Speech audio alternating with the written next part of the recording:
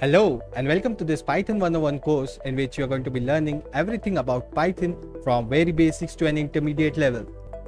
This course will help you to kickstart your career in Python programming. This course is designed for absolute beginners even if they have never heard of programming. This course covers theory, practical, assignments, and at last but not the least, practical projects at the end of each section. This learning approach will help you to understand the theory concepts and also implement them in the real world. Not only that, we are going to be also creating 25 plus real world application projects with the help of Python programming that you can use in your day-to-day life and also add them into your resume. So if you're wondering who am I, my name is Arbaz Khan and I have 5 years plus experience in Python. Throughout the journey of learning Python, I have created 500 plus projects and I have taught over 100,000 plus students around the globe. And I'm really excited to teach you next everything about Python. So I hope you're also excited for the course. So click on that enroll button and let's get started now.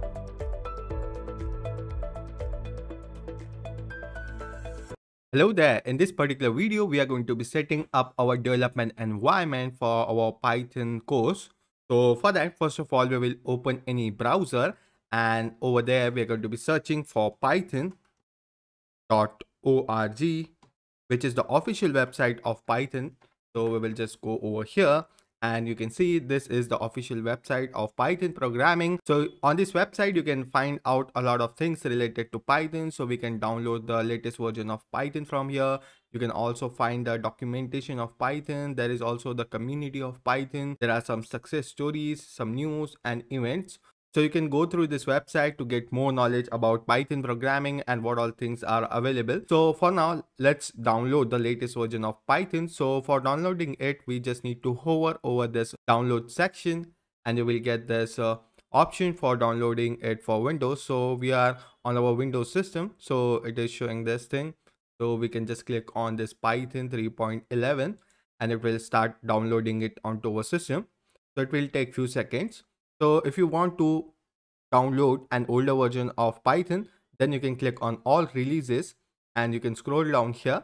You can find different releases of Python and you can download the older version of Python as well from here.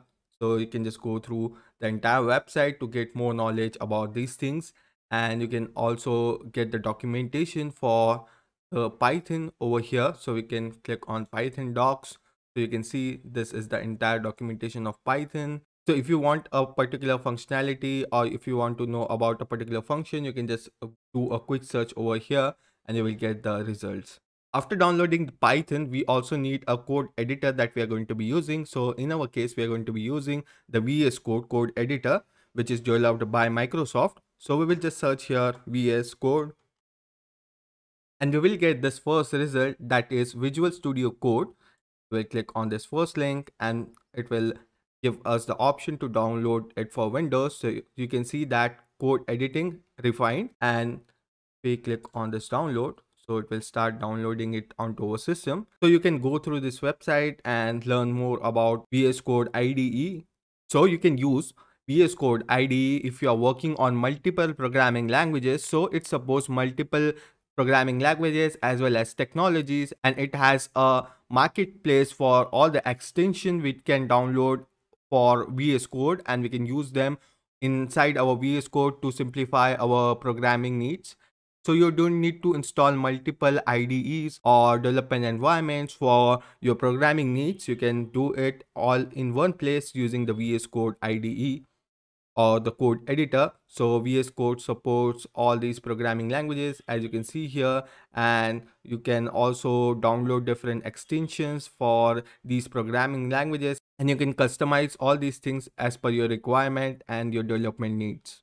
So now the download is completed. Let's try installing the Python first. So we will double click on this Python exe file and it will open this Python setup for us. So in here, we just need to select this checkbox which says add Python exe to path.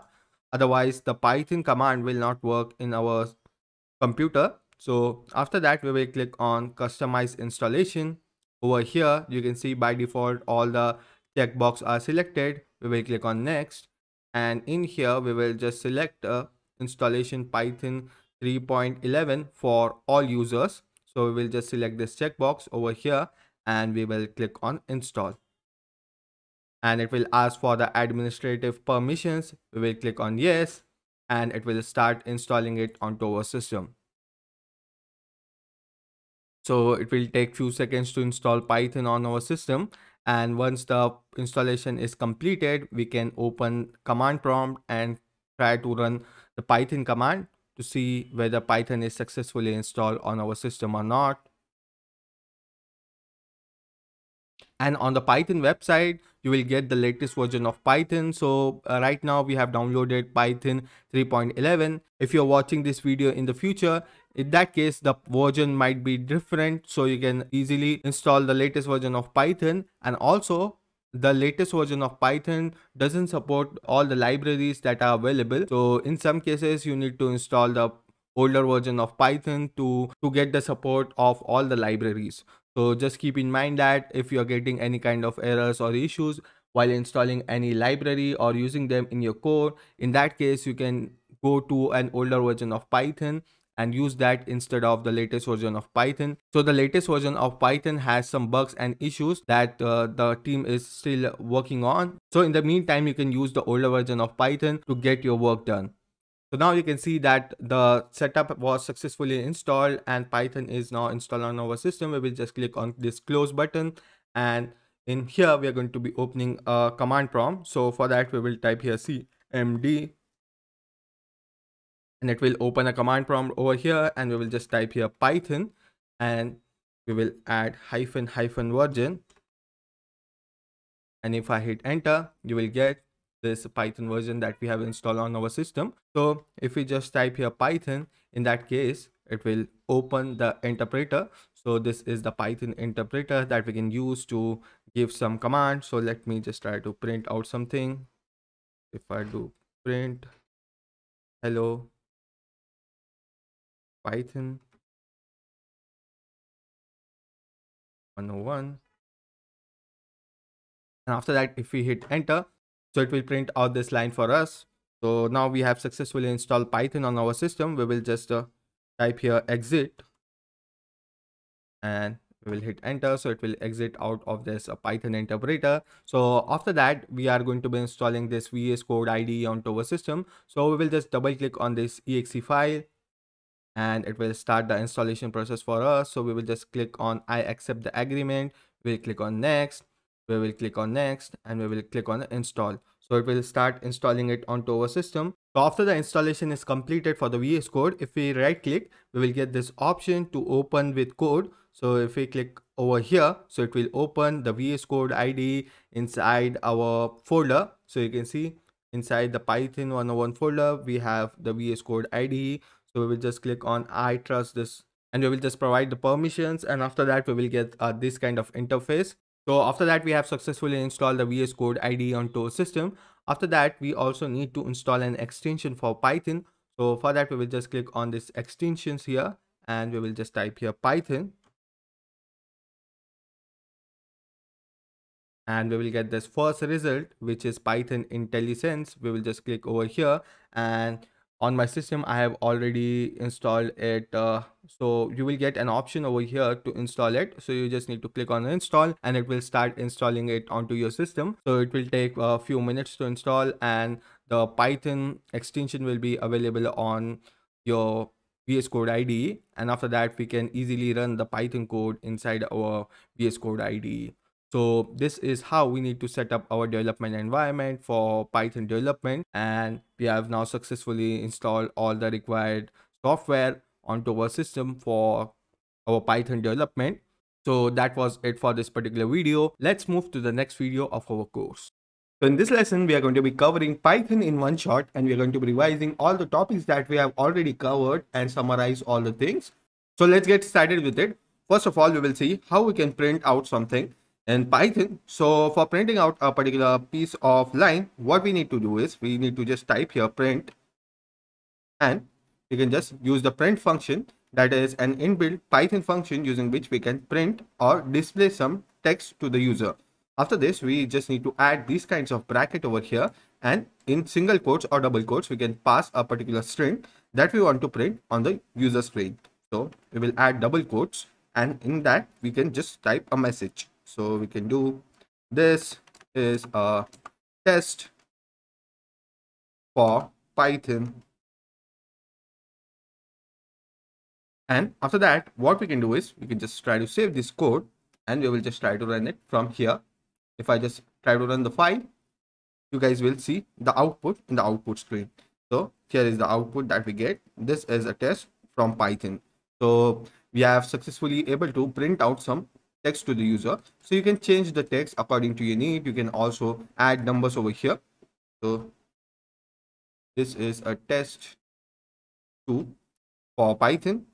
And if we run it again, you can see the output have been updated to, this is a test 2 for Python. You can also use the special symbols and anything inside this text field that we have written, and you just need to add double quotes or single quotes to print out some things. We can also print out some numbers. So for numbers, we just need to remove the double quotes and we just need to use the number. And if I just try to save it, and you can see here is the output, we get 5. We can also use the Boolean values as well. So if I just add here true, so if we try to run it over here, you can see it is printing out true. And you can see that the true is not in single quotes or double quotes because it is a built-in Python value for Boolean. So we can use true or false as well. So the true will be for 1 and the false will return as 0. So this is how we can use true or false or Boolean values in Python. We can also try to add some special symbols. So for printing out special symbols, we just need to add single quotes over here, and we can just add some special characters. And if we just try to save it and try to print it out, you can see over here, we are getting the appropriate output that we have added over here. So once we are done with this, we will just try to close this and we'll take a look at how we can add a comment in Python. So let's say I want to explain a piece of line. So I will just add here, hello world. And I want to explain this piece of code to the user who is watching this code or going through the code, to explain them what this line of code will do. In that case, we can use the comments. So for adding a comment, we just need to add a hash symbol, and after that we can write anything that will be treated as comment, and the comment will be not executed while our program is running. So over here I will do, this line of code will print hello world. Okay, so now after adding this, we just try to save our code and try to run it. You can see on the output it will print hello world, but this line of code that we have written in the comment is not being printed out. So this is how we can add a comment. So anyone who is taking a look at our code will try to understand, or they will know what is this line of code is doing. So we are just explaining this line of code that we have written over here, and we are just trying to say the user this line of code will print hello world. What happens if I just try to remove this hash from here? So you can see there is a highlighted version of the line, and it is showing up some kind of error in our VS Code. If we just try to save the code and try to run it now, in the output you can see invalid syntax error we are getting. So if I just add this thing again, and if we just try to save it and if we run it now, you can see the error has been solved by adding the hash symbol to this comment. After this, what we can do is we can also write multi-line comments. So let's say I want this to be written in 2 different lines. So for that, I can just add a space over here, and I can add another hash, and I can take this to the next line, and you can see over here this line of code will print hello world. So this is how we can write a multi-line comment. And let's say you want to write a paragraph explaining a piece of code. In that case, you can use triple quotes. So for that, I will just try to remove this thing from here, and we are going to be adding single quotes 3 times. So 1, 2, 3, and similarly we will do at the end of this paragraph, we're going to be adding 3 single quotes. And after that, you can see this is converted to an comment now, which is a paragraph. So we can write anything inside this paragraph and it will be not executed while we are running our code. So if I just try to save this and try to run it, in the output, you can see it is showing hello world. So this paragraph is just explaining the line of code that we have written. So this is how we can add multiple comments in Python. So once we are done with that, let's move forward and try to understand what are variables in Python. So let me just try to go to the new line. I will just try to comment this part as well. So let's say you are writing a piece of code, you are testing on it, and there is some error or issues that that code is giving you. So in that case, you can just try to comment out the code as well while you are testing the code. So right now we have commented this part. If we just try to run it, now you can see it is not showing us the output. So you can also use the comments to comment a piece of code and that will be not executed. So you can use the comments with the code as well to comment out the code and it will be not executed while we are running the code. So you can use it for the testing purposes and you can see if this piece of code is giving us the error or not. So you can do that as well. So for now, we will just try to close this terminal from here and we will move forward and try to understand what are variables in Python. Let's say I want to store a value that is 5. So we have this value 5 and I want to store it somewhere, because if I just add 5 over here and if I just save the code, try to run it, so you can see we are not getting any output in the output screen and I want it to be stored somewhere. So for storing this value, we can create a variable. So I will create a variable x that will be equals to 5. Now our x will contain the value of 5 in that. So what we can do is we can just try to print out x. In that case, what it will do is we just try to run the code. Over here in the output, you can see it is printing out 5. So this is how we can store a value inside a variable and we can just access that variable anywhere in our code and it will provide us the value that it contains. So we have added an integer value with this x. Let me add a string value to y. So I will do apple. If we just try to save the code, add y here in the print statement. If we save this and try to run it over here, you can see here is the output that we get.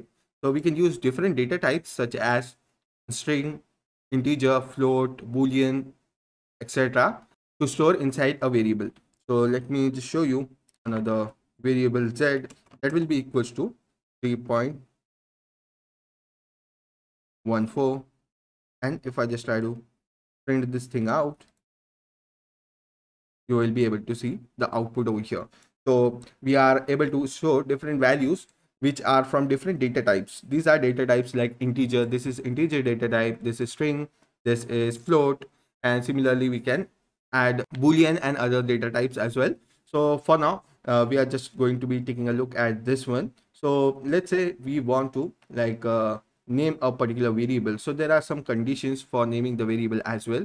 So let's say I want to create a variable name as 2x.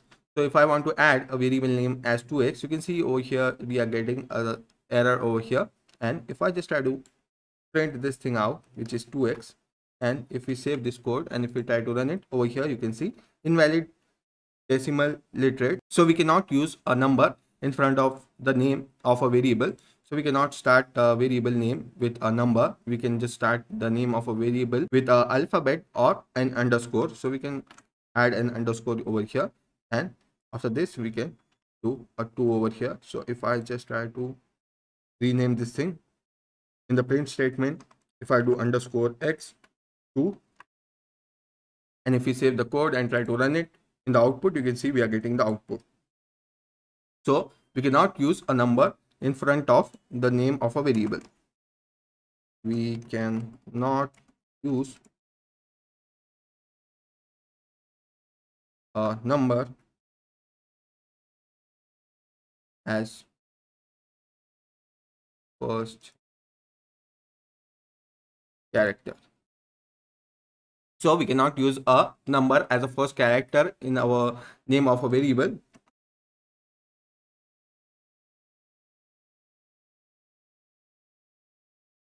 After that, we we'll take a look at what all things are possible other than this. Let's say I want to create a variable named 2x, but I want a space in between. So let's see if that is possible. So you can see it is still showing an error over here. You can see it is highlighting the code. So it wants us to make it something like this. We can also create a variable 2x, but we cannot add a space in between. So we will just add another comment over here. No spaces.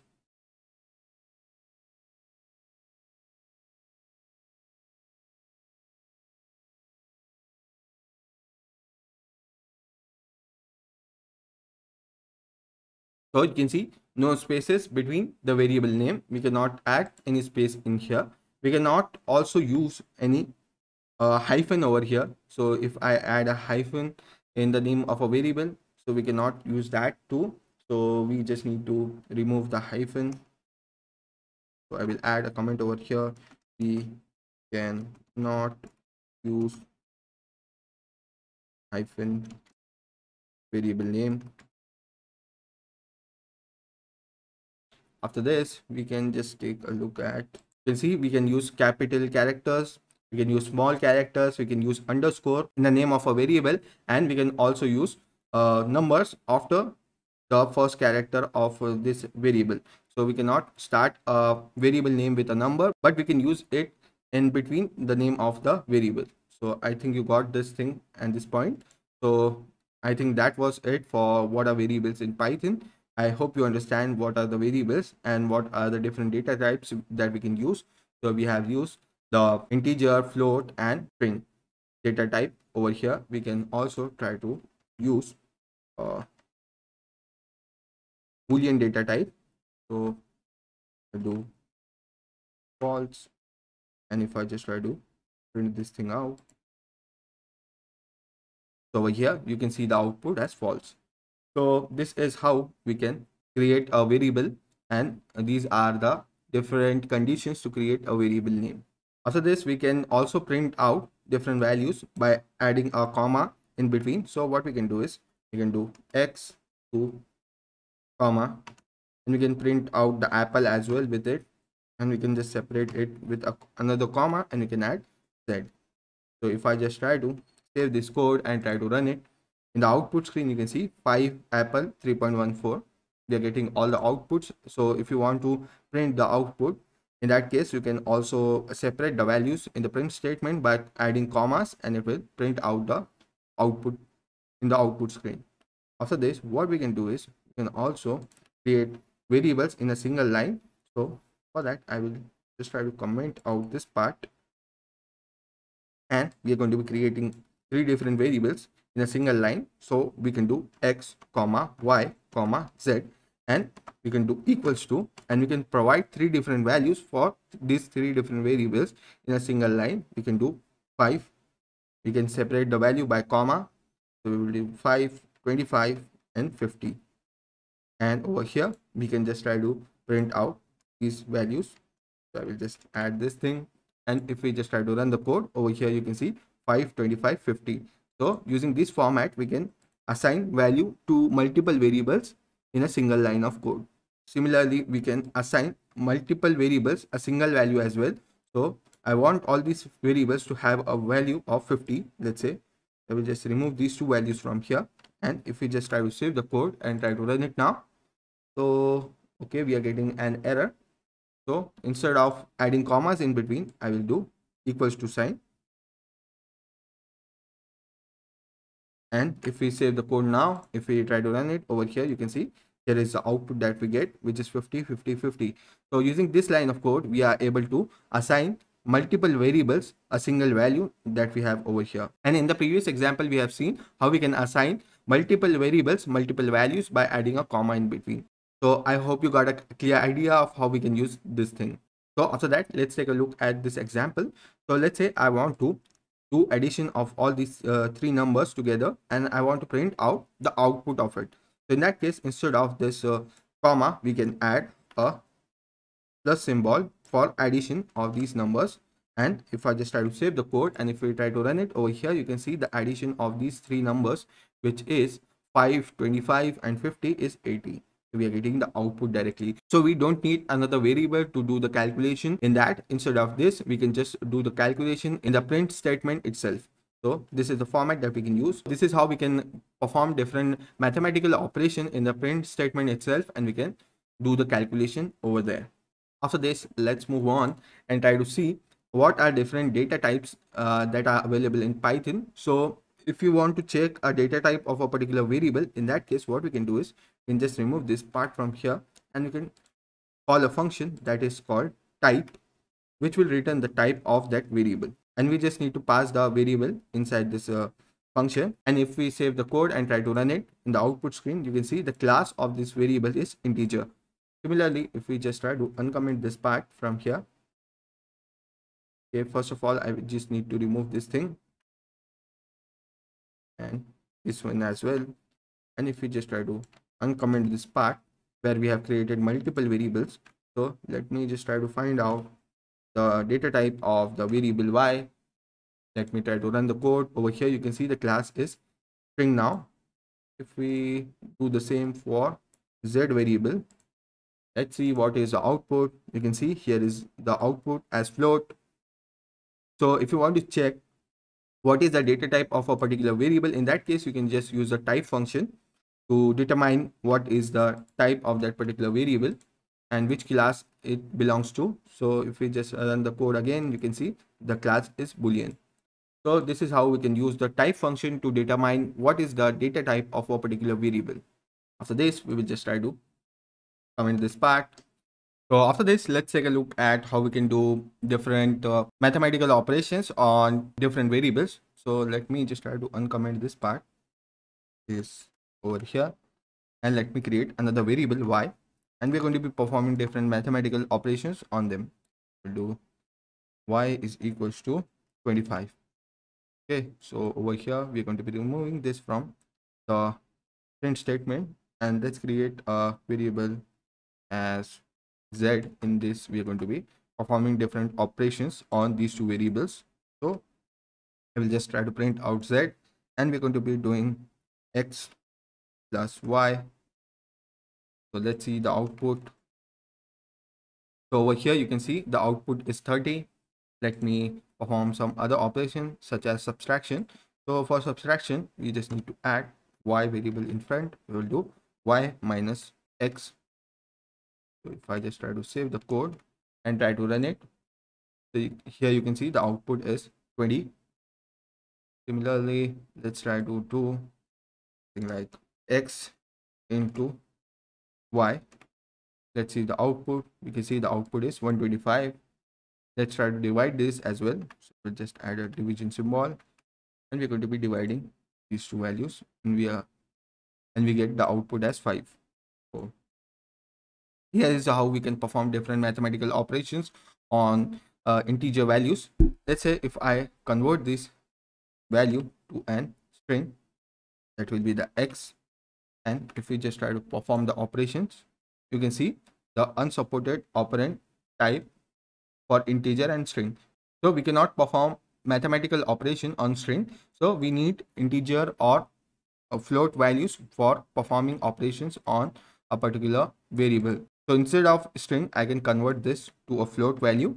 So I will just add here 5.5. We do the calculation again. So here you can see the calculation is being done, and we are getting the output as 4.5. Similarly, we can do multiplication. If we just print this out, so you can see 137.5. Previously we were getting an output of 125. So here is how you can perform mathematical operation on integer and float values, and you can do anything like multiplication, division, subtraction, addition, and much more. So here is how you can perform them. You can also do the calculation part in the print statement itself instead of creating a variable. So we'll just try to remove this, and we're adding this thing here to y to x. And if we save the code, try to run it, you can see here is the output. If I try to divide or subtract these values, let's try subtracting, and showing the output. Over here you can see the output. So this is how you can perform the mathematical operation. Okay, let's say I want to show the addition of these two numbers to the user. I just add here, and let's say I want to add a string also. So in that case, what I can do is I can add a string over here, and I will tell the user the addition of x and y equals to, and we will add a space, and we can separate these values by adding a comma in between. And if we just try to save the code and try to run it, so in the output screen you can see the addition of x and y is 30.5. so this is how you can combine string as well as integer values in the print statement with the help of a comma, and we can add these two values together. Once we are done with the integer data type, let's move on to string data type. After this, we will just create a variable named x that will be hello. So we will provide a value of hello over here. So in string data type, we can use either single quotes for defining a string, or we can also use double quotes. So let me add a single quotes over here to this value, and after that we can just try to print the value of x. And if we try to run this thing, you can see in the output we'll get hello. And if I just replace this to double quotes, in that case also we're going to be getting the same output. So we run this, you can see here is the output. So if you want to add a sentence or a paragraph or a multi-line string, so in that case we can use the same format that we use for a comment that was a multi-line comment. So we can just copy this particular format from here, and we can add this in here in the name of a variable, and this should work out. So if we just try to save this and try to run it, so in the output you can see this line of code will print hello world. So this is how we can add a paragraph or a multi-line string in Python. We just need to use triple quotes in the starting and the end of the string. After that, let's try to see different operations on string. I will just name it as hello world. So world. After this, what we can do is we can use the slicing operation, which is available in Python. So for adding the slicing operation, we can name the variable, add brackets, and in here we can provide some values. So let's say I want to start from the 0th index and I want to end at 5th index. If I just try to save the code, try to run it, in the output you can see we are just getting the hello. So if we just want the first two characters, in that case what we can do is set it to 2, and if we try to run it, so you can see we are just getting the first two characters. So using this indexing, we can provide a range from which we want to start and we want to end. So if I just try to do something like over here, I will set it to 6, and I will remove this thing from here. We just try to save it, and if we try to print out the output, you can see it is printing out the word world. So it is printing out all the things after the 6th character using this line of code. So this is how we can use that. And if we just want to print out the characters from 6 to 9, in that case, just try to save it and try to run the code. Over here you can see the output. So here is how we can use the indexing to provide a range to print out different characters. After that, we can also use something like this, and we can remove this. It will print hello for us. If we just try to save it and run it, you can see in the output we get hello. So this is how we can perform different slicing operation on the string, and we can provide the indexing value and the range, so it will print out the value up till that number. So this is the output that we get with this. So after this, let's move forward and try to understand how we can use different functions that are available with strings. So let's say we want to make this string uppercase. So in that case, we can do x dot upper. So this is a built-in function in Python that we can use to convert this string into uppercase. I just try to save this. Right now you can see H and W are only in capital letters. But if I just try to run it in the output screen, you can see all the characters are in now uppercase. Similarly, we can do the same for lowercase. So we can just replace this to lower. And if you save this, try to run it, and in the output, you can see all the characters are in lowercase. So this is how we can use different functions to convert the string into uppercase and lowercase. After this, let's see how we can concatenate two different strings. So let's say we have this string that is hello and another string that is world. So add it in another variable that will be y. So for this, what we can do is, let's say we want to print hello world together. So in that case, we can do x plus y. So the plus symbol over here is for concatenation of these two strings.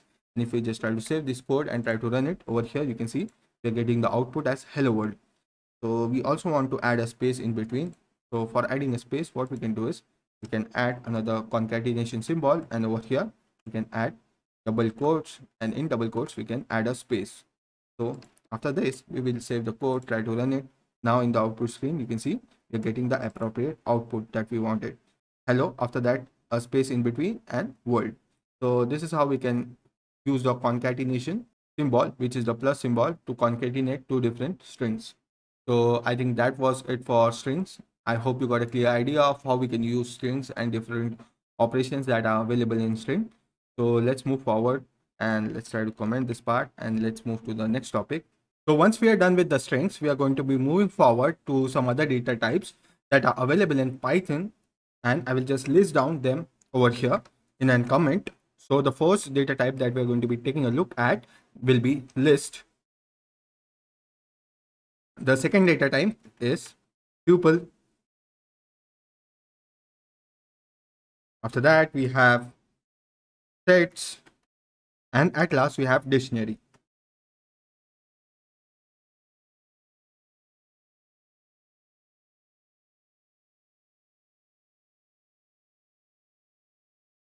So all these data types are used to store multiple items in a single variable, and basically they are used to store a collection of data. So the lists are similar to array, and there are no arrays in Python. Instead of that, we can use list.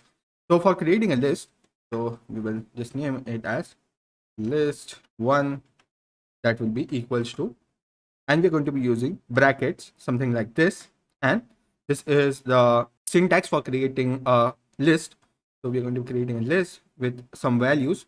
So first of all, I will add a value as apple. I will add a comma over here. We will add the second value as banana. The third value will be cherry.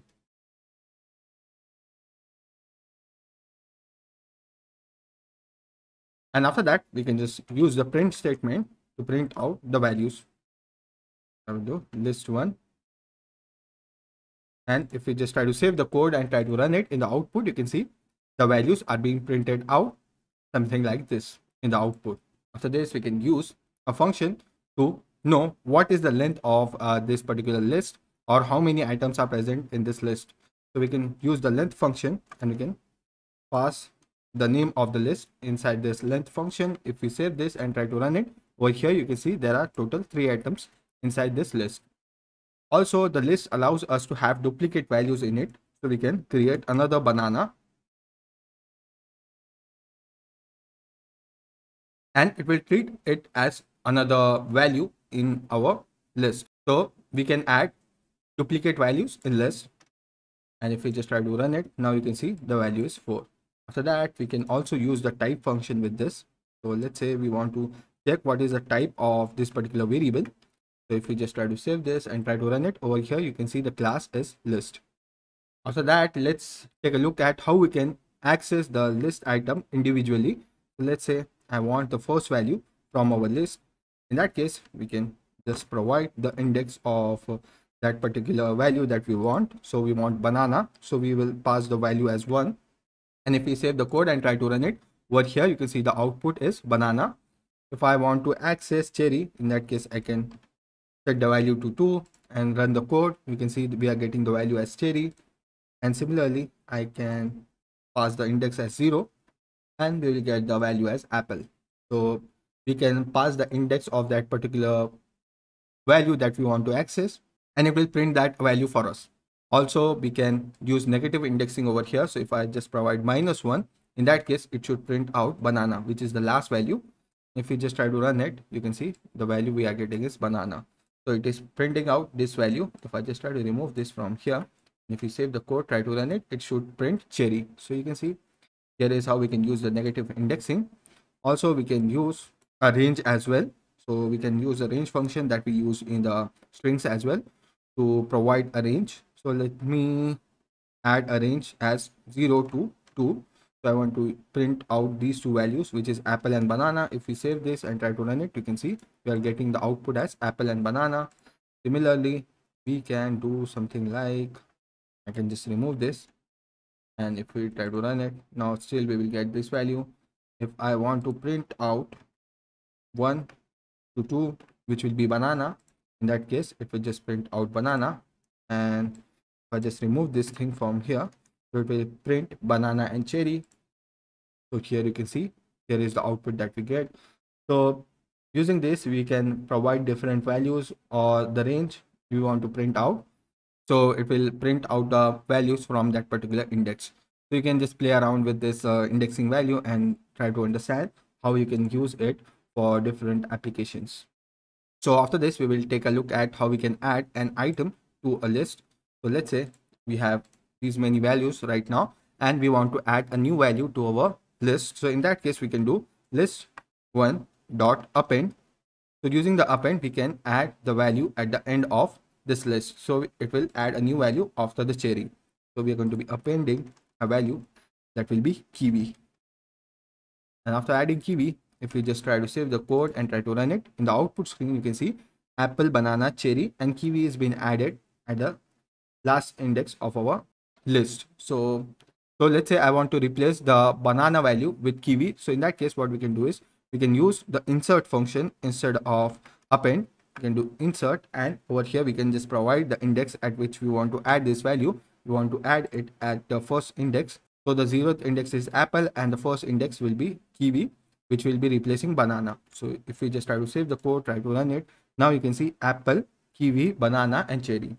So this is how we can add or insert an item at a particular index. Similarly, we can just try to add it at the 0th index, and it will add it in the starting of our list. So you can see kiwi, apple, banana, and cherry. So this is how you can perform different operations like append and insert using these two functions that are available for list. After that, let's take a look at how we can remove an item. So what I will do is I will just add this kiwi in our list, and we will see how we can remove an item. So for removing an item, what we can do is we can use the remove function, and we can just provide the value over here. So I will be removing banana, and if we save the code and try to run it, now you can see in the output we just get three values that will be apple, cherry, and kiwi. So this is how we can delete an value from our list. We can also use clear function to clear out the list. So what I will do is I'll just try to remove this thing and call the clear function, and we'll use this clear function to delete all the items that are present inside our list. So you can see now our list is empty while we are printing out. So if you want to delete all the items from our list, in that case you can use the clear function. So that, let's take a look at how we can use sorting function in our list. So to sort the list, what we can do is we can just call the sort function. So it will sort or arrange the list in alphabetical order. So I will just try to save this and run it. So you can see apple, banana, cherry, kiwi. So let me just try to replace some values from here. So I will just replace these three values or these two values, and we will add it at the end after the kiwi. So let's see if we try to run the code. Now you can see we are getting the output in an alphabetical order. First there is apple, banana, cherry, and kiwi. If I just try to show you the same example with numbers, you will get a better idea. So let me add some numbers in a list. So I will do 5, 2, 0, 1, 3, 80, 90, and In here I will set it to 100, and I will add another value as 55. Okay, so once we are done with this, we are going to be performing the sort on list 2, and we are going to be printing out list 2. Now if we save the code, okay, I also need to add some other value over here. If I just try to save it and try to run it, now you can see in the output we are getting a sorted list by using the sort function, and it is arranging the numbers in ascending order. We can also change this to descending order by setting a value that will be reverse to true. So in the sort function we will pass reverse, that will be equals to true. So if we just add this and save the code and try to run it, it will print the list in descending order with 100 at the first index and 1 at the last index. So this is how we can print the numbers in ascending and descending order using the sort function, and we can sort them. So this is how we can use the sort function in list. After that, let's take a look at how we can make a copy of a list.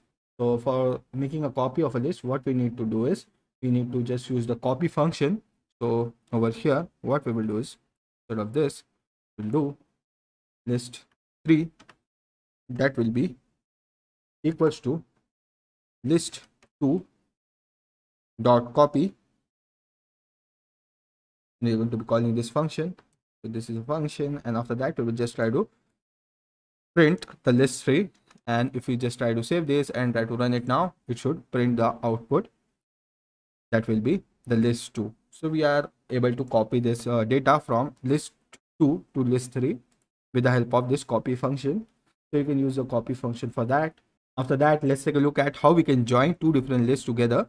So what we can do is we can just use concatenation function in between. So I want to concatenate list 1 and list 2 together, and we are doing it inside the list 3. So if I just try to save this and try to print it out, you can see in the output we are getting apple, kiwi, banana, cherry, and we are getting all the other values as well. So this is how we can concatenate two different lists or join them together with the help of the concatenation function. So I think we are done with almost all the operations that are available with lists. So let's move to the tuple now. So I will just try to comment out this part, and we're going to be creating a tuple over here. So we'll do tuple 1 is equals to, so for creating a tuple we are going to be adding parenthesis, and inside this parenthesis we can add different values. So what I will do is I will just try to copy the values from here, and going to be adding it inside our tuple. So a tuple is a collection which is ordered and unchangeable, and tuples are written with round brackets. So you can see we have added parenthesis over here, and inside this parenthesis we have added the values, and previously we were using brackets. So for defining a list, in that case we use brackets, something like this. In tuples we use round brackets, that is also called as parenthesis. After this, what we will do is in the next line we will try to perform some operations on this. So we'll just try to print out our tuple 1, and if we just try to save this code and try to run it, in the output screen you can see apple, kiwi, banana, and cherry is being printed out. Similar to the list, we can use the length function over here as well. So we'll just try to know the length of this tuple. I will just pass the tuple 1 inside the length function, and if we just try to save it and try to run it over here, you can see the value is 4. So in tuple as well we can add duplicate values. So if I add another value, that will be banana, and if we try to save it and try to run it over here, you can see the output is being updated to 5. So tuple and list allows us to have duplicate values.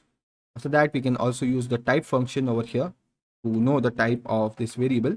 We can use the type function, and if we just try to save the code, try to run it, in the output you can see the class is tuple.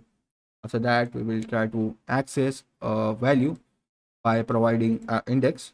So let me just try to remove this thing from here, function call. We're going to be accessing the item at second index, and if we just try to save the code, try to run it over here, you can see the output is banana. So we can also use the indexing over here. Let me add index as 1, let's see the output over here. You can see the value is kiwi. So similar to the list, we can perform different operations over here as well, and we can use the range function and all that things. So we are going to be just skipping that part. After that, we will take a look at how we can update a value into a tuple. So basically we have seen that the tuple are unchangeable. So for changing the value in a tuple, what we need to do is, so we need to do typecasting of the tuple to a list, and after that we can add a particular item into our list, and after that we will be again typecasting this list into a tuple. So let me show you what I am talking about. So first of all, if you want to add a item into our list, in that case what we need to do is, so I will just try to remove this banana from here, and we're going to be going into the next line, and we're going to be creating another variable that will be x, that will be equals to list, and we're going to be passing tuple1 inside this. So basically what we are doing is we are converting this tuple into a list, and we are storing it inside the variable x, and after that we are going to be performing an operation on our list where we are going to be adding a value in our list that will be at index 1. So right now we have kiwi, so we are going to be inserting another value over that index, and that will be orange. And after that what we will do is we will do tuple1 is equals to tuple, and in that we're going to be passing the value of x. So if we just try to save this, and if we just try to print out the entire tuple now, so in the output you can see apple, orange, banana and cherry. So we are getting all these values, and we are able to replace this value that is kiwi in our tuple, and we have done the typecasting over here. Also what we can do is we can do x, and we can use the insert function over here. So we can do dot insert, and inside brackets we're going to be passing at first index we want the value to be orange. Instead of replacing, we're going to be adding orange into our tuple. So if I just save the code and try to run it, now you can see apple, orange, kiwi, banana and cherry, all the values are being present in our tuple. So if we just try to check the type of this variable, that is tuple1, let me just try to save it and try to run it. Over here you can see the type is tuple. So we are not working with list, but we are doing the typecasting of this particular tuple to a list. After that we are adding value in it, and after that we are again typecasting it into a tuple. So this is how we can add a value into a tuple by typecasting it into a list. So this is the only way that we can add a value into a tuple, and by default tuple doesn't support any operations such as insert or delete, something like that. So if you want to delete some item as well, in that case also we just need to typecast it into a list, and after that we can perform that particular operation. Basically tuple is unchangeable, and we cannot modify different data which is available inside a tuple. So if you want to remove a particular item from our list, in that case we just need to use the remove, and we can just remove an item that will be kiwi, and we just need to remove this index from here. We save the code, try to run it over here. Okay, we need to print out the tuple instead of the type. If I do this, if we just save the code and try to run it over here, you can see apple, banana and cherry, and the kiwi is being removed. So for performing any updation operation on a tuple, we need to typecast it into a list. So these were the operations that we can perform on a tuple. So once we are done with this, we will just try to comment out this part, and we will move forward to sets in Python. So for creating a set, we need to use curly brackets. So I will create a set 1 that will be equals to, and we will add curly brackets, and here also I will add curly brackets. So for defining a set, we need to use this kind of curly brackets, and in that we can add different values. So I will just copy these values from here and add it into our set. So a set is a collection of unordered, unchangeable and unindexed values. So in the sets we cannot have duplicate values. So let me just try to show you how the output will look like for the set 1. So we will just try to print out set 1, So after saving this code, if we just try to run the code over here, you can see the output is unordered, as well as it will not support duplicate value. So if I just add a duplicate value as banana, so right now you can see we have banana 2 times and total items in our list is 5. If you just try to save it and try to run it, and in the output you can see it is printing out banana only once, and we only have 4 items, and they are unindexed as well as they are unordered. So it will print the output randomly, and there will be no order, and we cannot even index them. This is how we can create a set, and it will not support any duplicate values. Also, if I just do length offset, in that case also it will return us with only 4 values. If I run the code, you can see there are only 4 values available, but we have added duplicate value of banana, and the total values that are available right now is 5. So the set doesn't allow us to have duplicate values. And in tuple and list, we can add duplicate values and we can access them as well. And the tuple and list are indexed and ordered list, but the set is unordered and unindexed list. After that, let's take a look at how we can add an item to our set. So in that case, what we need to do is we need to do set1 dot add, and we can provide a value over here. So I will provide the value as orange,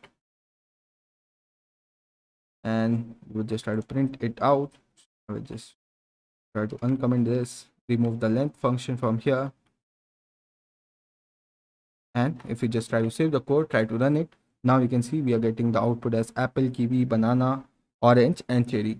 And if we just try to print out the length as well, so if we just try to save this, remove this from here, and save the code, try to run it, in the output you can see we are only having 5 items, but actually there are in total 6 items in our set. So this is how we can add an item into our set. After that, let's look at how we can remove an item. So we can use the remove function now. Use the remove function, and we're going to be removing banana. So right now we have banana twice in our list. If we just try to save it and try to run it, in the output you can see we are getting the output as kiwi, apple, and cherry, and we only have 3 items now in our set. So this is how we can remove an item from our set. After this, if you want to print out the items from our set, in that case we need to use the loop. So we cannot print the individual value without using a for loop. So if we just want to print out the values, in that case we just need to do for x in set 1, we need to print out x. So it will print out the output one by one. If we save the code, try to run it, you can see we will get the output cherry, kiwi, banana, and apple. So we cannot use the format that we use with tuple and list by providing an index value, because the set are unindexed. We cannot use the index value to print them out. So for printing out the output, we need to use a for loop instead of providing the index.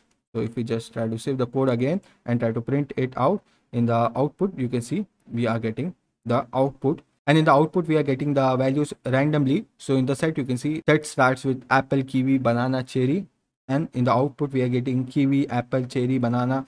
It is jumbling all the values. So this is how we can print the values from a set. Also, if you want to concatenate or join 2 different sets, for that we have a different format.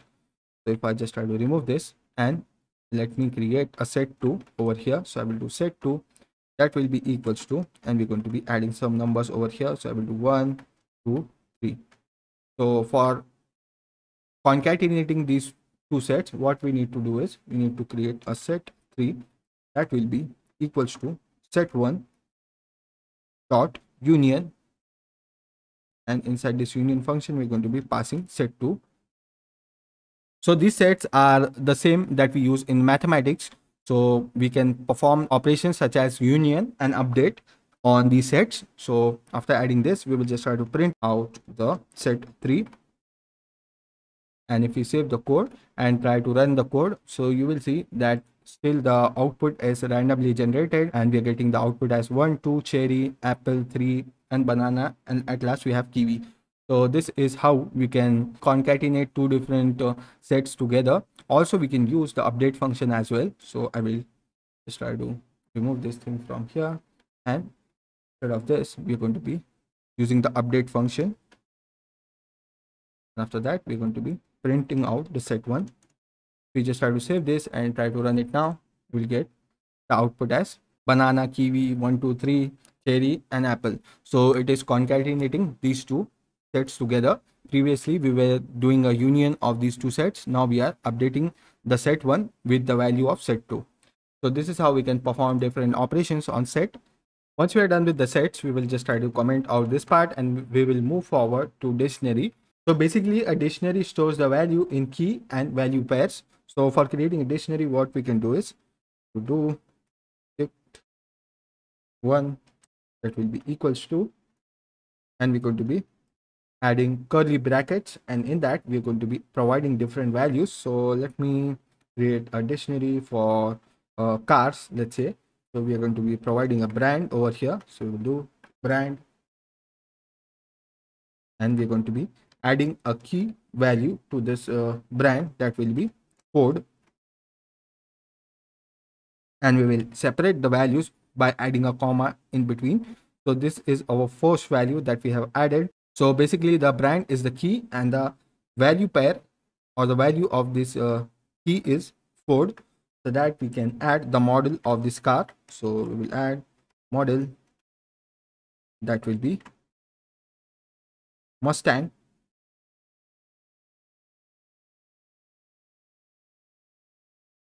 so that we can add another comma, and we can add the year of this car, that will be in integer value, that will be 1964, and we will also add curly brackets over here. So for creating a dictionary, we need to use curly brackets, and in that we can provide the key and the value pairs. So this is how we can create a dictionary in Python.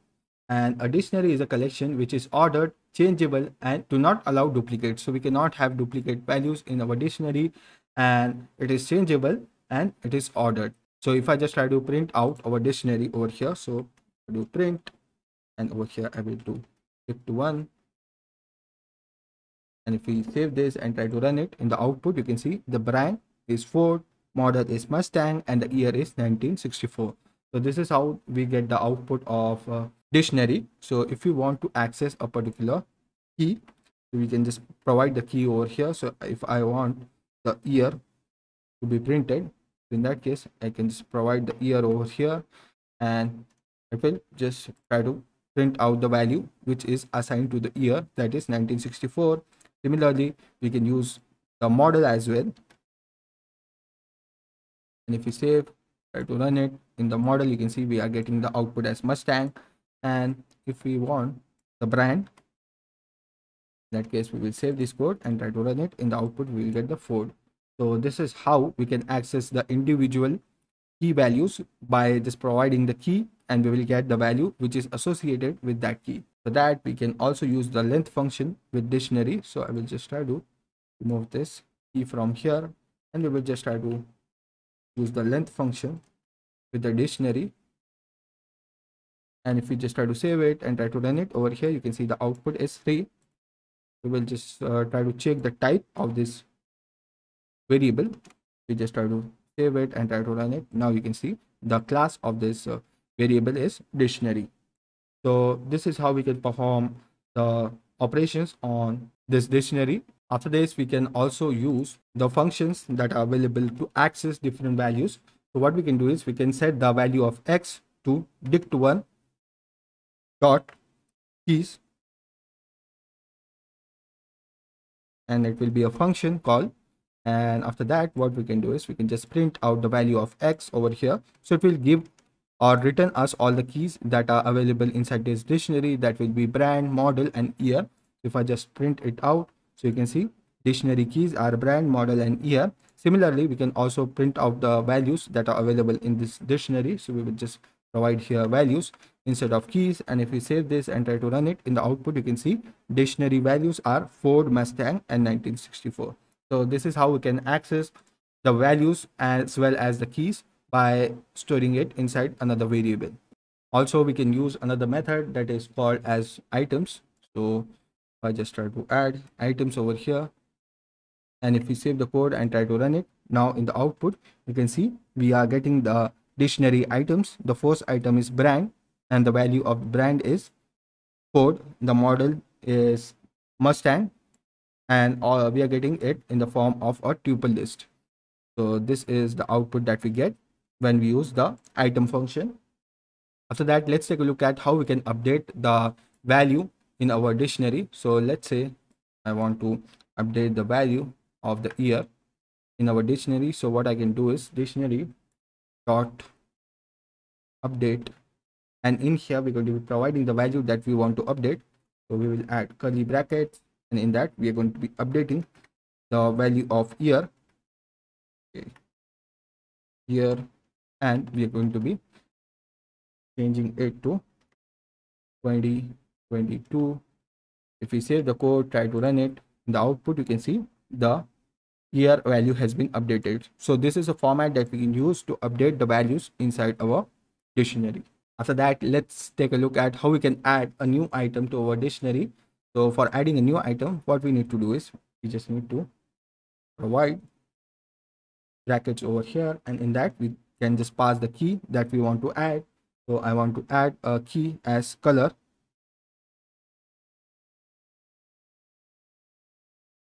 and that will be containing a value as red.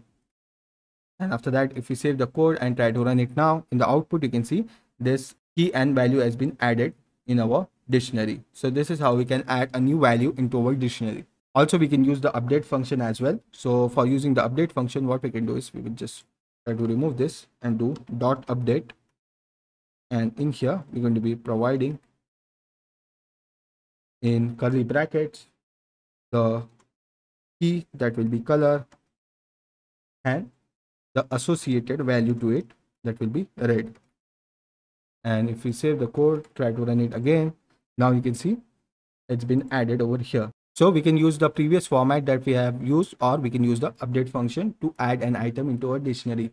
After that, let's take a look at how we can remove an item from our dictionary. So for removing an item, what we can do is we can use the pop function to do pop, and we're going to be removing year. And after that, we will save the code, try to run it.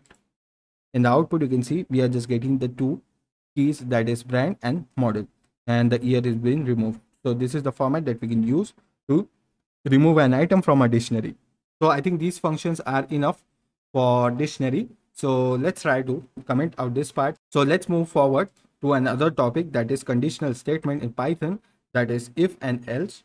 So we can use the if else statement to check for a particular condition and print out the appropriate output to the user. So let's try to create a simple program using the if else to if the number is even or odd. So I will create a variable num that will be equals to 2, and we're going to be adding an if statement over there. What we will do is we will do num mod 2 is equals to 0. That means the number is even. So add this particular piece of code to check whether the number is even or odd. So we will just try to print that number is even, and we can add an else statement after this that will tell the user that the number is odd. So we have only two conditions over here. The number can be either even or odd. So we'll just try to print this, and we will tell the user that number is odd.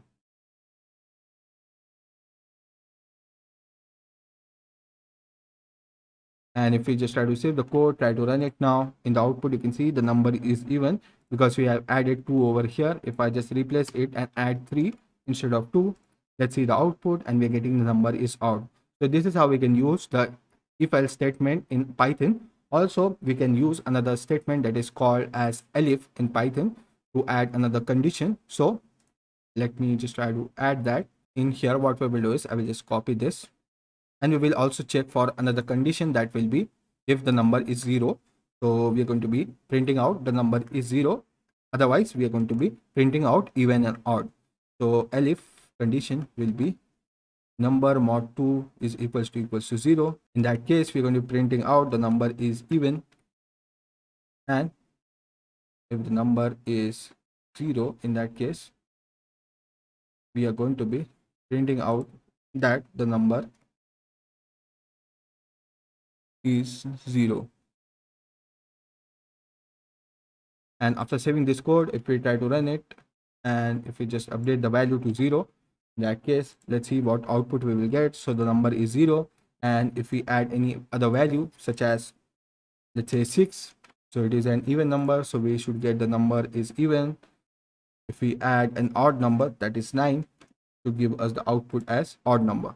So this is how we can use the if else statement in Python, and we can also use the elif statement to add another condition in between. So we can check the if condition as well as the elif condition, and we can give the appropriate output to the user. So if you want to check for multiple conditions, in that case, you can use the elif statement to check for another condition. So this is how we can use the if else statement in Python. So we will just try to comment out this part, and we will move forward, and we will try to see loops in Python. So there are two types of loop in Python that are available. The first one is while, and the second one is for loop. So let's start with a while loop. So we are going to be printing out numbers from 1 to 10 using a while loop.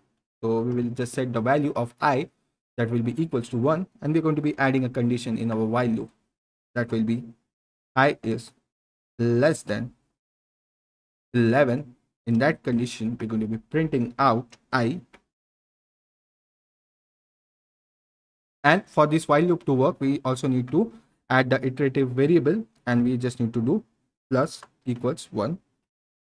So if we just try to save the code and try to run it, in the output you can see it is printing out the numbers from 1 to 10.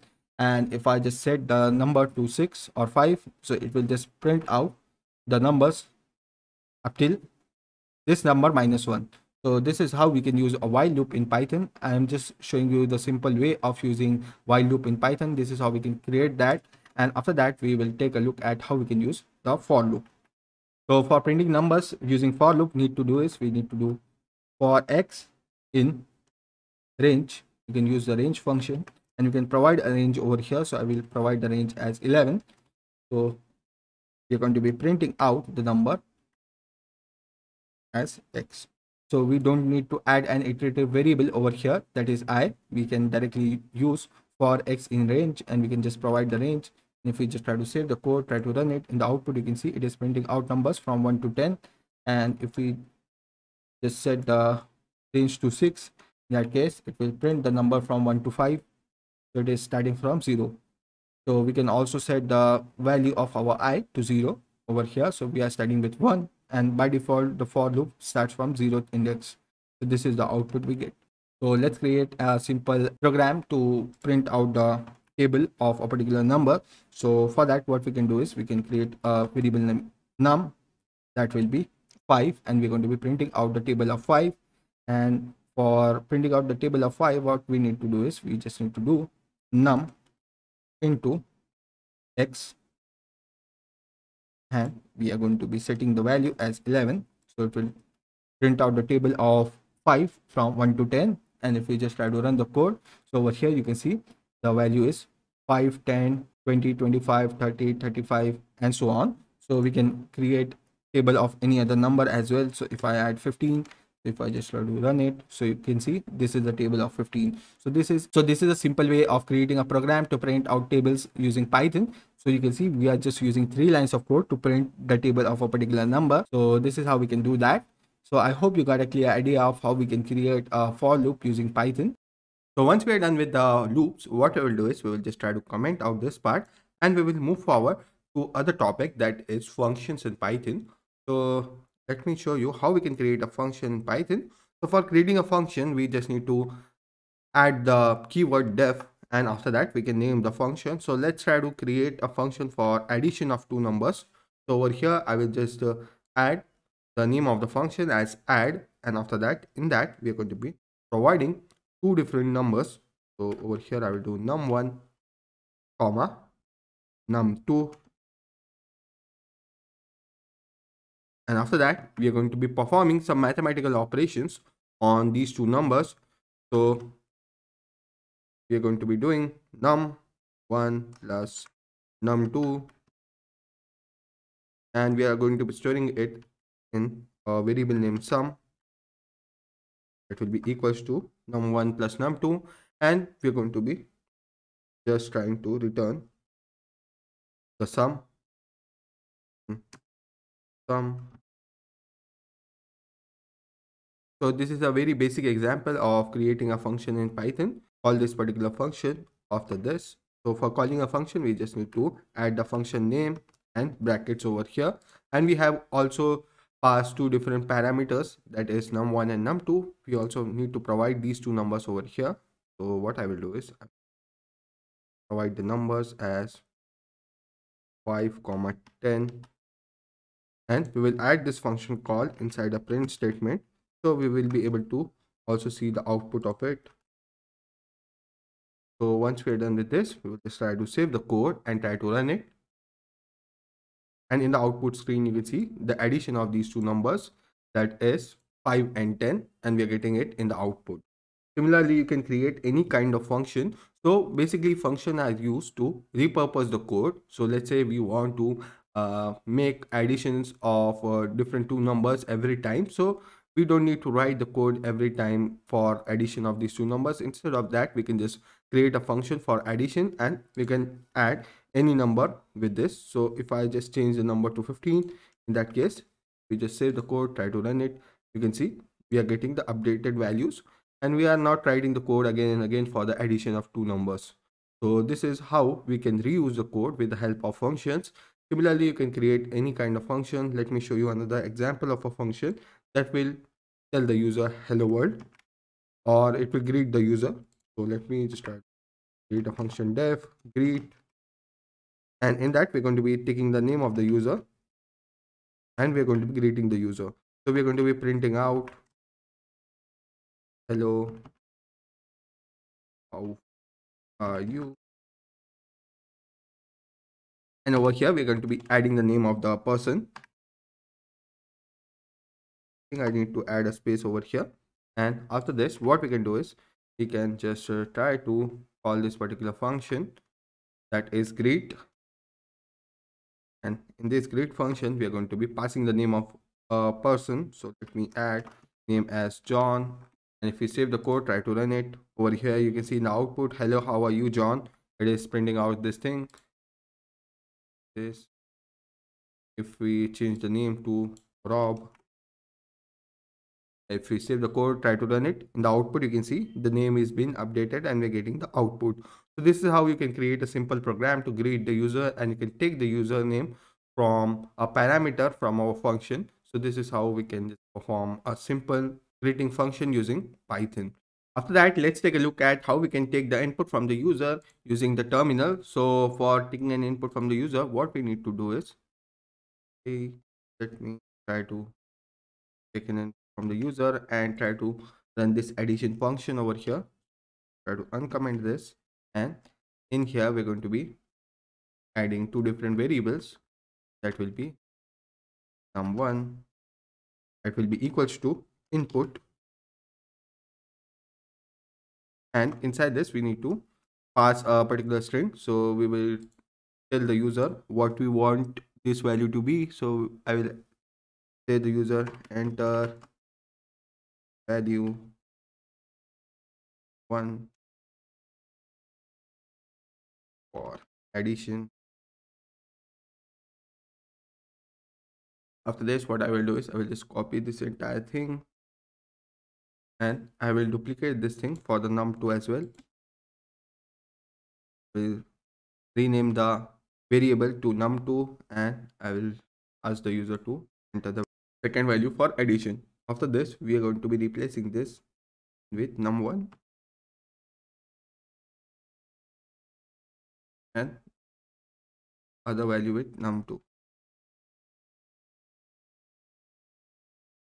And if we just try to save the code and try to run it, So you can see it is asking to enter value, post value. So I will set it 20. If I hit enter, I add the second value as 40, and in the output you can see we are not getting the appropriate output because we are taking the input in the form of string. So by default this input function takes the input in the form of string, so we just need to typecast it first. So we just need to type here int, and after that we input, and we're going to be typecasting the input in the form of integer value. So we'll just do this here. So by default, the input function takes the input in the form of string. We just need to keep that in mind. Also, I will add a /n over here. So it will take the input in the next line. So once we're done with this, we will just try to save the code, try to run it. So you can see it is asking for the value. I will enter two different values over here.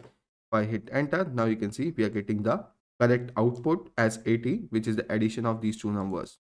So this is how you can take the input from the user using the input function, and by default the input function takes the input in the form of string. You can typecast it into integer, float, or any other data type that you want.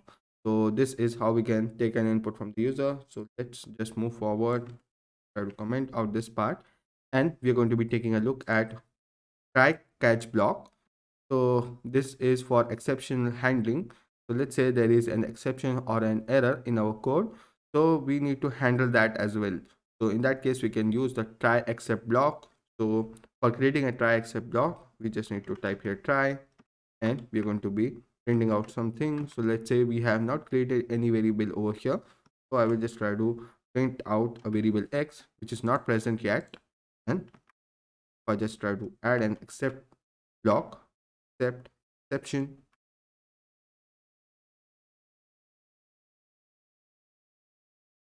and if we just try to print out this e, in that case it will tell us what is the error as e. So this is a particular format that we need to use to write a try catch block. So in this try block we're going to be adding the code which may generate some error, and in the except block we will just try to write another code that will either solve that issue or. So for now we are just keeping it simple. If the x variable is created, in that case it will just print it out, and otherwise it will just print out the exception.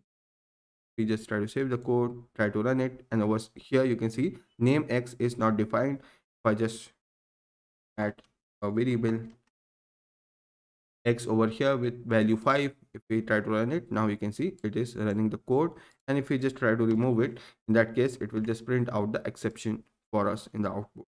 So this is how we can use try except block. So this try and catch block is used to do exceptional handling. After try except block, we will move forward and try to see how we can do file handling in Python. So I will just try to comment out this part for now. We will move forward and try to work on file handling in Python. So for opening a file in Python, what we can do is, I think we already have a file created over here which says data.txt, and it contains some data over here. There is some data inside this data.txt file, and this is the data that is present inside this file. So we are going to be using this file, and we're going to be reading it using our Python code. So over here what we need to do is we need to create a variable f that will be equals to open, and in here we're going to be passing the name of the file. In our case the name of the file is data.txt, and we are going to be separating with a comma, and over here we're going to be passing the mode. So there are different modes that are available in file handling. So we can read, write, append, and other. So right now we want to read the data from the file, so we will just pass here r. After that, in the next line we'll do print f dot read, and this is a function. So this is how we can read the data from this particular file. So you just need to create any text file that you want, and you can just pass it over here. And if we just try to save the code and try to run it, so in the output you can see we are getting the data from this particular file that we have created. So if we pass any value inside this read. So let me pass a value as 10. So we just try to save the code, try to run it. Over here you can see it is only printing out the first 10 characters from our text file. So you can also provide an index over here, using which it will just provide the values up till that index that we are passing inside this read function. Also we can add a f dot close,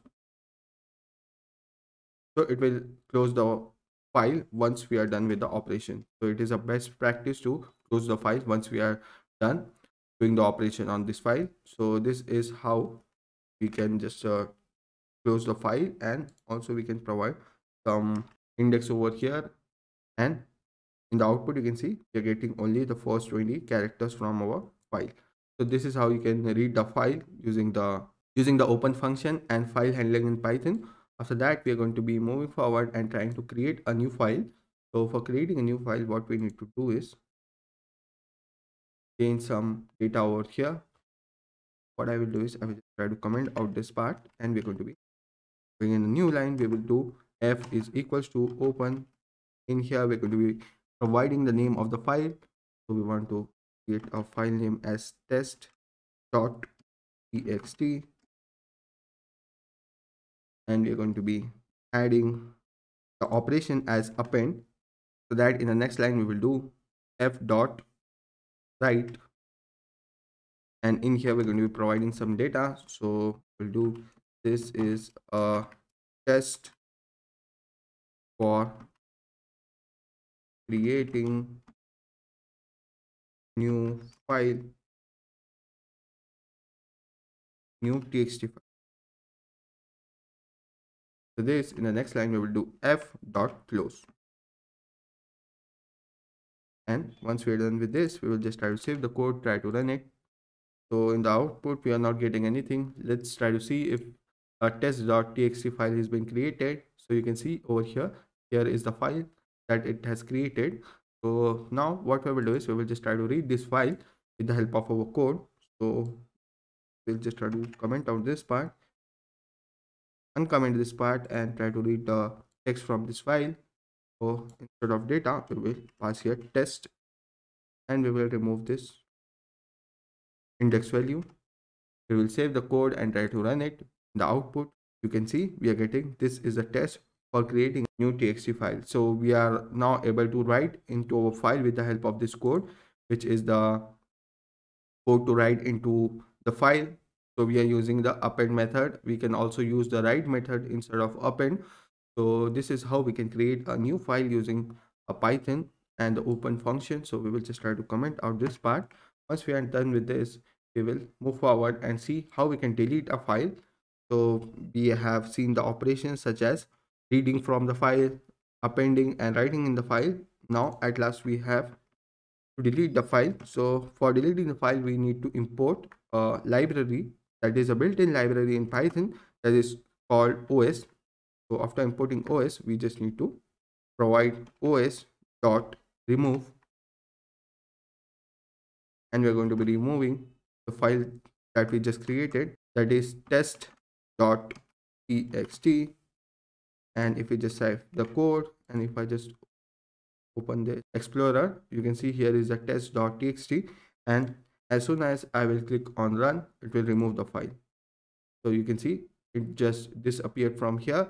So we have successfully deleted the file using this particular command. So I think we have covered all the core topics of Python. So at last we are going to be creating a small project of showing the user the real-time clock. So for that, what we will do is we will just try to remove this thing from here, and we're going to be doing import date time. This is a built-in Python class using which we can deal with date and time. So just import this, and we will do a variable as time. Let's say time is equals to date time dot date time dot now, and after this we will just try to print out time, current time. So I will add it over here. So if we just try to save the code and try to run it, in the output you can see it is giving us the current time. So what we want to do is now we want to show the user the time update in every second. So for that, what we can do is we can run a while loop over here. I will do while true, and inside this while true we are going to be adding this print statement, and also we need to add a sleep as well. So what I will do is I will from time import sleep, from time import sleep, and in here we will do sleep, and we're going to be providing 1 second sleep every time we are just printing out the time. So if we just try to save the code and try to run it, so in the output screen you can see every second it is refreshing the output for us, and over here you can see it is just printing out the same time again and again. So we want it to print the current time. So in that case, what we just need to do is we just need to put this particular code inside our while loop, and it will check for the current time, and we will just try to run the code again. Now in the output you can see the seconds are refreshing every seconds, and we are getting the current time is accurate. So this is how we can create a clock in Python with the help of the datetime module, and with only 5 to 6 lines of code. So this is how we can create that, and I hope you really enjoyed this one short video on Python programming. So finally, we have come to an end of this particular Python course, and I hope you have learned a lot of things from this entire course, and you have implemented all the projects and topics that we have covered in the entire course. And I hope you are now able to create your own projects, as well as you are having the knowledge of Python programming. And I wish you a lot of success with Python in future, and I hope to see you in my future courses. So that was it for this particular course. I will see you in the next one. Bye bye.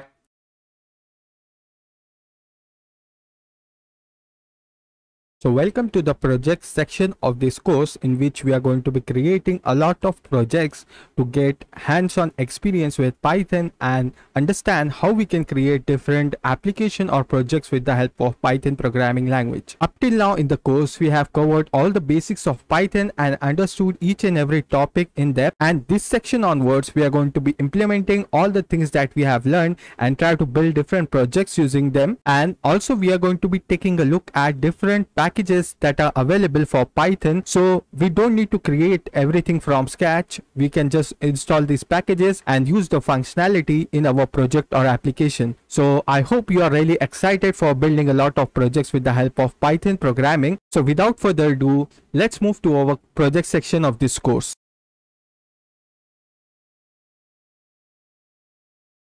So in the previous video of the course, we have set up our development environment for the course. And from this video onwards, we are going to be starting with our first project, that will be an email sending automation using Python. So for that, first of all, we will be creating a new file. So I will be just pressing Ctrl+N to create a new file, and we will just try to save it with the name email underscore send.py. And this project will be used further in the course as well, so you need to properly understand how this email automation is working, and we will be reusing this code in other projects as well. So let's try to save it and start with our code. So first of all, we will be importing the library that we are going to be needing. So in the first line, we are going to be importing smtplib, which is for sending emails, and it is a built-in library, so we don't need to install it. And you can see here there is more detail about this smtplib. So using it, we can send the emails with the help of our Gmail account. So let's move to the next step, and we will be creating a function. So I will name the function as send email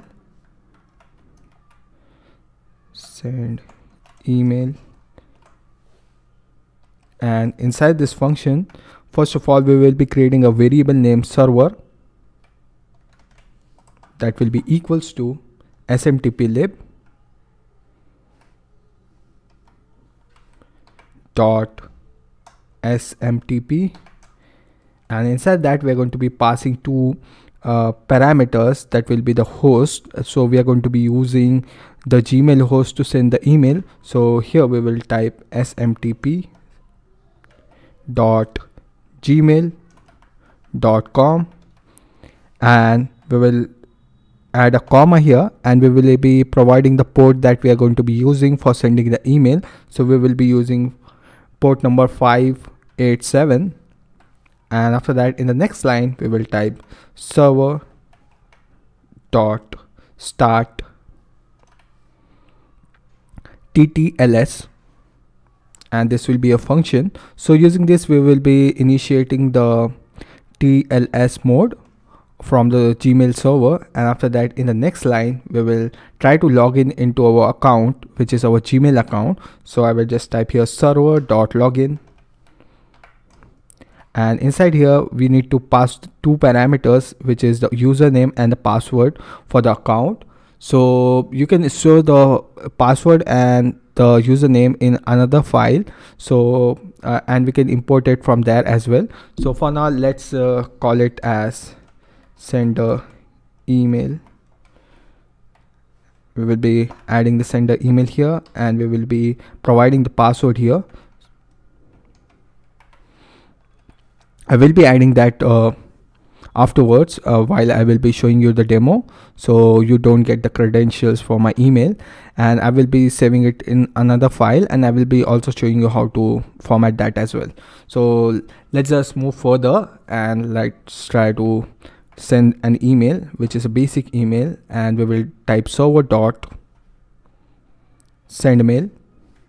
It's an inbuilt function inside this SMTP library using which we can send a email. So first of all we need to provide the from address. So here we will type sender email, and after that we want to provide two address. So whom we want to send the email, we need to provide their address as well. So I will just type here 2, and at the end of it we need to provide the content what we want to share with the person. So here we can type the message. So we will just type here testing email automation,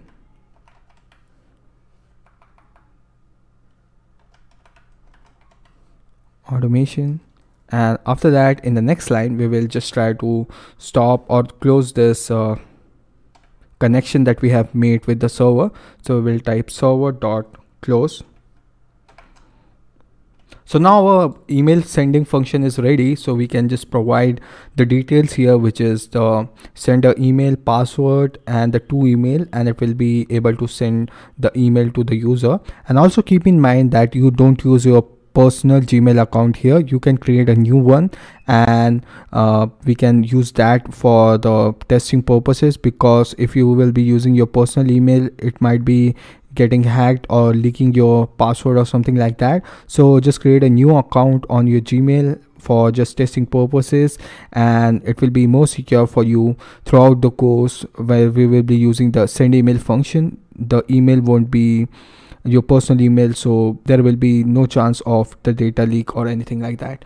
Also you can store your details in an environment variable, or you can store your details in another file of Python, but I won't recommend that. I will recommend you to create a new account on Gmail and use that for the automation purposes. So let's just add the details here. So I will be adding my details in here, my email and my password. So to check whether the send email function is working properly, we will be just searching on Google 10-minute mail, and we will be getting an email ID from here, which will be a temporary email. So we will be just copying this from here, and we will be passing it into our receiver's email address. So I will just type that email ID here, and after that I will be just giving the function call here once again. So we will be just typing send email, and we will be calling this function, and it should be able to send the email to this email ID that we have created with the help of the 10-minute mail. So let's just try it. The message should be testing email automation. So let's try to run the code and see if it is able to send the email or not. So I think the email has been sent to our 10-minute mail email ID. So let's just check, and you can see here is the email that we have sent using our Gmail with the help of Python automation, and it is telling us test email automation. So whatever we have sent here, it is received on our email ID that we have created using the 10-minute mail. You can send it to your personal email as well. So for just the testing purposes, you can use this 10-minute mail and you can send the email here and you will be receiving the mail if everything is working properly. So if you get any errors or issues with this piece of code, you can let me know in the Q&A session of the course. And that was it for this part.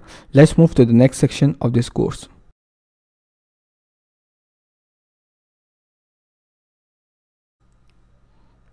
So in the previous video of the course, we have created this send email function using which we can send an email to another email address that we have created using the 10-minute mail, and it has sent this message that we have created, which is testing email automation. So now what we will do is we will be taking the input for the sender email from the user, as well as the message that the user want to tell from the user itself from the keyboard input. So for that, first of all, we will be creating two variables and we are going to be taking the input from there. So we will be taking the input for the person you want to send the email to. So I will just create a variable name 2, which will be equals to input, and inside here I will be asking the user to enter the email.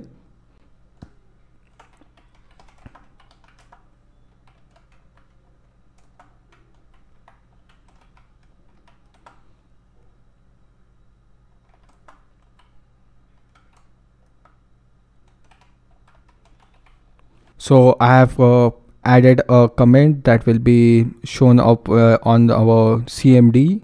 So it will ask our user to enter the email address of the receiver and what message we want to send to the user. So we will be just creating a variable name message equals to input, and we will be asking for the enter the message here, and we can ask for the same here. And after that, we will be passing these two parameters into our function itself. So we will be adding here to and message, and we will be taking it from the user. So I will be just setting it to 2, and this will be changed to the message. After that, we can just provide the 2 comma message here. And if we try to save this code and if we try to run it, so it should take the input from the user and ask enter the email address of the receiver, and it will be also asking for the message as well. So using this, we can get the message from the user, and also we can get the receiver's email address from the user. So let's just try running this code once. So now I have added my credentials in here. So let's just try to run the code and see if it is working or not. So let's just try to run the code and go back to our 10-minute mail and try to copy this. I will add this here. Let's add enter, and we will be adding our message here. So I will just type testing email automation with Python, and let's just try to send it, and let's see if it is able to send it to our 10-minute mail or not. So let's just go back to our 10-minute mail and we will be just checking if we have received another email or not. And as you guys can see, it has sent our email to our 10-minute mail email address with the text testing email automation with Python. So this is how the code works. So further in the course, we are going to be reusing this code, and we have created basically a package that we can use to send the emails. So if you don't understand anything, you can let me know in the Q&A session and I will try to solve your doubt as well. So that was it for this part. Let's move further in the course.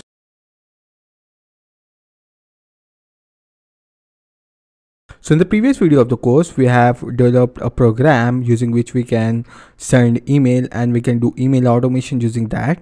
So from this session onwards, we are going to be working on some real world projects that will be really helpful in your day-to-day life and add an automation into your life with the help of Python.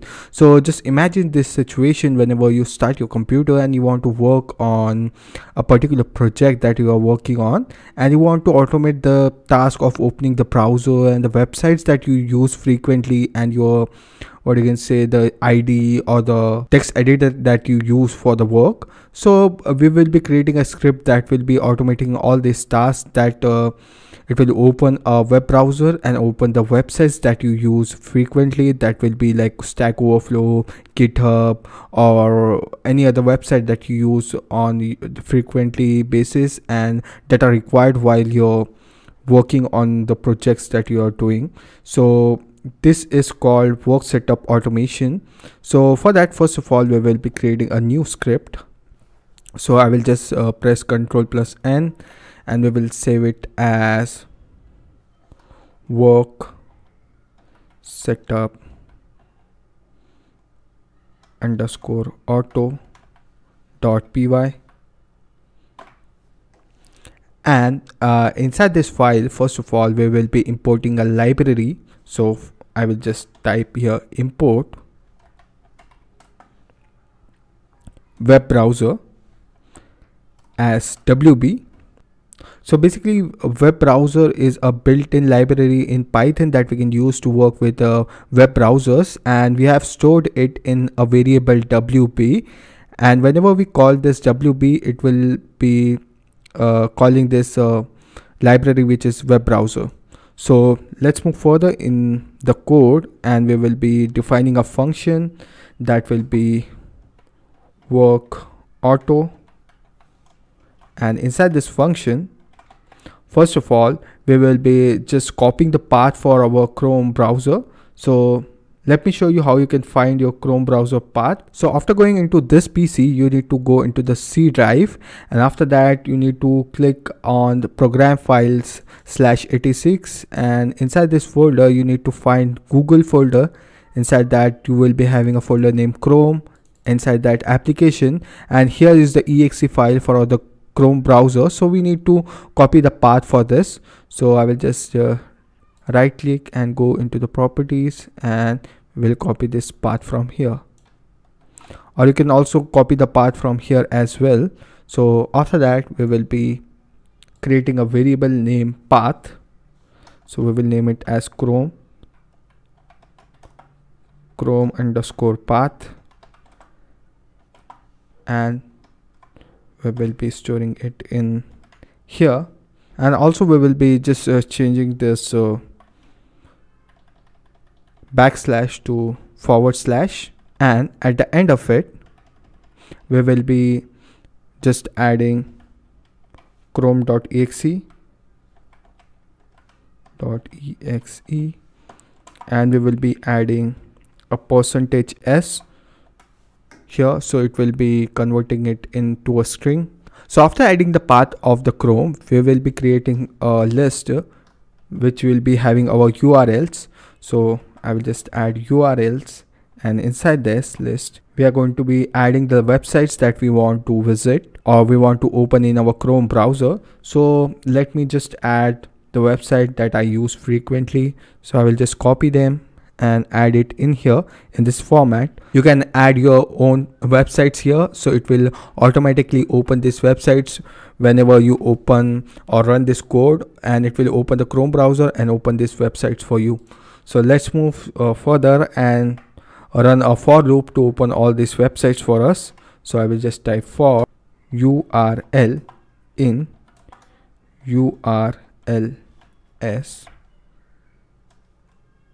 and we will do WB dot get,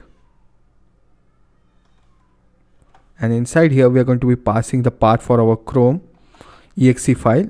So we have saved it in Chrome underscore path, and we will do dot open, and inside that we're going to be passing URL. So basically what we are doing here is we are saving the path for the Chrome inside this variable, which is the Chrome path, and we have saved all the URLs that we want to open in our Chrome browser. So what it will do is it will run this for loop, and one by one it will be opening these all websites into a new tab one by one. So and it will be getting the Chrome path first, and it will open this URL in that Chrome browser. So if you're using some other browser, you just need to provide the path for that browser here, and you need to just use the same format here. It will be working fine for all the browsers out there. So let's just try to run the code and see if it is working or not. So we will be just calling this function here, and if I save this and if I try to run this, so it should open the Chrome browser with all these websites. So let's just see the code in action. So let me try to run it, and you guys can see here all the websites are open when I run the code. You can see Stack Overflow, Gmail, Google, YouTube, and my GitHub is automatically opened when I just try to run that code. So using this, you can automate the work of opening all the websites that you want, so you don't need to type it manually anywhere and open all these things. It will automatically open all the websites for you when you run the code. And I will be also showing you how you can convert this program into an exe file and run it automatically whenever you start your PC. So we will be learning it further in the course. So that was it for this video, and if you like the video, you can follow me on my GitHub for other projects as well. So without further ado, let's move to the next video of the course.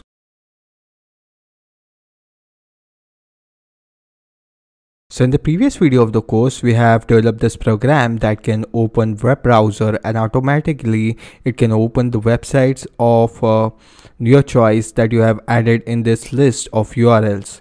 So it will automate the task of opening the websites. You don't need to open the browser and type it manually. It can open the websites that you have added in this list automatically as soon as you run the code. So previously I have also mentioned that you can open some particular piece of software that you want to use with this websites or to set up your work automation. So for that, first of all, we are going to be opening a text editor. In this case, if you want some other application to be opened, you can just change the path to that. In this case, we are going to be opening a text editor. So we will be just trying to import OS here. So it is a built-in Python library using which we can do a lot of stuff. So we are going to be using the OS library to open a particular file, and inside the function we are going to be providing the path to the text editor. So I will just create a variable name code path that will be equals to the path of the text editor.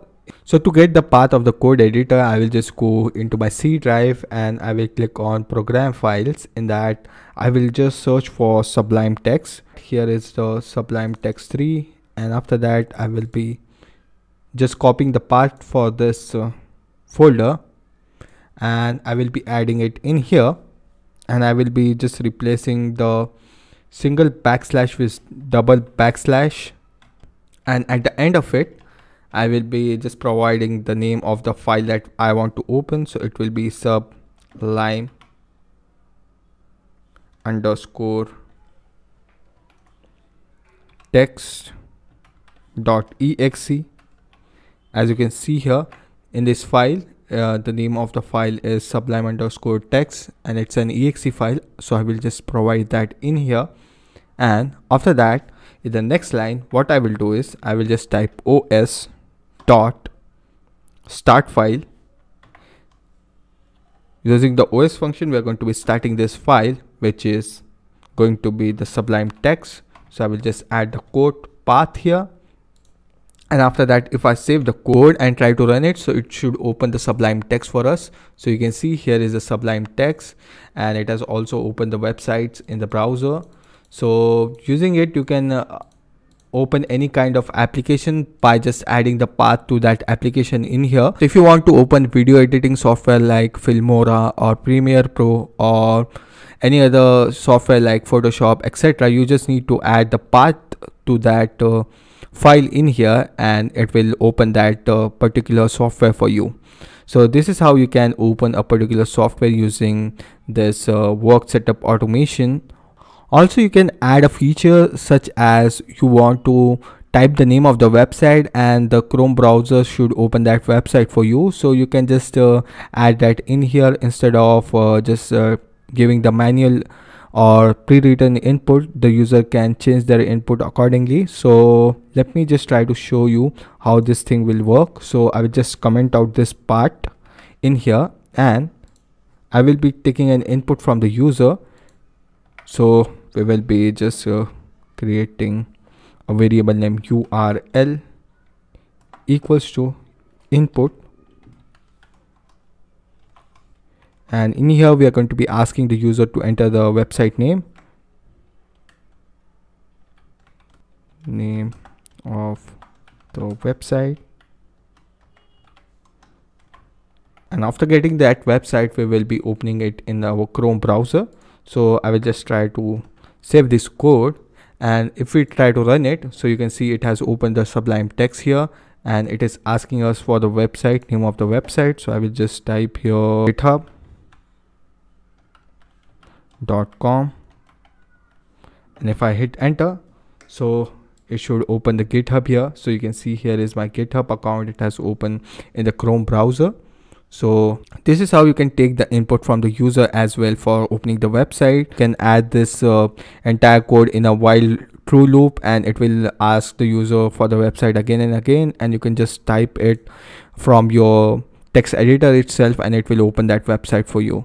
So you don't need to go to a web browser and open the browser and search for a particular website. You can just use your terminal itself to open the website that you want. So this is how you can automate the work setup using Python, and in the next video we will see how we can convert this code into an exe file and run this code as soon as we start our computer. So let's move to the next video of the course.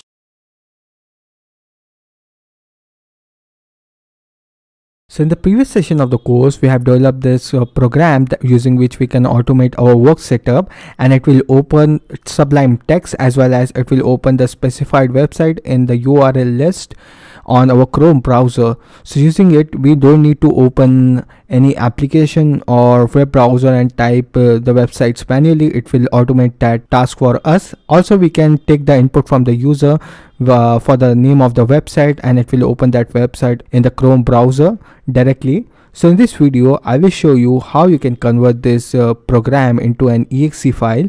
So basically what we are going to be doing is we are going to be converting .py file into exe file with the help of a package named PyInstaller. So for installing that package, first of all, we will open our Chrome browser, and in here we are going to be searching for PyInstaller.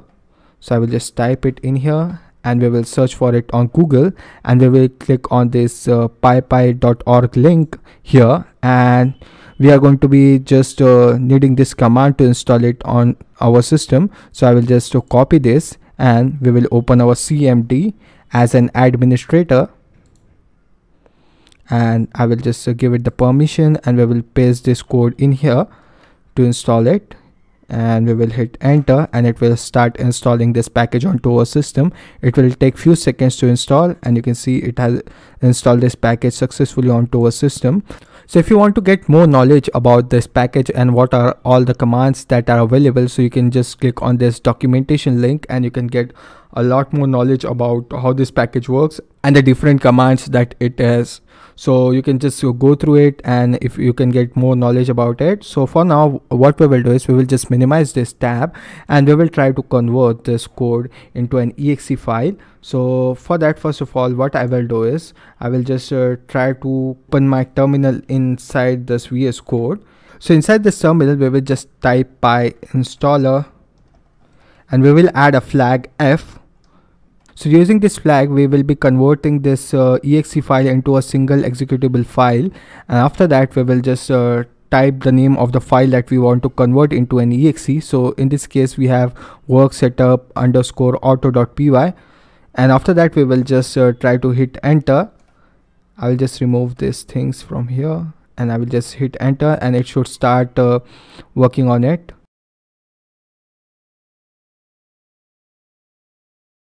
And it will take some time to process this file, and it will create an exe file of this program. So as you can see, it has successfully created an exe file of this code. So let's just see in our folder that we have got this exe file or not. So you can see here there are different folders created in here. Previously we didn't have this folders.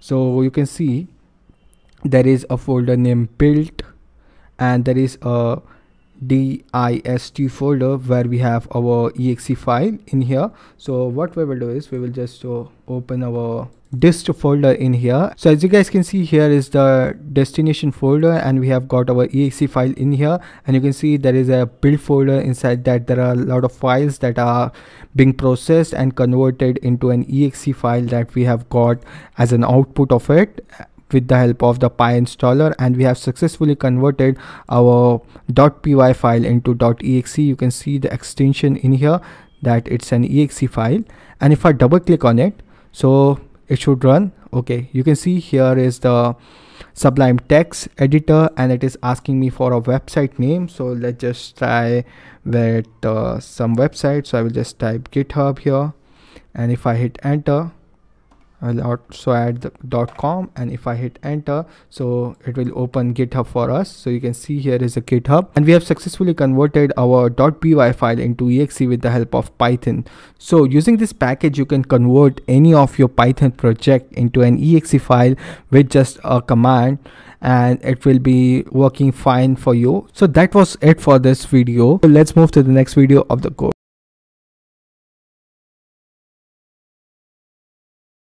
So in the previous video of the course, we have seen how you can convert your Python file into an exe file with the help of this program that we have developed, which is the work setup automation. We have converted the .py file of work setup automation into an exe file, and using it we can run it as a Windows application. So now what we want to do is we want to run this code or this exe file as soon as our computer boots up or starts. So for that, first of all, what we need to do is we need to press Windows key plus R, and it will show us this run application, and in here we are going to be typing shell startup, and after typing this it will open this folder in here. So you can see it is inside this roaming Microsoft Windows start menu program startup. And in here, if we paste this code, we will just copy it and we will paste it in here. And after that, whenever you start your computer, as soon as the system boots up, this program will run automatically on the startup. So isn't it amazing? It's so simple to run this code in the background as soon as our computer starts by just pasting it inside this folder. So that was it for this video. Let's move to the next video of the course.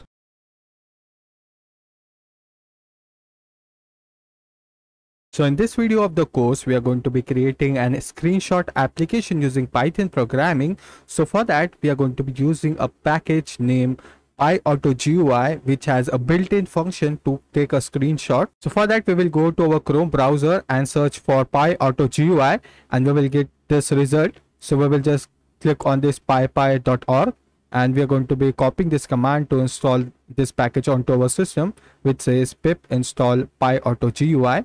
And in here you can go through the documentation of this library. So it also provides keyboard and mouse control with the help of this library. So if you want to make some other project using it, so you can just try using this library. And it also have the screenshot function. So you can see this is the screenshot function of this library. So let me just try to install it onto our system. So for that, let's open our terminal and just try to paste this command in here, and let's try installing it onto our system.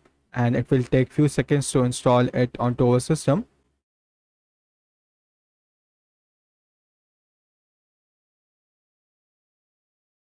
It is installing all the dependent packages which are required to install this library, and it is collecting all of them, and it will try to install it onto our system. And once the installation is finished, we can try importing this package into our program. So I will just type here import py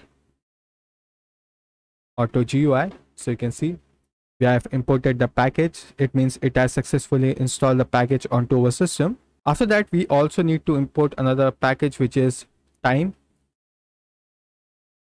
So after importing these two packages, we are going to be creating a function. So I will name it as screenshot.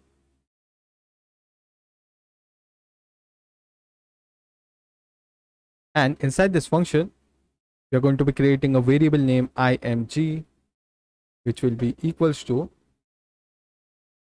py auto GUI dot screenshot. So we are calling this function to capture the screen, and after that we want to save the image with another name. So we will do img dot save,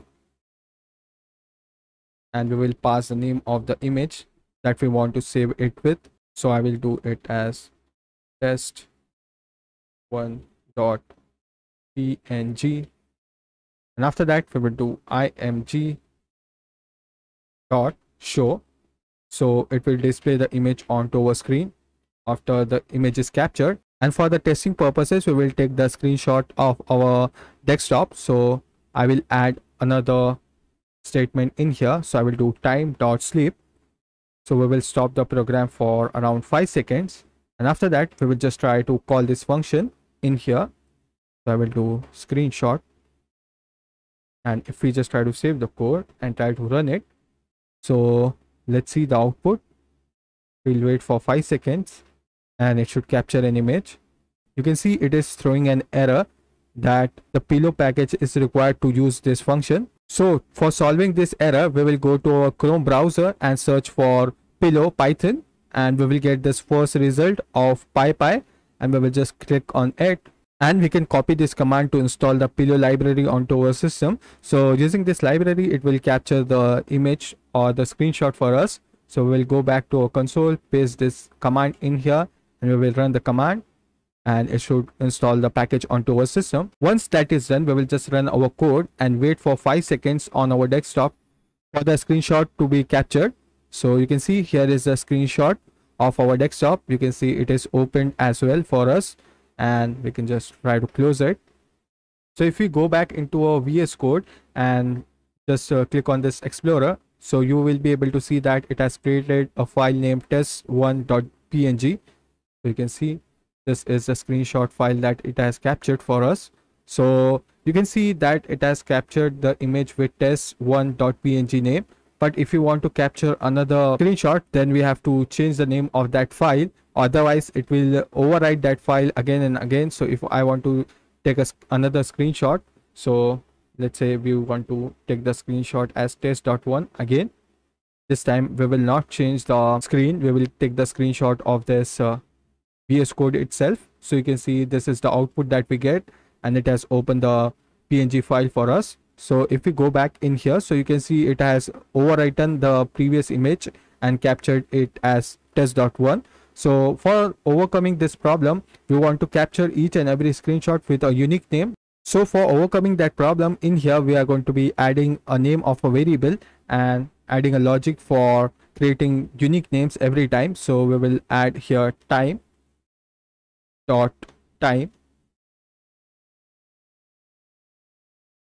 and it's going to be a function. And after that, in the next line, what we will do is we will again type here name equals to, so we are going to be providing the path where we want to save this file. So for that, we will just go here, and inside this folder we want to copy the path from here, and we will just try to paste it in here, and we will just close the Explorer, and we will add backslash in here.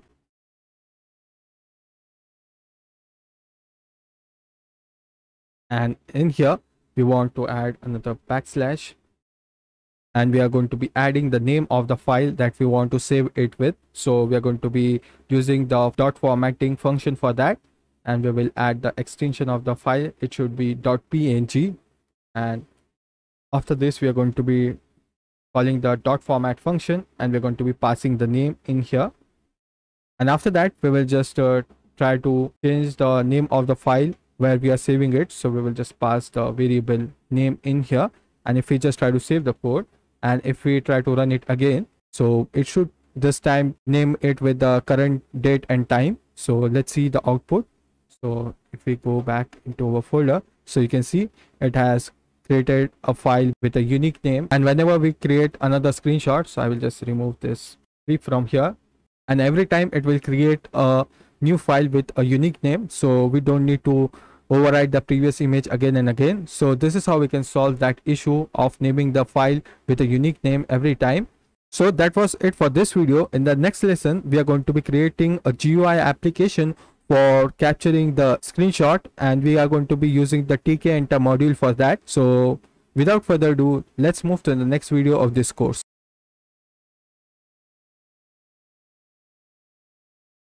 So in the previous video of the course, we have created this screenshot application using which we can take a screenshot of our screen, and it is saving it with a unique name every time. So now what we are going to be doing is we are going to be creating a GUI application using tk-enter library. So we are going to be adding two buttons in it, one for taking the screenshot, the other one will be for quitting the application. So it's going to be a simple application with only two buttons, and it's going to be taking the screenshot for us. So for that, first of all, we will just go to our Chrome browser, and in here we will just search for tk-enter, and you will find the first link, which is the docs.python.org for the tk-enter library, and you can find the entire documentation of the tk-enter library, and it is a built-in library in Python, so we don't need to install it externally by using the pip command. It is inbuilt library of Python. So you can go through this documentation to get more knowledge about the tk-enter library.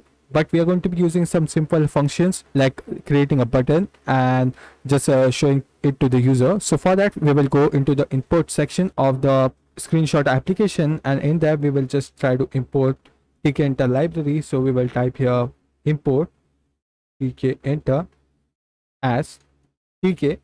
So we are saving it as another variable tk. So whenever we call this tk into our program, it will refer to this tk-enter library. So we will go back in here, and we will just remove the function call from here, and we will just try to create a variable name root that will be equals to tk dot tk, and it's going to be a function.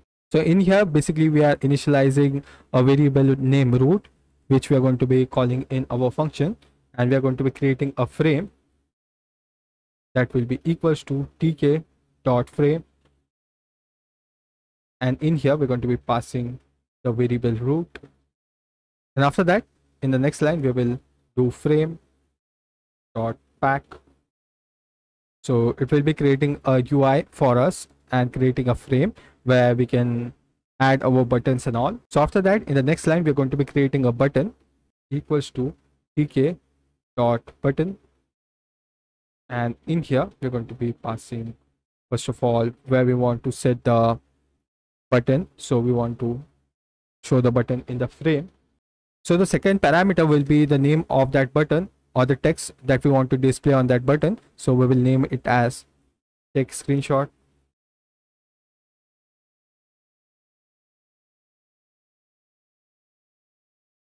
After that, we're going to be adding another parameter that will be what function or piece of code it should run whenever this button is pressed. So we will add a command which will be equals to screenshot. So it will call this function whenever this button is clicked. So after that, we will just add where we want to display this button on our screen. So we will do button dot pack, and in here we will do side equals to tk dot left. So it will display the button on the left. So after that, we also want to create another button to close the program. So we will name it as close, which is equals to tk dot button. And similar to the previous button, we are going to be passing three parameters. First one will be the frame where we want to display the button. The second one will be the text. So we will do text as quit. And the third one will be the command that we want to run whenever this button is clicked. So we will do quit. So it will quit the program for us. So after that, we will just add close dot pack, and set the side to left. And after that, our code should look something like this. And at the end of our code, we need to run a loop. So we will do root dot main loop. So it will be showing the GUI continuously on our screen. So after adding this line of code, we can just try to save the code. And if we try to run our code, so it should display a GUI with two buttons. One will be the text screenshot and the other one will be the quit. So if I run that, so you can see here is the GUI, which is a simple two button GUI which says take screenshot and quit. Only two buttons are there. So we will just go to our desktop and take a screenshot, and it should display the screenshot to us. You can see this is the screenshot that it has captured. And if I just close this screenshot, I will go back in here and I will just click on quit. So it should stop the program and exit the program for us. So this is how the GUI application works, and you can add different buttons into it and add different functionalities as well. So this was a simple project that we have created to take a screenshot with the help of the Tkinter module and PyAuto GUI library, and created a GUI application for taking screenshot. So that was it for this project. I hope you understand the functioning of the Tkinter module as well as the PyAuto GUI screenshot function. So let's move to the next project of this course. So in this lesson of the course, we will try to create a password generator using Python. So for that, we're going to be using two different built-in libraries of Python that are string and random. So for that, I will just try to import them first. So I will just do import string and import random. So for generating the passwords, we will create a function named as def passgen. So basically this password generator will generate a random password for us, and we can provide the length of the password from our end. So let's say we want to create a password with 14 characters. So we can just pass them in here and it will just create a random password for us. It will be containing numbers, special characters, uppercase letters and lowercase letters. Let's try to first create a variable name s1 that will be equals to string. So we are going to be using the string library to get all the ASCII characters in the lowercase inside this variable, which is s1. So if I just try to print out what all things are there in the s1, and if we just run this function at the end of our code, so you will be able to see that will be containing all the characters from A to Z in lowercase. You can see here are all the letters from A to Z. And if I just do a duplicate of it, and this time we will set it to s2, and instead of lowercase we will get it in uppercase.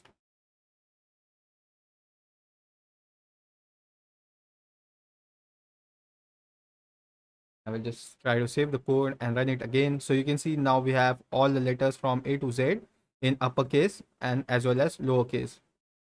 Now we also need the numbers from 0 to 9. So for that we will do s3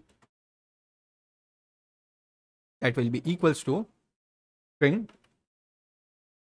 And all these functions are built-in function in the string library, so we don't need to type all the things manually. And we will do string dot digits, and we will just try to print out the digits as well. We'll just do s3. Let's try to run the code and see. And you can see that we have the numbers from 0 to 9 added into our string. So we have the string s3 as well. So after getting all the numbers, we also need to add the special symbols in it as well. So for that, we will create another variable s4 that will be equals to string dot punctuation. So it will get all the special characters for us. And if I just try to print it out,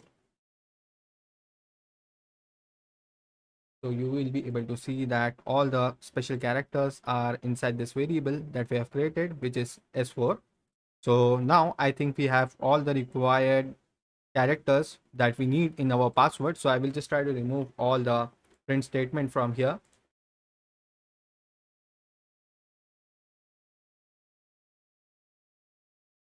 And after that, what we want to do is we want to take an input from the user that what should be the length of the password.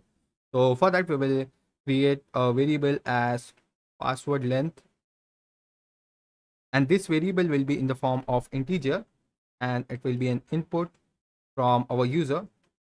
So in this input, I will just add enter the length,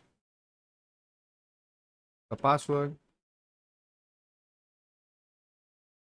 and let's say we want to add a new line as well. So we will take the input from the user in a new line. So after getting the input from the user, what we want to do is we want to create a list of all these 4 strings that we have created in here. So I will just do s, which will be equals to a blank list. And after that, in a new line, we will do s dot extend. And inside this, we will pass list. And we will extend this list, which is s1. And similarly, we will do the same for the remaining 3 strings. So let's try to copy it and change it to s2. I will do the same for s3 and the s4 as well. And if I just try to print out what is the value of s, for now I will just comment out the length of the password from here. And if I just try to save the code and try to run it, you can see on the output screen that so all the characters from A to Z are separated with quotations and a comma in between them. So you can see here is what the output looks like, and it is in the form of a single list. So we have all the characters that we need in a single list, which is the list S that we have created. So now it will be easy for us to generate the password randomly with the help of all the characters, special symbols, and digits present in the list. So after that, what we will do is we will just try to randomize all these characters in this list. So for that, I will use the module that we have imported, which is random. So I will do random dot shuffle.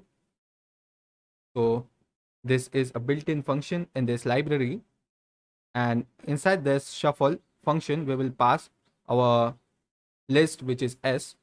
And if I just try to save the code and try to run it, so you can see all the characters, symbols, and the digits are randomized in the output list that we have now. So you can see the first character is D. After that, there is an special symbol, and all the other things present in this list are randomized now. So we can use this randomized list to generate random passwords. So every time we will run this code, it will shuffle this entire list randomly.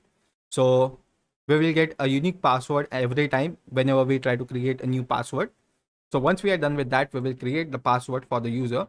So we will create a variable name password that will be equals to. So in parentheses, we will add double inverted commas and do dot join. And after that, we will add another parenthesis in which we will pass the string s, and we will try to set the length of the password. So in here, we will start from the 0th character of the list. So we want to start the password from the 0th character of this list and go up to the value that the user has provided, which will be the password length.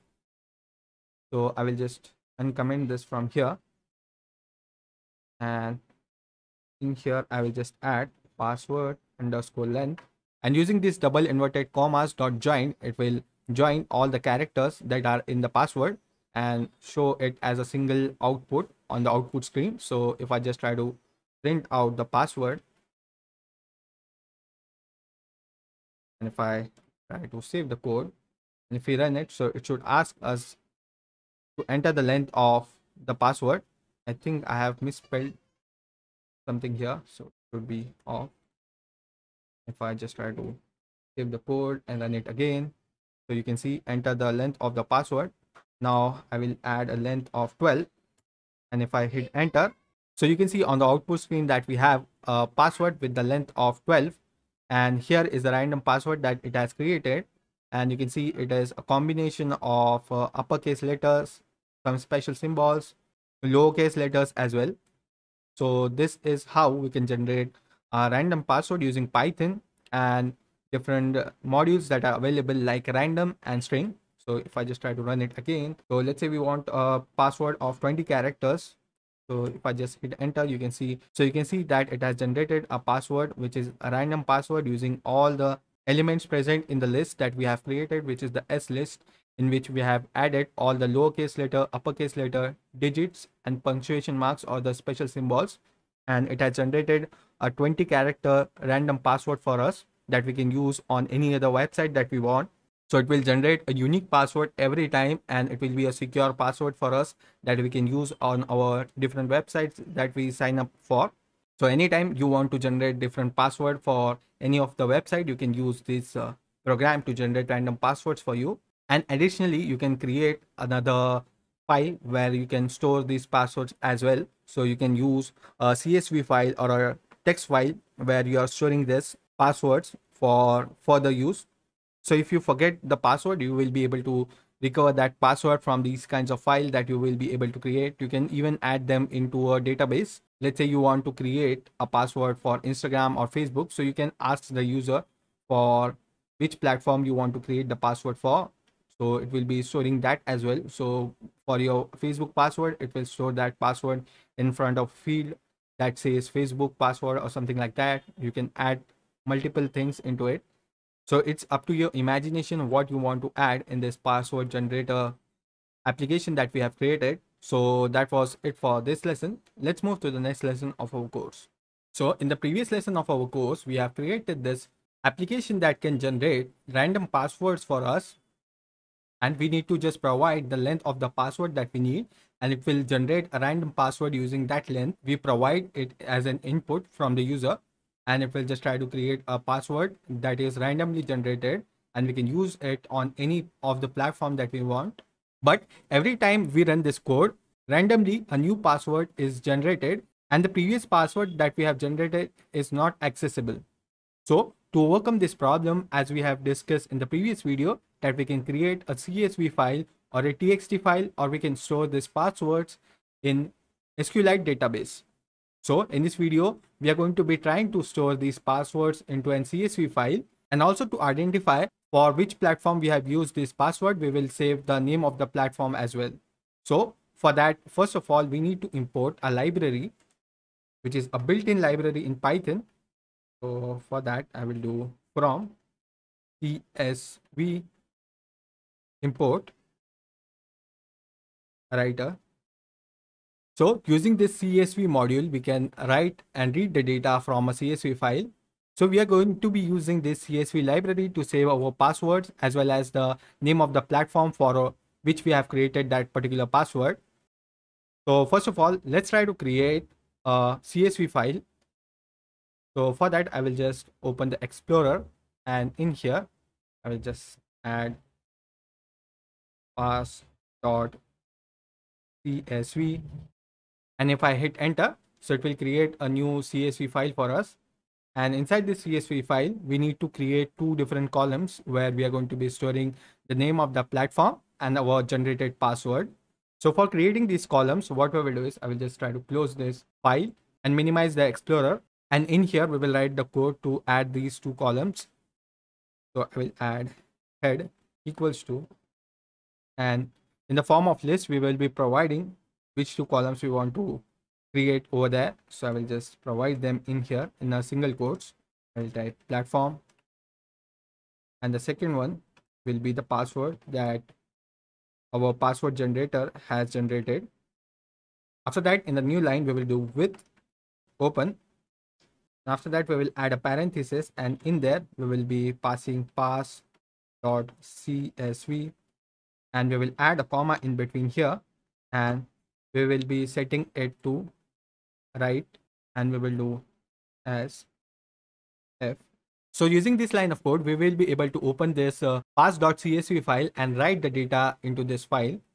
And we have set all these things into a single variable, which is f. After that, in the next line, we will do write data that will be equals to a writer that we have imported from the CSV library. And inside that, we are going to be passing the variable f that we have created here to open the file. And after that, in the next line, we will do write data dot write row, and in there we are going to be passing the data that we want to write into the CSV file, which will be the head that we have created. And using it, we will be able to create two new columns into the CSV file, which will be platform and the password. And after that, if I just scroll down and I will just try to comment out the part where we are calling this function. And if I just try to save the code and if I try to run it, so we should get an output in the pass.csv file. And here you can see that two columns are created. The first one is platform and the second one is password. So we have successfully created two columns using the code that we have written here. Using these 4 lines of code, we have created these two new columns in our CSV file. So once we are done with that, we'll just try to close this CSV file, and from here we will just try to remove this code and we will add it inside our password generator app. I will just uncomment this function call from here, and once we are printing out the password to the user, we will just try to write the data into our CSV file. So I will just add it in here and I will add a tab in between. Okay, after that, what we need to do is we need to scroll up a little bit where we are getting the length of the password from the user. We also want to ask the user which platform will be this password used for. So I will just create another variable name platform that will be equals to, and we are going to be taking an input from the user. So I will just copy this from here, add it in here, and I will enter the name platform. So whenever we run the code, first it will ask the user to enter the name of the platform, and after that it will ask for the length for that password, and it will try to generate a new password for the user. And once we are done with the generation of password, we are going to be sending a data, which will be pass data, and in here I will just remove this from here and set it to platform.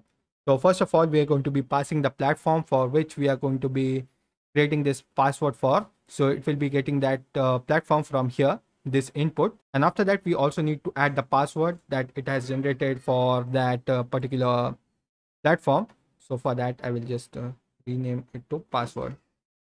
So these two data we are going to be passing to our CSV file.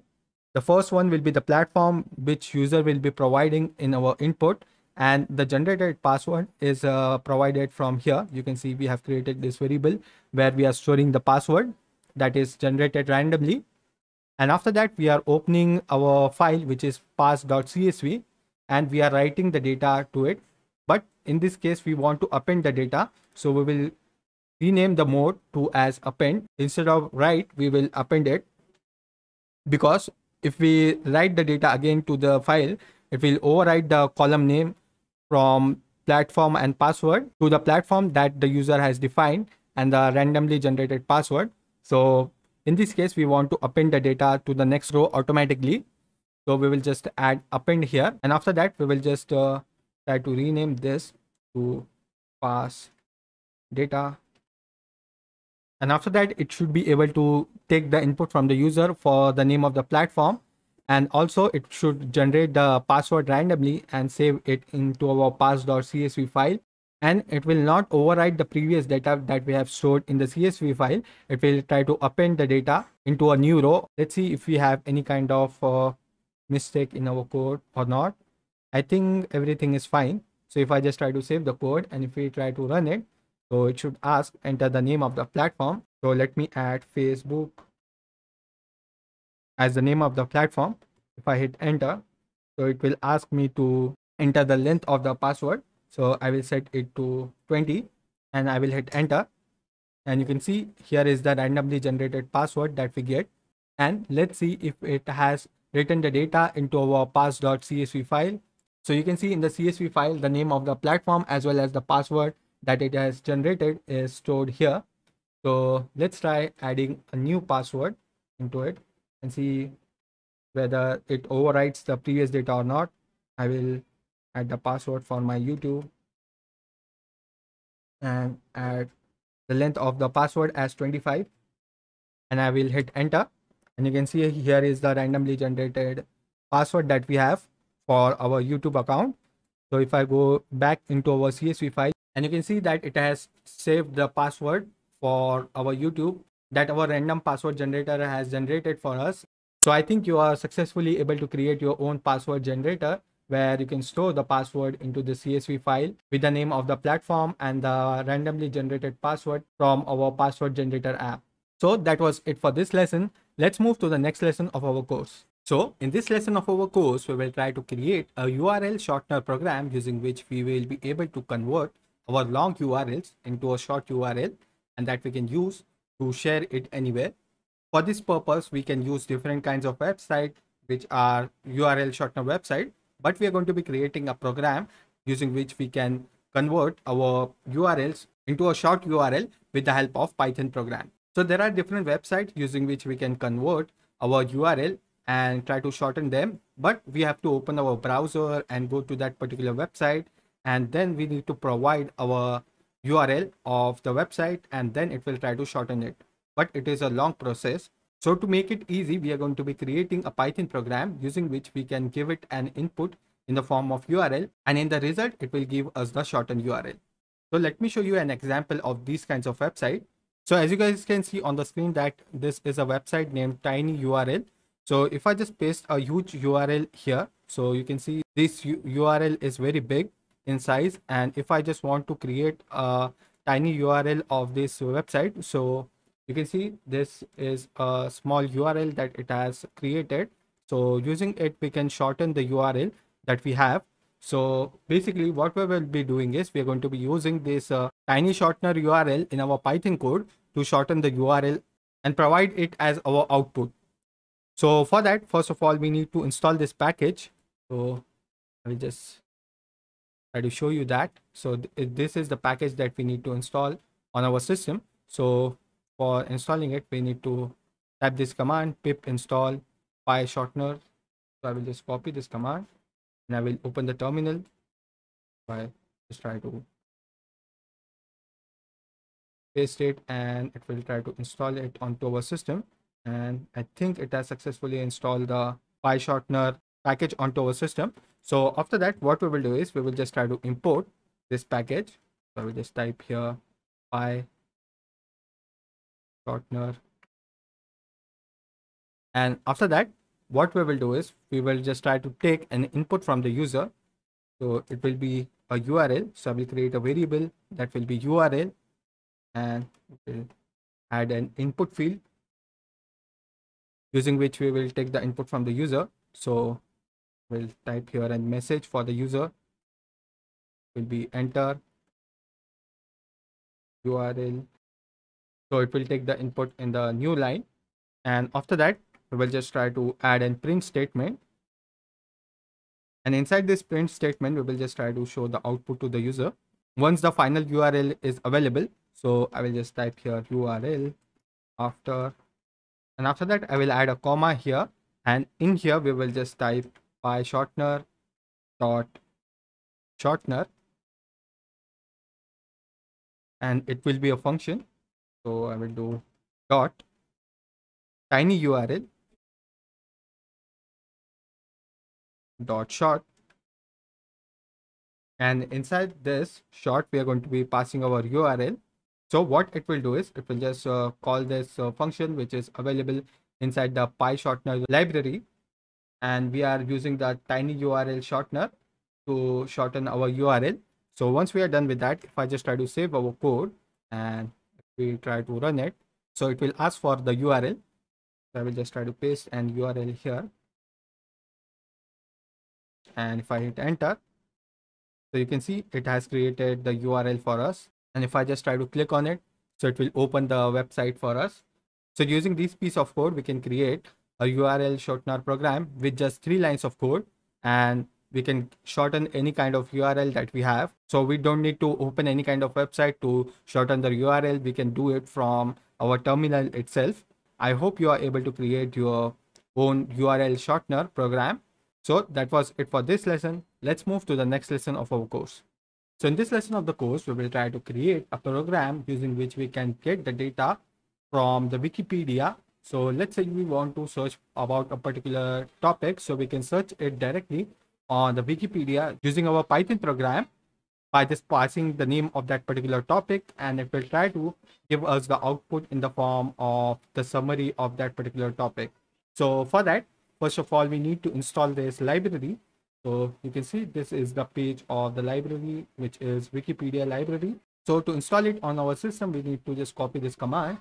And if I just try to minimize it, and we will just open our terminal, and we will just try to paste this command and hit enter. So it should install this package onto our system.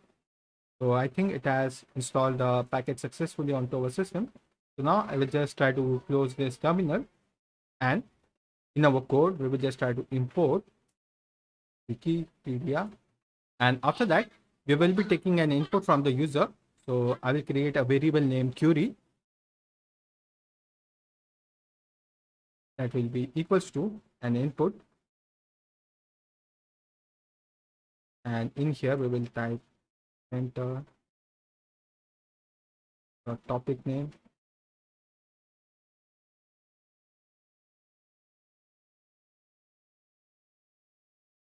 And I will add a /n.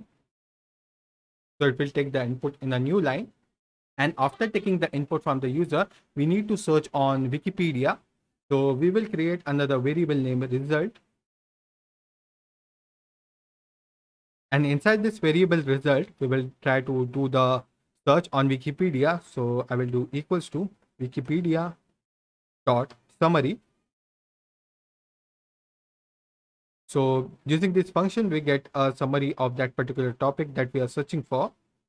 So I will just add whatever topic we want to search for. So in this case, it will be the input from the user, that will be the query. So I will pass the query variable in here. And in the new line, we will just try to print out the result. And if I just try to save the code, and if we try to run the program, so it should ask enter the topic. So let me search for Python programming. And if I hit enter, so it will just try to search on Wikipedia and give us an output. So if I just make it a little bit larger, so you will be able to see the output that we get. So it says Python is a high level interpreted general purpose programming language. So you can see the entire summary of the Wikipedia page of Python. So you can search for any kind of topic which is available on the Wikipedia, and it will just try to show you the result on your terminal in the form of text.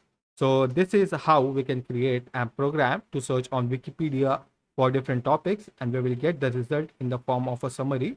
So we don't need to go through the entire, so we will get the summary of that particular page in the form of text. So I hope you have learned how you can create a Wikipedia search application using Python programming. So that was it for this lesson. Let's move to the next lesson of our course. So in the previous lesson of our course, we have created this program using which we can search on Wikipedia for a particular topic, and it will return us a summary of that particular topic. So in this lesson, I thought let's create an UI for our Wikipedia search application. So we will be creating a text field where we can enter the name of the topic, and we will be adding a search button. And whenever we click on that search button, it will show us the result in a text format in a box below it. So for that, let's try to modify our code to add a GUI. So first of all, we need to import the tkenter library. So I will do from tkenter import star. So using this star, it will import all the functions inside this tkenter library. So once we are done with that, we'll just try to remove this print statement from here. We will just try to create a root variable that will be equals to tk. So we have created this object of this class, which is tk. So after that, we can create root dot title. So we are going to be giving a title to our Wikipedia application. So I will do wiki search app. After that, in the next line, we will do question that user is asking for, and we will create a label for this variable, and in here we will do root and add a comma, and after that we will do text, which will be equals to, in single quotes, question. After that we will do question dot pack. After that, in the next line we will do get underscore q, that will be equals to entry. So using this get underscore q, we will create a text box where we can get the input from the user in the form of text, and inside that we will type root comma vd, which will be equals to 5. So I will just try to explain the code once we get our UI, so you will be able to understand it in a better way. So let me just add the remaining code in here. So I will do get to dot pack, and at last we need a submit button to submit our question to the application. So I will do submit, that will be equals to a button, and the button will be root comma text. So we need to add the text for the button. I will add search. So once the button is pressed, we need to call some kind of function. So I will add command. So it will be equals to on underscore press. So we need to create this function which is on underscore press. So once we click that, it will return the summary of that particular topic. So after that, in the next line, we will do submit dot pack, and at last we will add a text field to show the output to the user. So we will do text, and in here we will just pass the root, and at the end we will do text dot pack, and at the end of our code we will do root dot main loop, and we need to create the on press function now. So we will go here where we are taking the query from the user in the form of and user input. So we will just try to remove this from here, and after that we will create a function def on underscore press, and then in this function we will try to remove this part from here. We will do q equals to get underscore q dot get. So using it, it will get the question from the input field, and it will save it inside this q variable. So once we are done with that, we will do text dot insert in brackets. In these brackets, we will in here we will add insert in all caps on, and after that we will just remove this query and set it to q. So now what this code will do is, first of all, it will show us an interface through which we can get the question from the user. So after getting the question from the user, we are storing it in another variable which is get underscore q, and after the user will click on the submit button, it will call this function that we have created. So it will call the function that we have created, which is the on press function. So inside this function, first of all, we will get the question which is coming from the user input through the question field, and it will be stored in this variable which is q, and after that we are returning some kind of text from here. So whatever summary of that particular topic is there, we are inserting it in the text field that we have created here. So you can see this is the text field that we have created, and it will show us the result. So let me just try to save the code, and let's try to run it. So here is the output that we get. So you can see here is a box where we can search for a particular topic, and here is our search button. You can see here is where we need to ask the question to our application. So I will just type here iPhone, and let's try to search for it. Let's see what output we get. So you can see here is the output summary of the iPhone topic from the Wikipedia. So you can see the iPhone is a line of smartphone designed and marketed by Apple Inc. and so on. So here is the entire summary of iPhone from the Wikipedia page. So this is how we can create an GUI application using which we can search on Wikipedia and get the output in the form of text summary from Wikipedia. So I hope you are able to create your own GUI using which you are able to search on Wikipedia for different topics and get the summary out of it. So that was it for this lesson. Let's move to the next lesson of our course. So in this lesson of our course, we will try to create an application using which we can send different notifications to our Windows system. So if I go to my start menu right here, you can see there are different notifications which are available in this notification panel. So basically what we are going to be doing is we are going to be creating an application that can send these kinds of notifications to our notification area in our Windows system. So for that, first of all, we need to install this package, which is Win10 Toast. So to install it on our system, we need to just copy this command from here. If I just try to minimize it, and in here, we will open our terminal and try to paste this command and hit enter. So it will start installing this package onto our system. So it will take few seconds to install it. So now you can see it has successfully installed the package onto our system.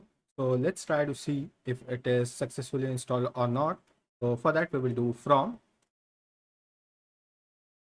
Win10 Toast import Toast notifier. So using this Toast notifier, we will be able to send different notification to our notification panel in our Windows system. So for now, I will just close this terminal from here. And after that, let's try to import datetime module. So for now, we will just try to send some notification related to date time. So for that, first of all, we will create a variable name data that will be equals to date time dot date time dot now. So it will return what is the current date time. So in this data variable, we have the current date time. So after that, what we will do is we will try to create a variable name toast that will be equals to toast notifier.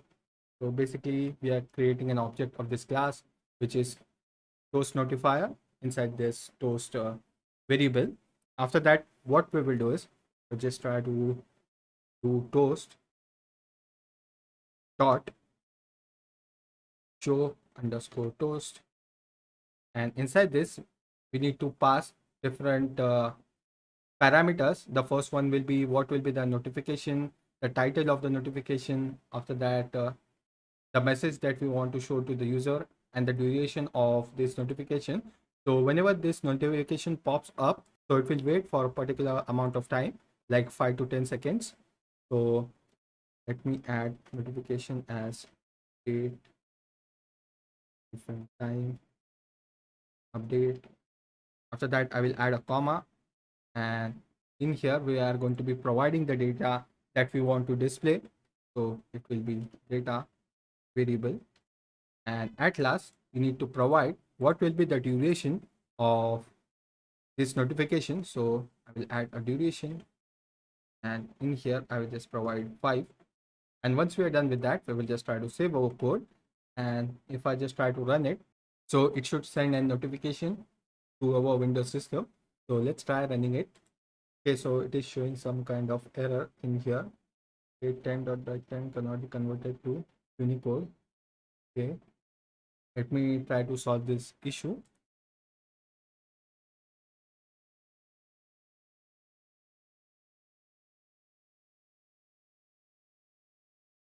So after adding this line of code, it will try to convert the data, whatever the data is, into a string format. And after that, we can display it on our notifier. So if I just try to save it and try to run it, so you can see here is the update, date time update, and it was available for just 5 seconds. So if I increase the timer from here, we run it again, you can see now it is showing the current date and time, and it will wait for 15 seconds, and after that the message will disappear automatically. So this is how we can create a notification application using Python programming. So this was just a demo to show you how we can send some kind of data to this notification application. So now it depends on your creativity and what application you want to create to send you different updates in your notification application. So you can add any kind of data into this and try to get notifications and try to get different notifications into your Windows system. So that was it for this lesson. Let's move to the next lesson of our course. So in this lesson of the course, we will try to create a YouTube video downloader using which we can download any kind of video from YouTube by just providing the link to that YouTube video, and it will start downloading it onto our local system. So for that, first of all, we need to install this library, which is YouTube DL. So I will just try to copy this command from here. And if I just try to minimize it, and in our VS Code, I will just open the terminal and paste this command in here. And if I hit enter, so it will start downloading this library onto our system. So you can see now it has successfully installed it after a few seconds. So I will just try to close this terminal for now. And after that, in here, we will just try to import this library. I will type import YouTube underscore DL. And after that, here we are going to be taking an input from the user.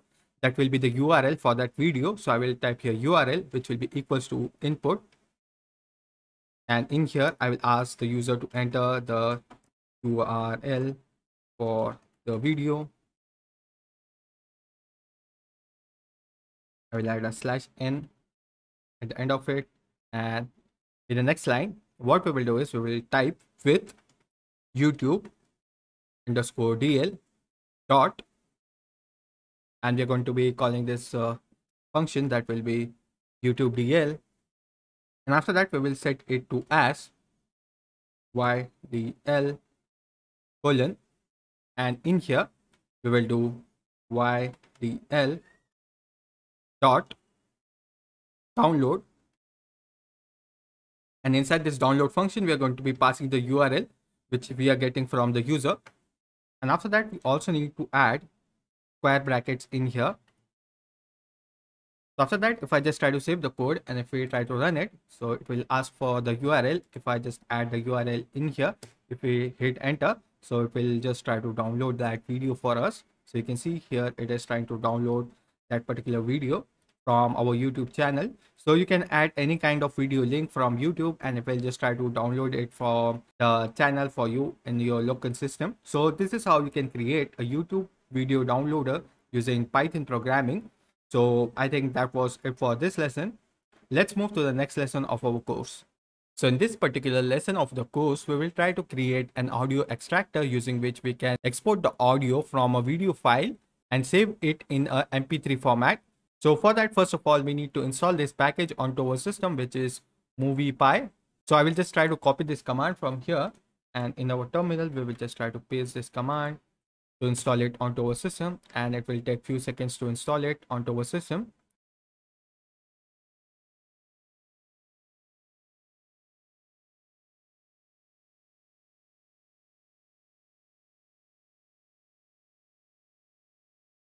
Okay, so you can see that it has successfully installed the package onto our system. So now what we will do is we will just try to close this terminal from here, and inside our code, we will just try to import this library. So I will type import movie py dot editor as mp, and after that we are going to be also importing the OS library. So once we are done with that, we need to create a variable name path. I will type here path that will be equals to input. So this will be the path for the video file that we want to convert into MP3. So I will add a message inside this input field. I'll type enter the path for the video file and add a /n at the end of it. And after that, in the next line, what we will do is we will create a variable name video clip that will be equals to mp dot video file clip And in here, we are going to be passing the variable path. So it will know this is the particular video that we need to work on. And after that, in the next line, we will do audio clip. So in this variable, we're going to be saving the audio clip from this particular video that we have added. So I will type video clip dot audio. So we are saving the audio inside this audio clip variable. And after that, in the next line, we'll do audio clip dot write audio file. And we are going to be creating a new file, which will be a mp3 file where we are going to be saving this audio dot mp3. And after that, it should save the audio file as audio.mp3. So once we are done with that, if we just try to save the code. So for the demo purpose, I have already added a video inside our folder. So from here, we need to copy the path for this particular file. And after that, we will just try to save the code and try to run it. And it will ask us for the path for the video file. So I will add it in here. And if we hit enter, so it will try to extract the audio from this video file, and we will get an audio file inside our folder. So you can see here is the audio file. So if I just try to open it and play it. Hello and welcome to this course in which you're going to be learning about how you can create the face recognition. So you can see that it has successfully extracted the audio from the video file that we have. So here is the video file. I just try to play it. Hello and welcome to this course. So you can see that both the audios are exactly same. So it has successfully extracted the audio from this video file. So I think that was it for this audio extractor video, and you have successfully able to build this audio extractor application with the help of Python. So that was it for this lesson. Let's move to the next lesson of our course. So in this lesson of the course, we are going to be creating a news updater using which we can get different updates related to latest news in the market. So let's say you want to get a news about a particular topic. Let's say it is artificial intelligence, or it is about a particular person like Elon Musk or Mark Zuckerberg. So you can get different updates related to that particular news topic, and it will give you new updates related to that kind of news that you are interested in. So you can add a particular topic of your interest, and it will give you the news update related to that. So you can see this is the website which we are going to be using. So it is newsapi.org. So first of all, we need to install this package onto our system. So for installing this package onto our system, we need to click on get started. And after that, in the client library, you can see that Python is available. So we will just click on Python, and it will give us a command to install it onto our system. So I will just try to copy this from here, and we will go inside our VS Code and open our terminal and paste this code in here to install this news API library onto our system. And after hitting enter, you can see it has successfully installed it onto our system. So after that, I will just close this terminal window, and we will go back to the website. So you can see here is the code that we can use. So for now, what I will do is I will just try to copy this part from here, and I will just add it in our code. So you can see here is what it looks like. So for accessing this news, we need a news API key that we can generate from this website. So we will go back to the newsapi.org website, and in here you can see we can click on get API key, and it will ask us to register onto this platform. So you just need to add your first name, your email address, and a password, and you just need to provide whether you are an individual or you are a business. So you can set it to an individual and just click on I agree to terms and click on submit. So it will create an account for you. So I already have an account here, so I will just try to log in into my account. So I have successfully logged in to my account, and you can see here is my API key. So I will just try to copy this, and I will just try to replace this API key from here and paste my API key. So you can add your own API key in this kind of field. So once we are done with that, we need to get the top headlines, and you can see here is what it looks like. So here is a demo code that we have copied from that website. So for now, we will just try to print out this part, which is top headlines. So if I just type here print top headlines, So after that, we will just try to save the code, and if we try to run it, so you can see it is giving us some kind of error. So to overcome this error, what I will do is I will just try to remove some parts from here. So I'll just remove this, and also the sources.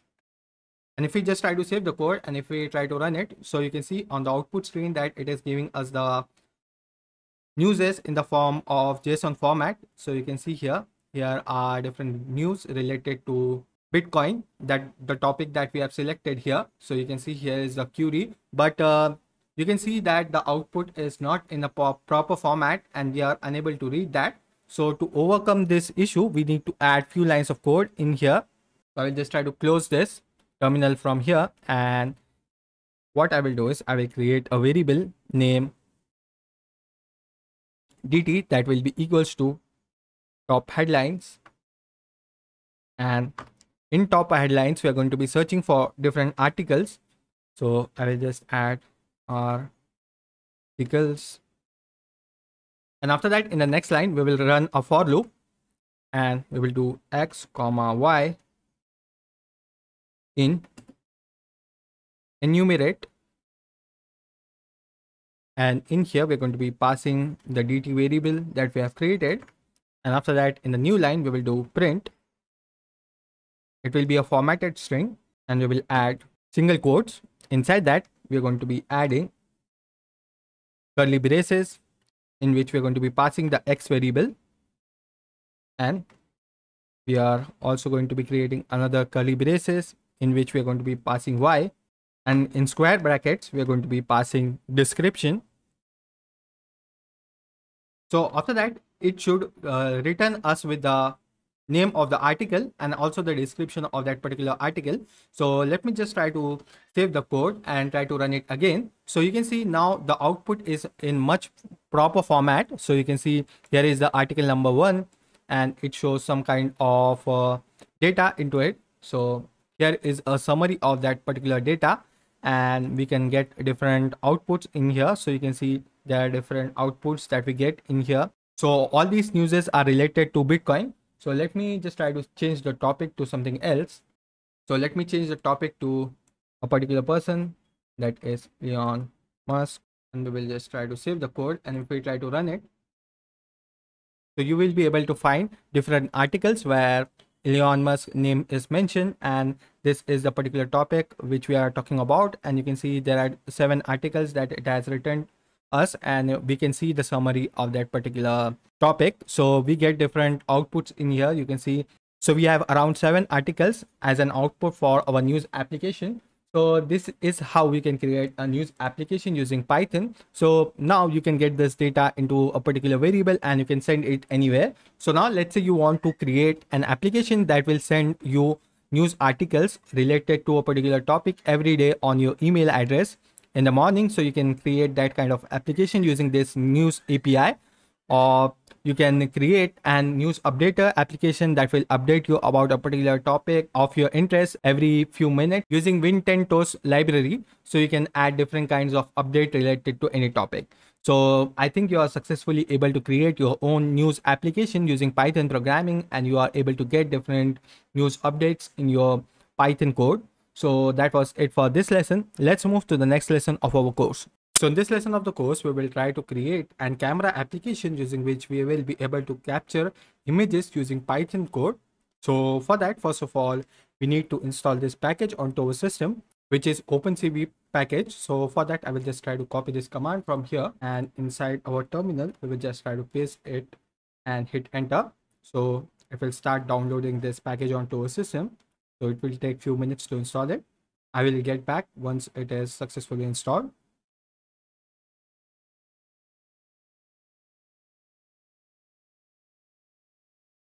So you can see it has successfully installed this package onto our system. So now I will just try to close this terminal.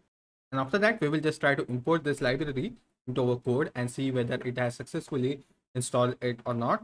So I will do cv2. So we don't need to type OpenCV, import OpenCV. We instead need to type cv2. So I think it has successfully installed the package onto our system. So after that, we will just try to capture the image using our camera.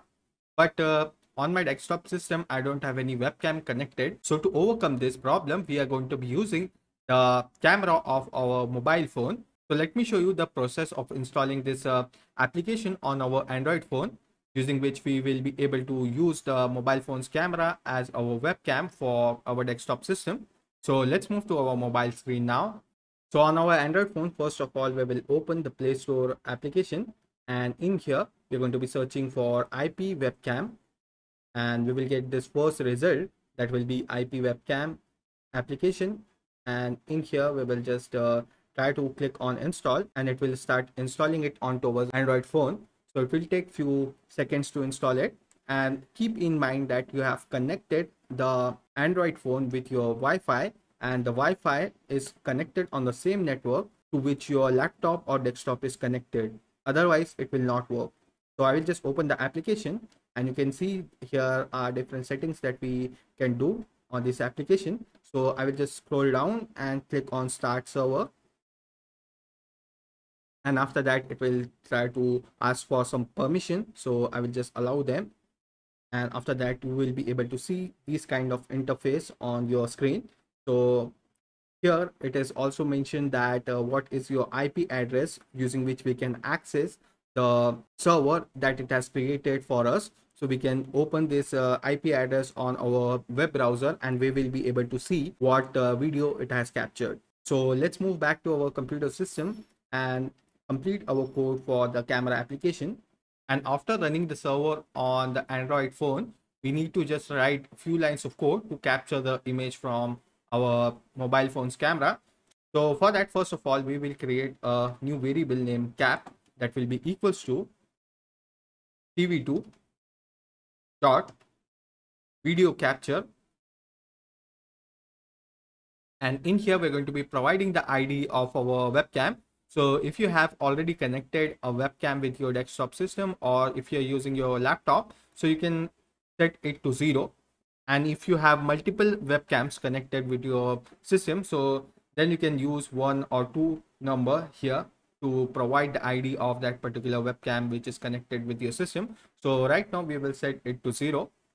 And after that, in the next line, we will create a variable name address, that will be equals to, and in double quotes we are going to be providing the address. So on our Android application, we can see that there is an IP address that is provided. So using this IP address, we can access our mobile phone's camera. So I will just open my Chrome browser, and in here we're going to be searching for that IP address, 192.168.1.6 colon 8080.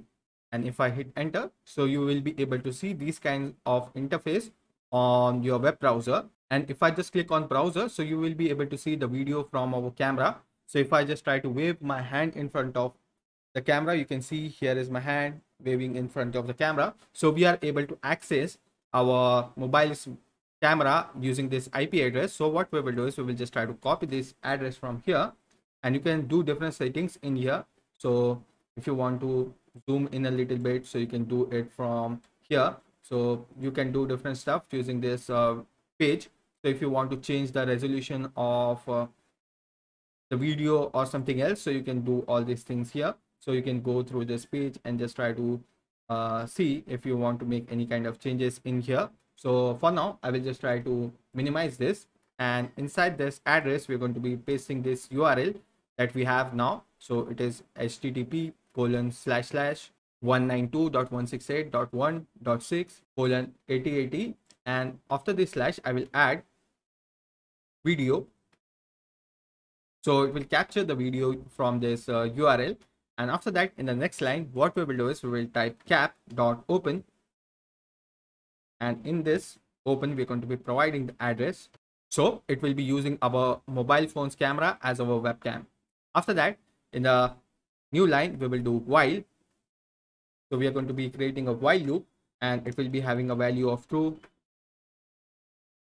And inside this while loop we are going to be creating a variable name frame. So I will do ret comma frame, that will be equals to cap dot read So it is going to be reading the data from our mobile phone's camera and storing it inside this frame variable. And this ret is a format that OpenCV uses to create a frame. So this is the format that we need to use to create a variable in which we are going to be storing the video that we are capturing from our mobile's camera or our webcam. So once we are done with that, in the new line we will do cv2 dot imshow. So using this imshow function, we will be able to show or display whatever frames that we are capturing in this frame variable, or whatever video that we are capturing from our webcam. And in here, first we need to name this frame. So it will be a UI that will be displayed on our screen. So for this display, so in here, I will just name it as frame and add a comma. And after that, we will just pass the frame that we are capturing or the video that we are capturing, and we just want to show it to the user on the UI. So it will be displaying it on our computer screen. And after that, in the next line, I will do if cv2 dot wait key, and inside this bracket I will provide 20. So using this line of code, we will be able to stop our code whenever we want. So it will be waiting for a key press, and whenever that key is pressed, at that time it will stop the program. So to stop our program, we will add an and here, and we will do 0xff, that will be equals to ord, and in here we're going to be passing a variable q. So if we press the q key on our keyboard, at that time we want to break this code or we want to stop the program. So we are adding this line of code. So for stopping the program, we just need to press this wait key, which is q, and after that it will stop the program for us. And outside our while loop, we are going to be doing cap dot release, and after that I will do cv2 dot destroy all windows. So it will close all the windows that we have created using this code. After that, I think it should work. So let's try saving the code, and if we try to run it, so it would pop up a window here. So you can see here is the output that we get. So here is the frame that it has created. So we have named this frame in here. So you can see that we have given it a name as frame, and it is displaying what output it is capturing from our mobile's camera. So if I just try to wave my hand in front of it, you can see here is my hand, and we are successfully able to capture the video from our mobile phone's camera using our Python code, and it is able to display it in the real time. And we have also added this wait key. So if I just click on q, so it will stop the program for us, and it will destroy all the windows that it has created. After that, we want to capture the image and save it on our system. So for that, we just need to add another if statement. So what I will do is I will just try to copy this if statement and add it in here.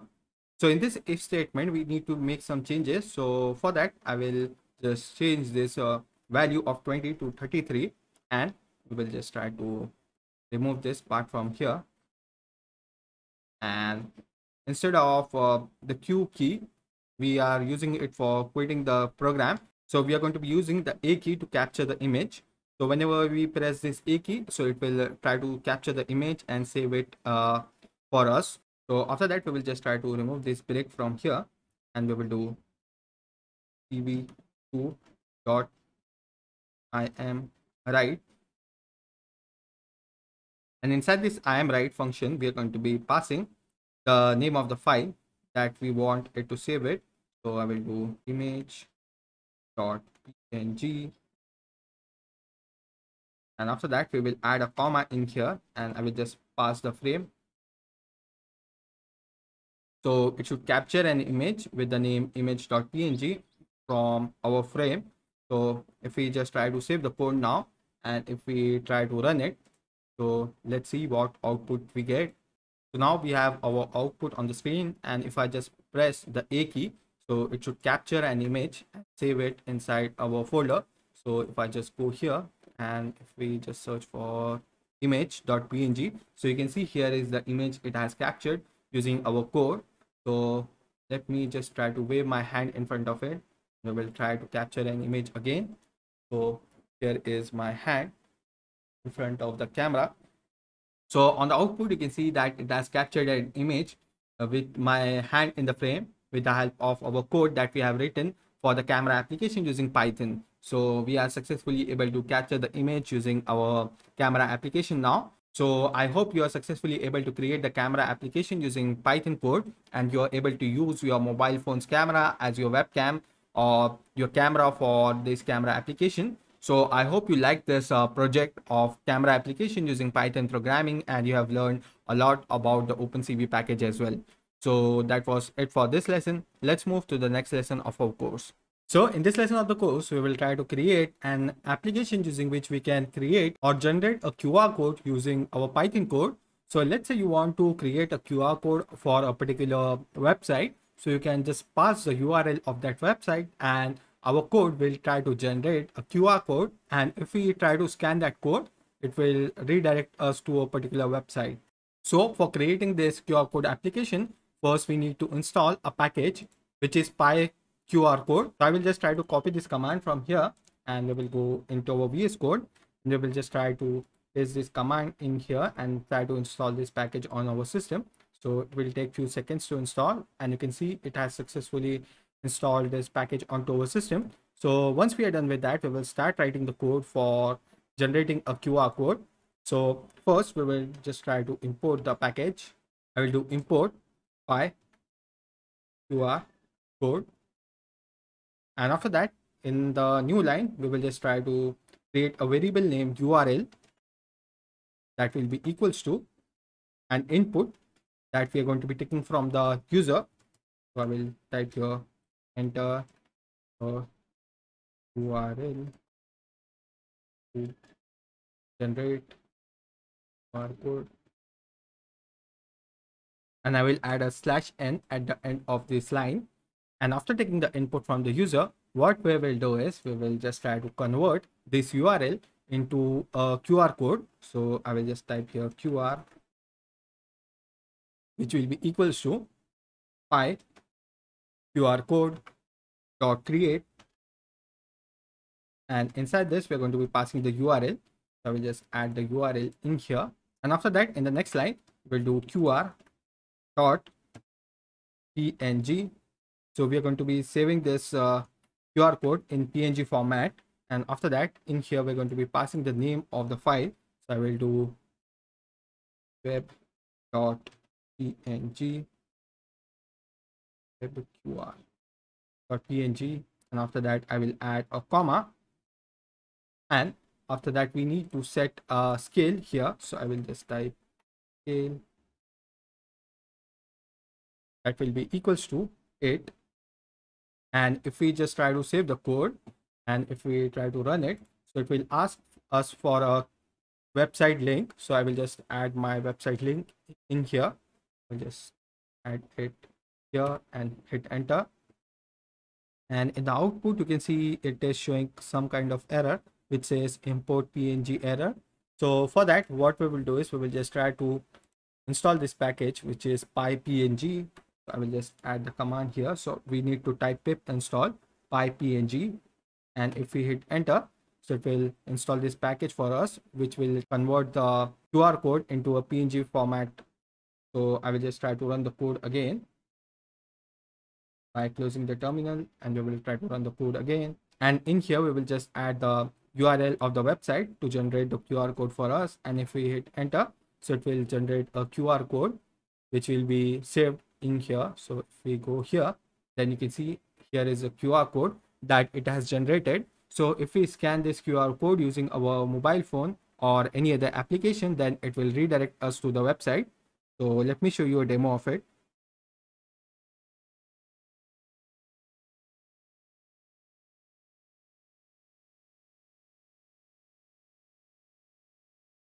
So now I think you are successfully able to generate your own QR codes using this QR code application, and you are able to convert any kind of website URL into a QR code. So I think that was it for this lesson. Let's move to the next lesson of our course. Hello there. In this particular lesson, we are going to be studying a new library, that is Flask. So using the Flask library, we can create different websites with the help of it. And Flask is a micro web framework written in Python. And Flask can be used to develop different web applications using Python programming. So now we are going to be starting with Flask library, and we're going to be creating different websites using that. So let's get started with it. So first of all, we need to set up our development environment for our Flask development. So before getting started with Flask, we are going to be also understanding about this concept, that is virtual env. So if I just search on the browser, virtual env, and over here you can see this is the library or a tool that helps us to create an isolated virtual Python environment.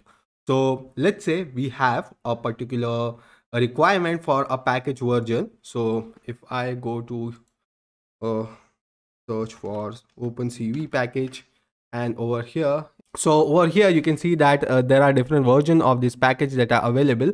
So there is version 4.6.0, and there is version 4.5, and so on. So let's say we want to use a particular version, that is 4.40.46. So we need this particular version of OpenCV to be installed on our system. And let's say we don't want to interrupt the current version that we have in our environment or in our Python version, that is 4.6. So let's say I want to use a previous version of this particular library. In that case, what I can do is I can use the virtual environment, and we can create this particular virtual environment which will create a particular instance of Python in our system that will be separated from our main Python instance. So basically it is going to be creating a virtual isolated environment for Python development, and over there we can install any packages that we want, any version of that, and they will be not reflected in our main Python that we have installed on our system. So let me just try to install this thing onto our system. So I will just copy this command, and we will go into our VS Code IDE. We will open the terminal, and we will just try to paste this code over here.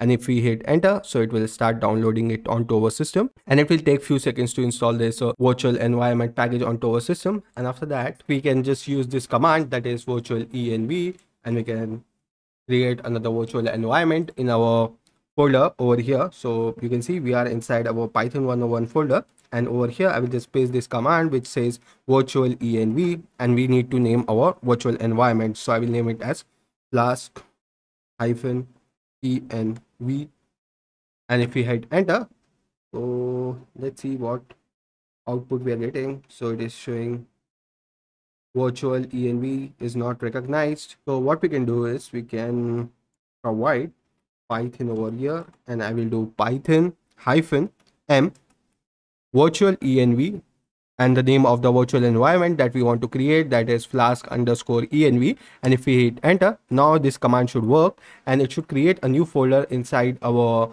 current folder, and it should create a virtual environment over here. So you can see here is the environment that it has created. It has generated some files and script as well that we can use to enter into this particular virtual environment. So basically it is going to be a Python instance itself that we can use to run our code inside that particular env. Now once we are done with that, we can just do cd, and we need to change the directory to the flask env hyphen env, and we are going to be going inside that.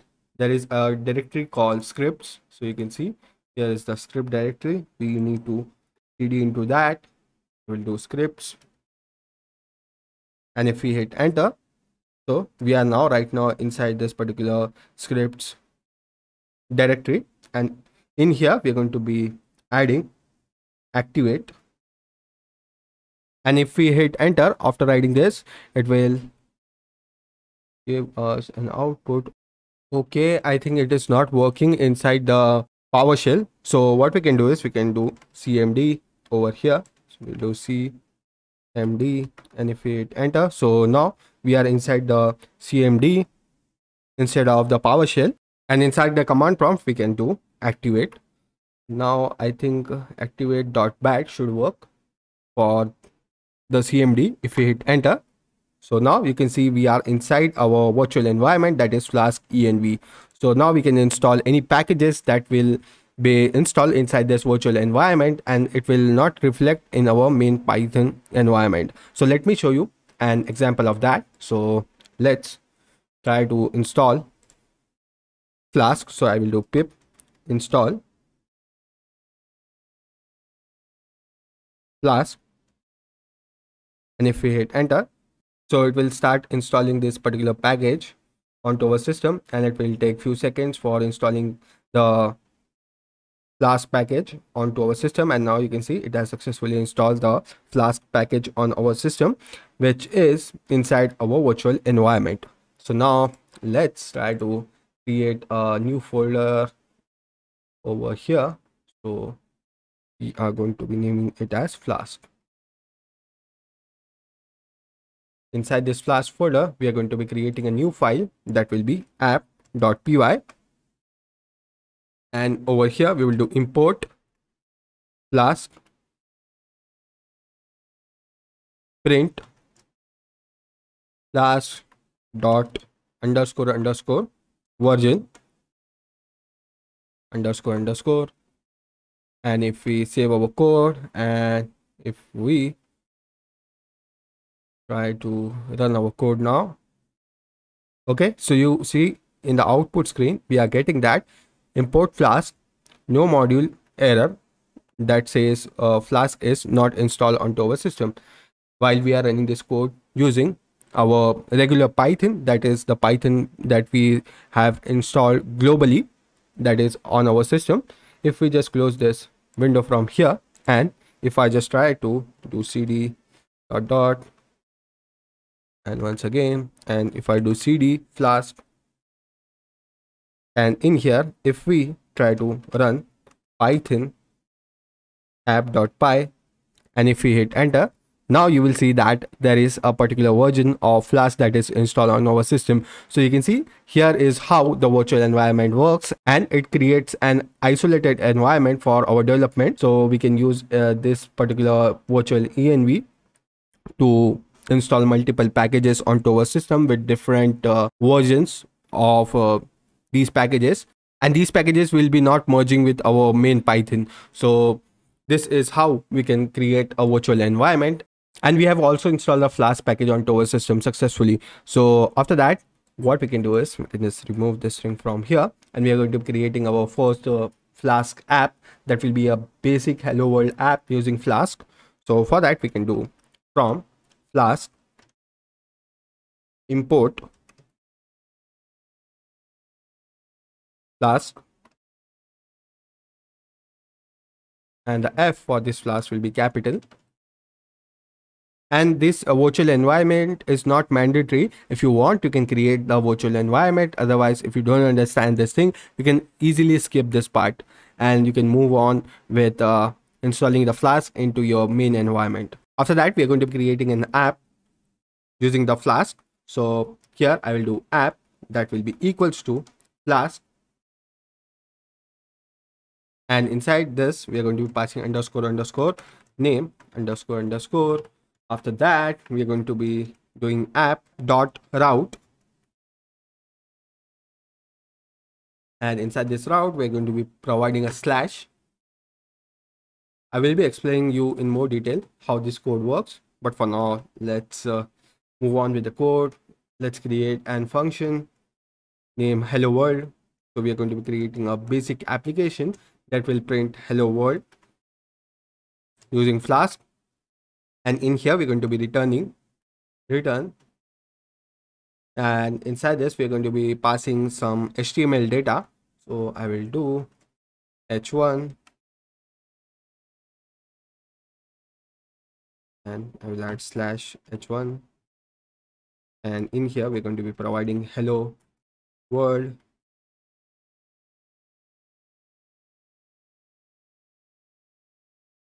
After that, what we can do is we can create a main function over here. So I will do if underscore name is equals to in double quotes, we are going to be creating the main function. I will provide here main and underscore underscore. After that, we're going to be adding a colon over here, and I have forgotten to add double equals to. So we need to do this format to create a main function in Python. So we are doing if underscore underscore name is equals to main. And inside this main function, we are going to be calling the app that we have created. We will do app dot run. And in here, we're going to be providing debug is equals to true. And if we save our code, and if we try to run our code inside our virtual environment, then let's see what output we will get. So you can see here is the output that we get, and a Flask server has been started in our background that we can access. So if I just try to, and over here you can see that there is a server running on this particular address. And if we just do control and click over here, so over here you can see that there is a server running in the background, and it says the requested URL was not found on the server. If you entered the URL manually, please check your spelling and try again. Okay, we are missing out one thing over here, where we need to add an @ with this app, then only it will work. So this is a particular format that we are missing in our code. That's why we are getting this particular error. So side by side, you are also experiencing what errors that you can encounter throughout developing your Flask website. So just keep in mind that while creating the route, we need to add an @ symbol in front of the app. So if we just try to save the code and try to run it again. So okay, I think I have by mistakenly closed the command prompt. So let's try to change our Python interpreter to the virtual environment one. So over here, you can see there is a Python version given over here, that is the global Python interpreter. If we click on this, you can see there are different Python versions available on our system. And you can also see that there is the Flask env Python interpreter. So this is the global interpreter that we have on our system, and this is the virtual environment that we have created. So we can just select this virtual interpreter, and now you can see we are inside the virtual environments interpreter. So if we just save our code, try to run it now, so we should get this particular output. If we do control plus, so you can see here is the browser output that we get. So it is printing out hello world. So we have basically created a simple application that prints out hello world using Flask with the help of this piece of code. So we just need to write only 10 lines of code to create a particular basic website using Flask. So this is how we can create a minimal Flask app using Python. So I think that was it for this particular video on virtual environment and basics of Flask. So let's move forward in our course and get started with some projects using Flask. So without further ado, let's move to the next video of our course. So in the previous lesson, we have created the simple Flask application. So if I try to run it, so in the output, we will get a particular website. So here you can see here is a static website that we have created using Flask, and this piece of code that we have written in our previous lesson. So in this particular lesson, we are going to be adding a dynamic aspect to our application, and we are going to be taking the input from the user with a username, and we are going to be greeting the user. So over here, we are going to be adding another app route. So we will do @app.route,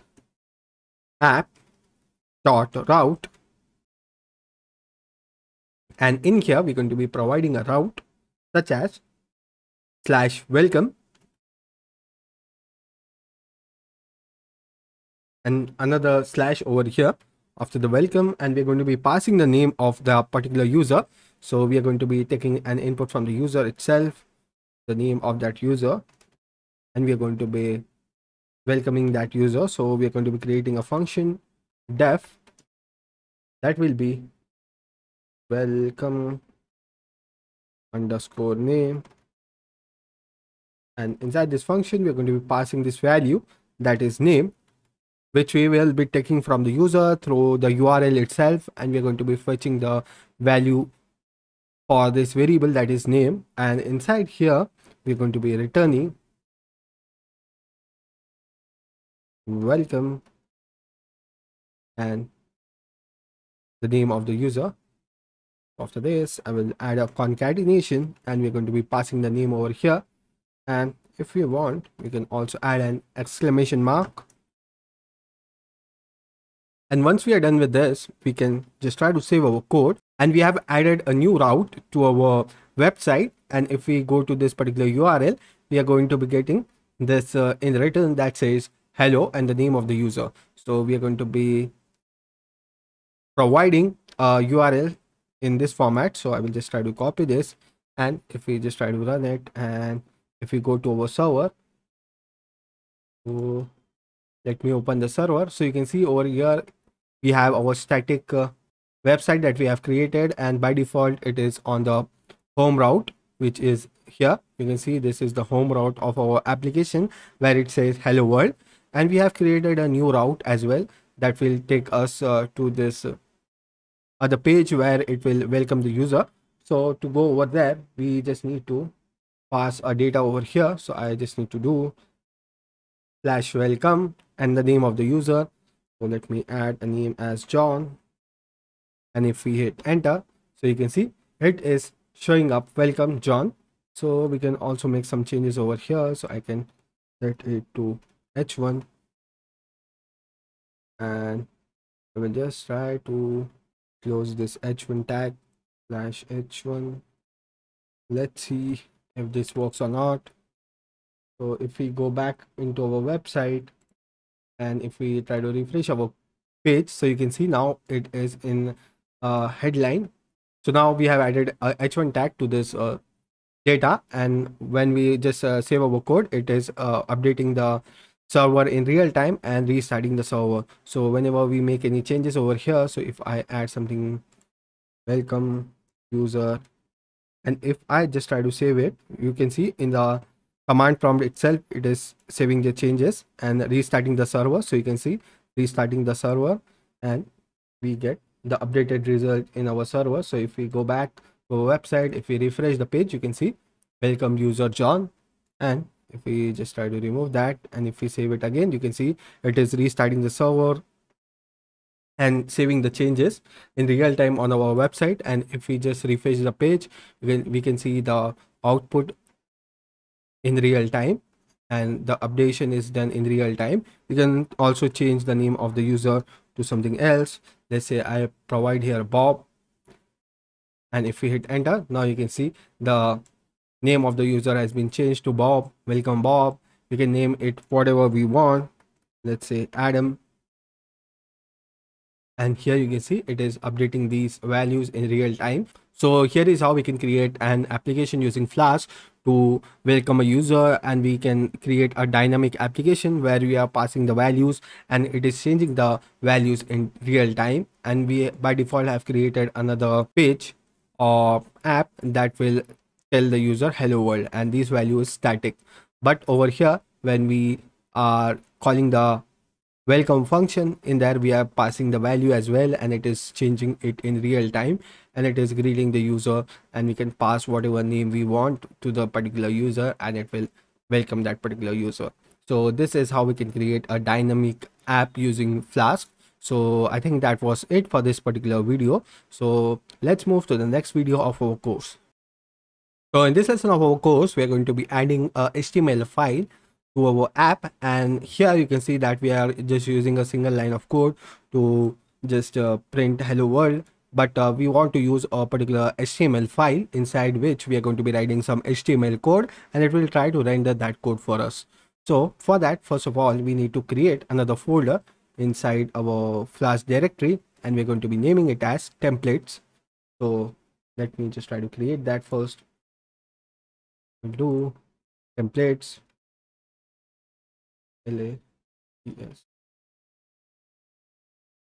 And inside our templates folder, we're going to be creating our HTML file that will be index.html.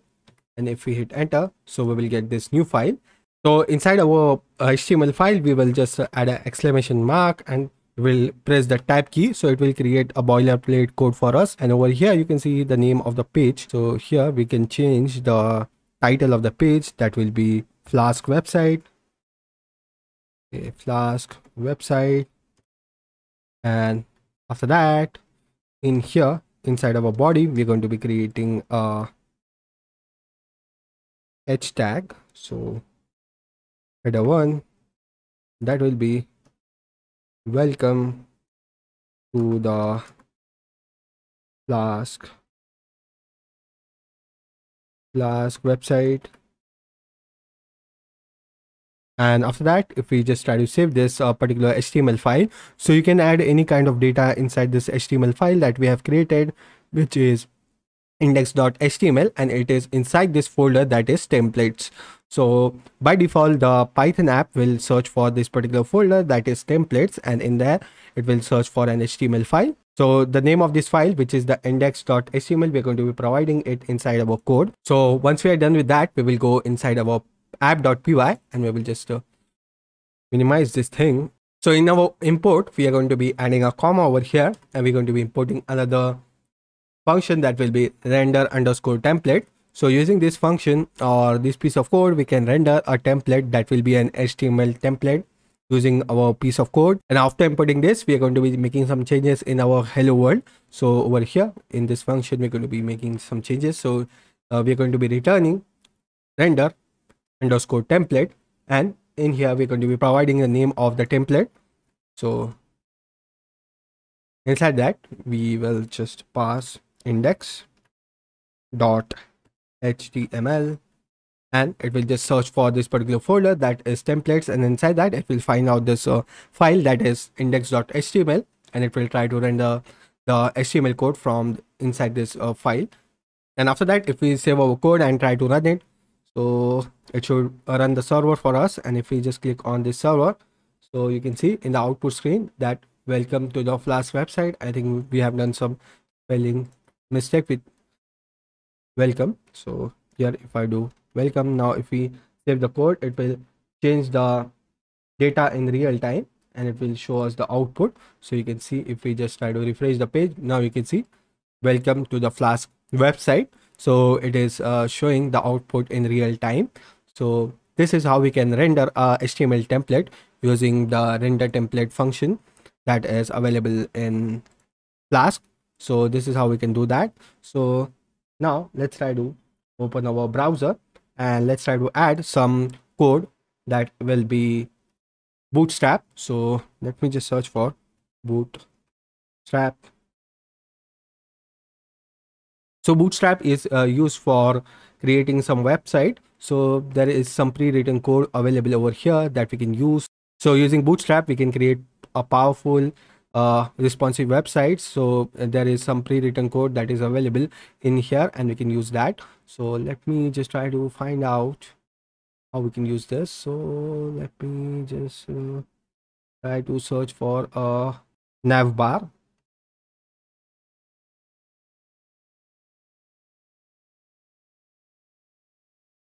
Okay, so you can see here is some code that we got from this bootstrap website for creating a nav bar. So let me just try to find out which will be best for us. So I think this one should work. So I will just copy this code from here. We will just try to minimize this thing. We'll go inside our index.html file, and over here we'll just try to close this, and we're going to be adding our code that we have copied from there inside our HTML file. And if we just try to save this code, and if we go back to our server and if we try to refresh the page, now you can see here is the nav bar which is created over here. So I think we are missing out something. So let's go back to our bootstrap and let me try to find out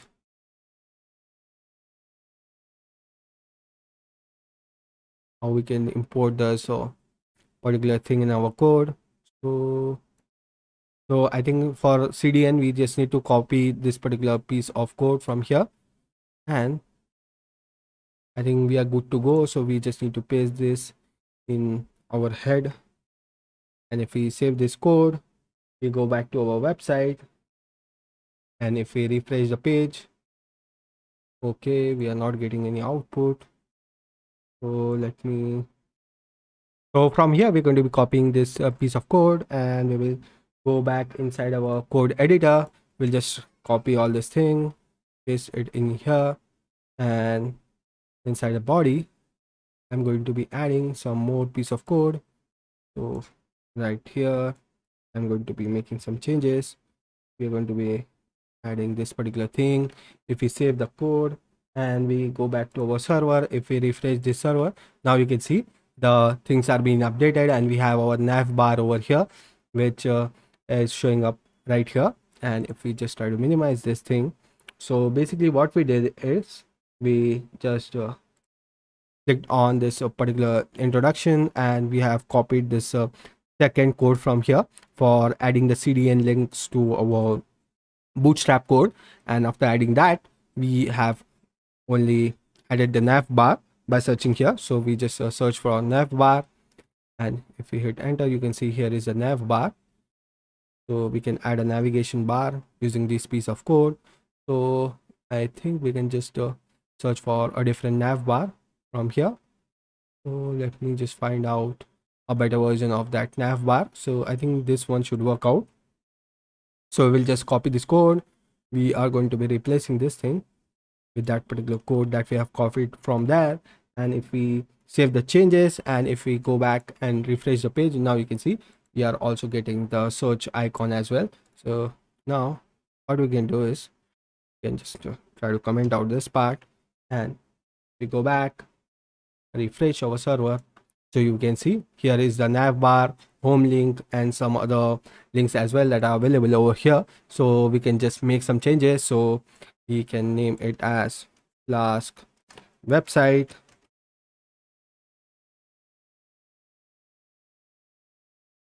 After that, we want a button for homepage, which will bring us to slash. After that, we have some more options over here. So what I want to do is I want to just remove some of these from here. So I'll just remove this part that is not required for us. So I don't want this particular part. I just want to remove this. So we can just remove that, and we can just save this code, go back to our server, try to refresh it, and you can see here is the updated output that we get. So this search bar has been replaced. So for that, we can add some changes over here. So disable, okay, this thing. Okay, so we just need to remove this part. We just need to save it, and if we just try to refresh our page, now you can see we are getting the appropriate output that we wanted. So I don't even want this thing to be here. We just remove this, and we just want two buttons over here. So the first one will be the home button that will redirect us to the page itself, and we have a link button as well. So I want to redirect this link button to something else. So I will just open our app.py, and we are going to be redirecting to welcome app from here. So in HTML file, we just need to make some changes. So where is the link? So inside this link, we are going to be doing something like this. And if we save this code, try to go to our Flask server. If we refresh it, now if I click on this, you can see welcome. And if we just type some name over here, if I add Adam, and if we hit enter, so it will show us welcome. So if I want to add him over here itself, so in our HTML file, we have added the name of the person. So if we go back, if we save our file and click on link, okay, it is showing up some error. So let me just go back, try to refresh the page, click on the link. Now you can see we are redirected to this particular URL using our HTML code that we have added, and it is able to render this particular template from the Bootstrap website itself. So we can add multiple components from this Bootstrap website that we have just seen. So here there are different components that are available that we can use to create a particular website very easily. So we don't need to write entire code in HTML and CSS. So it will make our task easy to create a particular website using the Bootstrap. So we're going to be using this Bootstrap to create multiple websites such as the to-do list app. So I think that was it for this lesson, in which we have seen how we can use the Bootstrap and we can render the templates using the Flask and the render template function. So that was it for this particular lesson. Let's move to the next lesson of our course. Hello there. In this particular video, we are going to be creating a new application using the Flask. So basically, we are going to be creating a to-do list app using which we can create different to-do lists, and we can also do the CRUD operation on that. So basically, we can create a to-do list, we can update it, delete it, and do different operations on that particular thing. So let's get started with it. So right here, we have our previous app that we have created, and inside our HTML file, we have this particular code that we have written previously.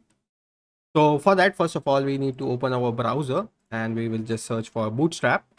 And over here, we will just open this first website and we will just try to click on get started over here. And we're going to be creating a form first to take the input from the user.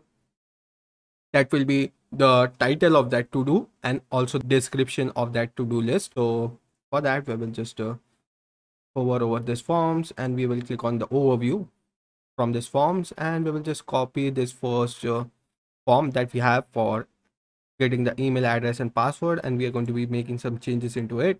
So if we just go back to our index.html file, after this you can see we have a search box. Here is our nav bar. After the nav bar, we are going to be pasting this particular piece of code. We will save the code, and if we just try to run our server, so if I just try to open this website, so over here you can see there is the output that we get. It has added this particular form inside our HTML file. So you can see we also need to change the title, and we want this thing inside a container, so it is taking the entire page. We want this to be inside a container. So for that, what we can do is can just make some changes in here. So I'll just close this terminal, and I'm first of all going to be replacing the title to do list app, and after that we are going to be making some changes inside this particular thing. So over here you can see div class. So for this thing we are going to be adding some changes into this form. So first of all, we are going to be creating another div. So I will add a div container class container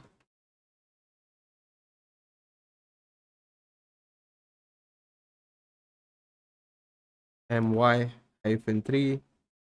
So it will create a container. Inside that we are going to be having this particular uh, code for this form, and we're going to be closing this form after we are submitting this form. So we'll just close this div, and after that, if we save the code and try to go inside our server, refresh the page, so now you can see it is now inside a container and we are getting a proper format in the output. So I think we have removed the checkbox. So why it is showing that over there? So there is a checkbox. I just need to remove this particular thing from here, and we will go back, just refresh the page. Now you can see this thing is being removed. After that, we are going to be changing some things over here. So we are going to be adding to do title,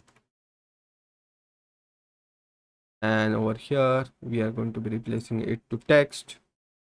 So the type of the input will be text. This is also going to be text, and okay, we want this thing to say add the title for the to-do list, and after that we are going to be also changing this password field, so it is going to be to-do description, and we are going to be setting it to text. Type will be also text. ID will be description. DEC. DESC will be its ID, and we are also going to be changing this ID to title.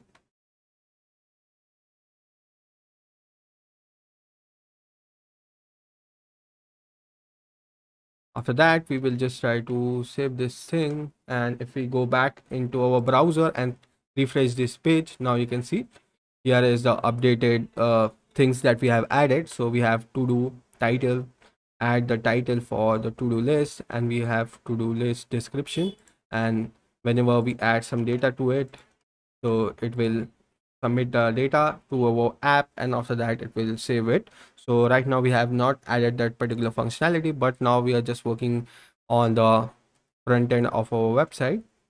So once we are done with this, we are going to be also adding a table over here. So I will just open the browser, and in here we're going to be searching for table. So in the search we will type table, we'll hit enter, and it should give us this output for a table. So this is how a table is being created. So this is the code that we can use to create a table. So we will just minimize this, and inside another container we are going to be adding that thing. So we'll create a div class container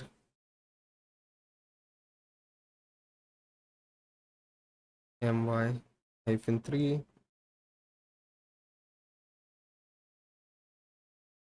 and inside this we're going to be pasting this particular code that we have copied to add a table. And if we just go back into our to-do list app, we refresh this, so you can see here is the output that we get.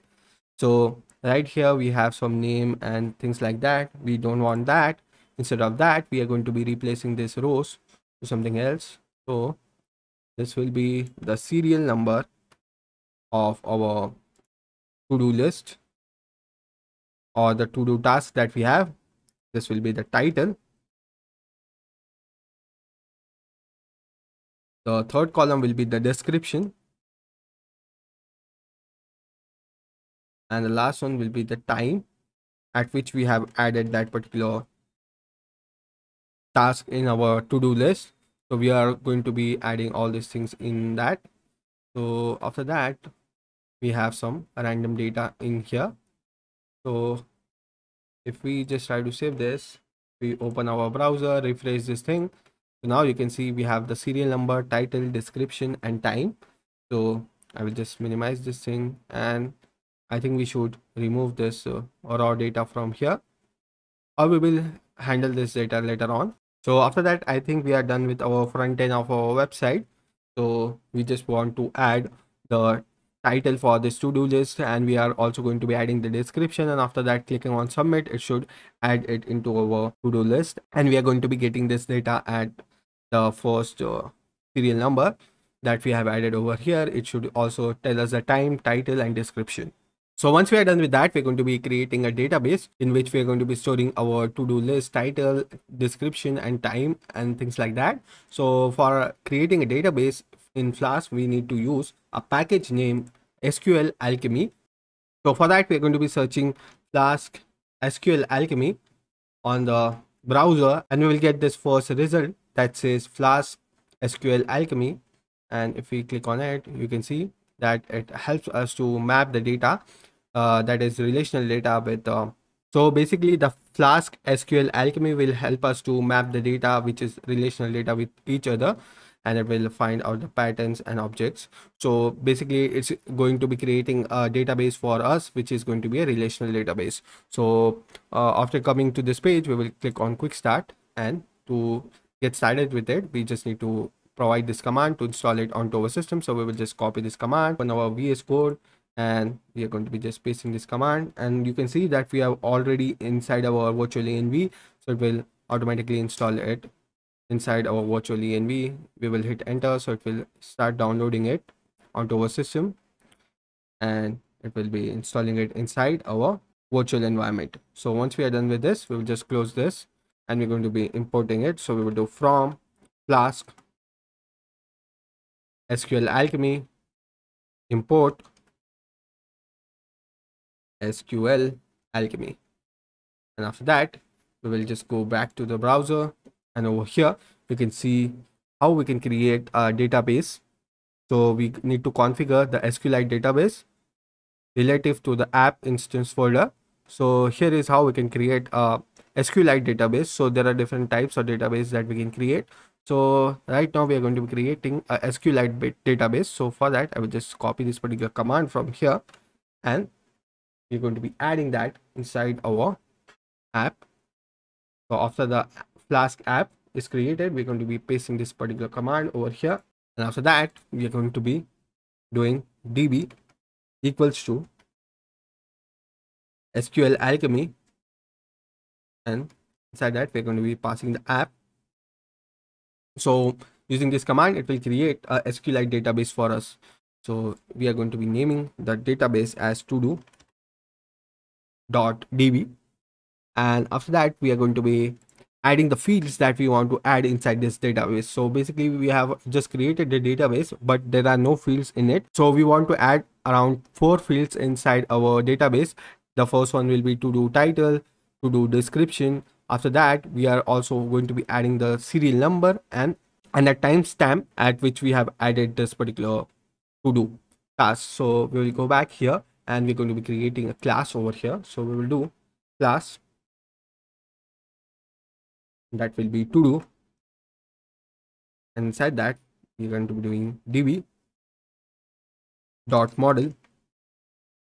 So this is the format to create a table inside this SQLite database. So basically we are going to be creating these different fields in this.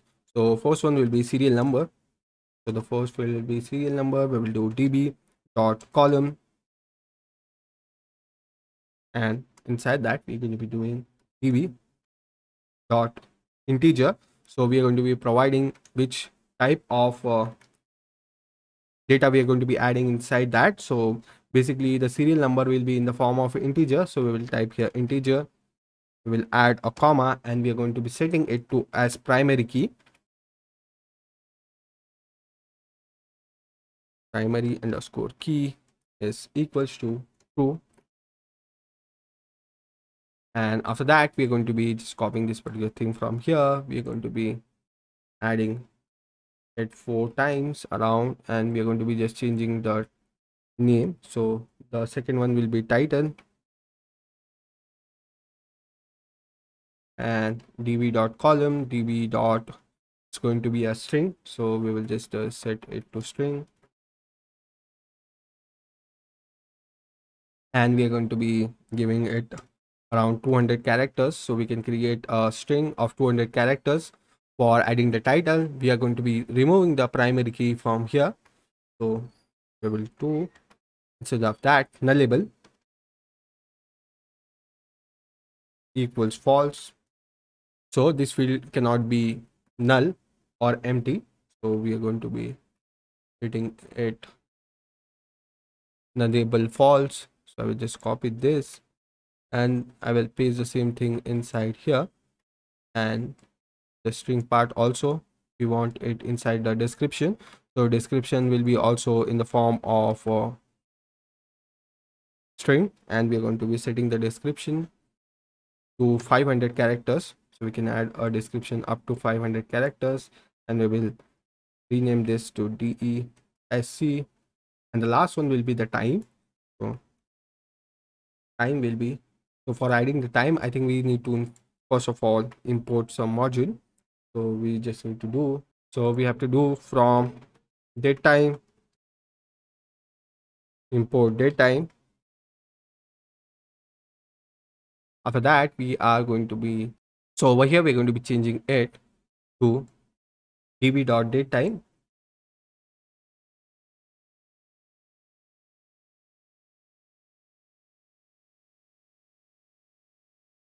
And after that, we are going to be setting the default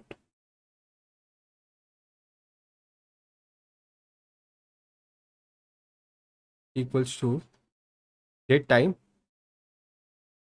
dot utc now.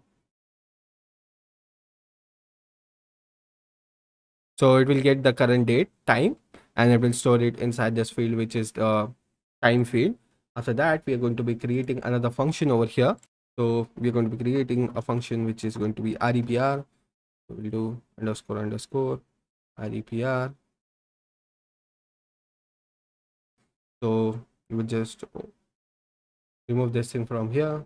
So using this function, we're going to be returning some data. So it is going to be, we're going to be using the formatting over here, and we're going to be returning the data that will be the serial number. So we'll do self dot serial number,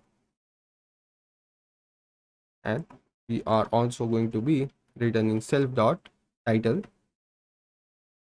So whenever we call this function, it is going to be returning this data, the serial number and the title of our to-do list. So basically now we are done with our database. So we have created this particular database that contains these fields, which is serial number, title, description, and time. And we have used object-oriented programming to create this particular piece of code. So now let's say I want to create this particular database now. So for creating that, what we can do is, so over here, if we type Python and if we hit enter, so after that, it will open the Python interpreter inside this folder. And in here, we will do from app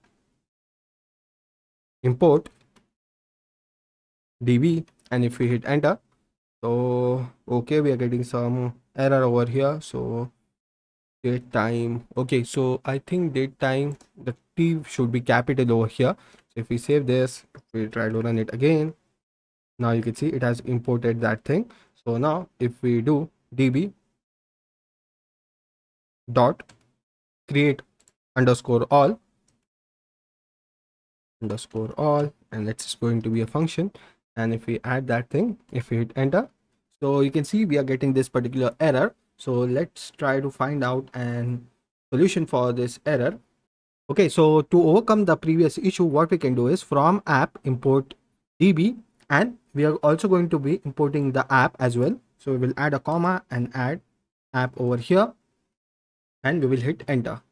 So it will import both the db as well as the app.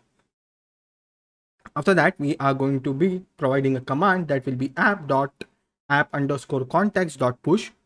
So I will just add this command over here that says app underscore context dot push. That will resolve our error. So we will hit enter, and after that, if we run our command to create db dot create all, and if we hit enter, now the command should work correctly.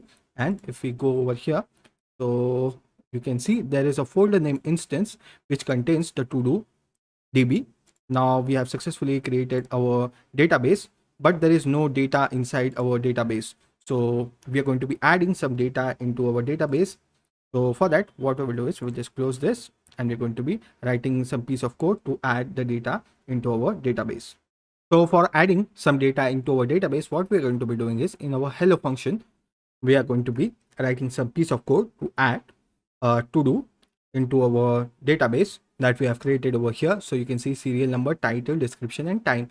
So the time and the serial number are going to be given by default. So we just need to pass two data that will be title and description of our to do. So we are going to be creating a variable name to do that will be equals to, and we will do to do, which is this class that we have created for the database. And inside this, we are going to be passing two data that will be the title. So we will do title, a title that will be equals to, and in here we will do first to do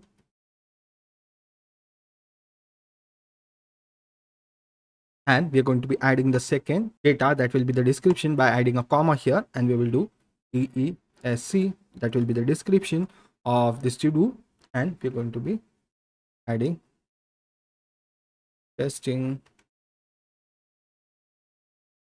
post to do. And after that, the next line, what we need to do is we need to create a session with our database. So for that, we will do db dot session dot add.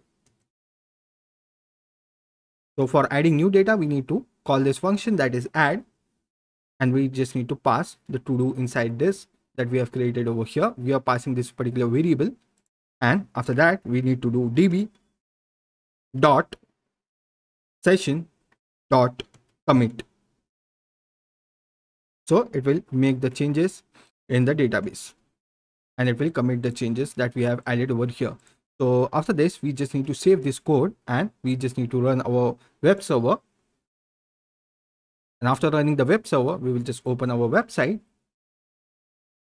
And in the output screen, you can see there is an error that we're getting. It says no such table, that is to do. Insert into to do time variable. Okay, testing time is given. Okay, it is showing that there is no such table. So we have already created a table over here. As far as I can see, there is a table name to do. Okay, so to solve that particular error, what I did is I stopped my server from running, and I just refreshed the page. And after stopping the server and refreshing the page, now this is the output that we get. Now our web app is visible, and there are no errors over here. So after that, if we just go inside our folder, so if we just try to find over here, you can see inside our folder we have a to do database that is it has created inside a instance folder. So here is the database that it has created, and what we can do is we can just try to see the data that it has stored inside this database by just searching for SQLite viewer. And after that, we will get this first result. We'll just click on this, and we are going to be dragging our database and dropping it over here. And you can see here is the data that it has collected from our database. Okay, so you can see here is the data that it has generated for us. So if we just refresh the page more times, it will add more data into our database. If we go back, go in here, and if we add the database, now you can see it has added these many fields into our database now. So this is how we can just check what data is available into our SQL database. Now after that, we will just close this thing from here, and we are going to be going back, and you can see here is how our app is running right now. So I will just close this thing from here, and we're going to be now trying to add the data into our to-do list app by just sending it through our HTML code that we have written. So we are going to be using these two fields to take the data, and after clicking on submit, it should show the data over here. So let's try to add that now. So the data that it is showing on the SQLite table is from here that we have added. The data is to do and the list app. So we have added this data over here, and it is fetching it and showing it into our database. Okay, so after that, we will just try to use our REPR function and try to fetch the data from our database using our website. So for that, what we can do is we can just replace this thing to show, and after that, in here we're going to be adding few lines of code to display the data into our terminal. So for that, what we can do is instead of this, we will start to add something. This is to return the data from database, and after that, we will just remove this thing, and we are going to be replacing this name of the function to show, and we are going to be adding few lines of code over here. So we will do all to do that will be equals to do dot query dot all, and after that we are going to be printing out this particular data that is stored inside this variable, that is all to do. So after adding this, if we save our code and if we try to uh, go to our website, and over here if I add slash show and if we hit enter, so let's see what output we are getting. To do dot query dot all. Okay, it is showing that to do has no attribute query. Okay, I have misspelled query over here. So if I just correct the spelling of query over here, and if we go back and try to refresh the page, now you can see it is returning. This is to return the data from the database, and you can see the data over here inside this terminal that we have opened, and it is returning the data, and it is returning it in the format that we have added over here in this function. So you can see it is returning the serial number as well as the data or the title that it contains. So this is the data that we get as an output. So after that, we will just try to fetch the data of this to do and try to show it in this table. So for that, what we can do is we can just come over here. We'll just close this thing, and we're going to be copying this command, that is to show all the data or the query, and we will add it over here. And after that, what we're going to be doing is we're going to be returning this to do as well inside our index.html file. So we will just do all to do, and we are going to be returning this to our HTML file. After that, what we are going to be doing is inside our HTML file, we will just try to edit some data over here. So let me just try to find out where is this thing. So we are going to be removing this part. That will be the random data that it has generated. So I will just remove this part from here, and over here we are going to be using Jinja templating. So for that, what I will do is, first of all, we will just try to save this and try to see what is the current output. Okay, so it is printing out the first row. So here we are going to be making some changes. So first of all, we are going to be using the Jinja templating. So I will just add this format over here, and we are going to be first of all running a for loop. Instead of this, we are going to be running a for loop over here. We are going to be adding double percentage, and in here we will do for to do in or to do. So let's check.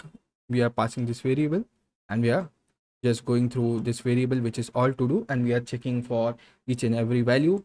The first one will be the to do dot title.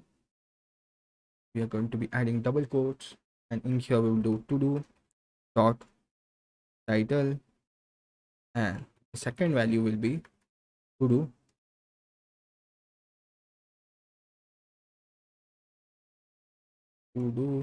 dot desc.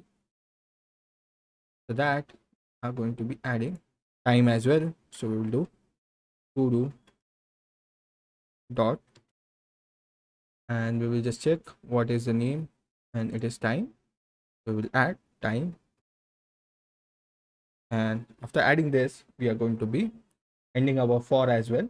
So I think we have this extra er over here, and we are going to be closing the for over here in this line. So to do double percentage, and in here we will do and for.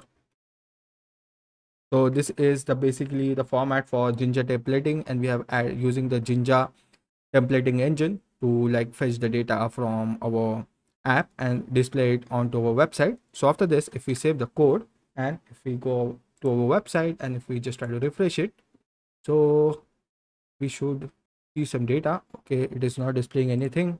Let me just check if there is any issue with this thing. Okay, see what is the issue over here. So it is all to do, we are passing it over here. Okay, so over here we just need to do all to do is equals to all to do.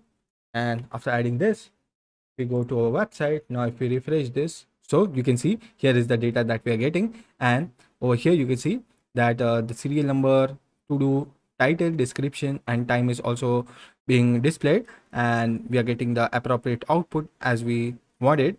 So here is the output that we're getting. Once we are done with this, we will just try to go back and we are going to be getting into our file. Right now you can see that the serial number is 1 for all these to do items, so we can just change it by just adding to do dot serial number, and after adding this we'll just save the code. We go back to our server, we will refresh it and it should display the numbers. Okay, let me just check what is okay, SNO, SNO. And if we save the code, now if we go back, refresh the page, now you can see the numbers are in sequence now, 1 2 3 4 5 6 and up to 20.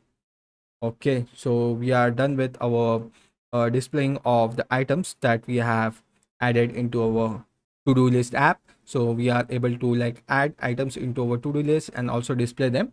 So we have completed the two main features of CRUD operation. So we are able to create and also we are able to fetch the data from our database. So now let's try to add some more functionality into it.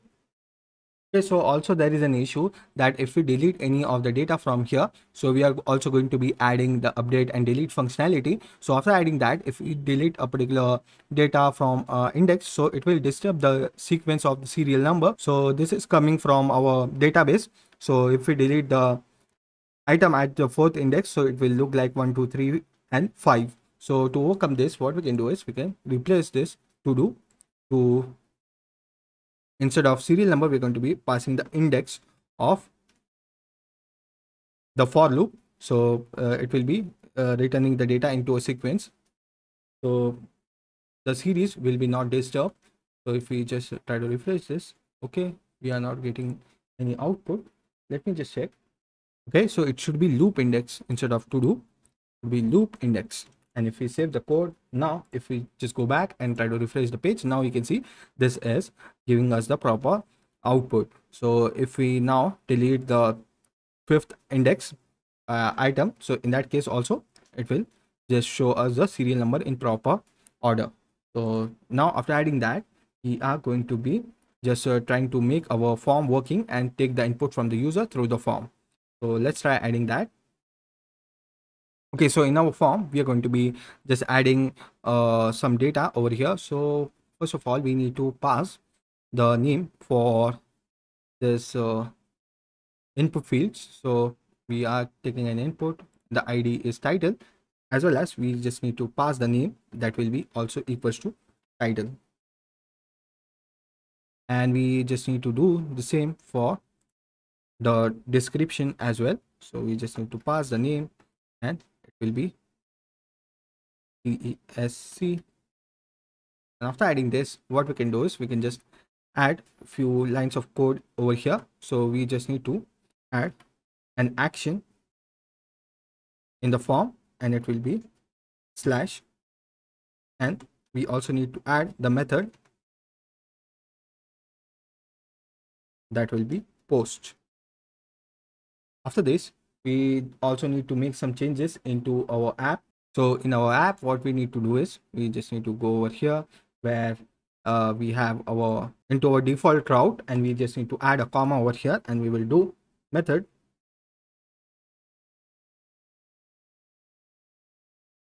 and we are going to be allowing two methods that will be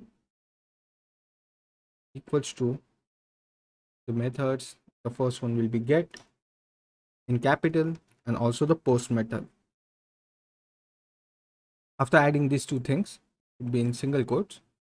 Okay, after adding this, what we can do is we can just check if request, okay, we have not imported, I think, request. So we also need to add a comma over here and we can import request, which is available in Flask itself, and we are good to go using this request. So we will do request dot method is equals to post. In that case, what we are going to be doing is we are going to be printing out that it is working.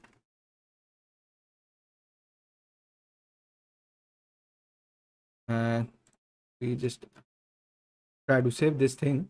And if we go to our server, try to refresh this thing, and if we add some data and click on submit, so let's see if we are getting any output. So in the output, you can see that it is printing out that it is working. So now we can also fetch the title as well as description from here. So if we do something like request dot form, and we're going to be fetching the title from here. So what we can do is we can just add brackets over here, and in single quotes we'll do title. And if we save this, and if we go to our website, if we add something, and if we click on submit, so let's see if we are getting the data. So you can see here is the data that we have added into our form, and we are able to fetch that data using this piece of code. So similarly, you can also try to print out the description as well. So I do ESC.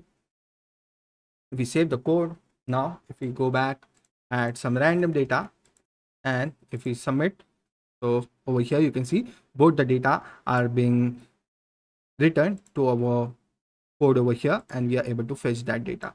So now we are able to fetch the title as well as description, and we are able to pass it into our backend. So after that, we can do one thing is that we just need to remove this print from here, and we are going to be storing this data inside a variable that we are going to be naming as to do title underscore title, that will be equals to request dot form dot title, and we are going to be naming the second variable as desc underscore to do, that will be equals to request dot form dot desc. After that, what we can do is we can just write the code to fetch the data. Also, we are going to be data, that will be equals to do, and in here we're going to be providing the title for the to do, that will be equals to do title, and the second one will be desc that will be equals to desc underscore to do. So we are now passing these two data into our variable that is data, and we are going to be storing it inside our database. So we will do db.session.add, and we're going to be passing the data inside this, and the second line we're going to be doing db.session.commit. So after this, it will be able to fetch the data from our form and store it inside our database. And you can see we are also displaying the data. So once we are done with this, we will just try to save the code, and we will go into our app. And if we just try to refresh the page, so you will be able to see that right now there is data inside our to-do list app which contains all this data. So let me just try to do first to do create last app, and if we just try to submit it, now if we scroll down, you can see that here is the data that it has added into a to-do list with first to do as the title. There is the serial number as 21, the description as well to create the Flask app, and the time span is also being saved inside our database. So now you can see here is the data output that we get, and here is how we can add a number of to do tasks. So we'll do second to do task, write a Python code for addition of two numbers.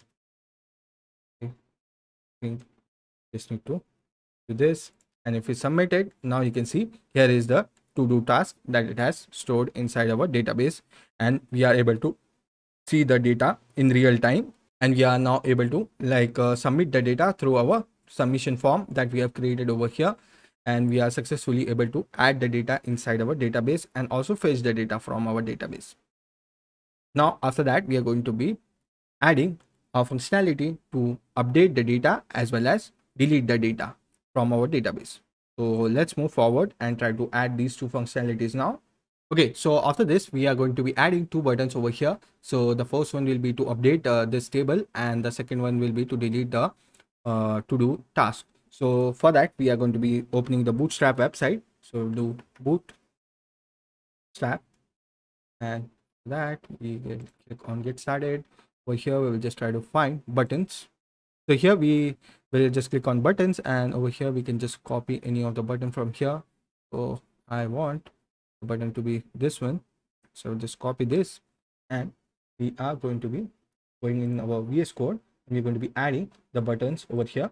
So what we will do is we will scroll down in our HTML file, and we'll just find out where we are just printing out the outputs, and in here we're going to be creating another 3D and going to be closing this, and we're going to be creating a button in here.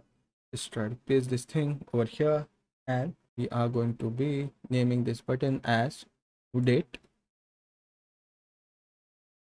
and similarly we want another button that will be to delete.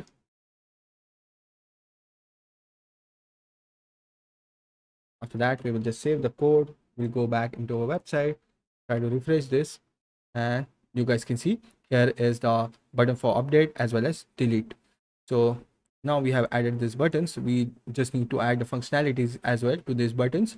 So after this, what we can do is we also can change the color for these buttons as well. So for delete, let's add this thing over here. So I will just try to copy this, and we are going to be just changing this class from here to danger, and similarly we will just copy the success one for updating our data. So I will just try to add it right here, and if we save the code, we go back over here, if we refresh the page, now you can see the update button is in showing green and delete button is red. So the user will now understand that if we click on update, it will update the data as well as it will show a danger on the delete button. So after adding this, what we can do is we can just change this thing. So what I will do is I will add a tag over here, and we will do href, and we are going to be doing update for this one slash, and we are going to be passing the serial number with this. So the serial number will be to do dot sno, and similarly we are going to be doing the same with the delete as well, and we're going to be calling a function that will be delete. So do delete. So after this, what we're going to be doing is we're going to be creating some endpoints for this in our app. So over here, what we will do is we'll just we don't want the show, so we're going to be replacing it with delete.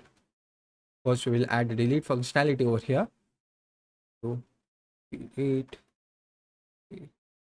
So that we're going to be writing some piece of code in here. So after this, what we are going to be doing is we are going to be adding another slash over here, and we are going to be getting an integer value from our front end or our database that will be the serial number of this to-do list. So we are just going to be passing the integer value of it as well, and we're going to be passing it in here. We will do SNO inside this delete function, and after that, what we will do is we'll just try to remove this all from here. We will do to do equals to do dot query dot all. Instead of all, we are going to be doing here filter by underscore by, and inside this brackets we are going to be providing serial number that will be equals to serial number, and we'll do dot first, and this will be also a function call. So over here you can see we are creating a to do that will be equals to do dot query dot filter by, and we are passing the serial number that we are getting from our front end. So we are just clicking on this delete button, and it will also return the serial number of that particular to-do list item. And after sending this serial number, we are just trying to delete it, which will be the first item inside that serial number. So after this, we just need to write db dot session dot delete, and we are just going to be passing to do, and after that we are going to be doing db dot session dot commit. So it will make the changes. After this, if we just try to save the code and we go to our website and try to refresh the page, now if I click on delete, so let's see it is working or not. Okay, I think it's not working for some reason. We'll just try to refresh the page again. We click on delete. Okay, not working at all. Let me just try to see what is the issue over here. Okay, so I forgot to remove this button from here, so I just need to remove this. And if we just try to save the code again, and if we go to our server, try to refresh the page now, and if we click on this delete now, so okay, it is showing this is to return the data from database. Now I think it is able to delete this data, so I think we have now 27 data. If we just click on delete, we go back, what is the output right now? If we refresh the page, now you can see the items are being deleted from our database. So if I just delete few more items, so I just click on data delete button, and if we just try to refresh the page now, so you will be able to see that it is able to delete the data from our database. And now we have only 22 items. Previously we were having 27 items. So we are successfully able to delete the data from our database with the help of this delete function. So I think sometimes it is not working, so we will try to solve that part as well. So let me just try to delete all these random data that we have added. If we just try to refresh this page now, so you can see we only have 16 data now, and we'll just try to delete all the data. And if we refresh the page, now you can see we have only this much data available.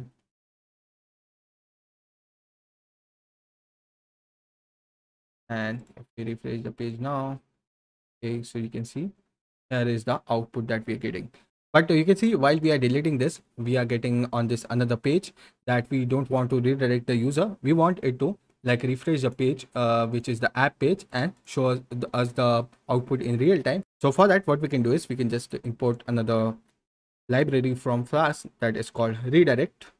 We'll do redirect, and over here what we will do is we'll just try to remove this thing from here, and we're going to be calling the redirect function, and inside this we're going to be redirecting the user to the slash. And after this we just go back, try to refresh the page, and now if I just click on delete, so you can see it is deleting the data in real time, and we are also getting the output in real time as well. So this is how you can get the data. And now right now you can see there are no data inside our to-do list app. And if we just try to add some data over here, so if I just do some random data, and if we just hit on submit, you can see here is the output that we get. So we can just click on delete, and it will remove this item. But if there is no data inside our to-do list app, in that case we just want to show the user message that there is no data inside our to-do list app. So for adding that, what we can do is we can just make some changes into our HTML file. So here are going to be, so right here what we will do is we will add an if condition inside this. So For that, we'll do double percentage symbol, and we are going to be doing if all to do. We are going to be adding the pipe symbol, and we're going to be providing the length. After this, we will do double equals to 0. In that case, we are going to be printing no to do tasks, and we are going to be adding an else as well for this if and else statement. After that, we're going to be ending this, so we just need to add double percentage symbol and if, and also we just need to make some changes over here. So just try to select this part and we'll bring it over here. After the submit button, we just try to save the code now, and we go back into our to-do list app. If we refresh this, so you can see no to-do task. Okay, what is the issue over here? It is also printing out the table as well, so we don't want the table, and we just need to add this thing. After this, we now save the code and go back, refresh the page. Now you can see no to do task. We will just try to add it in proper format.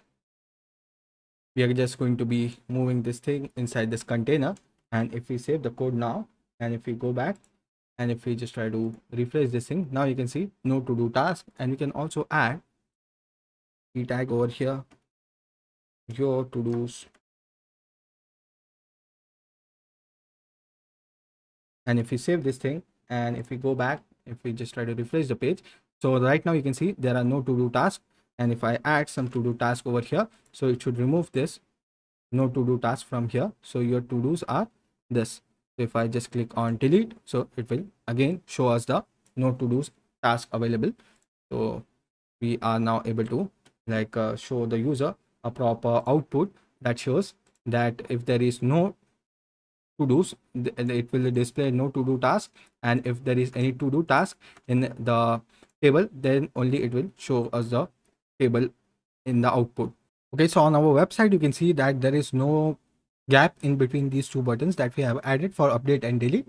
So we just need to make a small change over here in our code to add some space in between. So right here we have the code for the button, and we have added the required details over here. So after this, we are going to be adding a space, and we will do button btn hyphen sm, and we are going to be giving it mx, that will be 1. And similarly we will do the same for the delete button as well.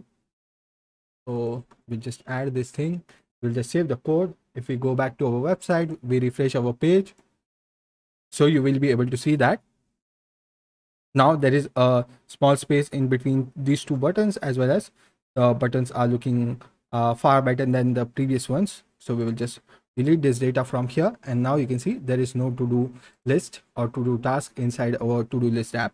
After that, what we are going to be doing is we are going to be creating another page for updating our data. So right here you can see that if we want to add some data, so if I add some random data, and after that if I click on update, so you can see there is no URL available over here. So we need to create a function or a route for that as well to update. So whenever we click on this update, it should open a new page and give us the title for this data as well as the description. So we will be able to update the title as well as the description of this particular to do.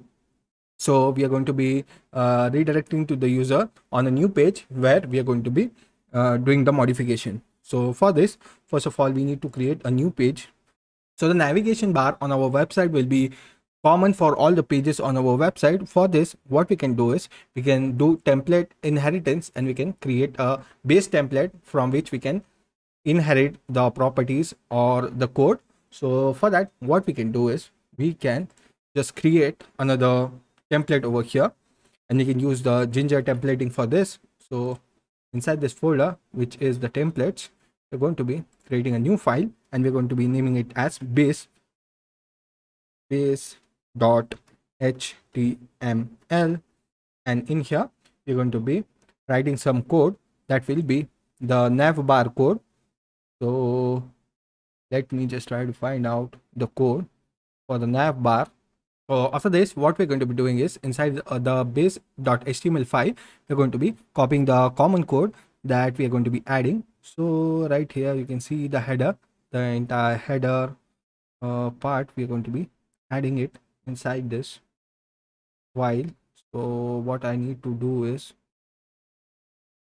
we are going to be copying this entire head from here, or we are going to be removing it from this file, which is the index.html, and we have the body as well. So we are going to be copying the header of our website from here. So the header is right here. So this is the code for the header, and it's in here. So I will just try to remove this from here, and so that we are going to be getting inside our base.html, and inside that we are going to be adding this part. So this we also need to take the body as well. So we're going to be removing the body, adding it over here, and we are going to be closing the body at the last.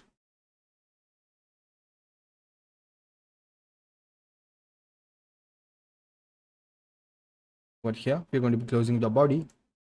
After this, we are going to be adding a block over here. So over here we're going to be using the gender templating. So we'll add double percentage, and in here we're going to be creating a block. So we'll do block, and the name of the block will be body. And after that, we are going to be closing this block as well. So I will just copy this and do end block.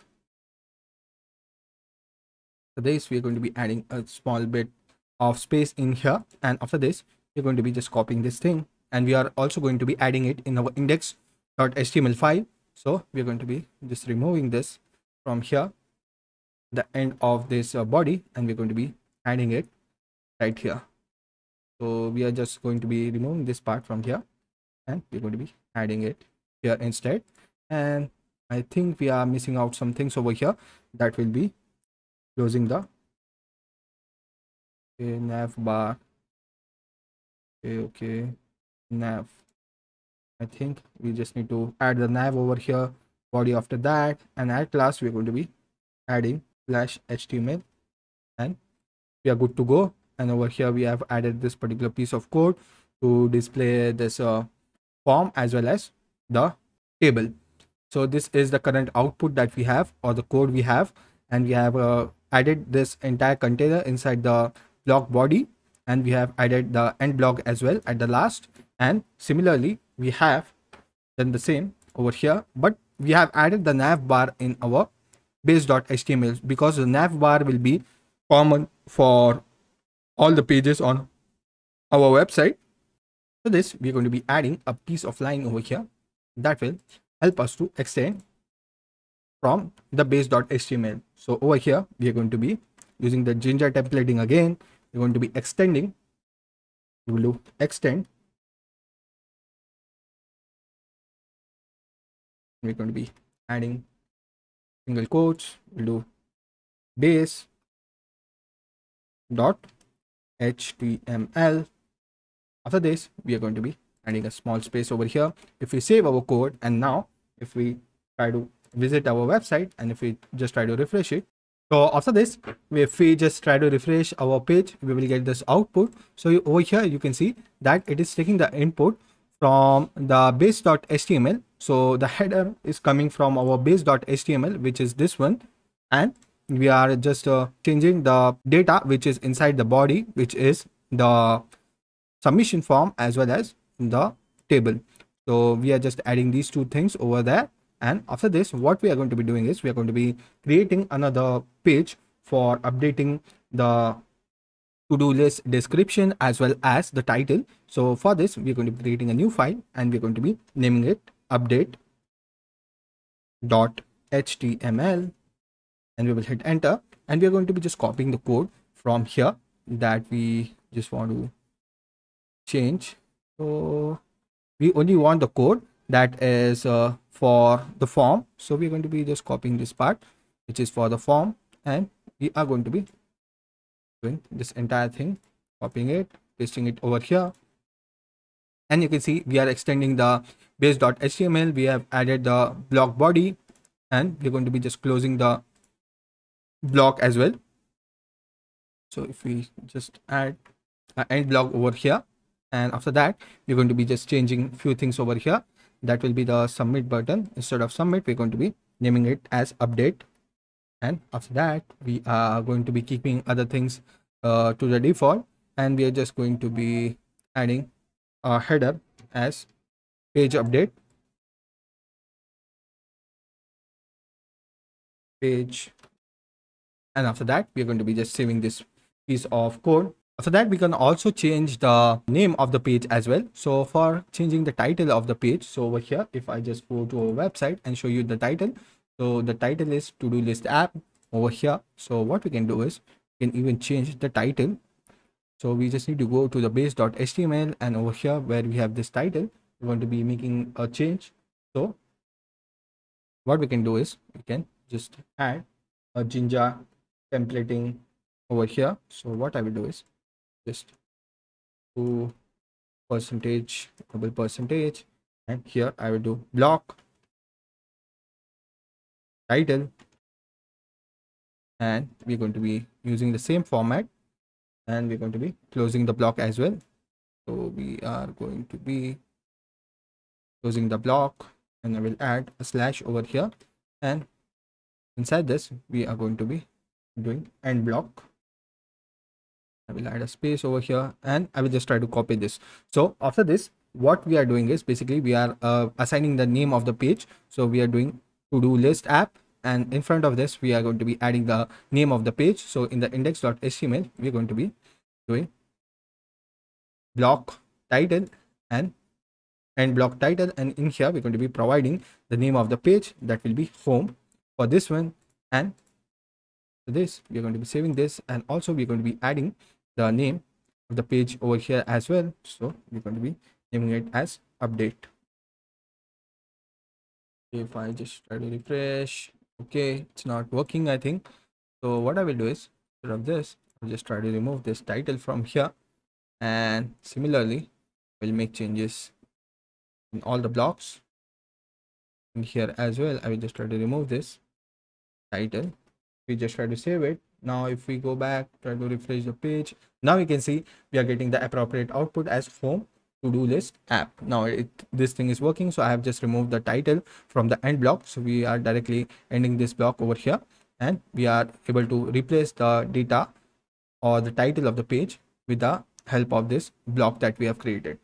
So I think you got a clear idea of how you can add different names to this pages. So once we are done with this, we are going to be moving into our app.py and creating the route for updating the data, and we're going to be using the update.html page to update the data. So for creating a route, what I will do is I will just try to copy this thing from here, and we're going to be creating another function, and this will be the update function. So in the update as well, we're going to be passing serial number of the data, and I will just name this as update. After this, we are going to be doing to do equals to do dot query dot filter by serial number is equals to first. So we are just going to be copying this entire line from here, and we're going to be doing return render template, and we're going to be rendering the template which is the update.html. So we'll provide update.html, and we're going to be separating it with a comma, and we will do to do is equals to do.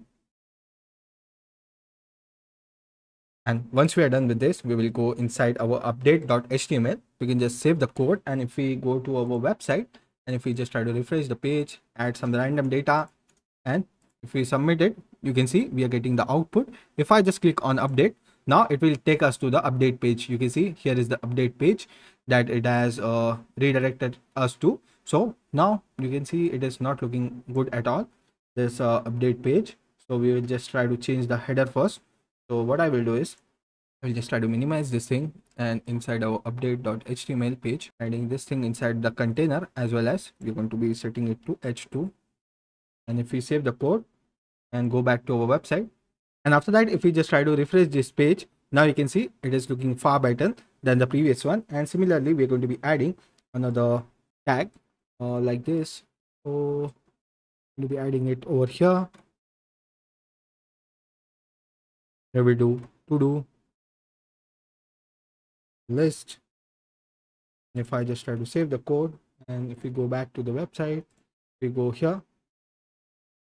If we just try to refresh this, now you can see to-do list. So it is looking far better.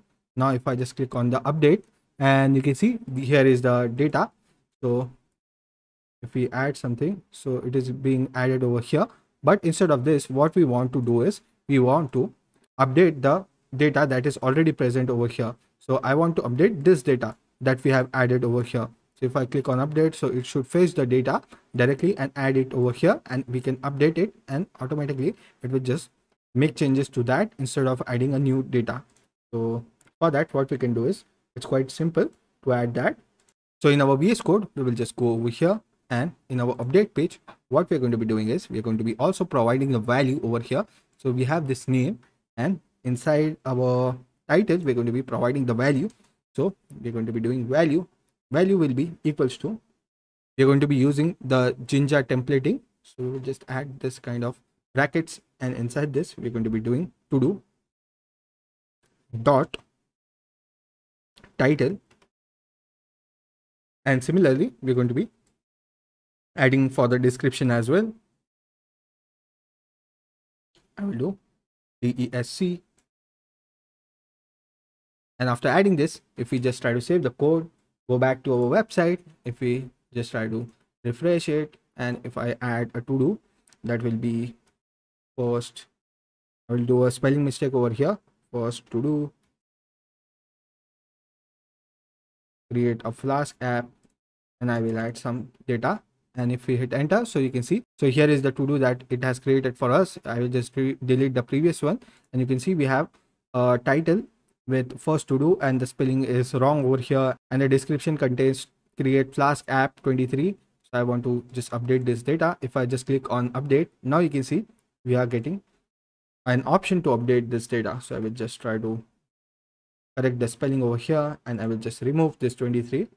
And after that, if we just click on update, now you can see that it has updated the data, but we have another output as well. Okay, so this error is coming because we have not completed our update function. So we just need to go back over here, and we need to complete our update function. We have only added this particular piece of code, but we also need to do an updation on our data. So for updating the data, what we need to do is we just need to add an if over here. So we will do if request dot method equals to post, and also we need to add this piece of code in here as well for the update. And after that, we are going to be performing some operation. So we are going to be performing the same operation that we have done over here, but we just need to make some changes. I will just copy this data from here, add it inside this if statement, and we'll just try to format things. And over here we are passing the data, and after that we are just going to be copying this part, adding it over here. After that, in the next line, we will do data dot title is equals to do title. Just copy this, add it over here, and similarly we'll do data dot DESC is equals to DESC to do. And after this, we will just try to save the code. And after that, what I need to do is we just need to do return redirect to the home page. So after this, if we just try to save the code, and if we go back to our website, And if I just try to refresh the page now, so okay, I will be just deleting this data, and we will just try to click on update, and we're going to be updating this data. So I will just add first, and I will just remove 23 from here. And if I just click on update, so still it is creating a data. I just need to check. So to solve this issue, what we need to do is we just need to change this thing to update, and we will add a slash, and we're going to be passing the serial number over here. So we will do to do dot serial number SNO. And if I just try to save this, and if we go back to our code, if I just try to delete this one, and if I just try to refresh the page now, if I just click on update, now we will just try to remove this data, and I will just correct the spelling. If I just try to save this and click on update, now you can see it is updating the data in real time. So if you add something, and if you forgot to add more description about it, or you misspelled something, you can now update these things. So I will do to do for today, create a Flask app using VS Code. If I just click on update, now you can see it is updating the data in real time. I will do create a website. Okay, I have misspelled something, and I will do use Flask, and I have misspelled both the things, and we have added it into our to-do list. After this, what we can do is we can just click on update to create a website using Flask. So I just need to correct the spelling over here. It also correct the spelling for the Flask, and we can just click on update, and now the things are updating in real time. We can also delete them, and it will show no to-do tasks available. So this is how we can create a to-do list app. We have added different functionalities, such as adding the title, description. We have also seen how to do different code operations, such as create, update, delete, and we are successfully able to create this to-do list app. So I hope you really enjoyed this particular project of creating a to-do list app using Flask. So I think that was it for this lesson. Hello everyone, welcome back to the course. In this particular lesson, we are going to be creating a new project using Flask that will be a live CCTV footage. So basically, we are going to be live streaming the footage from our webcam that we have connected with our system. So using it, we can also access this footage of our CCTV or our webcam using our IP address. So I will be showing you that as well. So let's get started with it. So first of all, what we need to do is we need to create a new folder inside of our Flask. So over here, we're going to be creating a folder named CCTV -live. And in here, inside this folder, we are going to be creating app.py. Okay, I just need to add a dot in between here. So I will do app.py. And after that, we will just try to create another folder that will be templates.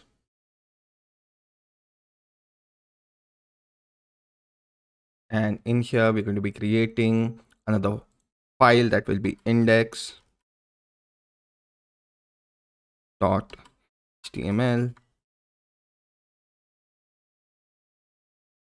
And that's it. So first of all, we will just try to write some code inside our app.py. So in here, we're going to be first of all importing from Flask, import Flask. Also, we're going to be importing two other modules that will be render template and response. And after that, we're going to be importing the package that is OpenCV to get the footage from our webcam. So let's try to see if we have already installed it onto our system or not. So let me just try to open this terminal, and I think we just need to activate the virtual environment over here. So I will do cd flask env, and inside this we're going to be doing cd scripts and type here activate. Okay, I need to go into cmd and do activate.bat, and if we hit enter, now you can see we are inside our virtual env. So now we are going to be installing this package, which is going to be opencv. So we will do pip install opencv-python, and if we hit enter, so it will start installing this opencv package, which is the open computer vision package, onto our system. So it will take few minutes to install it. So let it get installed, and after that we're going to be starting with our code. So now it has successfully installed this package onto our system. We will just try to import it in our code. So we will do import cv2. So we just need to write the cv2 keyword to import the open computer vision library. I will just try to close this panel from here, and after that we will do app equals to flask underscore name underscore. So that we're going to be creating a camera. So we'll do camera variable, and inside this variable we will set our camera. So we'll do cv2 dot video capture, and inside this we're going to be providing some value that will be 0. So if we have multiple webcam connected to our system, so in that case we can change this value to 1 or 2. So it will switch between different webcams that are connected in our system. So right now we only have one webcam connected, so we'll select the webcam at the 0th index. After that we are going to be creating a app route. So we'll do @app.route,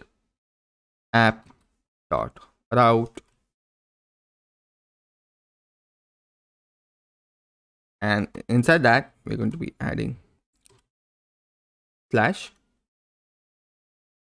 and we're going to be defining index.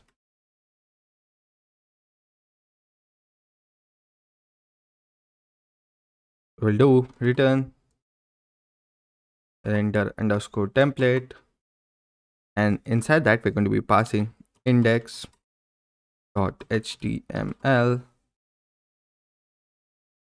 We also need to create a function using which we are going to be capturing the frames, and we're going to be displaying on the website. So for that we're going to be creating a function. So I will name it as def cctv underscore live, and inside this function we are going to be doing while true. In that case we are going to be doing success,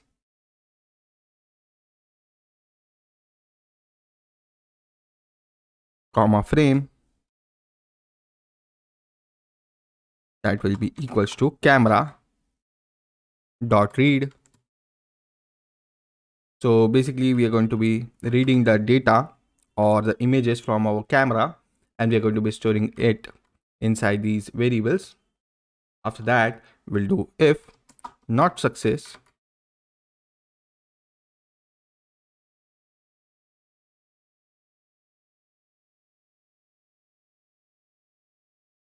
in that case we're going to be breaking out from this loop, and if it is true, in that case we will do an else, that will be ret comma buffer, that will be equals to cv2 dot im encode. So basically we are going to be encoding this buffer or the frames that we are getting from our camera into a jpg format that we can display on our website. So we will do dot jpg comma frames. So it will convert these frames into jpg format that we can easily display on our website. So after that we are going to be doing frame equals to buffer dot 2 bytes. So basically, if we are working with OpenCV, in that case, if we want to display it, in that case, we just need to pass the data into a bytes format. So that's why we need to add this piece of code over here. For that, we need to use a function that is yield. So we need to do yield, and in that we need to do p, and we need to use a format something like this. So I will just try to add it in here instead of typing all the things. You can see, so this is the format that we need to use to display the live video onto our website. So this particular piece of code will refresh the frames every second, and using it we will get all the images in the form of a video live stream on our website. So once we are done with this, we will move forward and try to create another app route. So using this piece of code, it will be capturing the live video from our webcam, and after that we just need to display it onto our website. So for that, we are going to be creating another app route that will be app route, and we're going to be adding slash video. After that, we are going to be creating a function def video, and inside this function we're going to be doing return response, and inside this response we are going to be calling our function that we have created, that will be cctv underscore live, and it's a function call. We will add a comma in between, and we will do mime type equals to, and inside this we're going to be passing some values. So I will just try to copy the multipath value. So I'll just copy this and add single quotes and paste this value inside this. So you can see this is a piece of code that we need to add to display the video onto a screen. So this is a multipath x mixed replace, and there is also a boundary frame. So let's try to go inside our index file and add some piece of code inside this. So what I will do is I'll just add some basic code over here, and in this we are going to be adding a header over here. So I will do h1, it will be cctv live footage, and after that we are going to be creating a div. So I will do div, and inside this we are going to be displaying image. So for that I will do img and image, and the src will be equals to, we are going to be adding Jinja templating over here. So I will just do double curly braces, and in this we are going to be doing url for, and there should be an underscore over here, url for, and inside this we are going to be passing the video.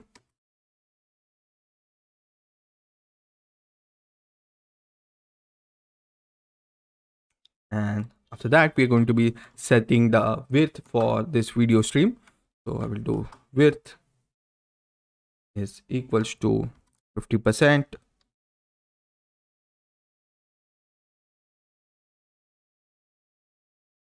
and after that we're going to be closing this image tag. And after that, if we just try to change this thing as well, so I will just change the title of our web page to this, and if we go back into our app, and I think we just need to add the main function call over here. So after this piece of code, we're going to be creating a main function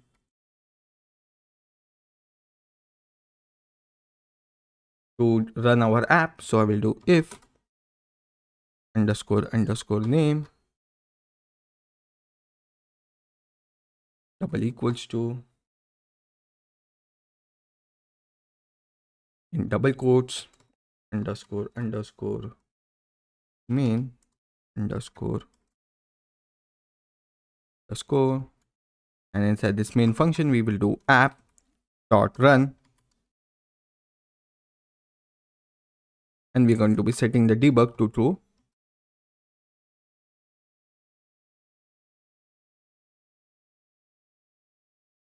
And after that, if we just check for if there is any error in our code, so let's check. I think everything is good to go. So if we just save our code and try to run it, I will just open our virtual env, or I will just try to see if we have already inside our virtual env. So we have already selected the virtual env interpreter. If we just try to run the code, so let's see what output we will get. So here is the server running. If we just click on this link, so let's see if it opens the live stream for us or not. So you can see here is the output that we get. So if I add slash video, let's see the output. Okay, I think I have not connected my webcam, so just wait a second. I will just connect the webcam and we will try to see this output again. So if I just try to close this, and if we just try to stop the server,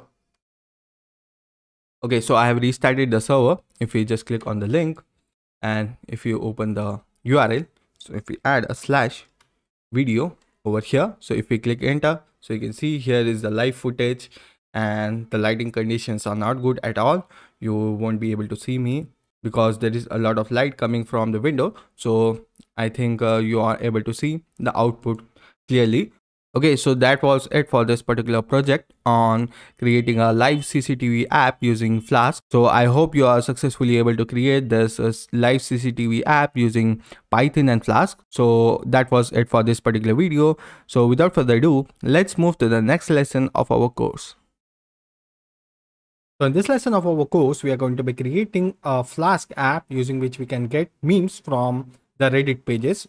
So for creating this, first of all, we need to create a new folder inside our Flask folder. So in here, we're going to be creating a folder name, meme app.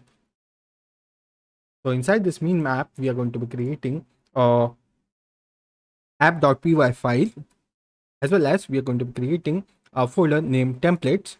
So we already know what all things are required for creating a Flask app. So these are the requirements that we need to create first of all, and after that we also need an index.html page, and after that we will go inside our app.py file. So in here we're going to be writing the code to fetch the memes from the Reddit page. So basically there is a API that we can call to get the memes in the form of image, and we can display it on our website. So first of all we will do from Flask import Flask. After that we are going to be also importing in the template. We are going to be importing a module named JSON and another module named request. So I think request is not installed onto our system. So for installing it, we're going to be opening our terminal, and over here we're going to be doing cmd. We'll do cd Flask, and we're going to be activating our virtual env. So over here we will do activate.bat. Now you can see we are inside our virtual env. Over here we're going to be trying to install this request module. So for installing it, we'll just copy this name and we will do pip install request. If we hit enter, so now you can see it is trying to install it onto our system, and it has successfully installed it. So once we are done with this, we'll just try to close this terminal and minimize it. After that I will just try to do a little bit zoom so you can see the entire code. So these are the packages that we have imported. So after that, we are going to be creating the app. So the app will be equals to Flask, and inside this we are going to be adding underscore underscore name underscore underscore. So this is how we can create an app. After that, we are going to be adding an app route. So we will do app dot route, and it will be slash. So on the slash route, we are going to be doing def index, that will be returning render template, and we are going to be returning index.html, and I think we need to add it in double quotes. So we have forgot to add double quotes over here. So after this, it will render this template that we have created, which is HTML. So after this, we need to create a function to get the memes from our API. So for creating that, we need to just define a function. So we will do def get meme, get underscore meme, and inside this function, we are going to be passing few variables. The first one will be the URL. So we need to add a URL to get this meme. So for getting the meme, we have this particular API that we can use. So over here, you can see this is the API from David, that is meme API, which can fetch the memes from the Reddit. So this is the link that we can use to fetch the meme. So we will just copy this particular link from here, and we are going to be adding this link in the URL. So in the double quotes, we will add this particular link over here. After that, in the next line, we'll do response,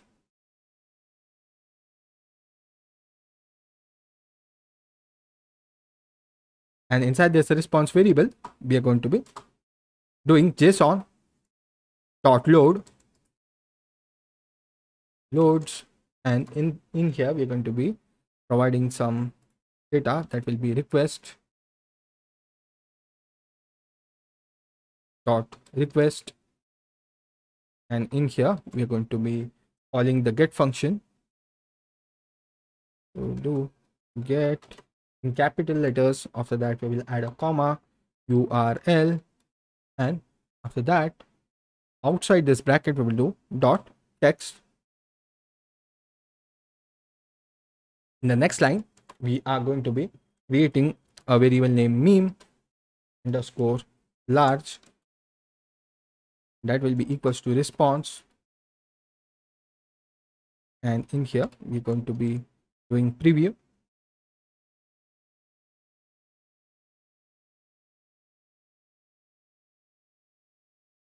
and that we need to add an index that will be -2.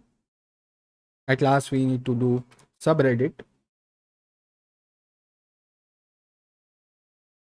that will be equals to response and the name of that subreddit. So basically, we are first of all getting the meme as well as the name of the subreddit where this meme is being published. So I will just copy this thing and add it over here, and we are going to be returning all these two values that we are getting. The first one will be meme large, and the second one will be the subreddit at which this meme has been published. And after that, inside this index function, we are going to be creating two different variables, that will be meme underscore pic comma subreddit. Just try to paste this, and we will do equals to get underscore meme. So basically, we are calling this function and we are assigning the values to these two variables. So whenever we call this get meme function, it will return the data that will be meme large and the subreddit, which will be stored in these two variables. And we are going to be doing over here, we're going to be adding a comma, and we're going to be providing meme underscore pic, that will be equals to meme underscore pic, and also we are going to be adding a comma, and we are going to be providing subreddit, that will be equals to subreddit. So after adding this, our code is almost done. Inside the app.py, we need to go inside our index.html and we need to add some code over here to show the output to the user. So we are returning all these two values, that is the meme picture as well as the subreddit in the index.html. So we just need to display it over here. So we are going to be changing the title of our website, that will be meme website flask. So this, inside our body, we are going to be creating an h1 tag. So I will do h1 close. Over here we will do a website to get memes using flask. After this, we are going to be adding another line over here. So we will do a paragraph, and inside this we will do meme will refresh in 30 seconds. After that, in the next line, we will just display out our image. So I will just add a paragraph, and over here we will display the image. I will do image img src, that will be equals to, in double quotes, you're going to be providing the meme pic. So I will do meme underscore pic, meme underscore pic. After that, we are going to be also printing out the name of the subreddit at which this image was published. So for this, we will just try to remove this thing here, and instead of this, we will type here subreddit, and we are also going to be removing this double quotes from here. Do current subreddit, and we're going to be adding a colon, and we're going to be displaying this value to the user. So I think we are done with this particular piece of code. And if we just try to save this and we go into our app, and if we just try to add the main function over here, so if I just try to do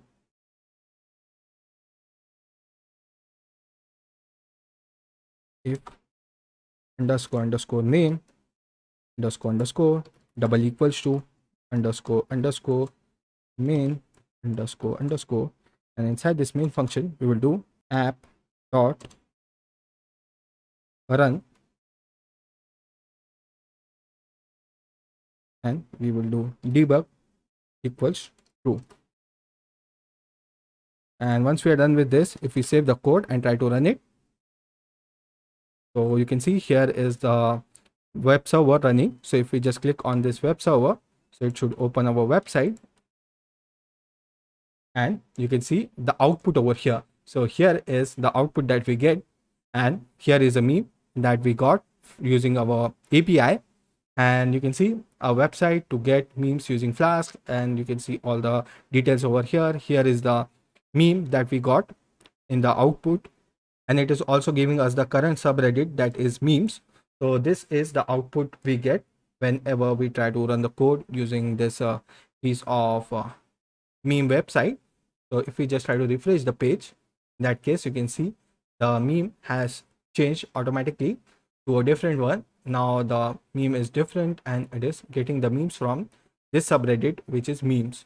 So if I refresh the page again, you can see the memes are changing again and again. So I can refresh the page n number of times, and it will give us new memes every time. So this is how we can create a meme website using Flask, and using this particular API that we have added over here. So this is the API that we can use, which is memeapi.com, and we can add /gimme. Also, you can refer this entire documentation that is available over here on this GitHub page. So you just need to search for meme_API, which is from David. So if you just do meme-API, and if you hit enter, so you will get this first result that will be David meme_API. So you can just go here and go through it, and you will get all the details required for getting the output from this API. So here are further details related to it. So right now we have this app using which we can get memes. So if we just try to refresh the page again, now you can see we are getting some new meme. So this is only available on our local system, and you can see that it is only accessible through this URL that we have on our local system. But in the next video, we are going to be trying to deploy it on Heroku itself, and we will be able to access it from the internet as well.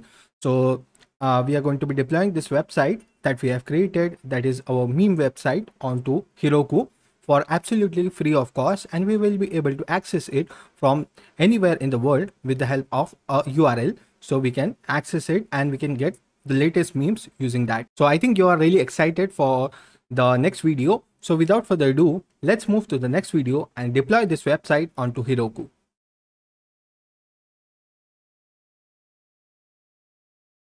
So guys, in the previous session, we have installed all the required software for our Django development. So in this video, we are going to be creating our first Django project. So for that, we are going to be clicking on terminal and open a new terminal for us. And in here, we're going to be typing a command that will be Django -admin start project,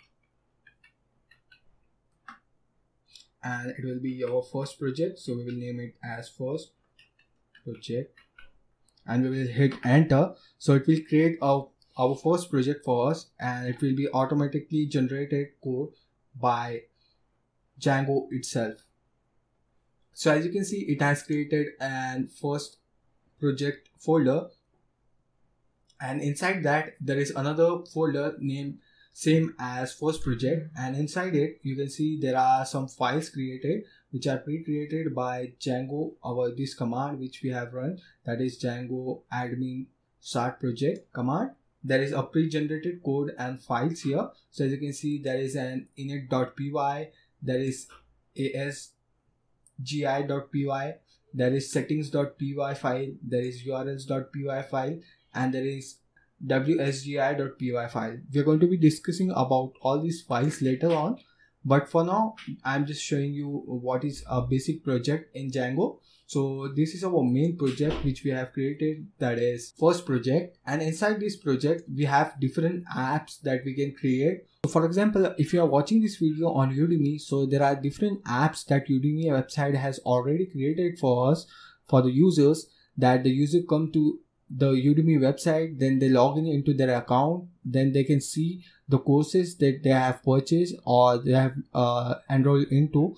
There are different options in it, like you can see the courses, you can make the payment, you can buy the course, and you can write the reviews. So all these things are different apps in itself.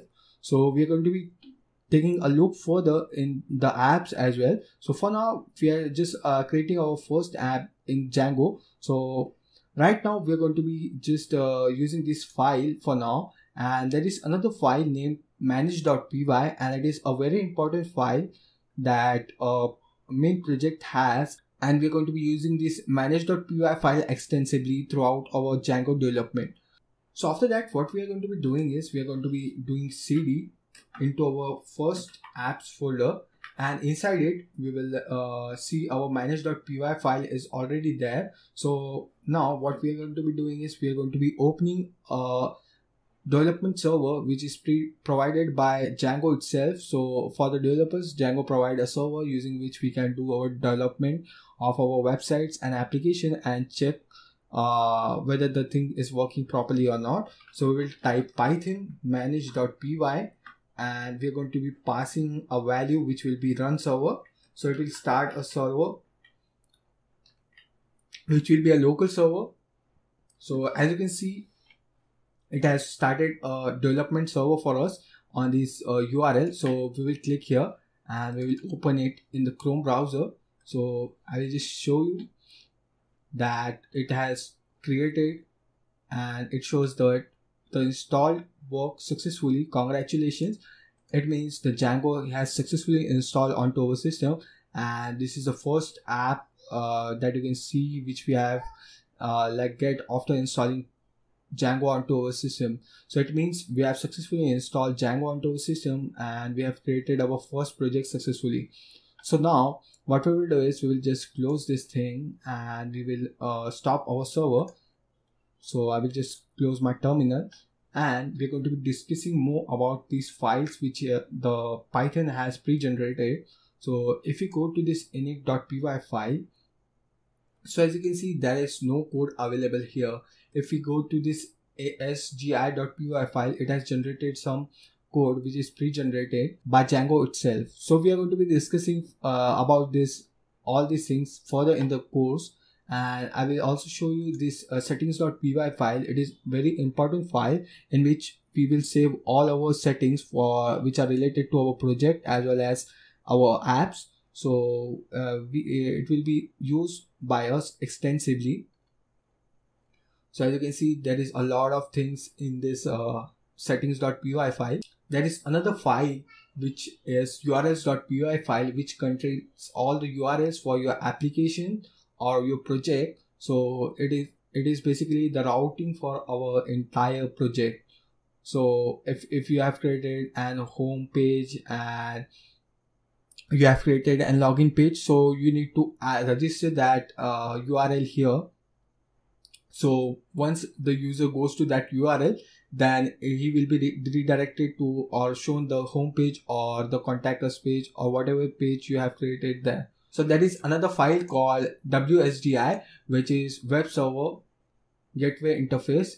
It is used for like in the production level, we need to like provide a web server gateway interface for our website. We are going to be also taking a look on this WSGI file as well while we deploy our website once we are done by creating all the projects throughout the course. And after running this command, you can also see there is another file created which is db.sql3. So it has created the database file for us automatically when we run our code. So this SQL database contains a lot of tables which are pre-generated by Django itself. I will be also showing you this thing as well. So what we will do is we will go to the extension, and in here we are going to be typing SQLite 3. So as you can see, there is an extension called Explorer. So we will click on it and we will going to install this thing onto our system or onto our VS Code IDE and let it get installed. And after that, we're going to be going back to our folder, and in here, after going to this folder, we are going to be clicking on command palette. After going to the settings, we are going to be clicking on command palette, and in here we are going to be typing SQLite open database, and we are going to be clicking on it. We are going to be selecting our database which Django has pre-generated for us. So as you can see, it is db.sqlite, and I need to just click on open. We will select this database, and as you can see, there is an option here now. And as you can see, here is an option for SQLite Explorer, and if you click on it, so as you can see, the database is right now empty, but in the further course you're going to see that it will create tables pre-generated, and there will be a lot of pre-generated code by Django itself for like the users and all that things. So we are going to be taking a look in this as well at a deeper look. So that's it for this session. In the next session, we are going to be starting with our first project, which will be a really practical and real world project. We are going to be making an password generator application using Django, and it will be a step-by-step guide for all the beginners and newbies in Django. So stay tuned with the course, and let's move to the next session of the course. So guys, in the previous session, we have used our Django admin command and the start project command to create our first Django project. And we have created this pre-generated code using that command. And this code is created by our Django itself. So in this video, we are going to be creating our first app that will be a password generator app that will generate a secure password for our users who come to our website, and it will be generated automatically and it will be a secure password. So for that, we are going to be opening our first project folder, and in that we are going to be clicking on open with code. It will start the Visual Studio Code inside this first project application, and in here we are going to be opening our terminal, and after going into the terminal we are going to be typing a command that will be python manage.py, and we're going to be typing start app. So after that, we are going to be adding the name of our application. So we will give it a name as passgen. It is a short form for password generator, and we will click enter. So as you can see, it has created another folder for us that is passgen, and in here it has also created some files like it has done for the main project. This is the app which we have created inside our main project. It has this file which is __ init, and there is an admin file, there is an apps file, there is an models file, there is an test.py file, and there is a views.py file. So we are going to be taking a look at each and every file one by one. But first, what we have to do is, after creating an app, we need to register this app in the settings.py file. So we are going to be opening our main project, which is the first project app. This is our main project. Inside that, we have created an application, which is the password generator one. So I will just open my Paint and show you the things visually. So basically what happens is, whenever you start a project in Django, there is a main project. So the black one is the main project which we have created, and I will create an red smaller circle that will be our apps. So basically this is our app. So what you can do is, we can create a main project inside. You can create a lot of apps inside this main project that can be used further into your main project. So basically you have a website in that, like for example, we have taken the example of Udemy previously, so we'll stick with that. So there are a lot of option in the Udemy website, like login page, there is a cart option, there is a payment option, and all that thing. So Udemy has created different apps for each and every functionality that they have added into their website. So there are user login, user password change option. There are a lot of options you can see. You can refer Udemy website for more. So what you can do is, you can create a main project. Inside that, you can create small apps that you can integrate with your main app, and they can like perform or you can integrate with them with each other. So that's a thing in Django. So basically there is a main application, and inside that there are a lot of small apps. So I will just minimize this thing, and I will show you what is our main app here. So here our main application is first project, and our app is password generator. So after that, we are going to be going to this file which is settings.py, and we need to register our app in here. So you can see there is an option, application definition. So we are going to be adding our app here. So there is an variable called installed app, and it is in the form of list. We need to add our app which we have recently created. So we will add passgen here, and we will add a comma, and we will save the file. And don't forget to save the file, otherwise it will not reflect the changes and it will show you errors. So after that, we're going to be moving to our application, which is our password generation application, and in here we are going to be writing our logic for what you can say basically is password generation. So we are going to be going into this views.py file, and here you can add all the logic which is required for your front end or back end, or whatever you're going to be writing, the logic will be inside the views.py file. Okay, so if you are doing a user login or something like that, or you want to generate a password. For example, we are going to be generating passwords using our application. So for that we need to create a function which we are going to be using in our urls.py file in our main function, and we're going to be calling that function, and it will generate the password for us. But for now, what we are going to be doing is we are going to be adding a home page that will be a basic home page, and it will send us a response that whatever we want to say. So we will add after this render, we're going to be adding a comma, and we will type http response, and we will import this thing from django.shortcuts import render. It is already there, and we have imported this http response. So after that, what we are going to be doing is we are going to be creating a function by adding this variable which is dev, and we are going to be creating a home function which will get the page to our home page. Whenever someone requests for the home page, so they will be provided with this page, or this function will be called, and inside this function we need to pass a variable which is request. So what we're going to be doing is we are going to be adding request here.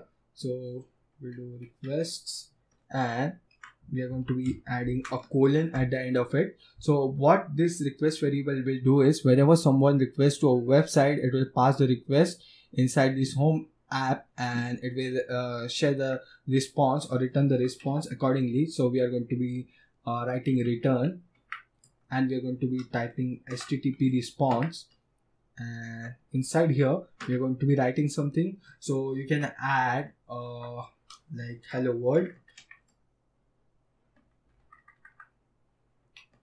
and you can add my first Django project.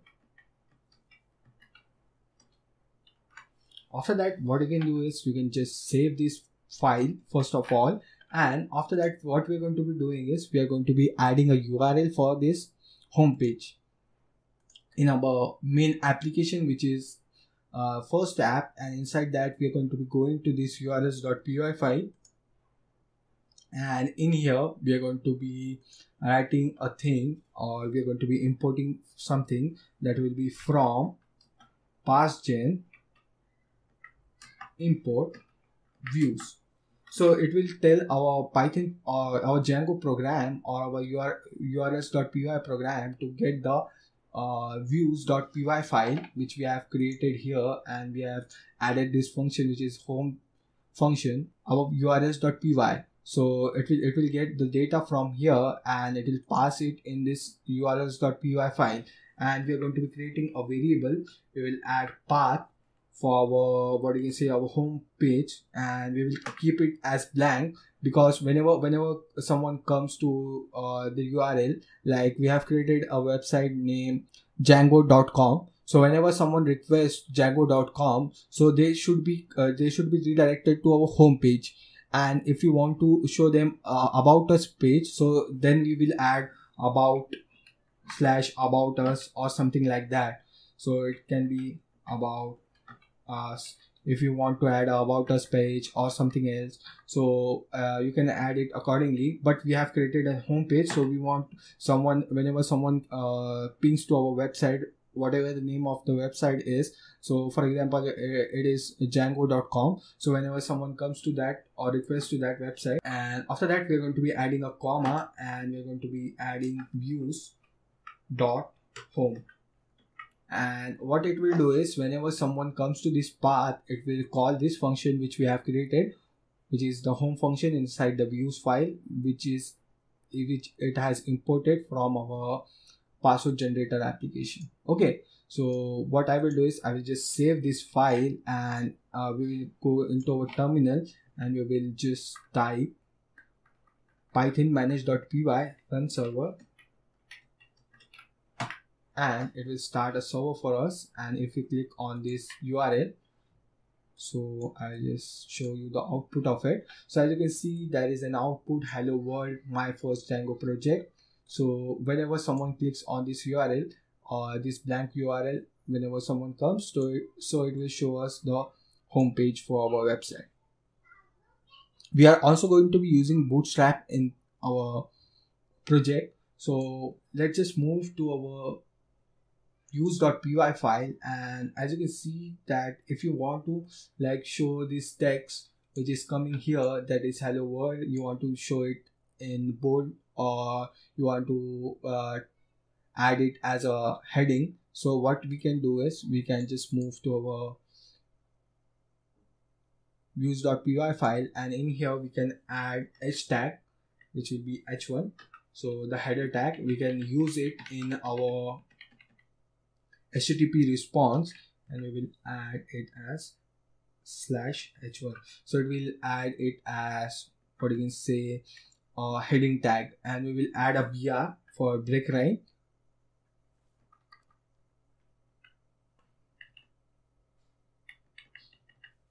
After that, we are going to be adding a br tag for the break line. It will go to the next line, our my first Django project, and this thing we are going to be adding it as h2. So it will be our heading 2. So I'm just showing it for example. If you want to like try something using it, so you can like play around with this thing as well. So it will just show our HTTP response, and whenever I save my program, so it will automatically reload our server, which is our development server. So as I have clicked on save, so it has reloaded our server.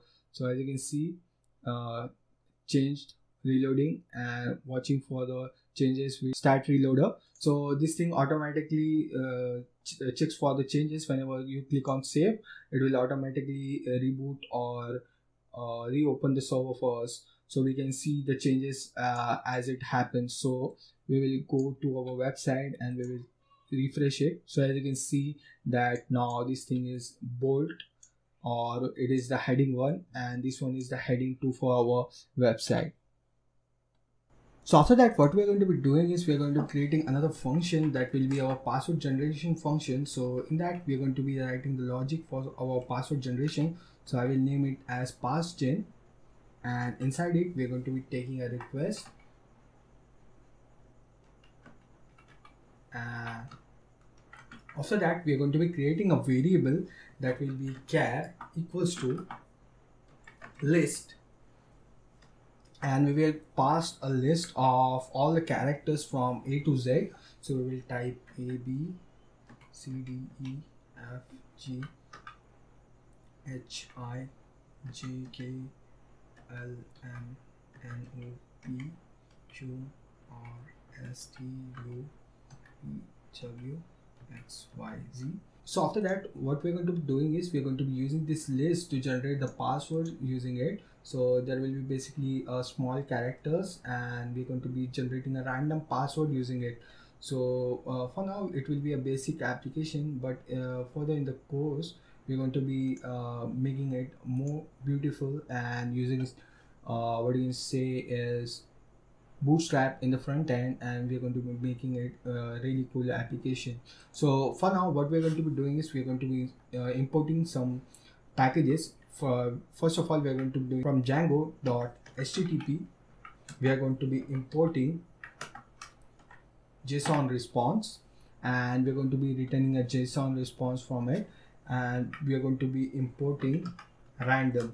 So it is a library in Python using which we can generate random what you can say random data.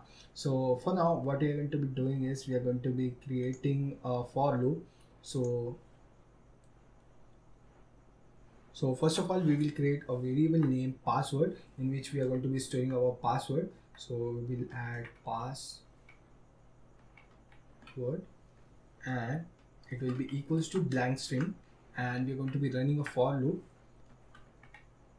for x in range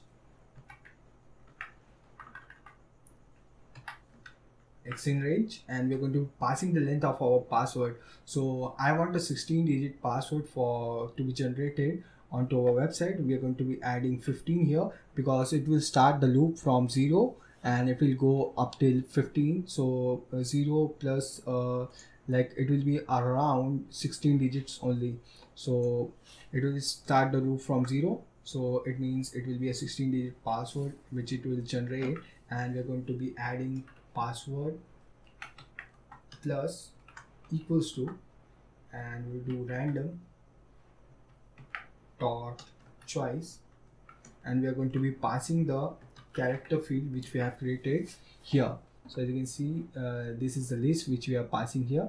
So what this thing will do is it will run the loop, and if the first character in the loop or in the string is a, so it will add it in this blank string, and if it will run the loop again, and if the second variable is e, then it will concatenate or add it in this blank string again and again. So it will do it until the 15 digits are completed. So this thing will generate a 15 digit secure password first.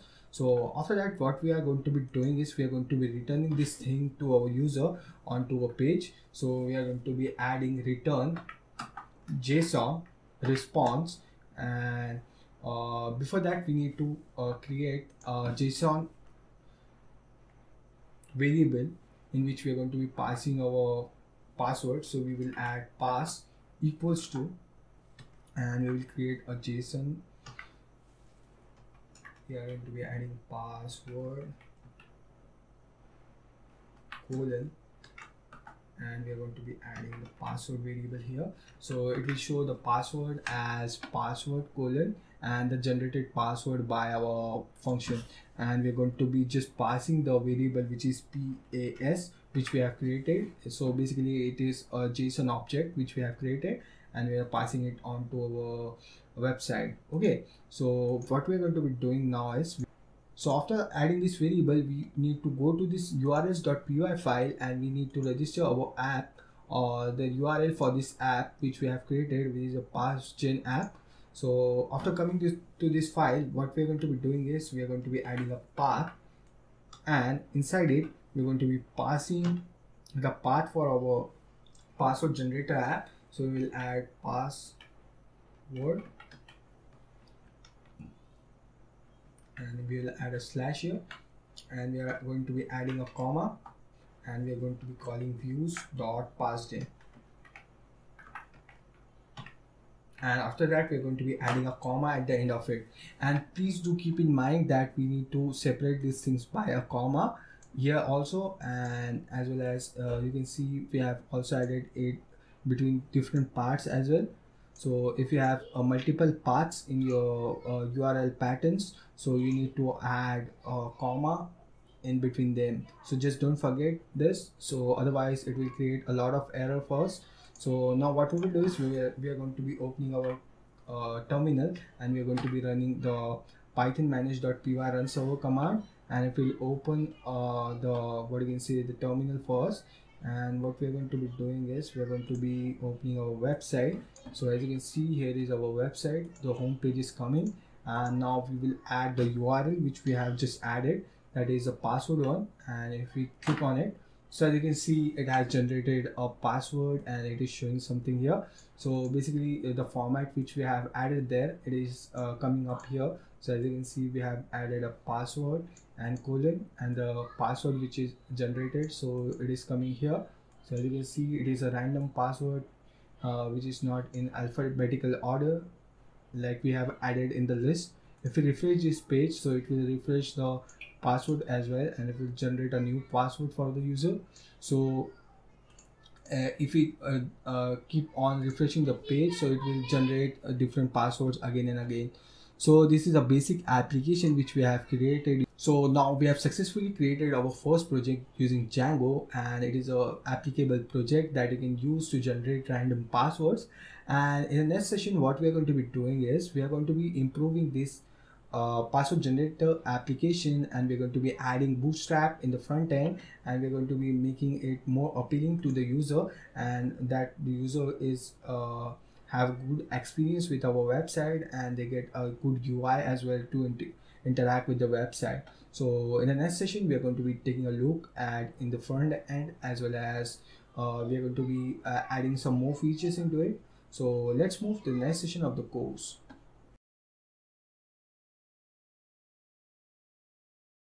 So guys, in the previous session, we have created this application using which we can generate passwords which are secured and randomly generate a password onto our website. So I have already run the server and I will just show you the output of the code. So here, as you can see, when we go to this URL, which is our server's URL, and if we go to this slash password, so it will generate a password and show it to the user. So as you can see, the password is successfully generated here, and if we refresh the page, so it will change the password as well. And we have also created this home page. So now what we're going to be doing is we're going to be using Bootstrap to like do the front end of our website. So for that, we're going to be going to this website, which is getbootstrap.com, and after going here, we're going to be clicking on get started. So using Bootstrap, we can easily create the front end of our websites. There are a lot of components in here in this website. Just we need to copy it and paste it in our code. So what I will do is I will just copy this starter template, and we are going to be going here in our folder, which is our projects folder. So inside our application, we are going to be creating a folder which will be named as templates. So we will name it as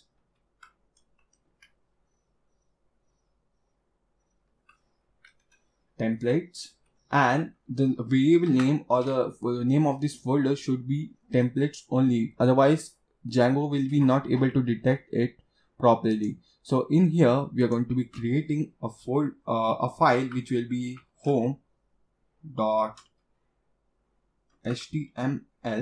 and we are going to be using it, and we are going to be using it for the front end of our website, and we will display the content inside this file. So as you can see, the title of the page is hello world. We have just copy pasted the thing from the getbootstrap.com, and the starter template, we have just copy pasted it in the home.html file, and we are going to be using this file to render or show this to the user when someone clicks on or goes to our website, which is the URL of our website. And whenever this home function is called, so we will just change this thing, and we will just remove this part from here, and we're going to be using the render function, and inside it we're going to be passing request, and a second one will be the name of the file which we want to like render. So it will be home.html, and if we save this program, okay, so it will restart our server. And if we go back to our website and if we refresh this, okay, there is nothing happening here.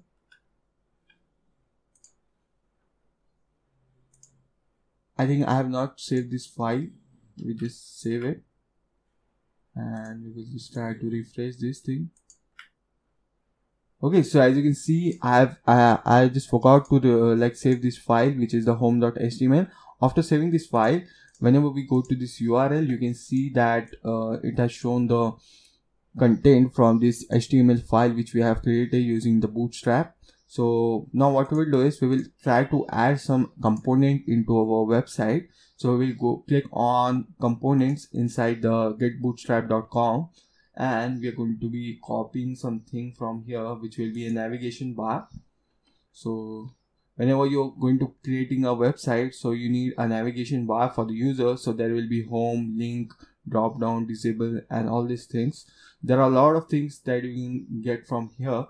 So we can also copy the alerts thing. So we are going to be showing the user alerts, that will be the password in a form of alert. So we will just copy this one, and what we're going to be doing is we're going to be coming here. Inside here we're going to be creating another file which will be our password which will show a generated password. So we are going to be typing password.html, and inside it we are going to be just pasting this part first, and we'll just copy this thing and also paste it inside here, and we will add that line in here. We will just remove this hello world and we will paste this thing, and inside here we are going to be passing our variable, which is the generated password. So after that, we're going to be adding Ginger templating here. We're going to be using Ginger templating and showing our password to the user, so which is generated from our backend, and we will show it into the front end. So we will do password, and what this thing will do is basically this is a what you can say format of rendering the templates or showing the data from onto a templates from the backend and showing it into the front end. We can use if else statement and for loop as well in the front end to like show the content of our website into the front end. So basically it is a format of showing the user the output. So we'll just change the name of the or the title of the file, which is password later, and we will just keep these letters capital, the first letters of each one capital, so it will look good. So now what we will do is we will save this file and we will move back to our views.py file, and previously you have seen that we have rendered this template, which is HTML home.html, and now we will do the same. We will just remove this HTML this JSON response, and in here we are going to be adding render. The first parameter here will be request, and the second parameter will be the name of the file which we want to render. So it will be password.html, and there will be another thing which we want to pass, that will be our password which we are getting from here. So it will be PAS, or we will name it as password equals to PAS. Okay, so it will pass this variable inside it, or what we can do is we can just remove this thing from here and we'll just do Control X, and we're going to be pasting that thing here. So basically what we are doing here is we are passing a dictionary in which we are passing the current password which is generated by our application. So if we save this thing and if we move back to our server and if we refresh our page and we'll just add /password. So as you can see that the password is generated and it is inside this box. So now what we will do is we will just format this code a little bit, and we will go back to our password generator application, and in here what we are going to be doing is we're going to be writing your new password is, and we are going to be keeping this thing in the center, so we will add a center tag here. So we will write center, and at the end of it we will just close this center tag.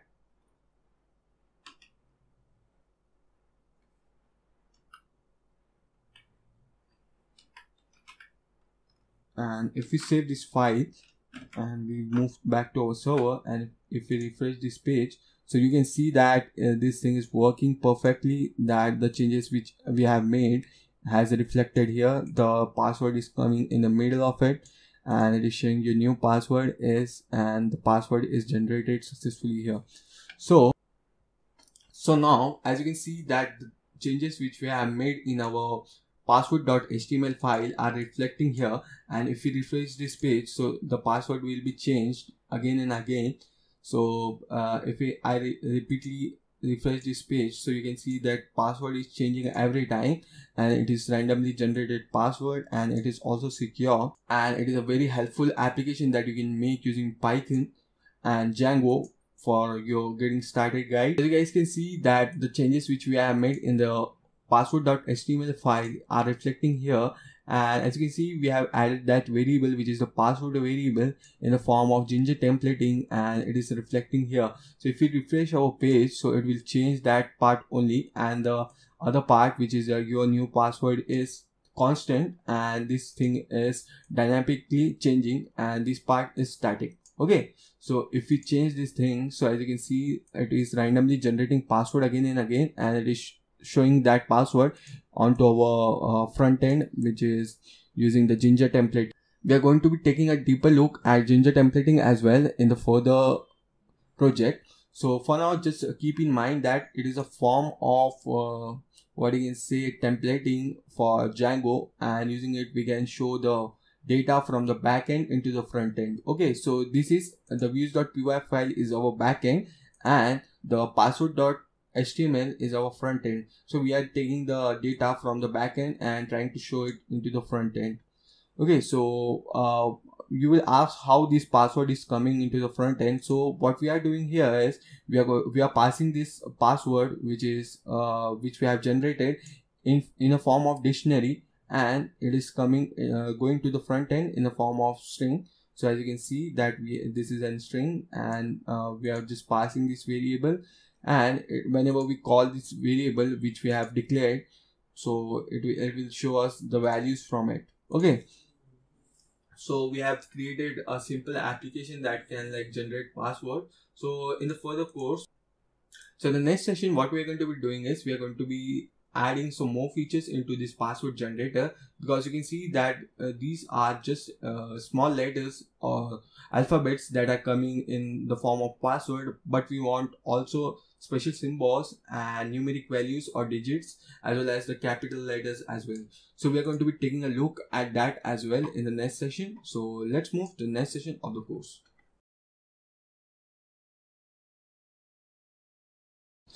So guys, in the previous session, we have added this bootstrap into our front end, and we have used it to generate the password and like format this website and show the user the password in the green alert background, and it has some static data which is your new password is, and after that we have generated the password which is dynamic in type. And if we refresh our page, so you can see that the password is changing every time we refresh it.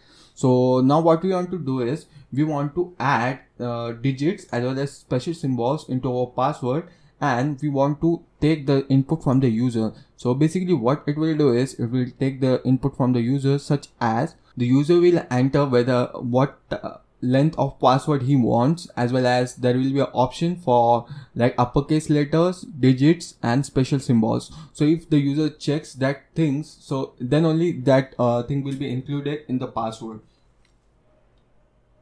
So it will make our application more usable for the user. So now what we are going to be doing is we are going to be going back to our VS Code, and in here what we are going to be doing is we are going to be making changes into our home.html file, and in that what we are going to be doing is we are going to be taking the input in the home.html file of our password generator. So we will just change the name of this thing. We will just copy the content from here, which will be the password generator. The title of our home.html page should be password generator, and we can add an app here. So it will be our app, and in here what we are going to be doing is we are going to be adding password generator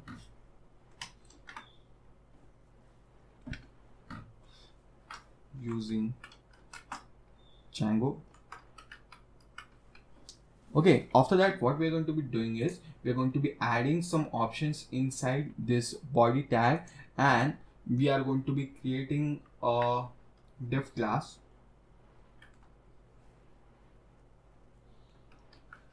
div class equals to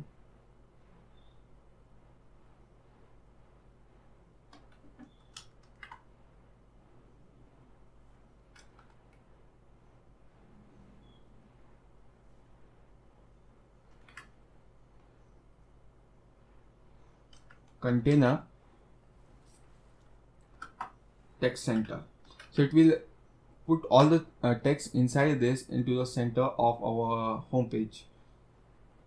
So we will do text center, and after that we will just close this tag, and inside this tag we are going to be adding or we will just cut this line from here and we'll just paste it inside this container. Okay, so it will put all the text in the center of our page, and after that what we are going to be doing is we are going to be adding a form.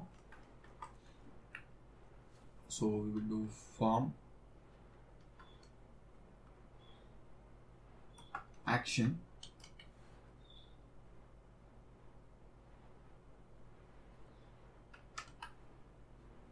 equals to, and in the single quotes we are going to be again using Ginger templating inside here. So we will just add curly braces, and inside it we are going to be adding 2% symbols, and after adding these 2% symbols we are going to be doing URL, and inside it we are going to be passing password. So what this thing will do is whenever someone submits this form, then it will redirect to this URL, which is our password, which is generated. So now what we are going to be doing is we are going to be adding a drop down menu for the user, so they can check for the length of the password. So we will add select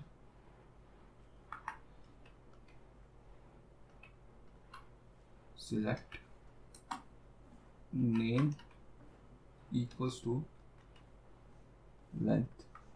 Okay, so this name is very important because we are going to be using it in the back end to perform the operations according to the selected things. So in this drop down menu we are going to be adding the name of the variable, or the name of this container will be length, and inside it what we're going to be adding is we are going to be adding some options that will be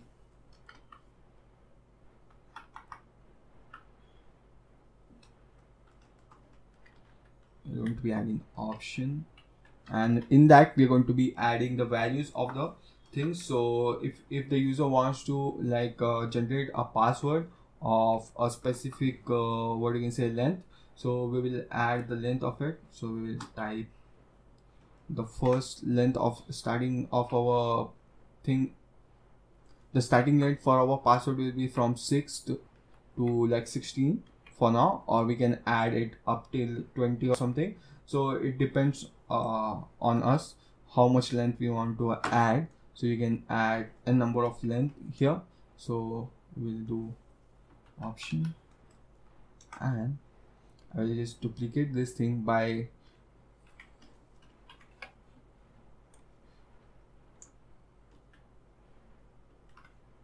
just copy this thing and we just paste it.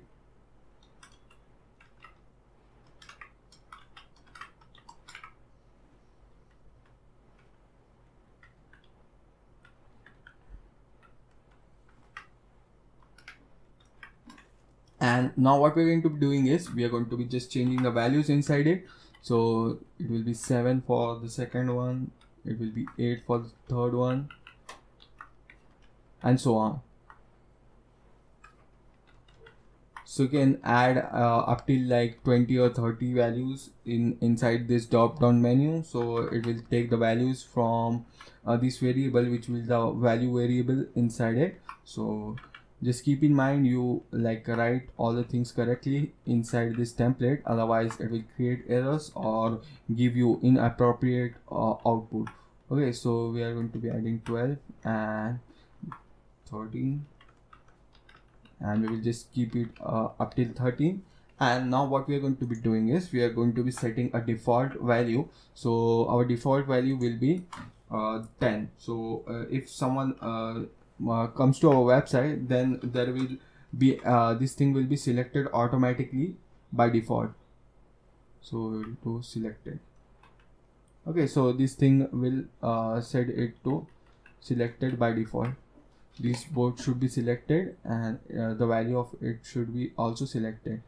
Okay, after that what we are going to be doing is we are going to be closing this select thing, and we'll close the drop down menu for us. So we will do slash select. After that, we are going to be adding a BR tag for break line. So it will create some spaces between these things. We are going to be adding 2 BR tags. And after that, we are going to be adding some check boxes. So we will do input, and inside it there will be a variable name type equals to, and we will add checkbox. Okay, check hyphen box. Okay, and inside this type we are going to be adding checkbox, and after it we are going to be adding the name of it. So we are going to be naming it, the first one as uppercase. So this one will, if the user selects this one, so it will include the uppercase letters in the generated passwords. So we will add uppercase in here also, and just do this variable as capital, and we will try to add a break line in between these things. So we'll do br, just copy these brs, these two, and just paste it inside here. And after that we are going to be just copying this thing again, or what I will do is I will just copy this part from till here, and I'm going to be just pasting it 2 times, because we also need the input for, or you can say, the digits as well as the special symbols. So we can easily do it by just changing the name inside here. So we will do it as digits,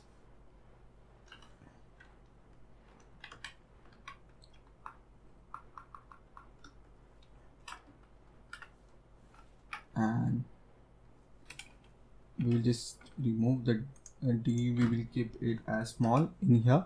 And in here what we are going to be doing is we are going to be adding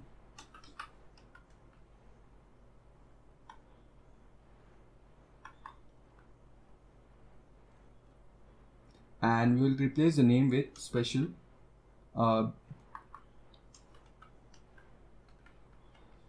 We will name it as symbol, and we will just name it as this one. So this thing will create symbols for us, like the special characters and symbols. So it will generate the password with them as well.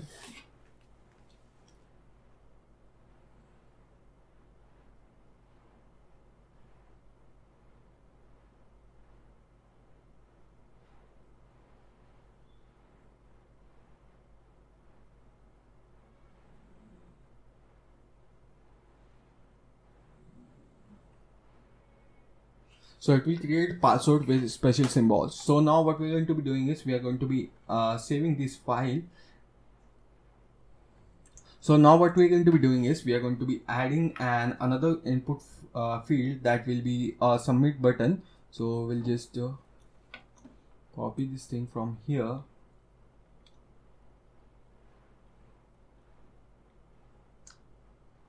and just paste it inside here, and we'll just remove the symbol thing from it.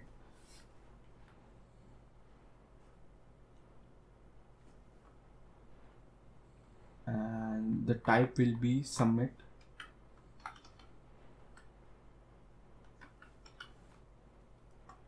and the value we will give it as, we also need to close this double quotes, and after that the value for it will be password generator,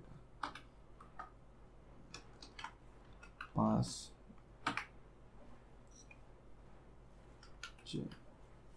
Okay, so after that what we are going to be doing is we are going to be just saving this file, and if we move back to our running server, so if we refresh this page and if we go back to the home page, and okay,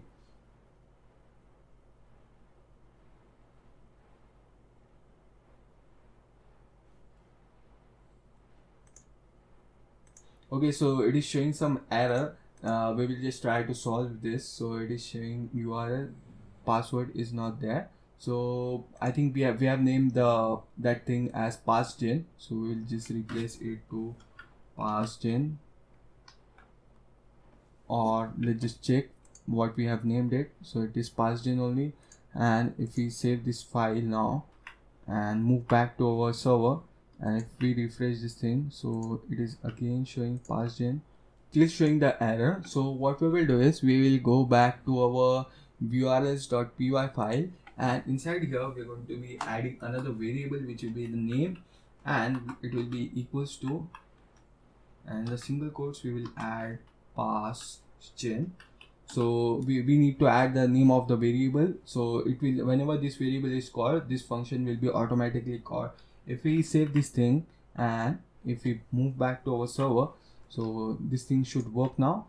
Okay, so as you can see, the thing is working now, and previously it was creating an error. So we will also add a name for the home page as well. So we will do name equals to, in the single quotes we will add home, and we will save this file. So as you can see, when someone comes to our password generator application, there is an option for selecting the length of the password. So this will be the length of the password. We can add an input variable there. There will be option for choosing uppercase digits as well as special symbol, and that will be a button which is passgen, and if we click on it, so it will generate the password for us. But you can see that thing is not working properly. The thing is generating the password which was generated previously, and we have defined the length of this password, and which is 15 or 16 characters. So you can see whenever we refresh this page, or whenever we select, if we select 13 or even 6, so it will generate the same password. So now what we are going to be doing is we are going to be creating the logic for it. So now we are going to be moving back to our views.py file, and in this file we are going to be adding some more things inside it. So after characters list, we are going to be adding an if request dot get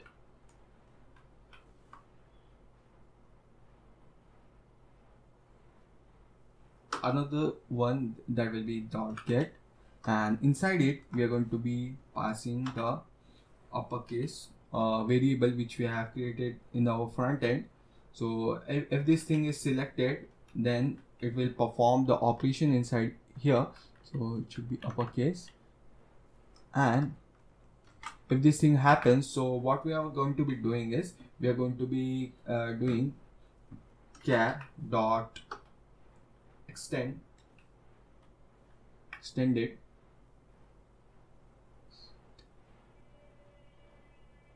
extend, and we are going to be adding another list inside it. So that will be our capital letter list. So inside here we're going to be adding all the capital letters. So I'll just I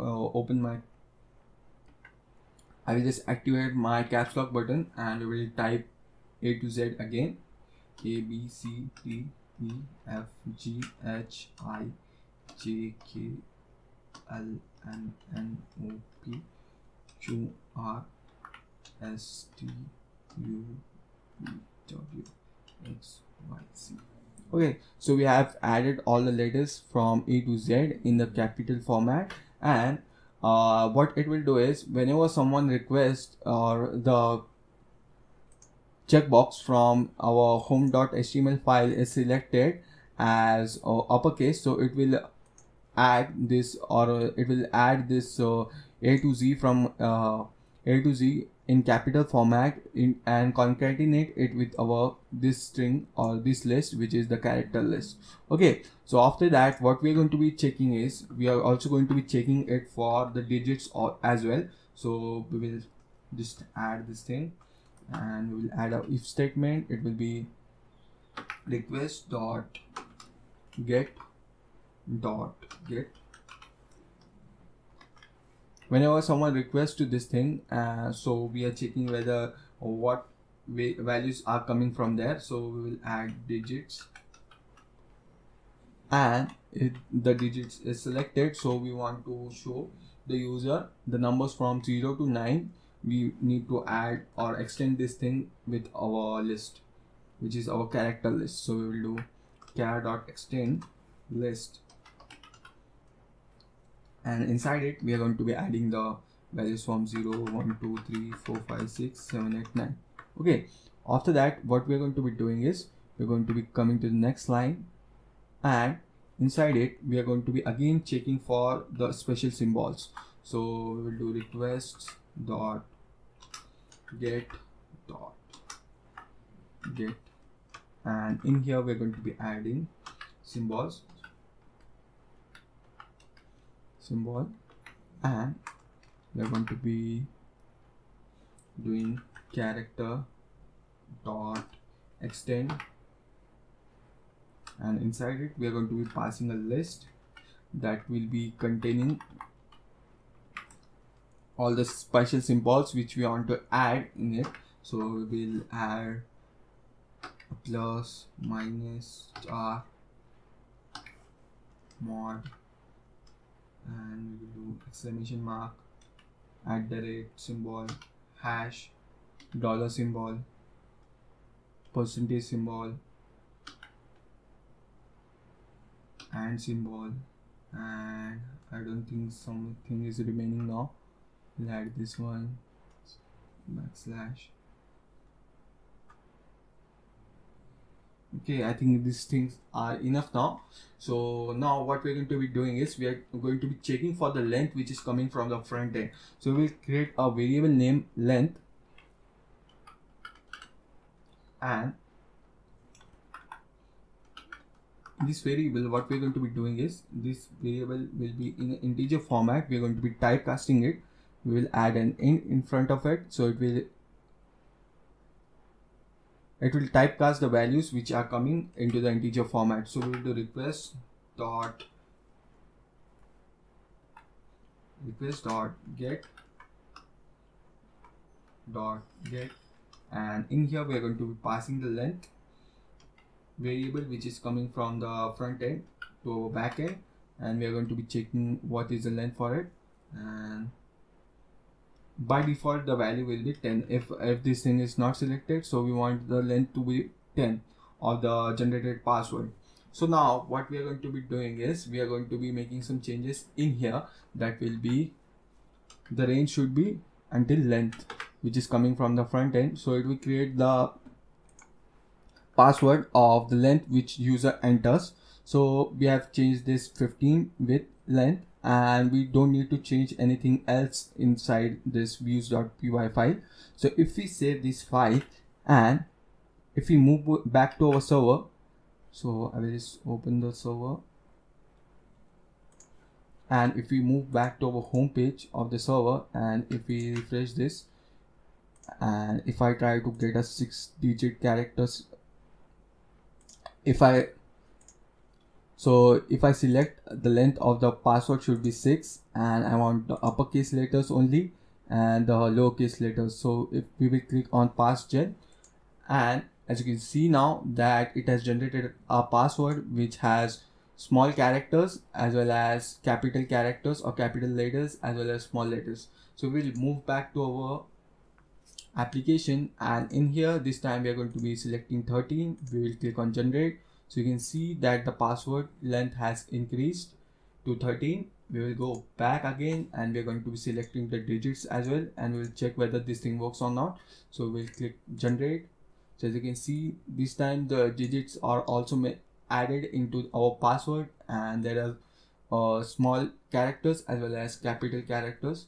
So we'll move back again, and this time we're going to be selecting the special symbols as well. So we will click on generate, and as you can see that it has also included the special symbol this time. If we refresh this page, so you can see that it is also including special symbols in it. Okay, so we have successfully created this application which is the password generation application. So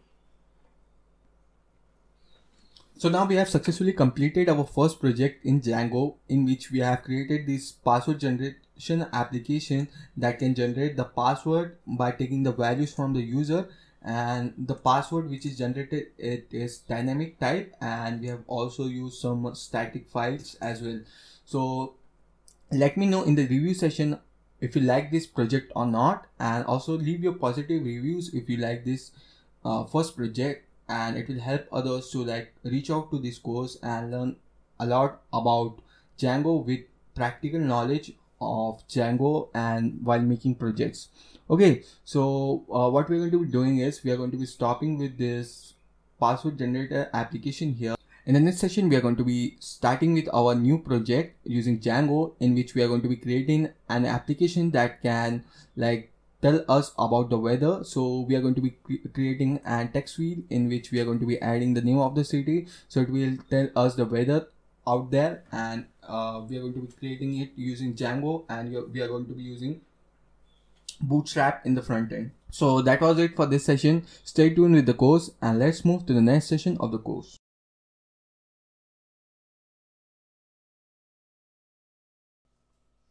So guys, in the previous session of the course, we have created this application that can generate password for our user who comes to our website. So for that, I will just run the server and show you the output of this code. So we will just type Python manage.py run server, and it will start our production server or our testing server. So as you can see, here is the website, it is running. And if we go to this URL, which is 127.0.0.1:8000, so we will be shown this page, which is our password generator application. And in here are some options. The first one is the length of the password, which the user will select. So we will just select 13. We can add n number of length for it, as well as there are options for adding uppercase letters, digits, as well as special symbol into our password. So if the user want all this functionality to be added into the generated password, so they can select it, and whenever they click on this pass change button, so it will generate a password for the user. So as you can see that it is a combination of digits, special symbols, as well as uppercase letter and lowercase letters. So this is how our application works, as well as there are static data, and the password which we are generating is dynamic. So whenever we refresh our page, so you can see that the password is changing every time we refresh our page. So this is how this application works. So in this session of the course, what we are going to be doing is we are going to be creating an weather application where the user can enter the name of the city, and if he clicks on the search button, so it should retrieve the data from our API, which we are going to be using, that will be Open Weather Map. And using it, we are going to be getting or fetching the data from the Open Weather Map, and using it, we are going to be fetching the data and displaying it on our website. So for now, what we are going to be doing is we will just minimize this, and we will just close our server, and we will move back to previous directory, which is the Django folder which we have created, and we'll just move back here.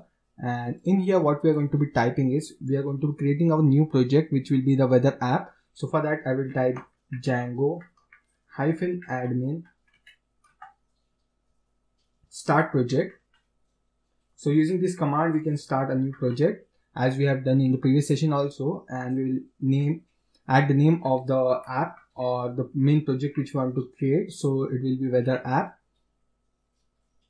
And if we hit enter, so it will create a new app for us. So as you can see, it has created weather app folder, and inside it there is a pre-generated code by Django itself.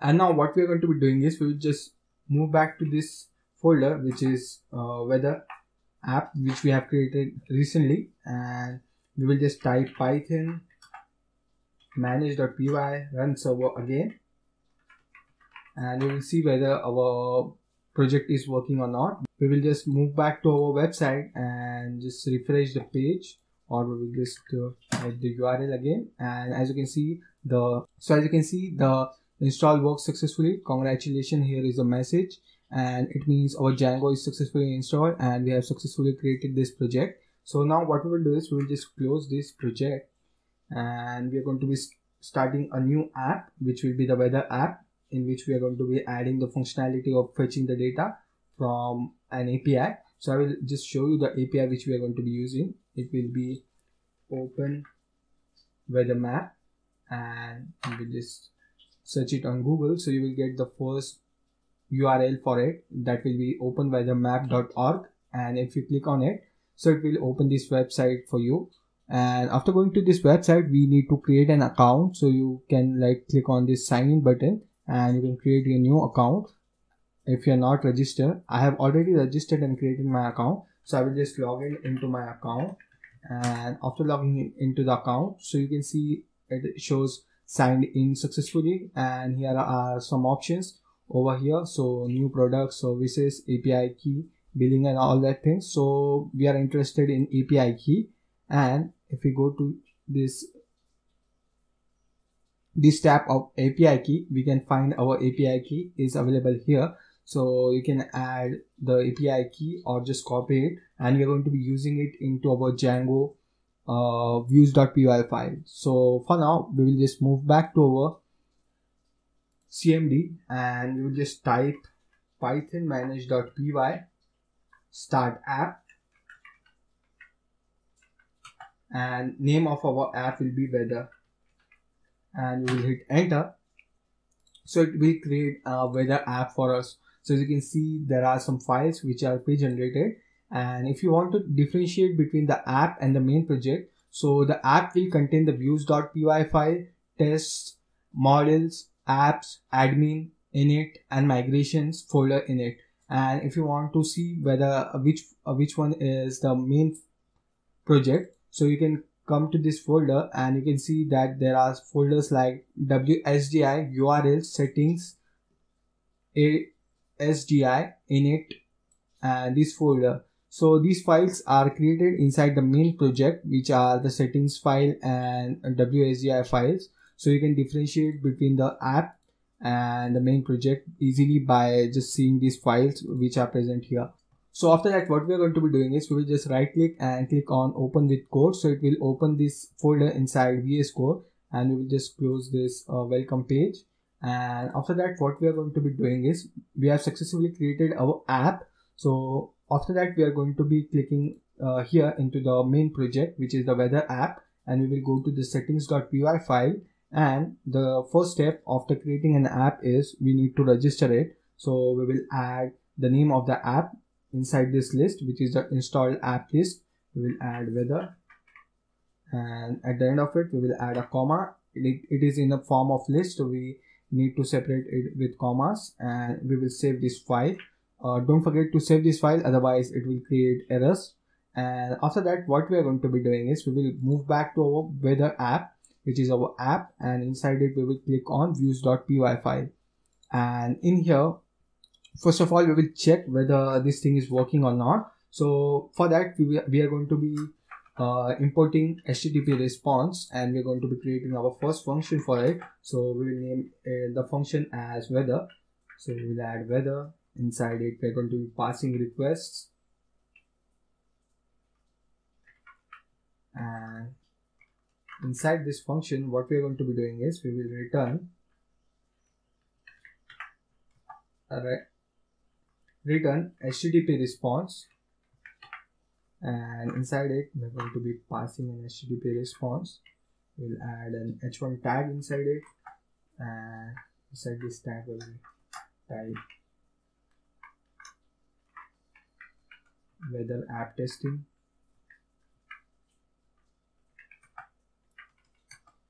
test, and we will just close this h1 tag. We'll add slash h1, and we will just save this file, and we will move back to our main app, which is the weather app, and we will click on urls.py file. And after going to this file, we will do from weather import views. So it will fetch the views from our weather app, and we are going to be typing the path for it. So we will add a path that will be a blank string. It means wherever someone heads to our 127.0.0.1:8000 website or this URL, from our local network, so they will be redirected to this function which we are going to be adding. So we will do views dot weather, and at the end of it we will add a comma, and we just save this thing and we'll move back to our server.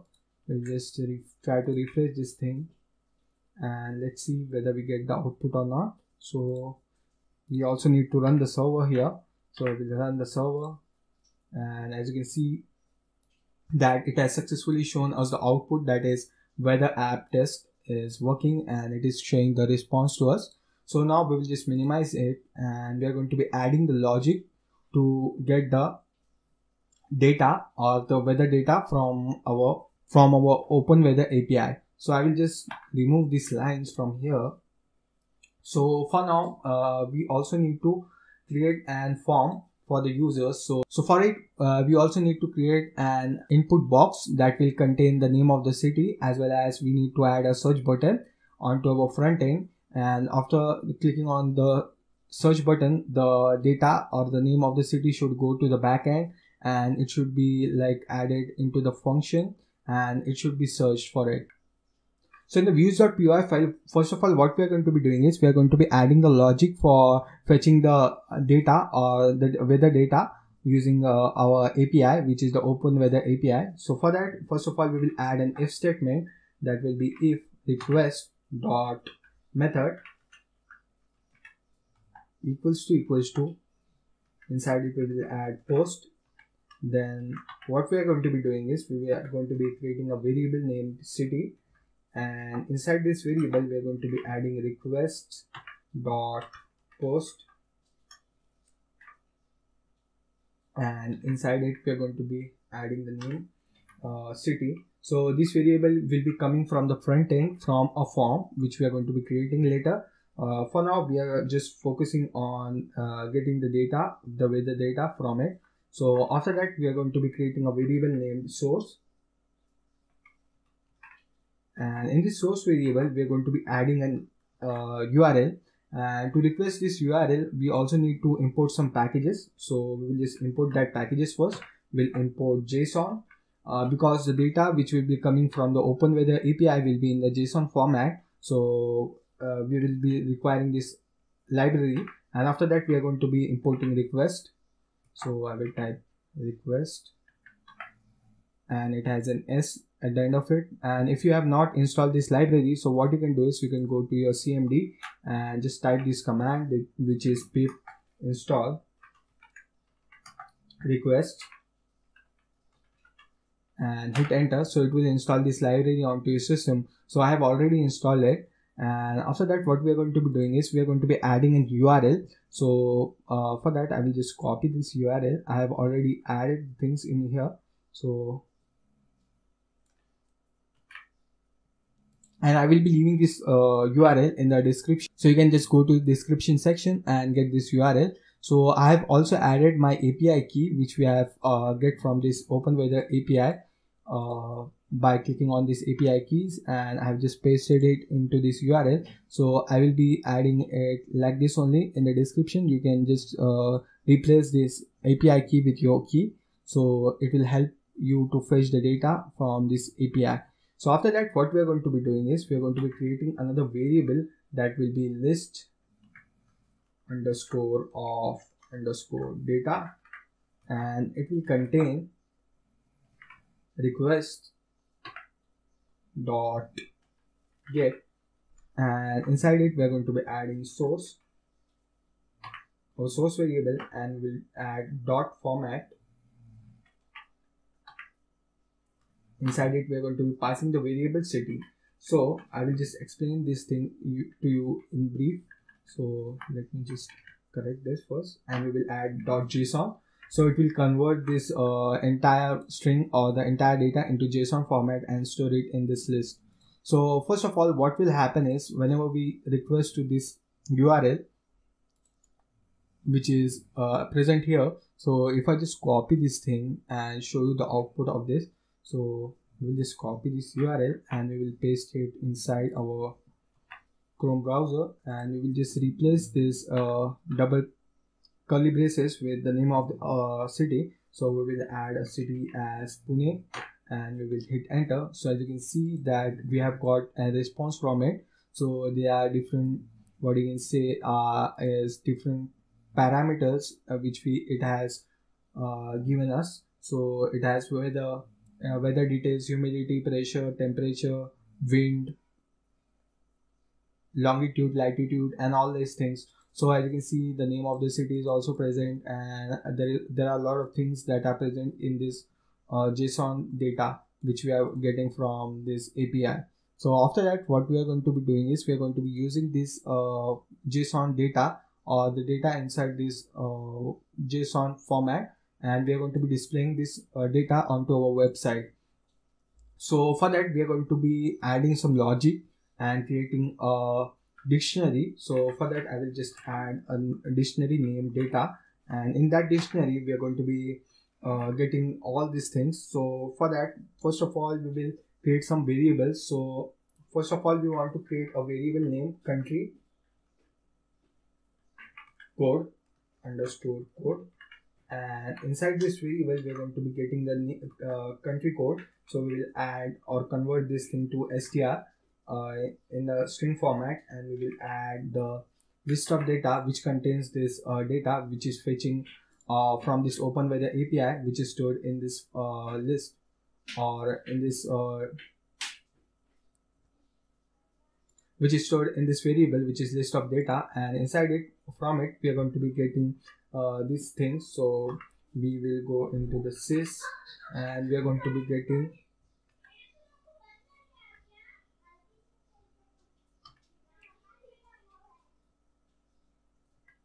so inside it we are going to be fetching the country. So we will just type country. There is a sys variable, inside that there is a country variable. So we are going to be getting the country code from it, and after that we are going to be adding another variable that will be coordinates. So we are also going to be getting the coordinates of that city.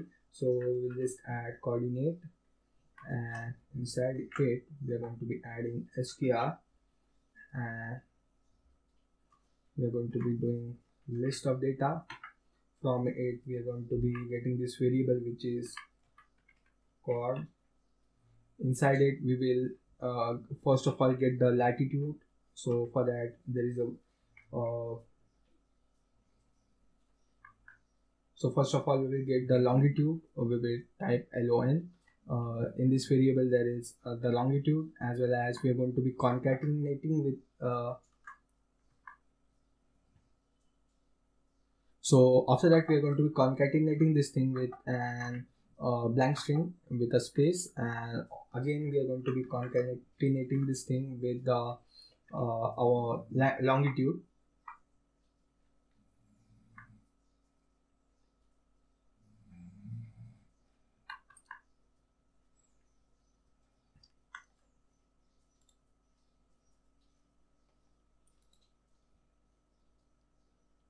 So after this, we are going to be adding a blank string with it. So we are going to be concatenating this thing with a blank string first, and to create an space between these two variables. So after that, first we will get the longitude, and after that we are going to be getting the latitude. So for that, we're going to be adding another plus, and we're going to be getting this thing also in the string format. And for it, I will just copy this string which is here, and I will just paste it and just change the variable to latitude. So for it there is a variable named lat. So all these variables are also present here, so you can see that all the variables which I am using are present here.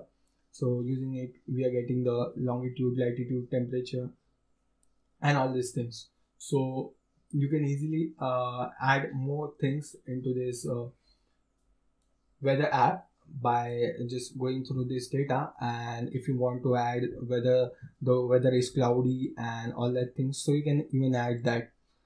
So for now we will just add a comma at the end of it, and we are going to be getting the temperature first. So we will add temp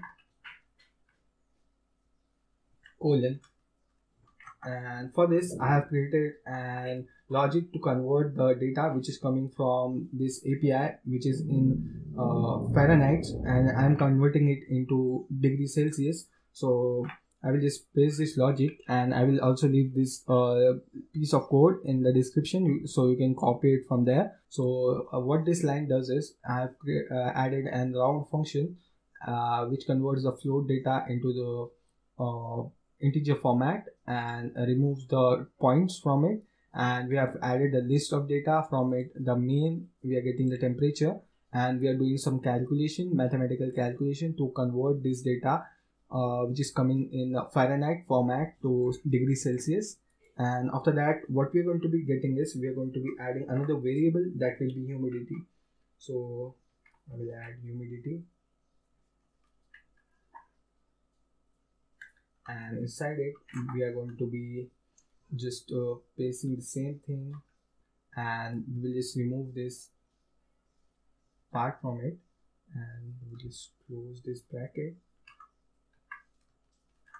And inside it, what we're going to be doing is just remove this part, will make it into the string format. So, and after that we are just going to replace it with humidity. So the variable for humidity is humidity only. So we just type humidity here.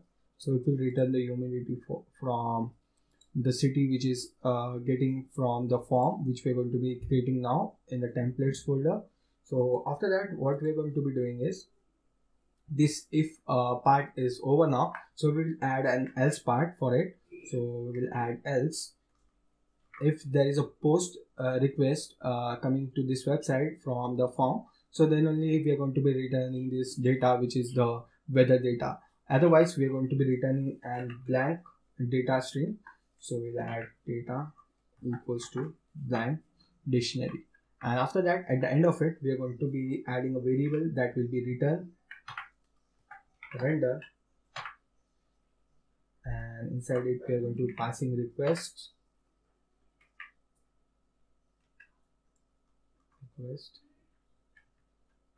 and the second one will be the name of our HTML file which we are going to be creating now, which will be having the form for us. So we are going to be naming it as weather.html. So after that, at the end of it, we are going to be adding the data variable, which is the dictionary which we are getting from the Open Weather API, and fetching the data of the weather from it, and we are going to be passing it into this return function in the form of dictionary, and we are going to be using it to show the data onto our weather.html file. So after that, what we are going to be doing is we are going to be creating another folder which we will name it as templates. So we will name it as templates, and inside this folder we are going to be creating an HTML file named as weather.html.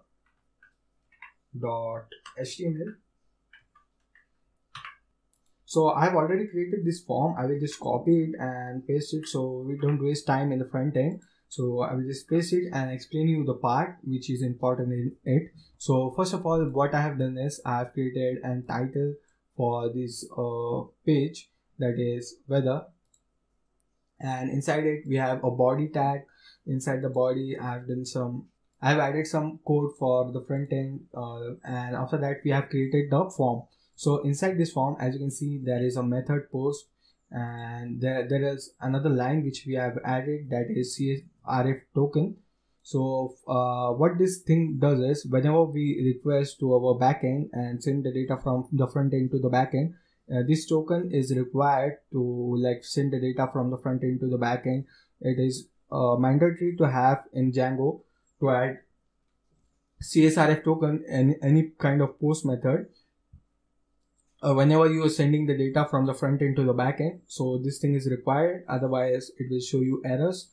So it is a mandatory field to add into your form. So whenever you're creating any kind of form like a contact us form or anything else, so you need to add CFRF token here. So in the next session we are going to be also creating a contact us form. So in that I will be explaining this thing in more in depth.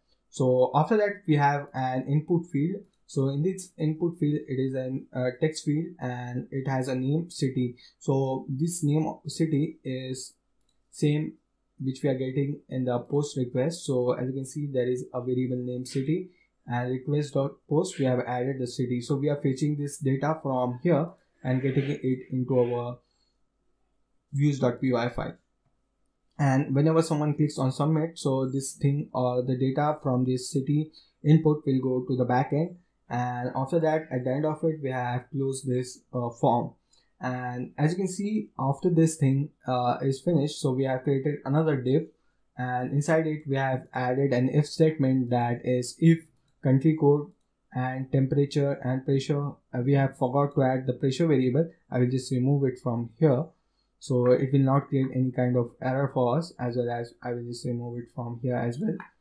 And what this statement will do is it will check for the country code, coordinates, temperature and humidity. Whenever these four fields are coming from the back end to the front end, so it will display this code onto our HTML page. So you can see there is an h3 tag with the country code. So the country code is added here, colon, and in this format, which is the format for Ginger templating, we have added double parenthesis, and inside it we have added country code and we have closed the double parenthesis. The same is going for all other variables as well, the coordinate, temperature, humidity as well.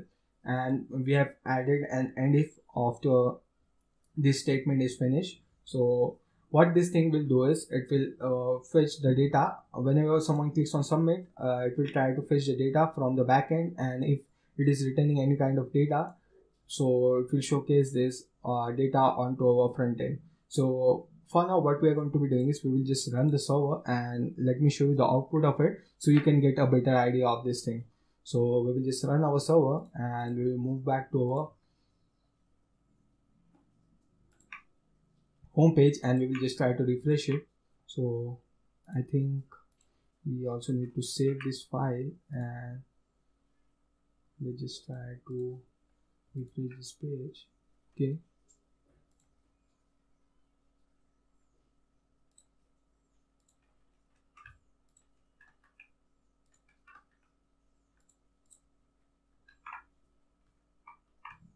so if we refresh this page, so as you can see that the front end is coming from the template which we have created, and here is a field which is coming. And if we add any name of a city, so we will add New York, and if we search for it, so as you can see there is an output for us. So as you can see, the country code is US, the coordinates are also given, as well as there is the temperature and humidity as well. So we have used the round method to round up the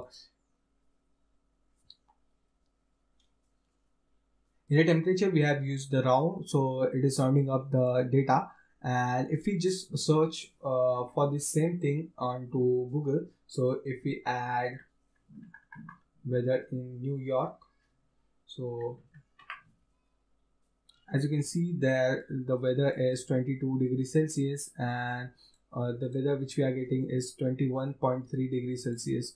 So there is some minor difference between this thing because we have used the roundoff function. There is a minor difference between these two values, which is 21 degrees Celsius as well as 22 degrees Celsius, because we have used the round function. So if we add some other city, so we will add Mumbai, and if we search for it, so as you can see the country code has now changed to India. There are coordinates also changed, and the temperature is 28 degrees Celsius, humidity is 88. So if we go back here and change the name of the city to Mumbai, so it should show us the output. So as you can see the temperature is 28 degrees Celsius, and our app is also showing 28 degrees Celsius. The humidity is also correct and accurate. You can see that this 88%, so we are also having 88, and the coordinates are also given.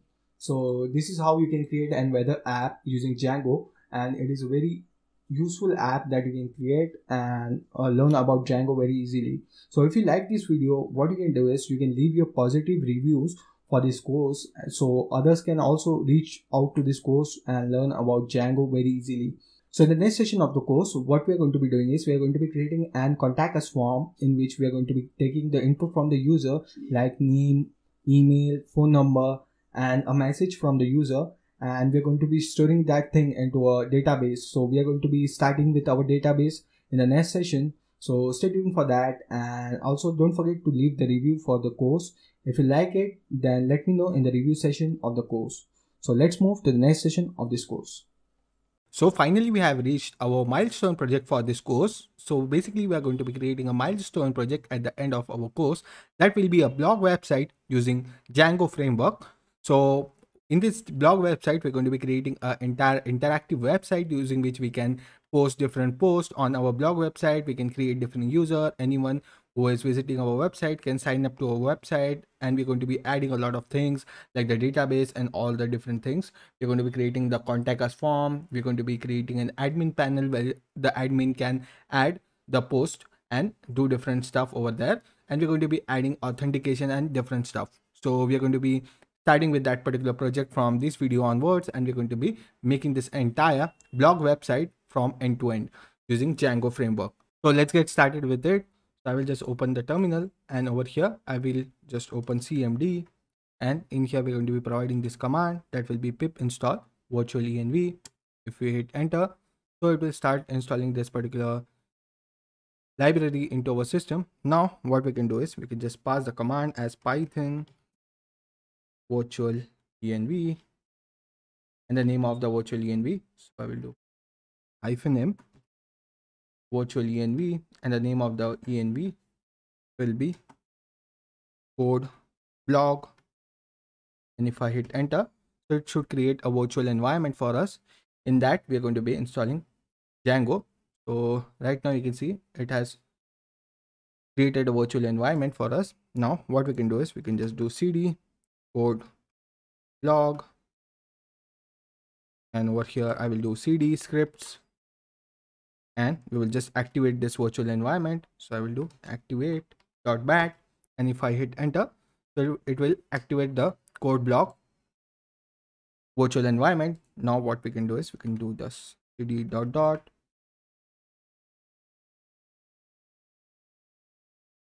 and we will come in Python 101, and over here we're going to be passing a command to install the Django. So we will do pip install Django, and if I hit enter, so it will start installing it onto our system. So it will take few minutes to install. There's a Django package, and Django is used by big tech companies such as Instagram and Netflix to host their entire website, and they are using Django in their backend framework. So Django is a really powerful backend framework in Python that is used by big tech giants. So right here we have successfully installed the Django, and after that we're going to be creating a new project in Django. So for creating a new project in Django, we just need to pass a particular command, that is Django -admin, and after that we will do start project, and we're going to be starting the project with a particular name. So we already have given the virtual environment name as code blog, so we'll name the same over here. If I hit enter, so let's see if it is creating a project for us. So it is showing some thing that it already exists, so I will just name it as code blog 1, and if I hit enter, so is not a valid project name. Please make sure name is a valid identifier. Okay, know why it is not working, so I will name it as code blog 1.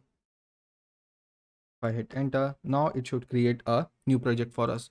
So if I go over here and if we scroll over here, you can see we have a folder name code block 1, and we have the manage.py file inside this. So what I will do is I will just try to close this VS Code, and inside this particular folder we're going to be restarting our VS Code. So let me do that. Over here we just do open with code, And you can see this is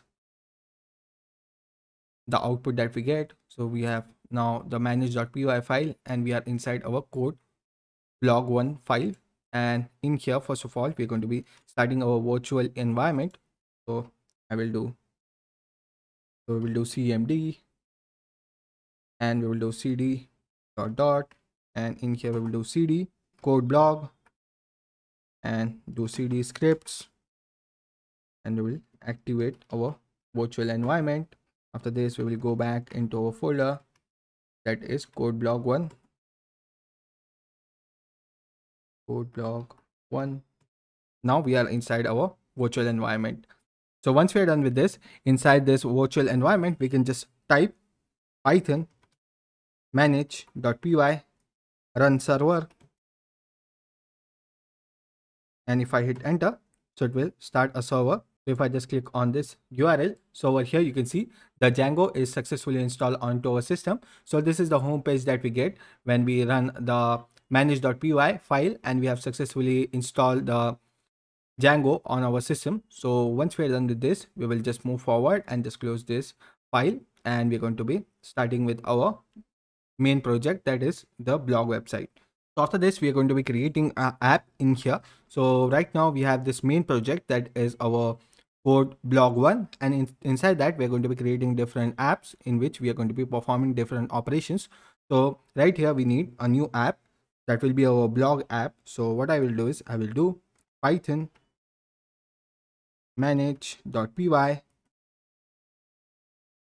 start app, and the name of the app will be blog. So if I hit enter, so it will create a new app in our folder. So over here inside our folder, you can see this is the blog app it has created for us, and over here you can see there are different files that are available, and you can see init, admin, apps, model, test, views. And if we go inside the code blog 1, over here you can see some other files that it has generated, that is init, ASDI, settings, URLs, WSDI. So these are the other files that are present in here. And we have a SQLite database that it has created for us. So this is how we can create a new app in Django. So if you want to add multiple apps, you can just create a new one with the help of this command, that is start app. So this is the format that we need to use to create a new app.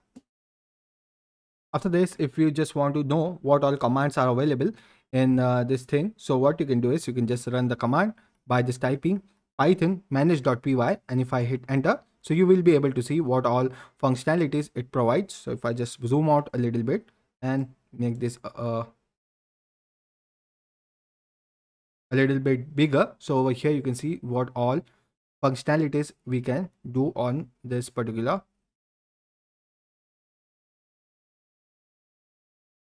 So if I just make it a little bit bigger, if I just scroll up, you can see what all commands we can type with this manage.py. So there is a sub command that we can type. So to change the super user password and do different stuff over here, you can see what all commands are available. So we can just type any command and we can perform any operations which are available over here. So these are all the operations that we can perform with the manage.py file. Other than this, we can also type Django admin -admin, and if I hit enter, so it will also show what all commands are available that we can run with this command, that is Django admin, and these are the sub commands that we can perform using this particular admin command. So you can just go through it and you can see what all functionalities or what all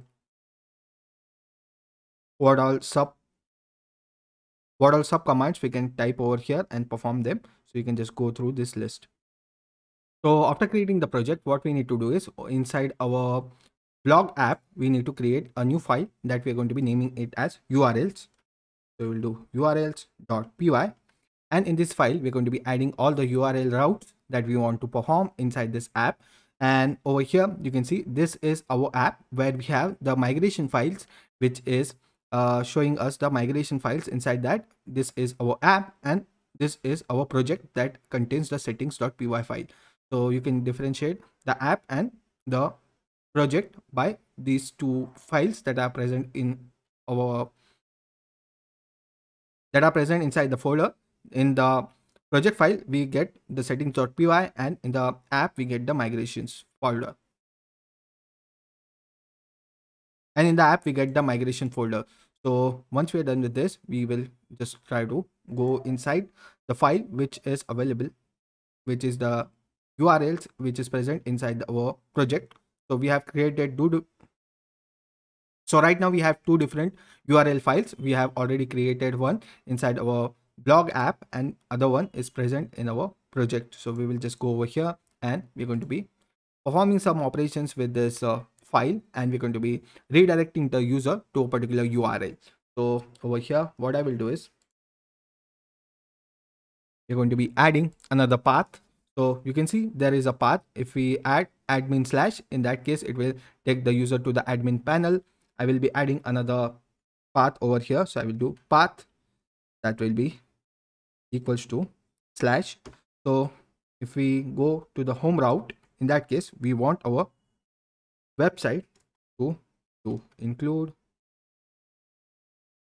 Okay, we also need to import the include over here. So we will add a comma and import include. And after that, we're going to be passing this query or whatever the request is to the blog.urls. So it should be in single quotes. I will do blog.url.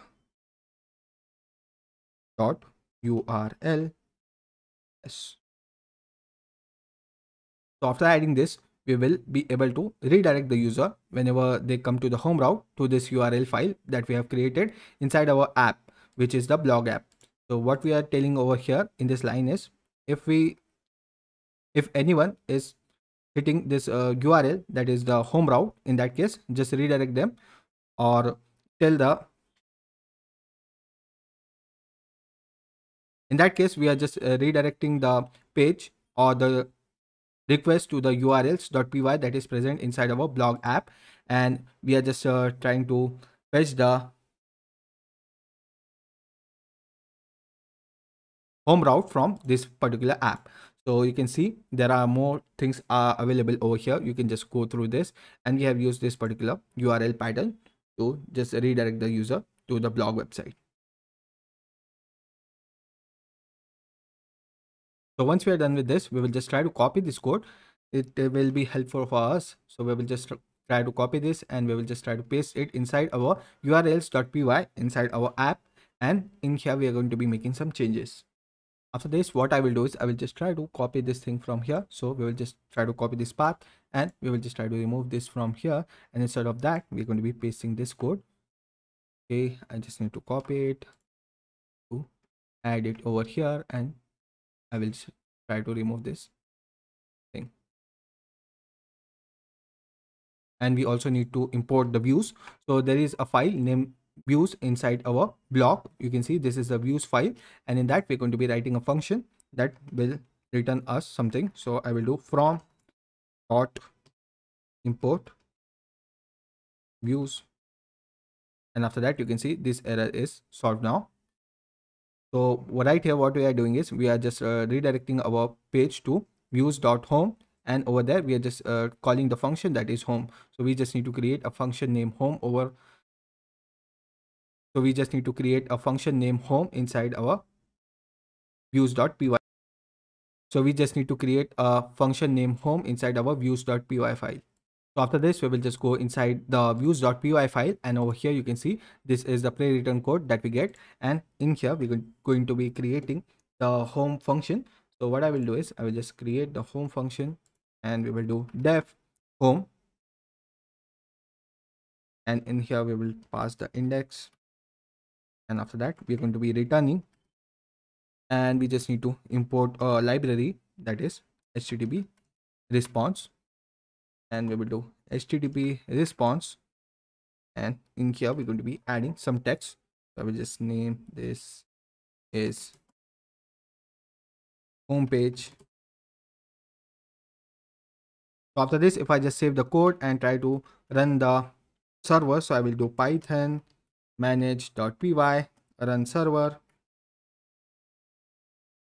And if I hit enter, so it will start the server for us. And if I just click on the server, so it should redirect us to the website. And over here you can see we are getting this thing. Okay, we just need to update one thing over here, that will be empty. And in the views we are calling the home function and this one. Okay, if we just save the code and try to go on the web server and refresh the page, so if I just refresh the page, so over here you can see this is home page. So we are getting the appropriate output. There was an issue, I just forgot to save the files, and after saving the file and running the code and just refreshing the page, I will get this output.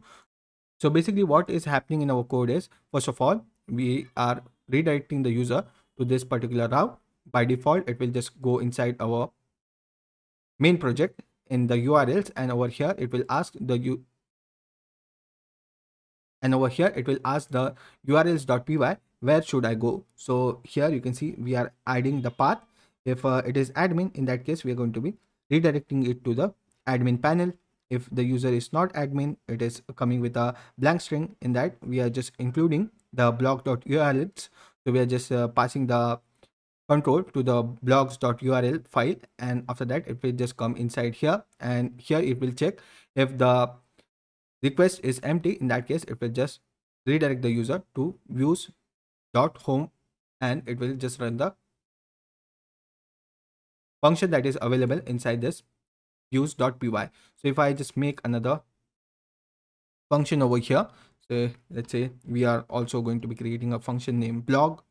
I will just add here blog, and if I save this and if we go back here and in the routes, if I add another route by adding a comma over here, and we're just going to be copying this thing and adding it over here, and instead of home we will just redirect the user to the blog, and here we will do the same. The name will be blog, and I think we just need to save this file. Over here we're going to be renaming this to blog. So if I do this, if we just save the code and if we go back to the server and if we add a slash blog over here, so if I add slash blog and if I hit enter, so you can see we are getting an error. So let me just try to find out the issue over here. Okay, so we just missed out to add blog over here in the URL. So if I just add this, if we save this and if we just try to go back and refresh the page, now you can see this is blog page. So we are getting the output for the blog page as well. So we can create n number of pages using this particular format, and we can redirect the user to a particular app that we have created or function in this views.py. So we can create n number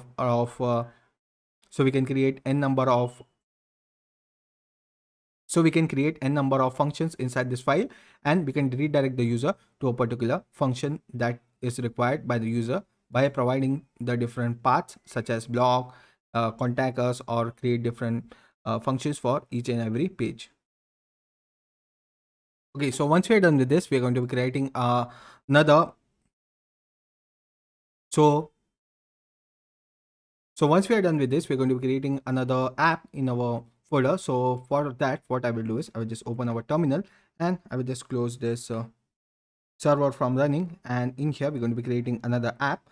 So for our home page or our home route, we're going to be creating a different app that will be handling our contact us page, about us page, and different home pages, and we're going to be creating a different route or a different app for our blogs. So we are going to be separating these two. So for separating them, we're going to be running this command, that is, so for separating these two things, we're going to be creating a new app that will be home. So over here, I will just type the command to create a new app that will be python manage.py,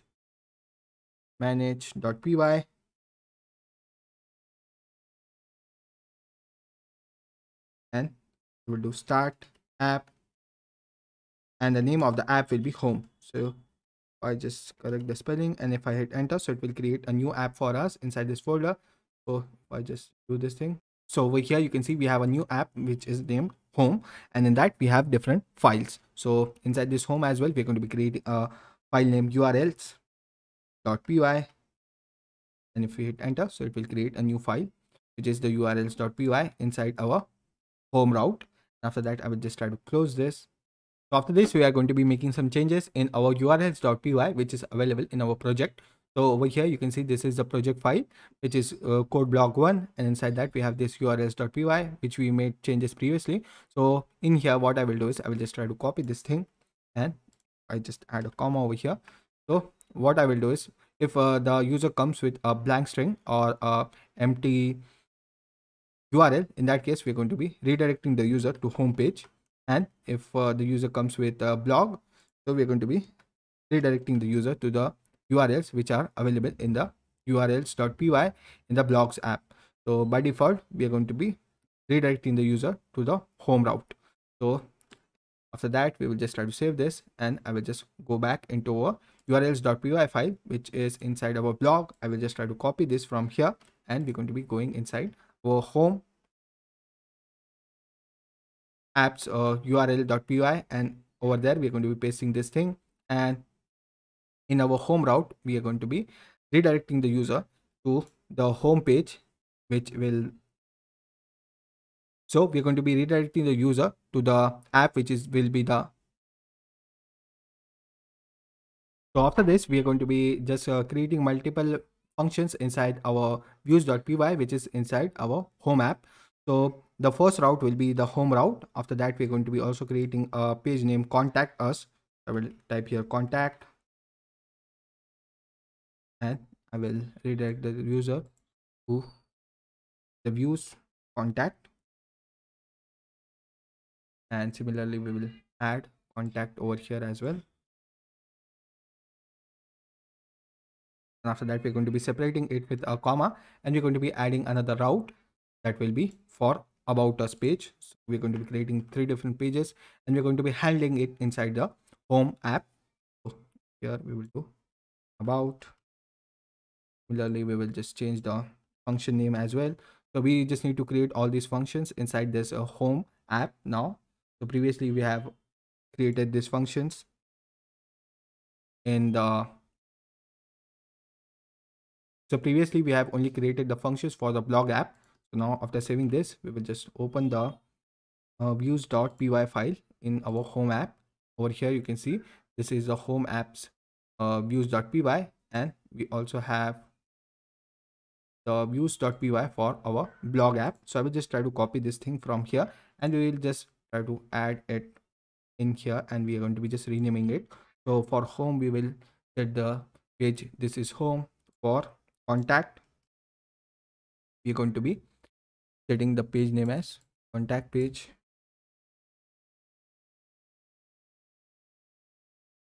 After that, we are going to be adding another function that will be about us.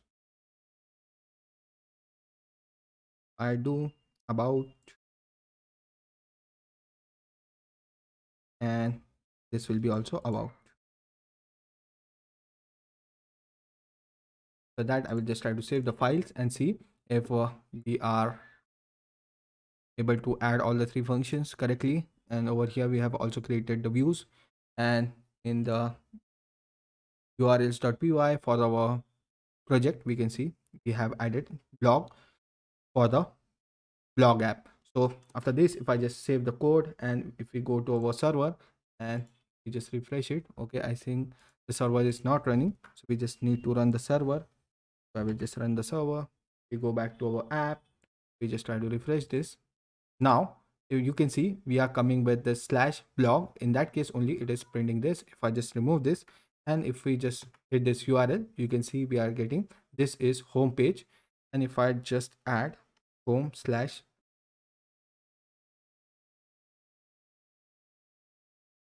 and if I just add here home slash about, and if I hit enter, so you can see this is about page. If I just add here contact, and if I hit enter, so you can see this is the contact page. Now if I want to access the blog, in that case what I need to do is I need to do slash blog slash, and let me just try to add a new URL. So you can see this is the URL that are available in the urls.py in the blog. So we just add here blog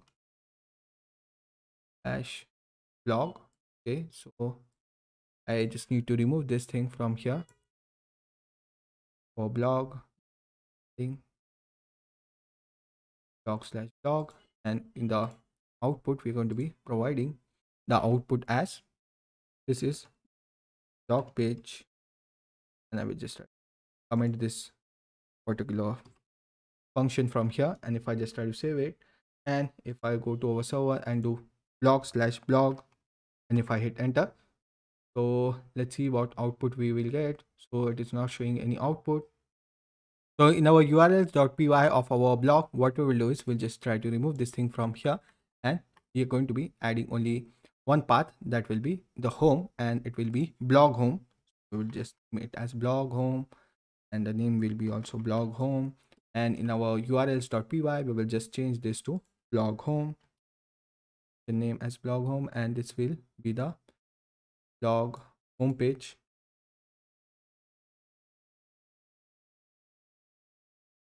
And if I just try to comment out this part, and if we just save the code, and if we go back to our server, and if I just add here /blog, so in that case we will get the output. And if we just hit enter, you can see this is blog home page. So if I just add /blog, and we can also add some more data over here, so we can add another slash, and we can also create different blog posts. So we can add the name of the blog post over here, so we can just also add another route for that. So this is how we can access different apps using this particular format that we have added over here. So after this, we will try to create a slug for our blog post. So over here, we have this particular Python URL. So I will just try to copy this, add another URL. So let's say we are adding a name of a blog. So we also need the slug for that particular blog. So in that case, we just need to add the slug, add it over here. So the slug will be the name or a string that we will be adding in the name of our blog post. So this slug will be in the form of string. So we will just type here str:/slug,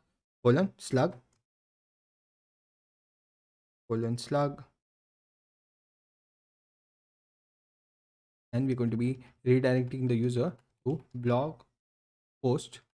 So this will be another function that we're going to be creating, blog post, and same we will do for the name as well.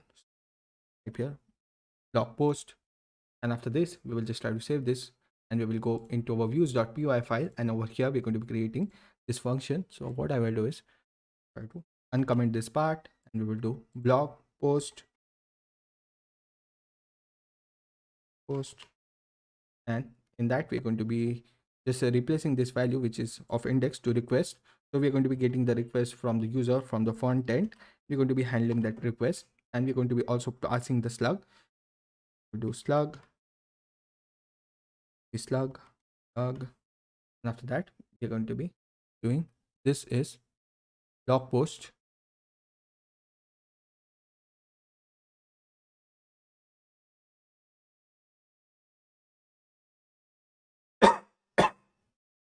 After this we can just add a f string, and we can just pass the slug over here.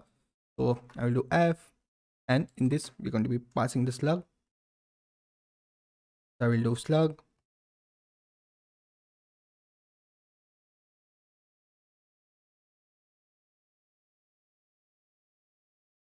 so after this we will just try to save the code, and after that if we just try to go to our website and we add /blog/hello, and if I hit enter, so you can see this is a blog.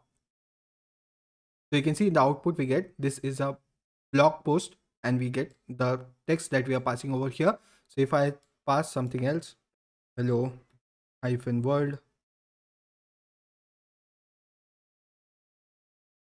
and if I add 1 2 3, and if I hit enter, so you can see we are getting this particular text in the output. So this is how we can pass some data using the URL, and we are getting it inside our code or our web page, and we are creating a dynamic app using it. So we can take the user input with the help of this particular. So basically we are taking the user input through this URL and we are just trying to print it out over here with the help of this particular format that we have written over here. So we are just taking the request from the user and we are also catching the slug that the user is passing in the URL, and we are just trying to print it out with the help of the f string. So after we are done with this, we are going to be creating a templates file, and so once we're done with this, we're going to be creating a folder inside our main project that will be named as templates. So we're going to be creating some HTML files. So I just need to create the folder inside the main directory that will be our project, and we will just name it as templates. And we're going to be creating some HTML templates, and we're going to be just adding a simple file over here, and I will just name it as home.html. And if in that we're going to be just writing an h tag that will say this is a home page, this is a home page for blog website. After adding this, we will just try to save the code, and after that we will just go inside our views.py for our home app. So let me just try to find out views.py, and over here we are just trying to return the HTTP request. So instead of this, we are going to be just trying to remove this thing from here, and we're going to be returning render. So we already have imported this by default, and instead of index, I will just pass here request. So I will do request render, and in here we're going to be passing our request as a first parameter. I will do request comma the name of our HTML file that we have created in our templates file. So I will just name it as home.html, and after that we will just try to save the code.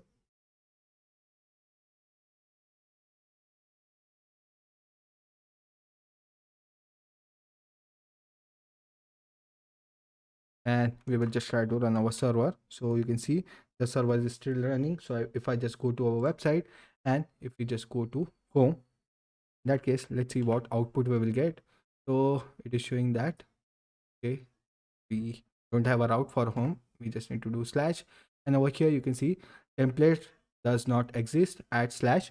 So we just need to add this templates folder in our project. So for adding that, we just need to go over here, and inside our main project, just minimize this, and inside our main project, which is the code block 1, in here we will go inside the settings file, and I will just close this terminal so you can clearly see what all things are present over here. So I will just make it a little bit smaller so you can see the entire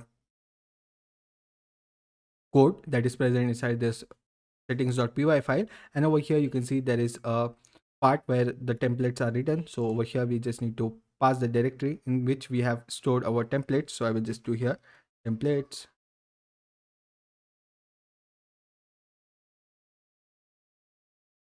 to see the name of the folder that we have created over here. So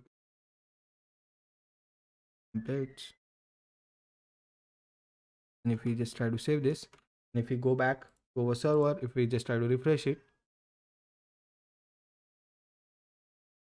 so we will just add templates over here. So I will do templates, and if I just try to save it, and if we go back to our server and try to refresh the page, in that case it should just load the page from there. So let's see. Okay, it is not showing us the output.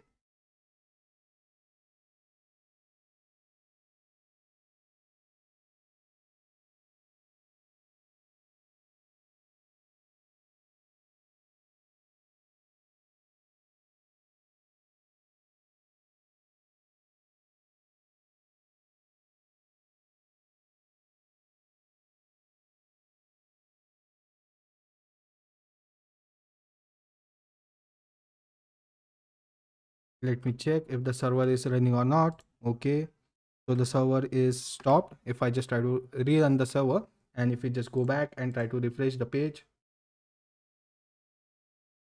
so over here you can see the output. So this is a home page for the blog website. So we are getting now the output of the template that we have created over here. So we are now able to fetch the data or render the template that we have created, which is a HTML template.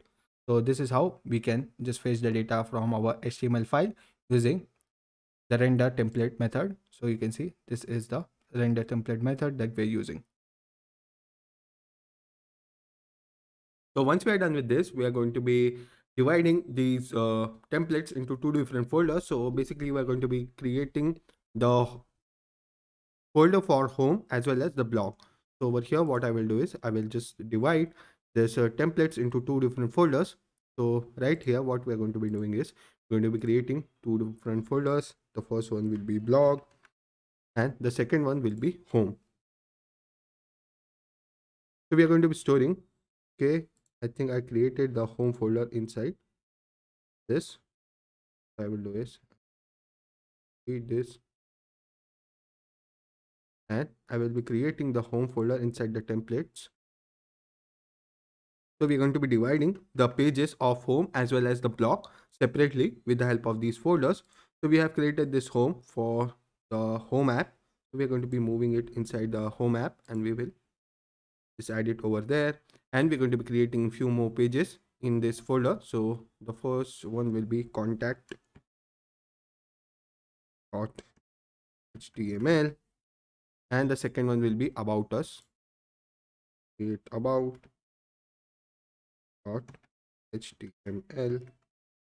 And in here we're going to be just adding some data. So I will just copy this from here, add it over here. This is the contact page. I will just rename it to contact and save this. And in about us, I just rename the page name to as about. So after adding this, if we just try to save it and if we go into our use.py of our home, over here you can see we are returning render and the request as well as the name of the file. So over here we need to do the same for the contact page. I just need to do request and instead of this we just need to pass render and we're going to be passing the request as well as the name of the file to request. I will separate it with a comma and provide the file name that is contact.html. And we are making a mistake over here. I will be correcting that once we run this code and I'll show you the output that we get. So I will do the same for the about page as well. So I will just pass the request as a parameter. I will just try to copy this particular thing from here and we're going to be renaming it to about.html. We'll do about HTML. If I just save the code, try to run the server. So I will just do python manage.py run server.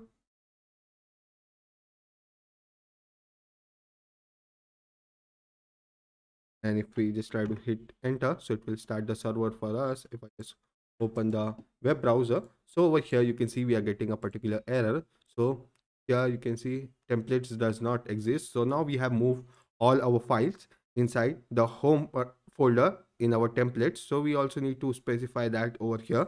So in here we can do home slash and inside that we have this HTML file which is the home HTML. If I just do that, we just save the code and if we go back to our page, let me show you the output. And if I just try to refresh the page now, okay, let me just save the code again and refresh the server. And if we go back again, it should now work. So you can see in the output we are getting, this is the home page for blog website. So now the page is visible. So we can do the same for contact and about us page as well. So we just need to pass the directory in which we are storing these files. So we are storing it inside the home directory for all these pages. We will just try to save it. And if we go to our website and try to refresh it, and now if I add the route as /contact, And if I hit enter, so you can see this is the contact page for the blog website. And if I add here about, so it should return this is about page for the blog website. So all our pages are working now. So once we are done with this, we are going to be starting working with Bootstrap. So over here I will just open a new tab, and we're going to be searching for Bootstrap, and we're going to be adding Bootstrap elements into our HTML file. So we will search for Bootstrap, and we will get this first result. So we will just click on get started with Bootstrap, and over here you can see this is a basic app using Bootstrap. So we just need to copy this particular code from here, and we will just add it inside our home.html. So try to close this, and we will just try to find out where we have our home.html file. You just go in here, and I will just paste this particular code, and we're going to be renaming the title of this website to code blog. And after that, we are just adding a hello world. So instead of this, set it to home page.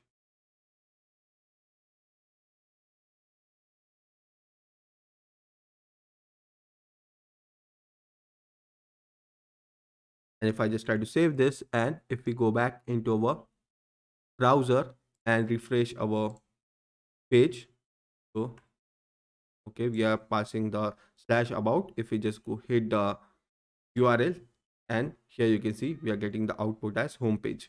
So we are successfully added Bootstrap into our HTML file. After that, we are going to be adding different elements over here. So we just need to find a nav bar that we can add into our website. So we need a navigation bar. So I will just click on nav bar, and over here we will see some examples of nav bar. So these are different examples that are available over here. So let me just try to find out a perfect one for our blog website. So I think the first one will work out for us. So it has nav bar name and home link and some other links, and it also contains a search bar. So it will be really helpful for us to search for our blog. So we can add a search functionality from here, and we can search for a particular blog. So we're going to be adding a lot of functionalities into our blog with the help of the search feature. So I will just try to copy this, and we're going to be coming over here, and in here we're going to be pasting this nav bar, and I will just try to comment out this part. And if we just scroll down, and we are going to be naming it as code blog, and if we just click on that, we are going to be redirecting the user to the same page that will be slash. And after that, we have different links over here that we can add. So let me just try to find out home. We click on home, we're going to be redirecting to the same page, so that we have a page name link. So we are going to be renaming it as contact, and we are going redirecting the user to the contact page with the help of this. So I will just do slash contact, so that let me check, we have a button. Okay,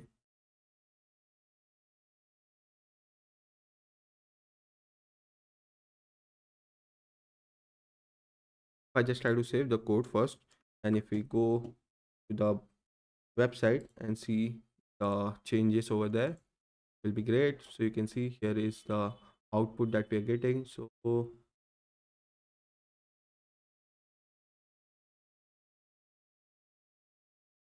Bootstrap is not working for this thing. Check what is the issue.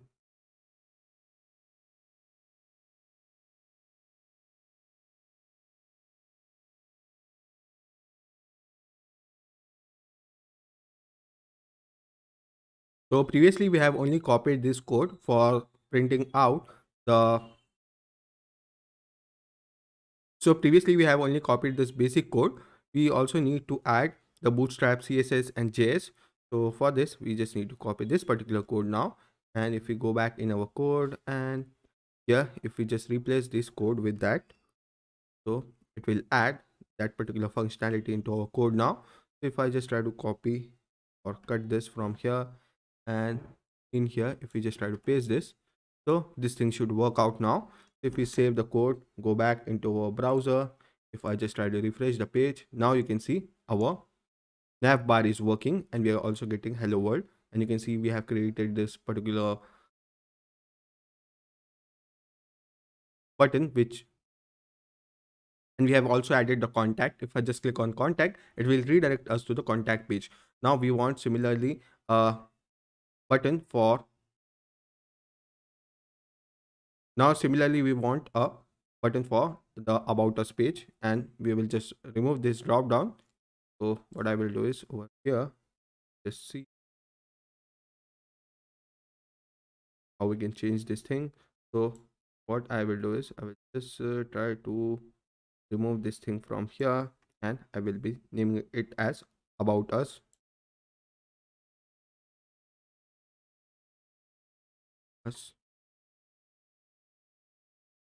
and we are just going to be removing this particular thing which is the drop down menu, so we don't need this one for now.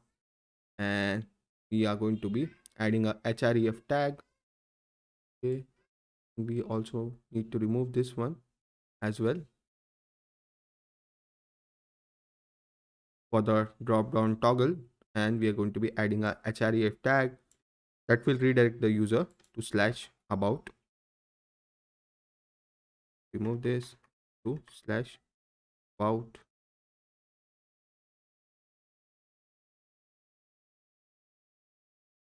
and we also need to close this thing over here. So if I just try to save this, and if we go back to our page now, it should show us only three options here: home, contact, and about us. If I just click on about us, so it will redirect us to the about us page.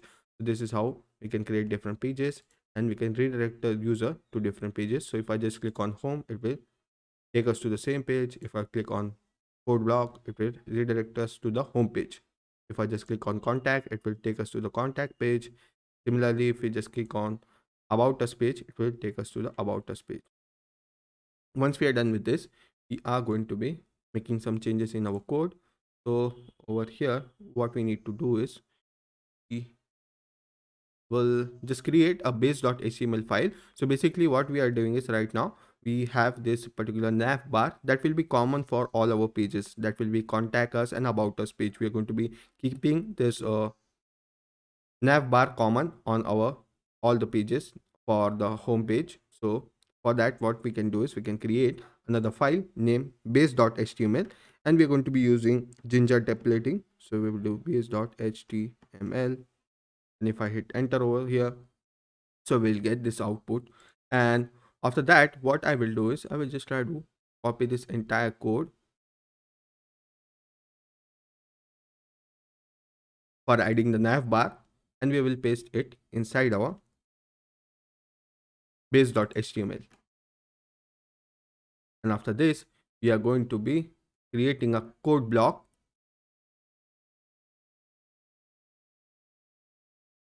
over here. So I will just add a Ginger templating code block. So before that, we will just install this extension for Ginger templating from our VS Code extension. So I'll do Ginger. Yeah. So you can see here is an extension for Ginger snippet. So I will just try to install it, and it will take few seconds to install, and it is successfully installed onto our system. Once we are done with this, we can just try to add Ginger templating over here. So if I just do block, and we're going to be naming this block as body. So this is a particular format for creating a Jinja template. So inside this block body, we are going to be adding. So I will just try to remove this from here, and we're going to be adding it, right?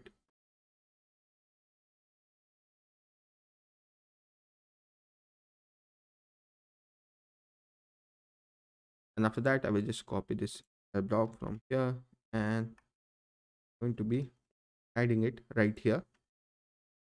So once we are done with this, we will go inside our HTML Once we are done with this, we will go inside our home.html, and over here we are going to be doing jblock,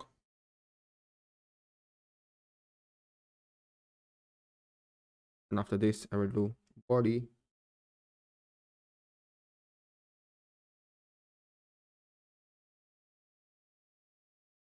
and we are going to, and after that we are going to be also adding a line of code that will be j.extend, and here we will pass the file name that will be base.html. So if I just try to save the code, if we go back to our website and if we just try to refresh the page, so you will see that we're getting an error. So let me just try to find out what is the error over here. Okay, so we are getting this particular error. So this is because we are not passing the name of the folder where we have this base.html. So over here, what we need to do is in this extent, we just need to pass slash home. So I will just pass slash home, and I have removed the other code, and in the base.html I have added the body, so I have also removed that for now. So just to show you what output we will get with the raw data, so we are just extending this particular thing from here. And if I just try to save this, and if we just go back to the browser, and if we just try to refresh the page, now you can see we are getting the output. So if I just click on contact, we are still getting the contact page and all the things are working now. So we have added the data inside base.html. Once we are done with this, what we can do is in the base.html, we can create different fields. So right now you can see the title is bootstrap demo. So we are going to be removing this from here, and I will just create a j block. I will do j.block. So we have added this particular, so I will do j.block. So using the Jinja extension that we have installed, we can just create this block over here, and I will name the block as title. I will do title, and after that what I will do is I will try to copy this particular thing from here, and we're going to be adding the title for this particular page with the help of this format, and we are going to be naming the page as home. And so that if I just save the code, and if we just save the code over here as well, we go into our browser and refresh the page, you can see the page is home page. And also one more thing that we can do is we can just add slash code block.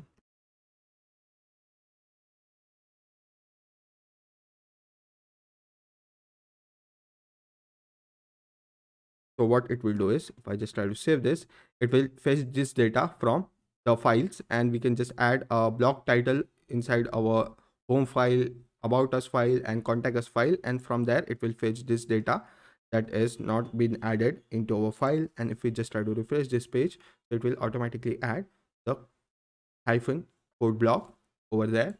So after this, what we can do is we can similarly just try to extend this particular thing for all the pages. I will try to add it over here and here as well. So we're going to be extending for all the files, and we're going to be changing the name of the files about us. The title will be about us for this page, and this page will be contact.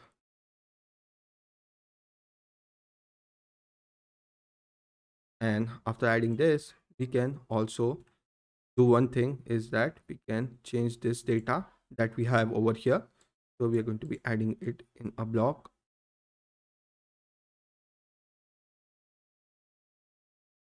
We'll do j.block, and in here we're going to be passing the name of the page. So I will just keep it to the name as it is, and over here I will do create another block, and that will be name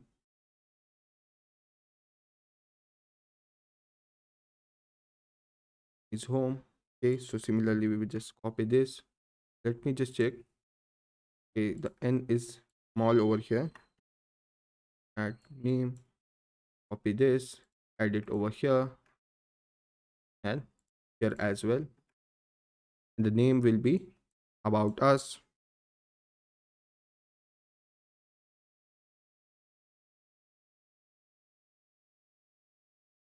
This will be contact.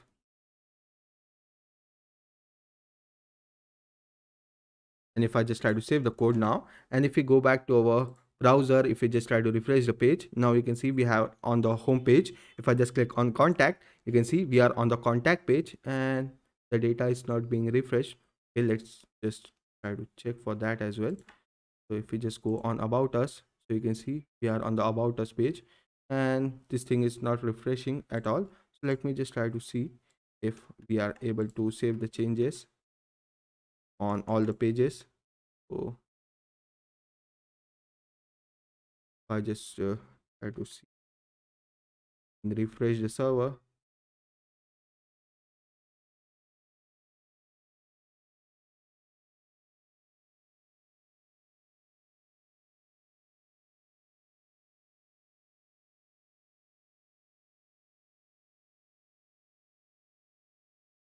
If we just try to refresh the page now, you can see we are on the about us page.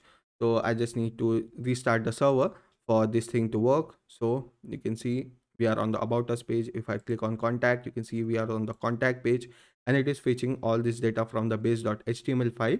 And we have added a block in which we are passing this particular data, that is contact and things like that. We are also getting the title of the page as well, which is contact. If we just click on about, it says about us, and if we just click on home, it will tell us that we are on the home page.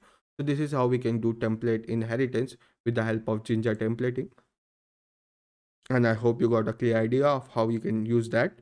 So here is the format that we are using. So after this, we can also change the nav bar. So over here you can see we are getting the light version of the nav bar. So if you want to change it to the dark version, so it will look far better. So I will just try to change the nav bar over here. So you can see this is light, so I will just change it to dark, and similarly we will for this as well, change it to dark. And we just try to save this code now, dark. And if we just try to save the code, we go back to the browser, just try to refresh it. Now you can see, okay,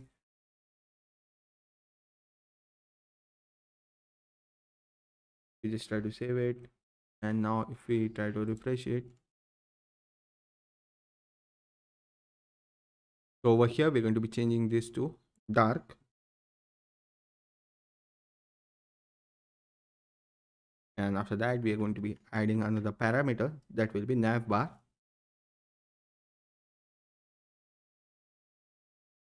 hyphen dark. And if we just try to save this, if we go back to our browser, try to refresh it, now you can see we are getting a dark version of our navbar, which is looking far better than the previous one. And if we just click on contact, about us, we are getting the appropriate pages after clicking over here. We also need to add another page that will be blog. So I just need to copy this particular code from here. I will just try to duplicate it, and we are going to be adding a blog over here. Instead of this, I will just pass here blog, and we are going to be redirecting the user to slash blog. And I just try to save this, try to refresh the page. Now you can see we are also getting the blog, and if we just click on the blog, you can see this is the blog page. So we are redirected to the blog page. Similarly, we will just try to create some templates inside the blog folder as well. We'll create the blog home.html,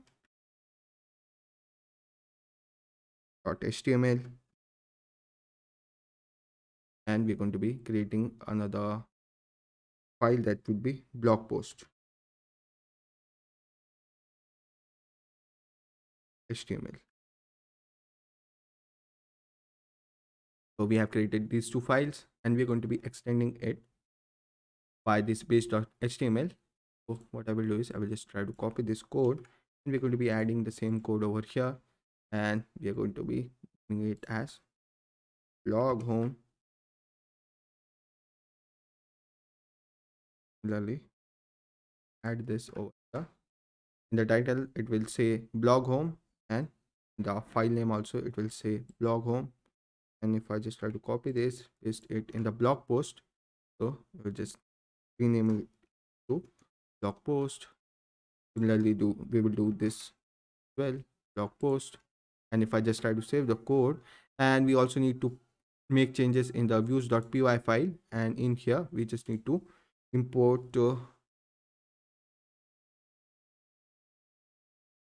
and we also need to make changes in the views.py file. So we will just go inside views.py of our blog, and in here we're going to be making a change for rendering the template, and we are also going to be changing this index to request.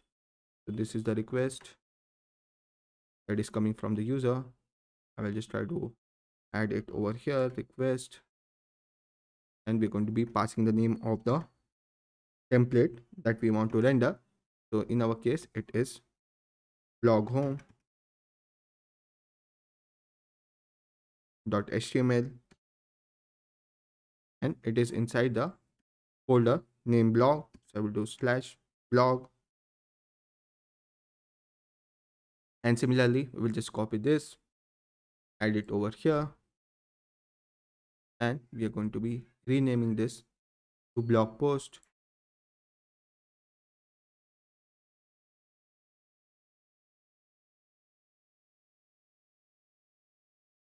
So after that, if we just try to save the code, and if we go to our browser, and if I just try to refresh the page, and if we click on blog, so you can see, okay, it is not rendering the template. I think we just need to check if we have saved all the codes and all the files that we have changed over here. So if I just try to save this, and we just go back, try to refresh this page, so you can see we are getting the output now. We're getting the blog home, and we just need to click on this code block to go to our home page. And if we also click on home, it will take us to the home page. If we click on contact, it will take us to the contact page. If we click on about us, it will take us to the about us page. And you can see the route is also changing over here.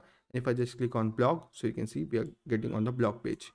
And for getting into the blog post, we just need to add a slug over here. So if I just add a slug as Python, and if we hit enter, so you can see we are inside the blog post. So if it contains any slug, in that case it will take us to the blog post. So this is how we can navigate the user through our Django application, and we are successfully able to create 5 different pages and redirect the user with the help of these buttons that we have created over here. So after that, I will show you 2 important commands that are very important for creating a database for our blog website. So if I just open our terminal over here, you can see we are getting an message that you have 18 unapplied migrations, and the project may not work properly until you apply the migration. So we were ignoring this particular warning previously, but we are going to be now managing this particular thing, and we are going to be overcoming this issue, and we're going to be solving this particular issue. So right here you can see there are some tables that this app wants to create inside our database, that is the SQLite 3 database. So if I just try to minimize all these things, so you can see there is a db.sqlite. So we need to make some changes into this SQLite database to in order to create a super user and things like that. So for making that happen, we just need to run a command. So there are basically 2 different commands that I want to talk about. If I just try to close the server, over here we have 2 different commands that I want to talk about.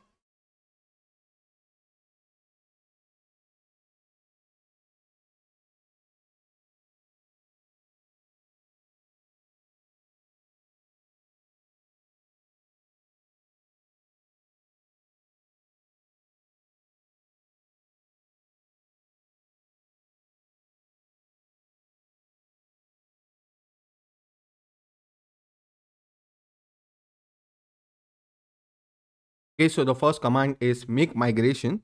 So make migration is the first command that we are going to be talking about, and the second one will be migrate.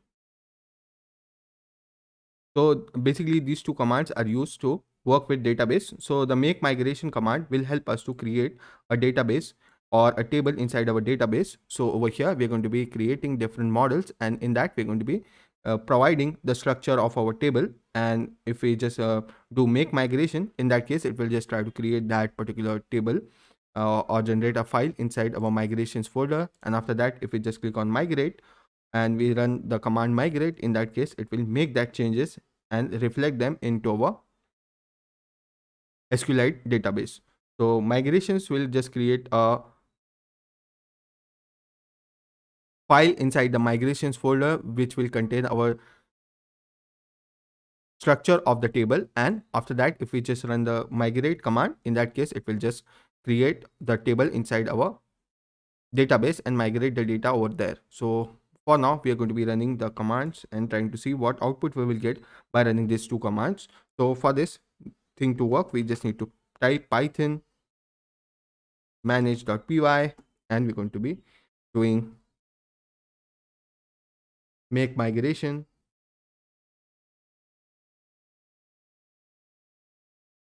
And if I hit enter, so you can see in the output that there are no changes detected. So we have not created any tables yet. So that's why it is showing that no changes detected in our code. So you can also see that.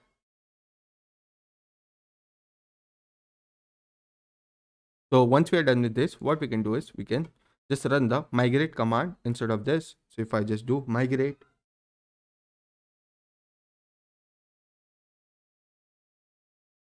and if I hit enter, in that case you will see it is applying some changes and it is creating some users and creating some tables inside this DB SQLite database. So you can see these all tables are created. So if I just try to show you what this table contains, so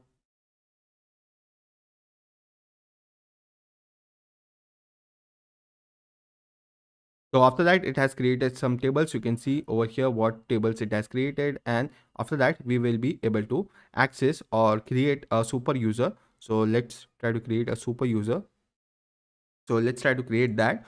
So I don't know what is the command for that, for creating super user. So let's try to run here python manage.py, and over here, let's see how we can create a super user. So over here, you can see in the auth, we have create super user. So we will just try to copy this command and we will run this, and if I hit enter, so it will ask us to add a username. So what I will do is I will name the user as admin, and if I hit enter, it will ask for the email address. So I don't want to give any email address. So I will hit enter, and the password. So I will add the password something, and if I hit enter,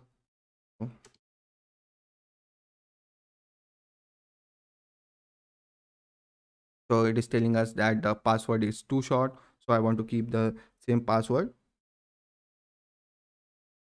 and I will just click here Y and hit enter. So it will create the user for us. So now it has successfully created the super user. So after this, we can access the super user by just typing here our URL and /admin. If I just type here admin, and if I hit enter, okay, our server is not running. So I will just try to our server up and running, run this command. So our server will start. After that, we will go to our browser, and if I just try to refresh this page, so over here you can see the output and we are getting the login page. So here I just need to add the username and the password, and if I hit enter, so you can see here is the output that we get.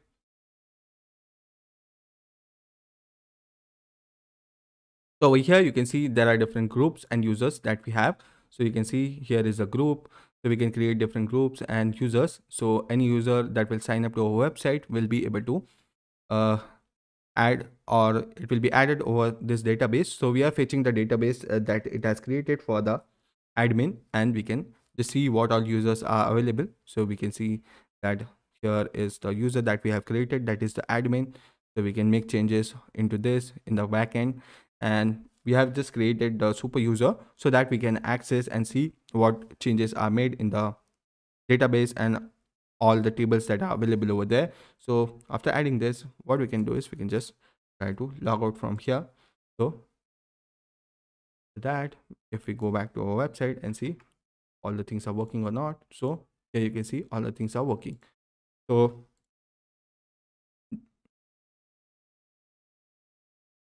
I think that was it for this particular lesson.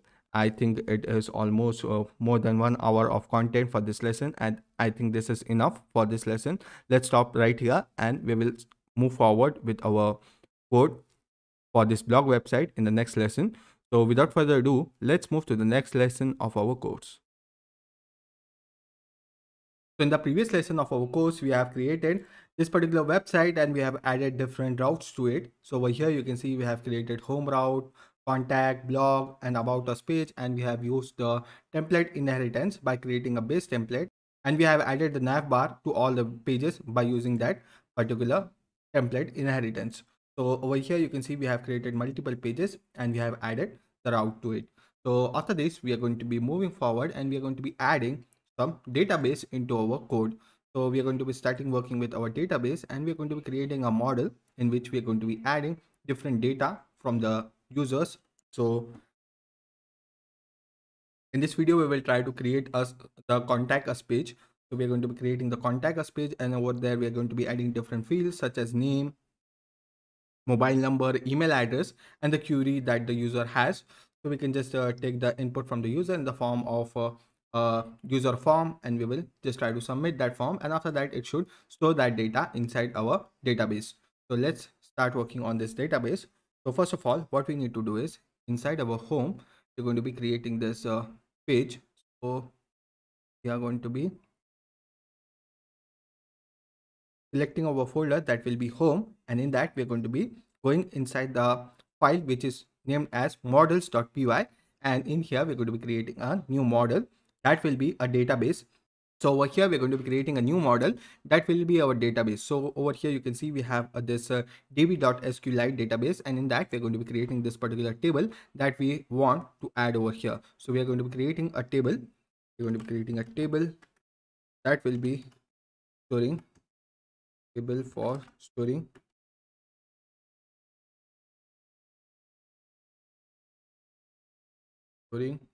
uh, data from contact us page. So we're going to be writing a model that will be containing the fields that we want to add inside our model, inside our table. So over here I will do class that will be equals to contact, and after that we're going to be doing models dot model. So this is a particular format that we need to use to create a model or a table. So after this, we are going to be creating different fields in our database. So our database will be similar to an Excel file where there will be different columns, and in that we're going to be storing different data in the form of rows. So over here, we are going to be first of all storing the serial number. So we'll do a variable name as SNO that will be equals to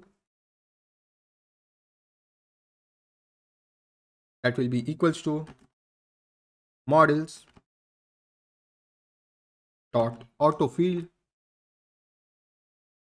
and we are going to be setting the primary key to true.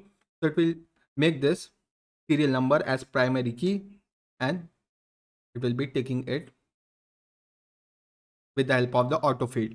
After that, we want the name of the user. So we are going to be creating a variable name, and inside that we're going to be storing models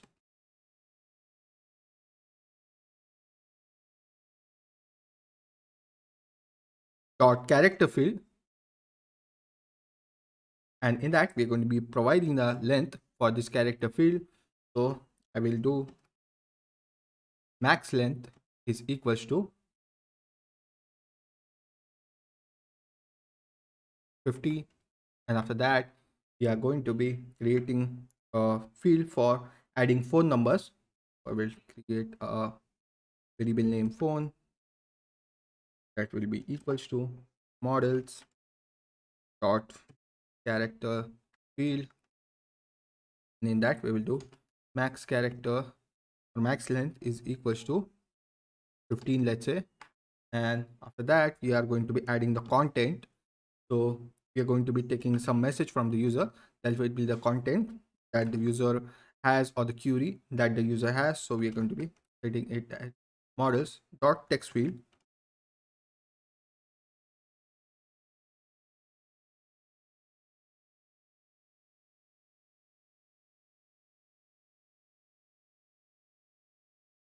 and it will be inside a function. After that, we also need one more input field, that will be the email of the user. So replace it with email, and we'll do max length at 100, or let's say 50. So after this, we will just try to save this code. So after we are done with this, we are going to be adding the form inside our contact us page, which is our HTML page. So over here we have the contact us form, and in that we need to add the content inside this. So what I will do is I will just do j.block, and in here I will just rename this block to body.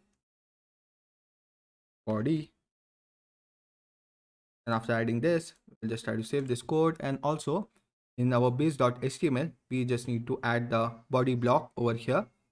You can see here is a block name that we just need to add a j block that will contain the body. So after this, what it will do is it will just fill in the blanks, this space. So whatever content is available in contact.html file inside this body, it will just do the fill in the blanks with the help of this particular piece of code. After this, we are going to be going to our Bootstrap website, and in there we are just going to be searching for forms, and we're going to be copying a form from there. So if I just click over here, the forms, and if we just try to scroll down and find out a proper form that we need, control,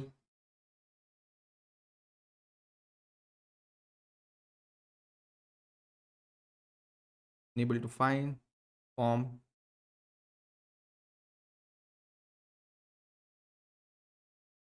Okay, so in this forms, we are going to be copying this particular form which we have over here. So I'll just try to copy this, and going to be adding it inside the body that we have created over here. And I will just try to paste it. And if we just try to save the code, we go back to our browser, we just try to refresh this page. Over here you can see this is the output that we get. We have added this particular form, so we will just try to modify it now, because we want to add all these fields in it. So let me show you what are the fields we need to add: the name, phone number, email address, and the content field. We just need to add that in our form. So we just need to make some changes, and you can see that the form is not looking good at all over here. So we are going to be adding it inside a container. So what I will do is to save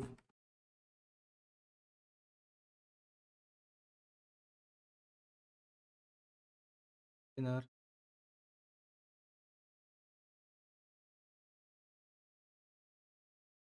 save class container,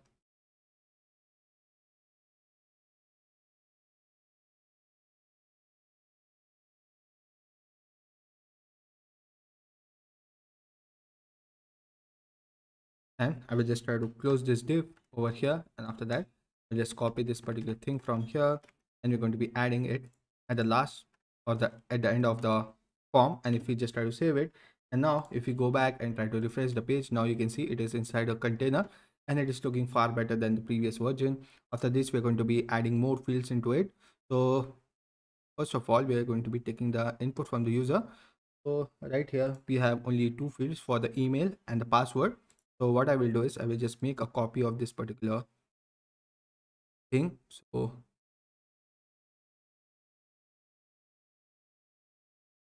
copy this and add it over here 2 times, and in that we're going to be making some changes. So we're going to be doing here name, and the type will be text instead of email. So we're going to be taking the name of the user in the form of text, and we're going to be renaming this as well text. And over here have div id. So I will just try to remove this thing from here. This is not required. And in the id as well, we just need to type here name, and same for the email help. Instead of this, we are going to be renaming it to name. And after that, we just try to format it properly. And after that, we're going to be taking the email. So I will do email, and over here we have another div. Just try to remove this from here. We have an id. We're going to be renaming the id to email.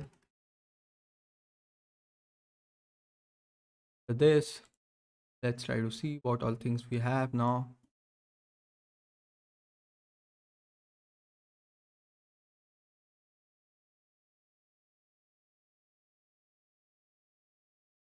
And we have to add the phone number as well. So I will just here do phone,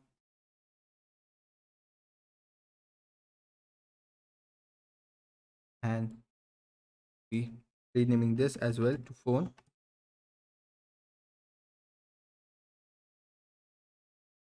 Type of this, adding the type as phone.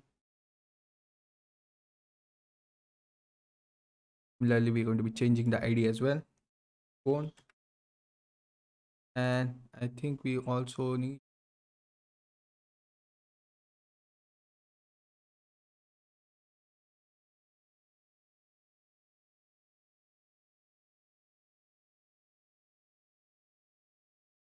so after this we're going to be also changing this particular thing. So I will just add here this form group, hyphen group,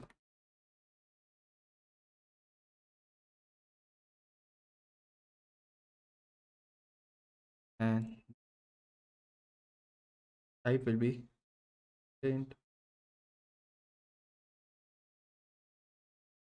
So this we will just try to remove this thing from here, the checkbox, and we will just keep the button. And we are going to be making changes on this text field. So we also want the content from the user. So for adding the content, we just need to change few things over here. So right here, what I will do is name it as content. So that moving this here, and the input will be in the form of form control.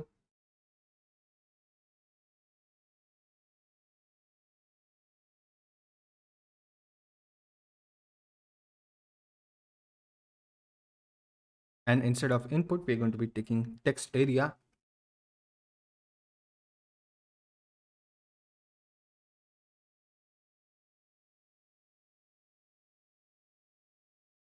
We will just try to remove this thing here. So this we are going to be changing the id to content.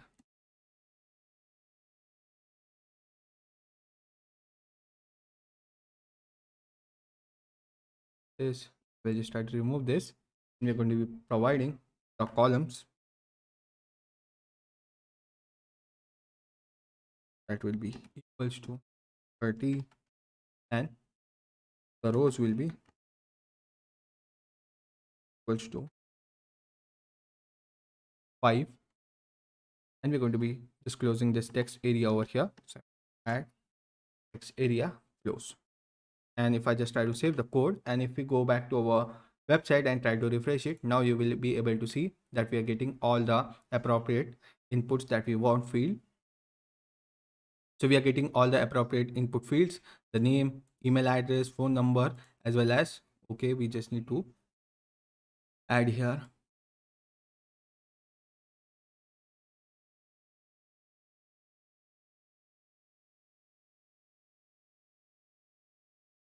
describe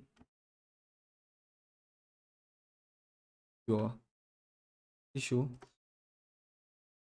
And if we save the code, try to go back to our website, try to refresh it, you will be able to see it is refreshing this, and we are getting all the fields that are required for our form to work. So once we are done with this, we also need to set the action of this form. So what we need to do is Over here, we have this form and we need to set the action to /contact, and we also need to set the method as post. And after adding this, we are done with this particular thing that we have created for the contact us page. So if you want, we can just remove this name block from here as well. So for now, we will just keep that and we will just try to save the code. If we go back to our browser, try to refresh the page. So over here, if we add some data, we will be able to fetch it. So we just need to write some piece of code in our views.py file to fetch this data. Before that, we need to create the table first. So in our models.py file, we have created this particular table. Now we need to run the migration code. So we just need to do make migration, and after that migrate the table into our app. So before this, we just need to register our apps that we have created.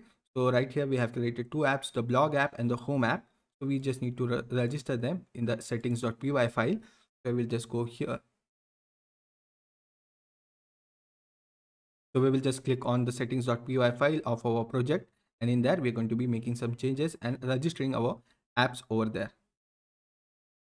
So over here, you can see we have the install app section, application definition, and in here, we just need to provide the name of the apps that we have created. So for registering this app, first of all, we just need to go to this particular file, which is apps.py. And here we just need to copy this particular function from here. And we're going to be going back in our settings.py file. And in there, we're going to be pasting this. So what I will do is I will do home dot apps dot and the name of this function.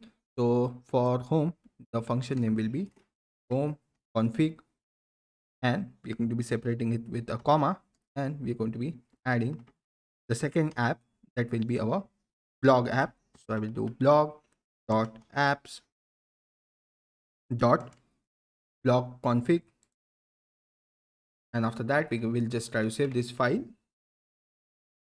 and we'll also check if the name of the file is correct. So over here, if we go, and over here if we go in apps.py, you can see home.config, and in apps.py you can see there is a function name home config. So after adding this, we are good to go. So we will just try to save this file, we'll just close it, and we will also close the app.py file. So once we are done with that, we will just go in here, and over here you can see we have our home, and in that we have a folder named migration. So if we just try to run the command, that is just make the migration. So if I do python migrate manage.py make migration,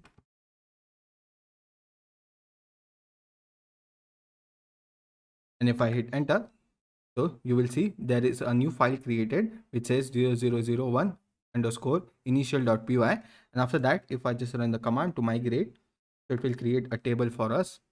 If I do my,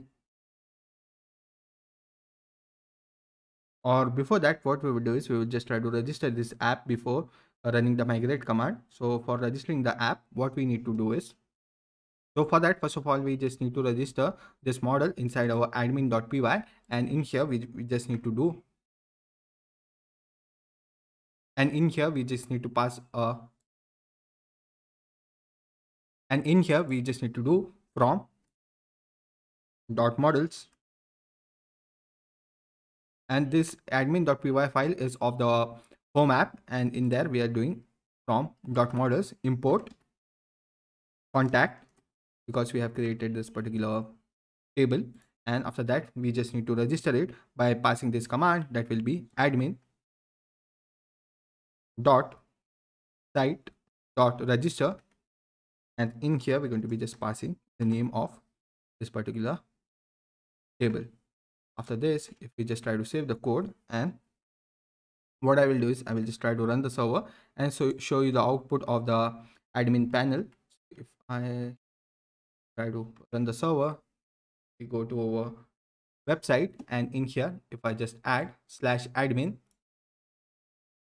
and if we hit enter, Over here, we just need to log in into our admin panel, and over here you can see we have created this particular contact.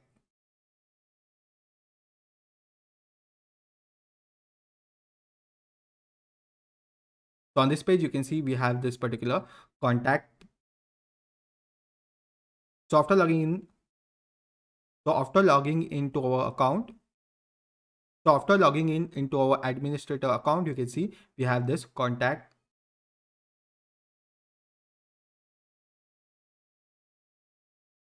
So after logging in into our admin panel, you can see we have a app name home. Inside that, we have a table name contact.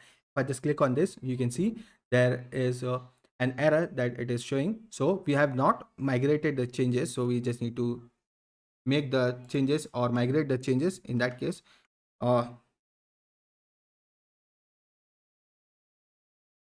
So this error is occurring because we have not migrated the changes. So we just need to migrate the changes over here. So I will just stop the server, and we're going to be running the command to migrate this table.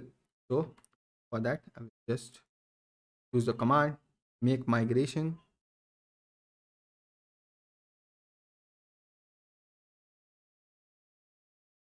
python manage.py migrate, and if I hit enter, so now the changes will be applied. And if we just try to run the server again, and if we go back to our website, and if I just go back and try to refresh this page, and if we click on contacts, now you can see we are getting that there are no contacts available, and the error is solved now. So we have successfully created this table, which is the contact us table. And after that, we are going to be making our form work with this particular table. So whenever a user comes to this particular URL, that is the contact URL. So what I will do is I will just copy this, paste it, we'll do contact, and after the user comes to this URL, they will enter their details, and after clicking on submit, this data should be registered inside our contact database. So let's try to add that particular functionality now. So also we wanted to add another field in this models. So just try to find out the models. Over here you can see we have added all the things, but I also want to add the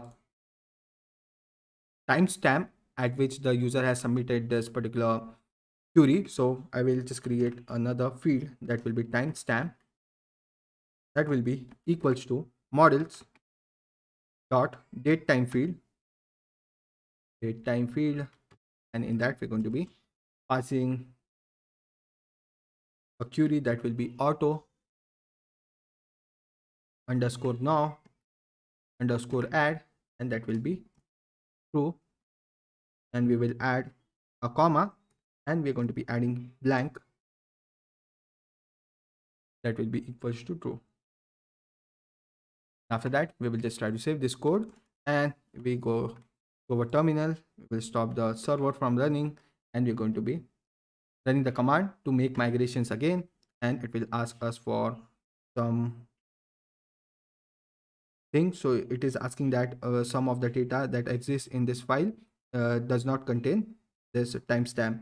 So if you want to provide the timestamp or not, so if you want to provide the timestamp or not, it is asking for that. I will just click on 2 and hit enter.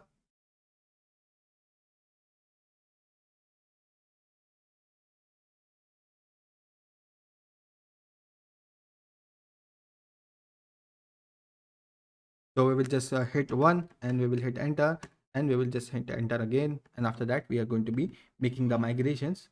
So we'll just run the command to make migrate, and after that we are successfully make the changes into our database. So once we are done with this, we'll just try to figure out what is this issue that it is showing. So it is showing that your URL pattern contains a slash and it is unnecessary. So we will just try to remove this from our views of okay, in out the file, which is the URLs for the blog, and we just need to remove this from here. And if we just try to save it, now this error might get solved. So if I just run the server now, you can see the error is not coming. So we just need to remove this slash from here. So once we are done with this, we are going to be moving to our contact us page, and we're going to be taking the fields or the inputs that is coming from our front end, and we're going to be passing it inside our contact function. So in our contact form, we also need to add a CASRF token over here. We are taking the input from the user. So we just need to do C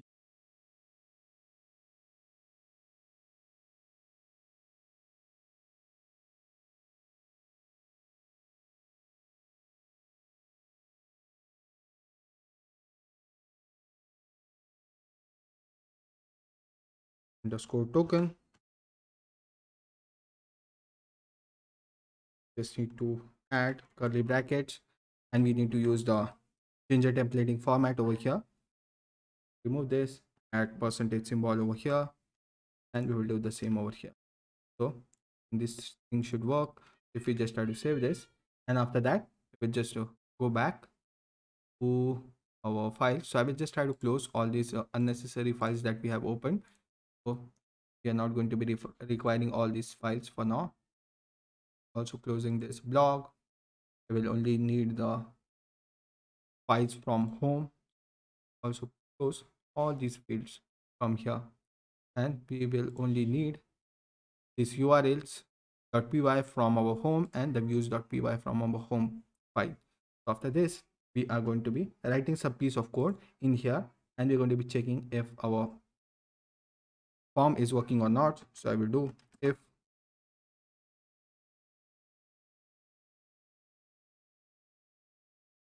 request dot method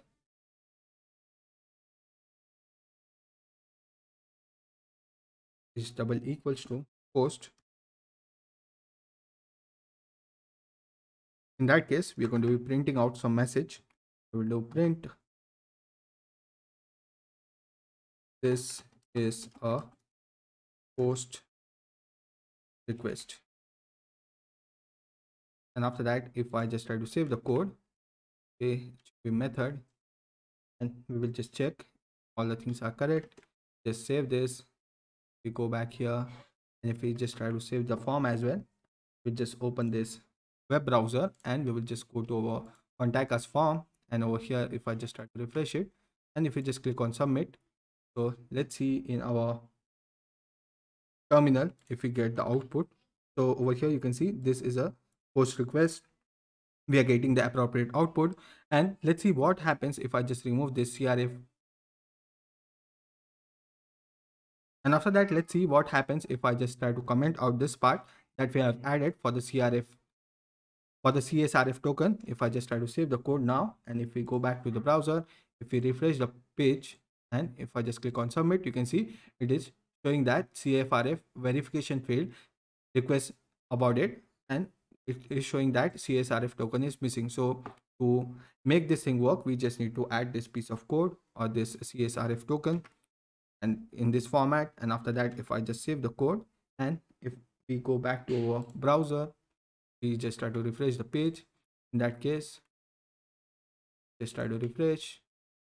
So you can see we are getting the appropriate output now. And over here, when we try to refresh the page, in that case, you can see we are not getting any output. But whenever we just click on the submit button, will get this response, that is, this is a post request. So we are now able to send the request from our front end to the back end, which is our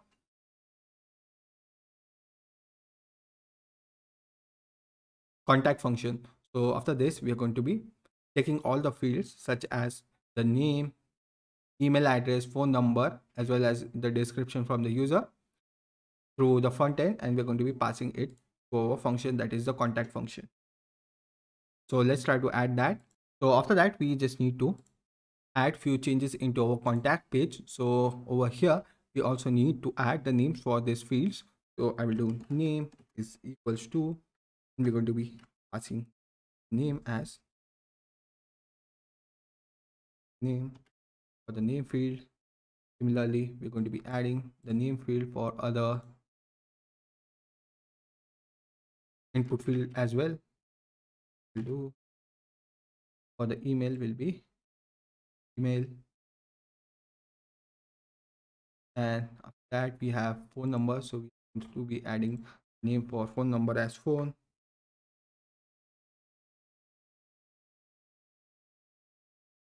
Add a space over here. Similarly we will do for the content as well, space, do content.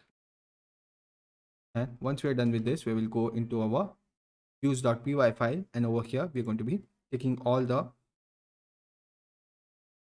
front end inputs and storing them inside a variable. So for that, what I will do is I will just try to create different variables such as name that would be equals to, and we're going to be doing request dot post.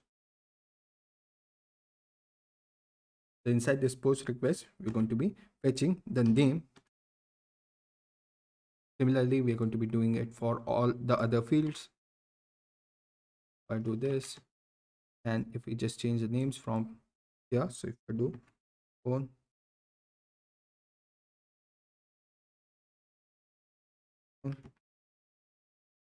email, similarly I will do here email, and we are storing it in other variables. So we are just taking the content from the front end of our website and we are just passing it over here.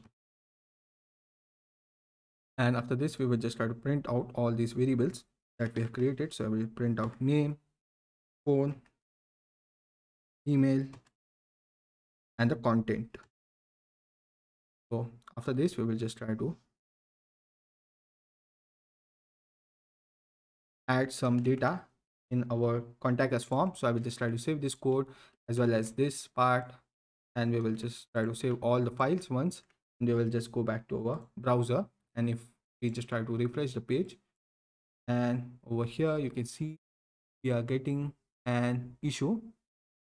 So it is showing that name is.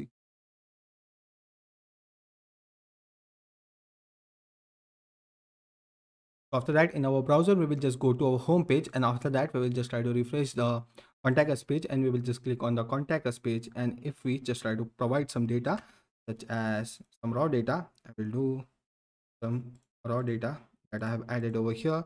Just provide hello. This is a test for contact us form. Contact us form. And if we just click on submit, and if we go to our backend, and if we just see here, you can see here is the data that it is getting us. So we are getting the name, the phone number, email address, as well as the message from the user. So now we just need to pass this data into our models.py file, or the model that we have created, and we just need to pass that, and it will be stored inside our database. So let's try adding that particular code now. So after this, we just need to import the models. So we will do from dot models dot models. So it will take the models from this particular folder, and after that we need to import the contact, and after that we just need to pass this particular data inside our contact. So over here, what I will do is I will just do contact, and in here we're going to be passing different values to this contact. So over here we will do contact equals to contact with capital C, and in here we're going to be providing different values. So the name will be equals to name. After that, we are going to be separating it with a comma. We are going to be providing the email address that will be equals to email address. Going to be separating with a comma. Going to be providing the phone that will be equals to phone number. And after that, at last we have the content. We will do content dot.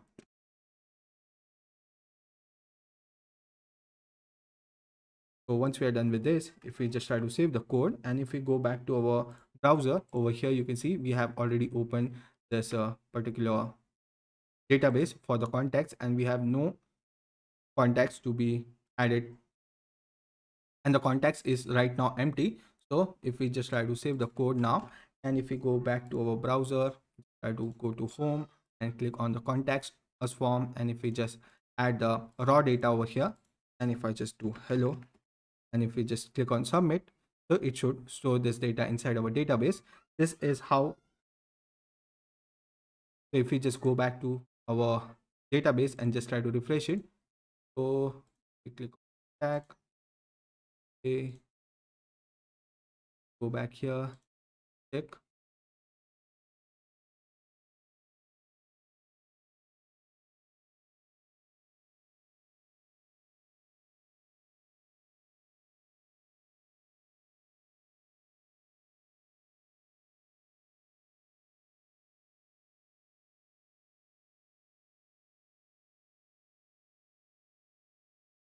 Okay, so we have just created the object for this particular contact. We just forgot to save this. So we just need to create contact dot save.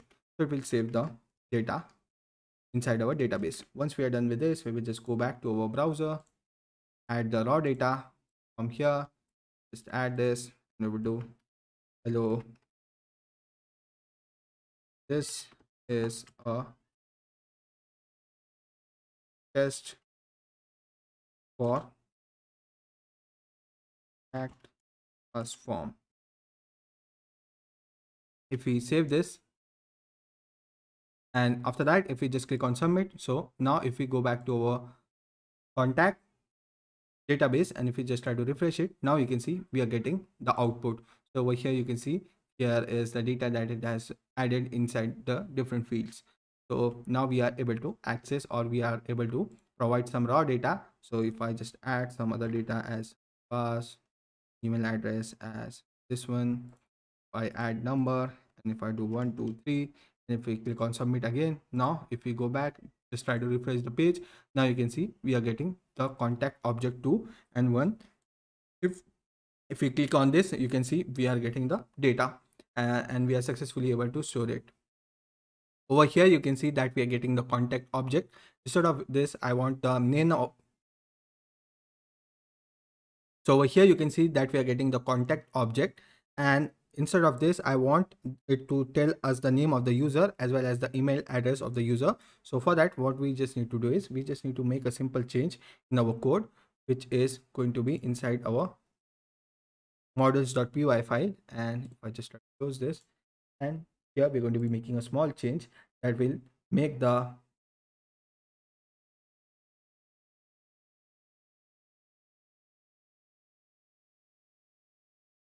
So over here we're going to be making a small change that will make this.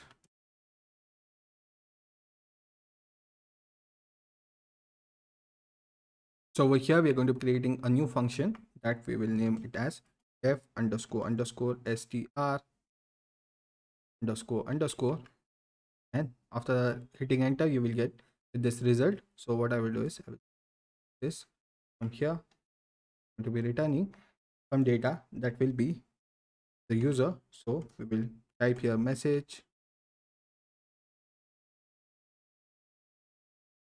from, and we're going to be passing the name of the user over here. So we will do self.name name, as well as we're going to be providing the email address of that particular user. So to self.email. So after adding this, if we just try to save this, and if we go back to our admin panel, just try to refresh it, now you can see the message from Arbas, the message from AK, and as well as we are getting the email address of that particular person. So this is how we can access and change this particular output that we get in the admin panel. So now we are getting a proper output as we wanted it to be. So we are getting the message from and the name of the person as well as the email address of that particular person. So this is how you can make the changes in the database. So inside our form, you can see whenever we pass some data. So if I just add some random data over here and we just click on submit. So in the submit, you can see after submitting this data, it is just fetching the data and storing it in the backend, but the user don't know if the contact form is being successfully submitted or not. So to add that, we are going to be using success messages. So for adding this, we just need to search on bootstrap.com. We're going to be searching for a particular library that is going to be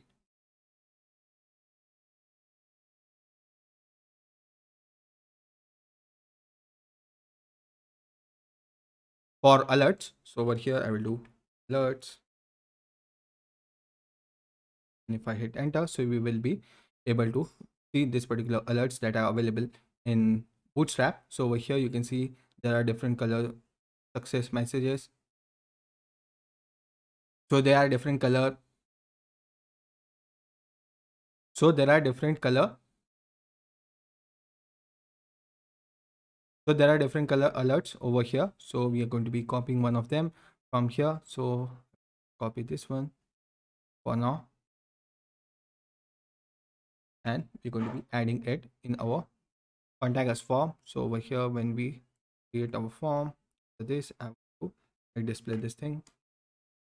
After adding this, if we just go back to our form, try to refresh the page, and you will be able to see this particular thing over here. So a simple success alert, check it out, it's been printed out, and we are able to see the success message or the success alert. Okay, so we have added this. Instead of this, I want a alert that we can close. So let me just try to find out that one. We can dismiss that alert. So there is that particular alert.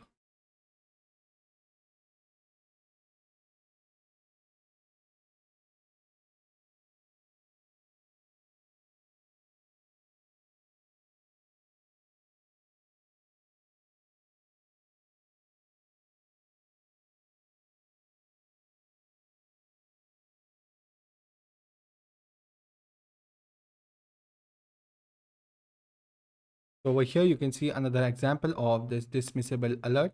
So I will just copy this from here, and we're going to be adding that in our code. So instead of this, I want add it over here. Instead of this alert warning, we're going to be making it success, and we're going to be adding this particular piece of code in here.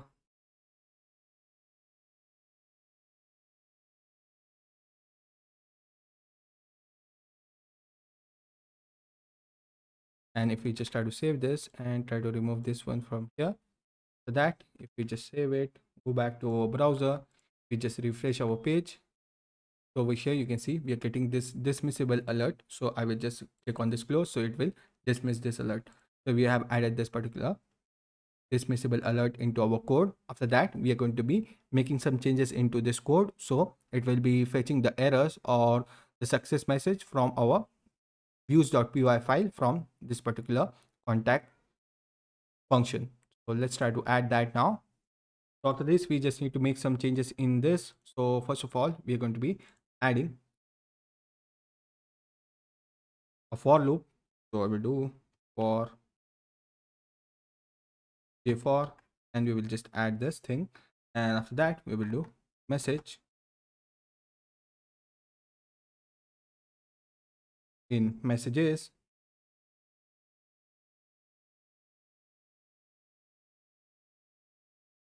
And after this particular thing, we are going to be adding this for loop. So we are going to be running a for loop, and we're going to be checking for all the messages that we are getting from our backend, and we're going to be displaying different data to the user. So after adding this, we are going to be passing the message.tags over here. So instead of success, let's say if the message is in the form of danger, or the form is being not submitted, in that case we want to show the user a danger alert box. So for that, we just need to pass here danger. So instead of this, we just need to pass the tag of the message in here. We just add this particular format for danger templating, and we just need to do messages dot tag.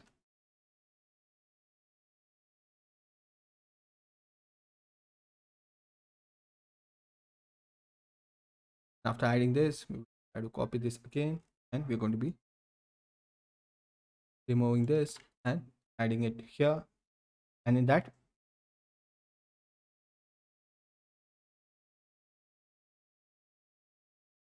we are going to be just passing the message. Move this to message,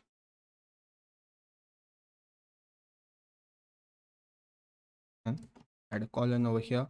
And after that, if we just try to save this, and once we are done with this, we will just go back to our, so in the views.py file, we just need to import this particular messages that we have added. So for that, we just need to do from django.contrib, need to import messages.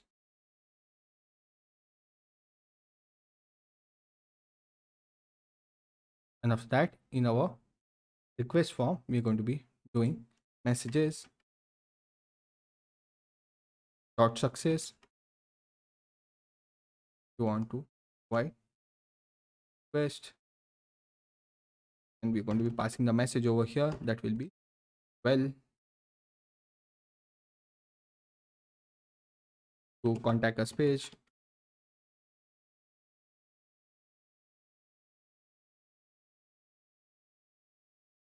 And after adding this, if we just try to save the code, if we go back to our browser, try to refresh this page, so you will be able to see welcome to the contact us page. We are getting the appropriate output, but the color of this message is not being displayed. So let me just try to check what is the issue over here. So you are sending the success message that in our contact form we have added the tag.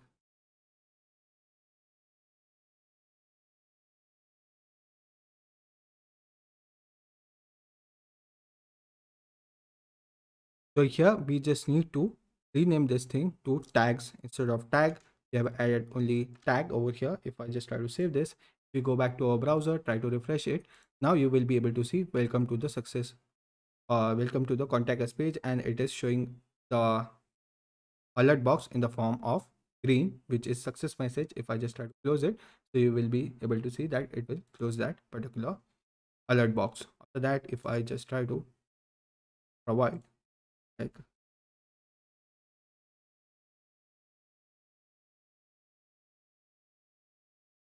after that we can also pass message, and if you want to pass the error, in that case we just need to remove this success and we just need to do message.error. If we just try to save it, try to refresh the page over here, you can see in the output screen we are getting welcome to contact us page, but the color of this particular alert box is not showing up. So for this we just need to make some changes into our settings.py file of our project. So for that we just need to go into our settings.py file, which is inside our app, which is our project, that is code block 1. So for this, first of all, we just need to go to our settings.py of our project, which is right here, and in here we just need to import a particular library that will be from Django .contrib.message .message import constraints as message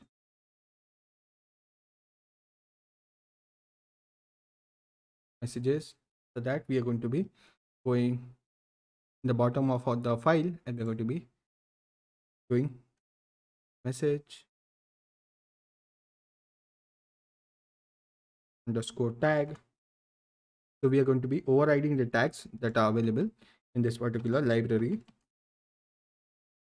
Here we are going to be renaming the messages.error, and we are going to be renaming it to danger. In single quotes I will provide. And if we save the code and if we go back to our browser, we just try to refresh this page, now you can see we are able to see the red alert box now, and we are able to pass the appropriate message to the alert box. So if we guys go back into our contact us form, and over here we just change it to success, in that case it will show us the alert box in green. If we just go back, try to refresh the page, so over here we can see the output. So we have successfully overridden the inbuilt properties of this particular library with the help of this particular code that we have written over here. So we have overriding the messages with the help of this code, and we are just removing the error, and instead of that we are passing the danger in the output field, and we are just importing this particular piece of code.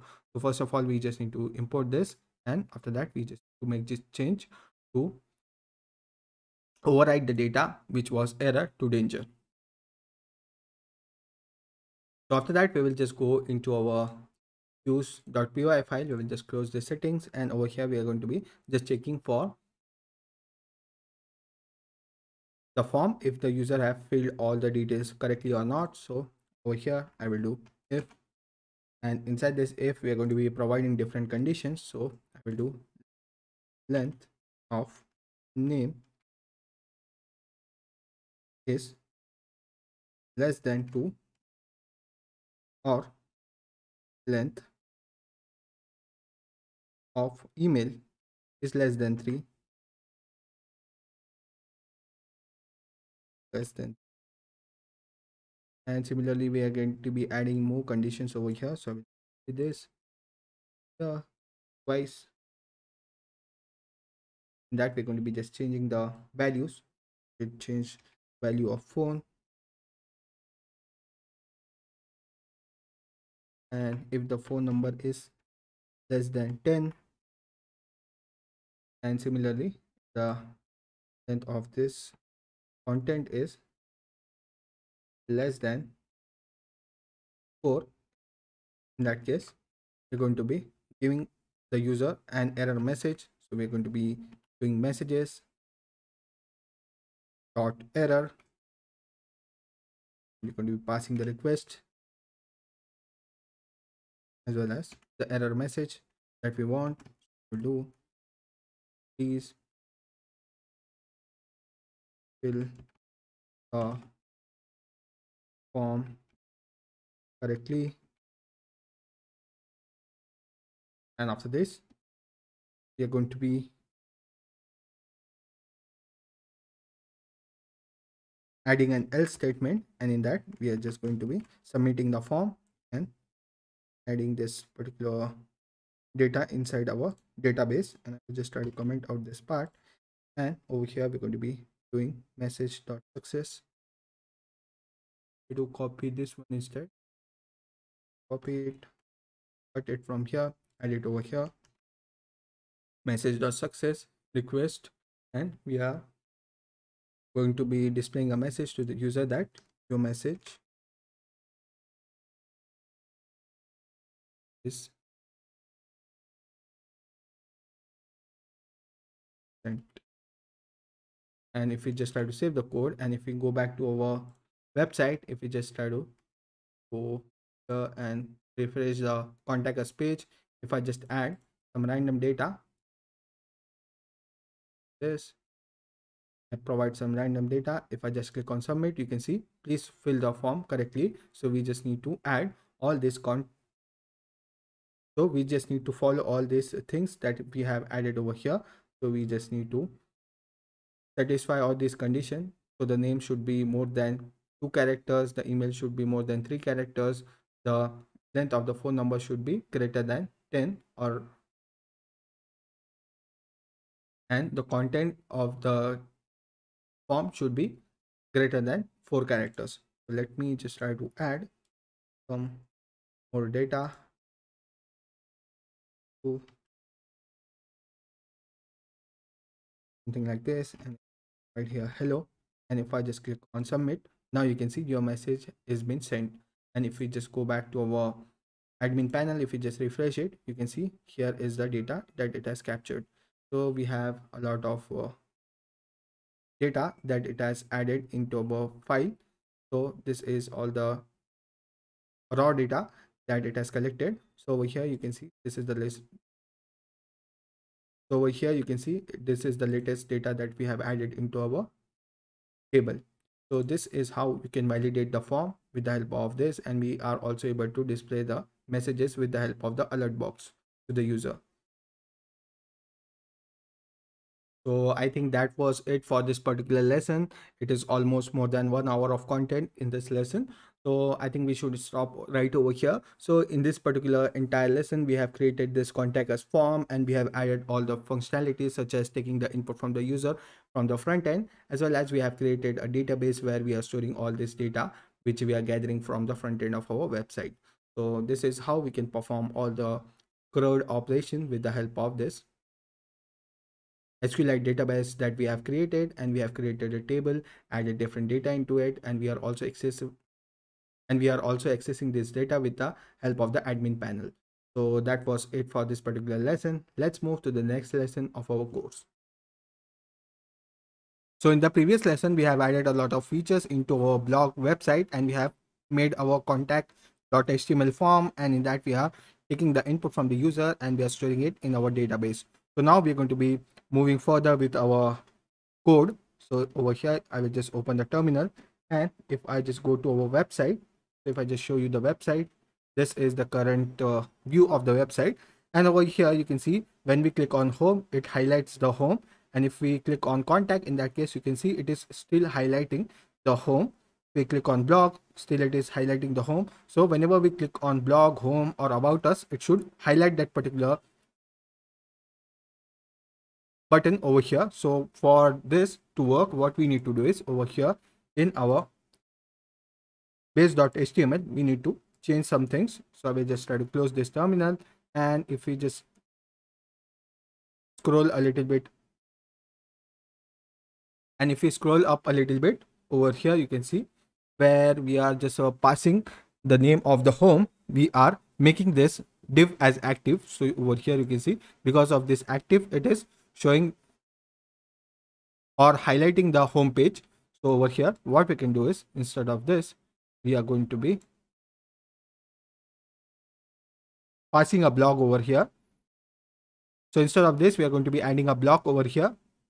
So for that, we will just try to remove this from here, and we will do j.block, and we're going to be creating a block over here that we are going to be naming as home active, home active. And after that, I will just format it a little bit. So we'll just add this in this format, and after that I will just try to make the format in this way. And over here we're going to be adding a block that we're going to be taking from our home.html file. So after this, we will just try to copy this thing from here, and we will add it for all these values. So for about us page or contact us page, we are going to be renaming this to contact.active. Similarly, we will add the same for the blog as well. So we will do blog active, blog active, and at last we're going to be adding for the about page. So we will do about active. And after adding this, we'll just try to copy. And after adding this, we will just try to save the code. And in our contact.html page over here, we are going to be removing this part from here. So this we're going to be adding it right here, and instead of home, we are going to be adding here contact, and we will pass here active.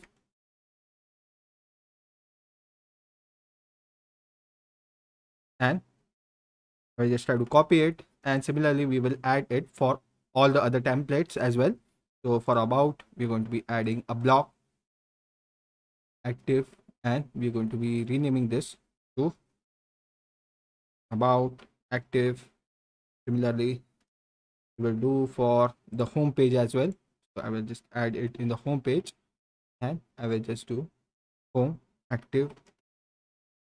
If we just try to save the code, if we go back to our web server, and if I just try to refresh the page, so now you can see if we click on about us, it is showing or highlighting the about us URL here. If I just click on contact, so it is not working for contact. Let's see for home. For home it is working. So let me just try to see what is the issue with the contact page. So over here we are doing contact active, and we are passing this particular block. Okay, okay.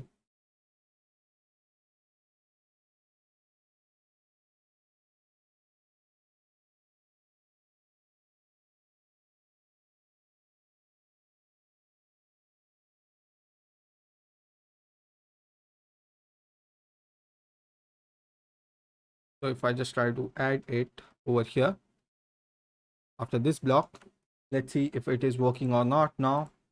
If we just try to refresh the page and go to the contact, now you can see it is working. So I just need to replace this over here, and we have added it right here. And after that we are passing the contact block. So once we are done with this, we are just going to be going on this page, and if we click on home, you can see home is selected, and it is also highlighting it over here. If we just click on about us, it will highlight about us. Similarly, if we click on blog, so we also need to add this particular piece of code in the blog.html. So over here we can do blog home.html. In that, we're going to be pasting this particular code, and instead of this we will set it to blog. If we save this, if we go back to our web server, if we just try to refresh it, and over here you can see now the blog is selected. If we click on about us, if we click on contact, and if we click on home, all these four buttons are working, and it is highlighting the appropriate one. So after adding this, we will just try to save our code, and we will move further with our code and try to add a new functionality. After that, we are going to be designing our home page. So over here you can see we have our home page, and in that we are not passing any data in the body. So we are going to be creating the body for our home page. So for that, what I will do is I will just create the block for home. I will do j.block, and if I hit enter, so I will name it as body. After this, inside here we're going to be passing some code that we're going to be adding from the bootstrap.com. So I will just go to the bootstrap website, and over here we're going to be searching for something. So let's say we want to add a carousel over here. So let me just try to find out a carousel that suits our website. So I will just copy this carousel from here, and we're going to be adding it inside our code in our body. So I will just add it over here, and we will just try to save the code. And after saving the code, if we go to our website, and over here if I just try to refresh the page, so this thing is not working, I think. Let me just try to save the code and see if there is any issue with our code. So block body is there in, and in our base.html, let me check what is the data present over there. So after this, we are adding a block body, and we are also ending the block body. So why it is not adding this thing? Try to figure it out. Okay, okay, okay. Okay, so to this carousel to make work, we just need to add some images in that. So we don't want images. Instead of that, we're going to be using some other element instead of this. So over here, you can see this placeholder looks very good. So we're going to be copying this, and we are going to be adding this in our code. So we are just trying to remove this thing from here, and instead of that, we are going to be adding this card, and after that we will just try to save it. And if we go to our website and try to refresh the page, over here you can see here is the card that it has created. So I just need to add it inside a div. So to div class container,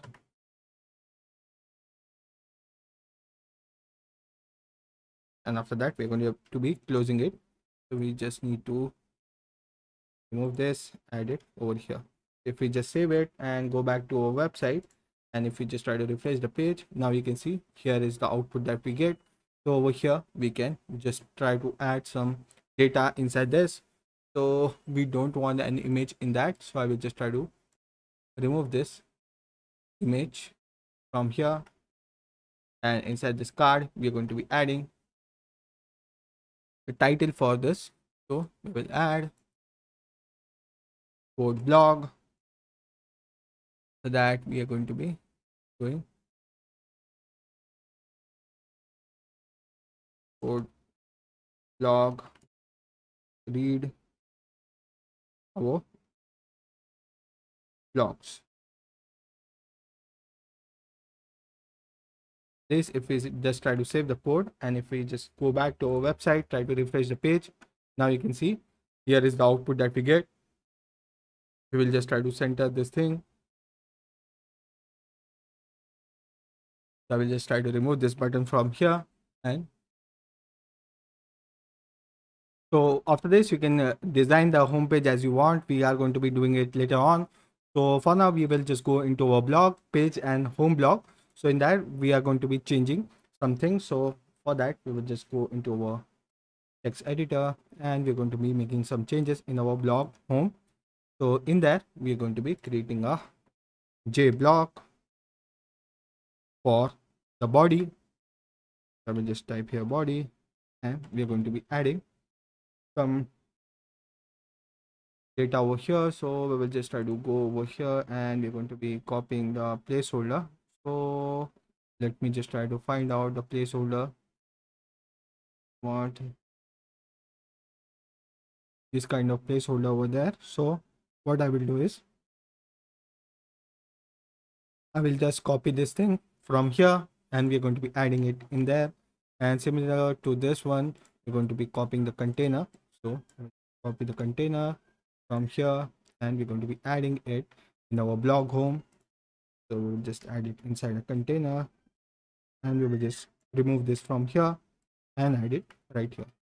So if I just try to save the code, and if we go back to our website, try to refresh the page, so we will be able to see the output over here. So the user will see the title of our blog post as well as some text from it. So some highlighted text will be there.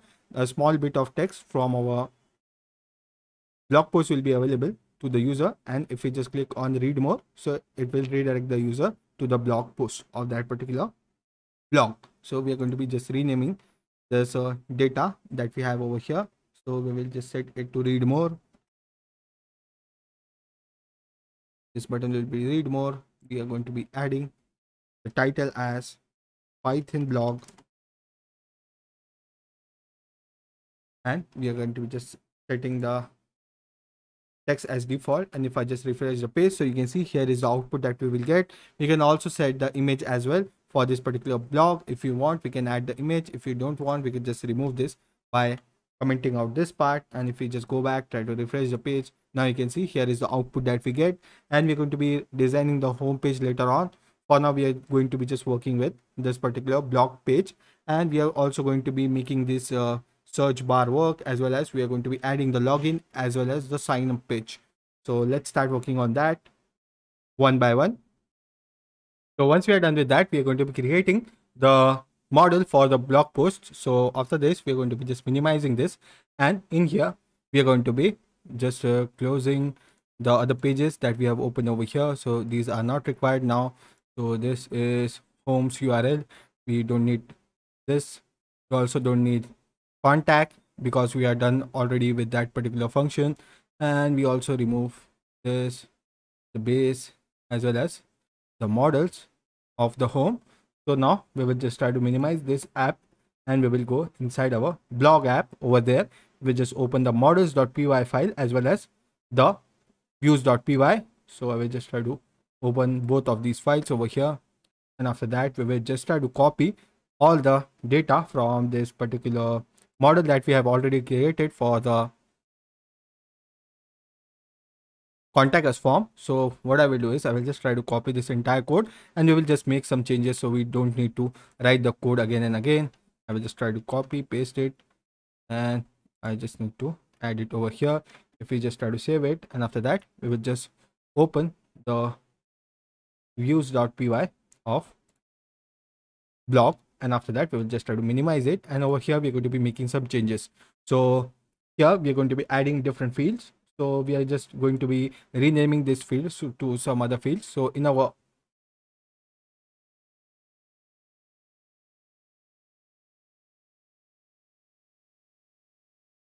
blog, we are going to be having first our title of the blog.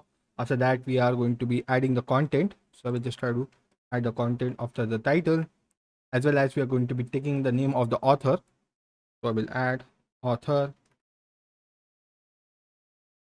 of the blog, and we are going to be adding that, and the content, as well as we are going to be adding the slug for our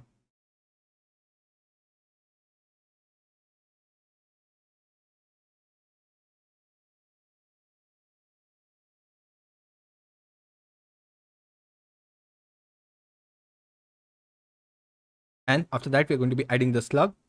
So we'll do slug,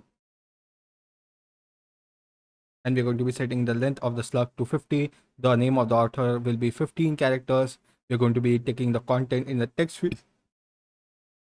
We are going to be taking the content in the text field. After that, we have added the title as well as the serial number and the timestamp. And after this, we are going to be just removing this auto from here. And once we are done with that, we are going to be also renaming this.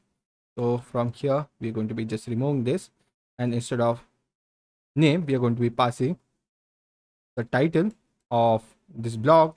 So I will do self.title, and after that we are going to be adding the name of the author. So I will choose to author, and after that I will just try to save this, and we're going to be running the code to migrate this. So we will do make migration. So we are going to be running the command python manage.py make migration, and if I just try to open the migration folder in here, and if I just hit enter, so over here you can see that the initial.py is created, and we have created this thing. And after this we are going to be just running the code to migrate this, and after running the migration, and after we are done with this migrate command, we can just go to our admin in here, and we're going to be registering this particular model that we have added. So I will do from dot models import. Okay, I think we have named it as contact. Instead of that, we just want to rename it as post. So I want to create it as post. I just forgot to rename that, and after this we will just try to save the changes. We're going to be making the changes again. So I will do make migrations, and was blog.contact rename to post. I will just do y, and just keep in mind that you just name it as post instead of contact. And after that we are going to be making the migrations. So I will just run the command for this, and after that we are successfully renamed our contact block to post. And once we are done with this, we'll just go into the admin panel, and in here we will import post, and after that we will just register it by typing admin dot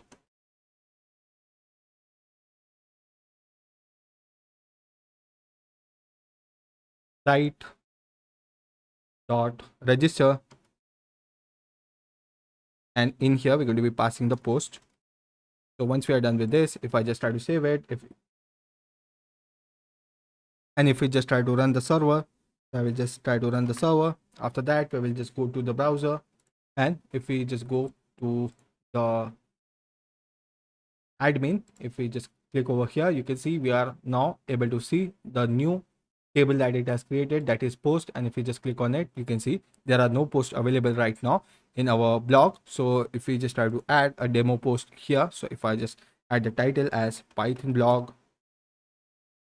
so that I will add the content over here. So I will just copy something about Python from Google. So I will just do Python, and in here we have this particular definition of Python. We will just try to copy it and add it in the content. The author name will be Arbaz. The slug will be Python blog, Python-blog. So this will be the URL for our blog, and after that we will just do today and now for the time and the date, and after that we will just try to save this.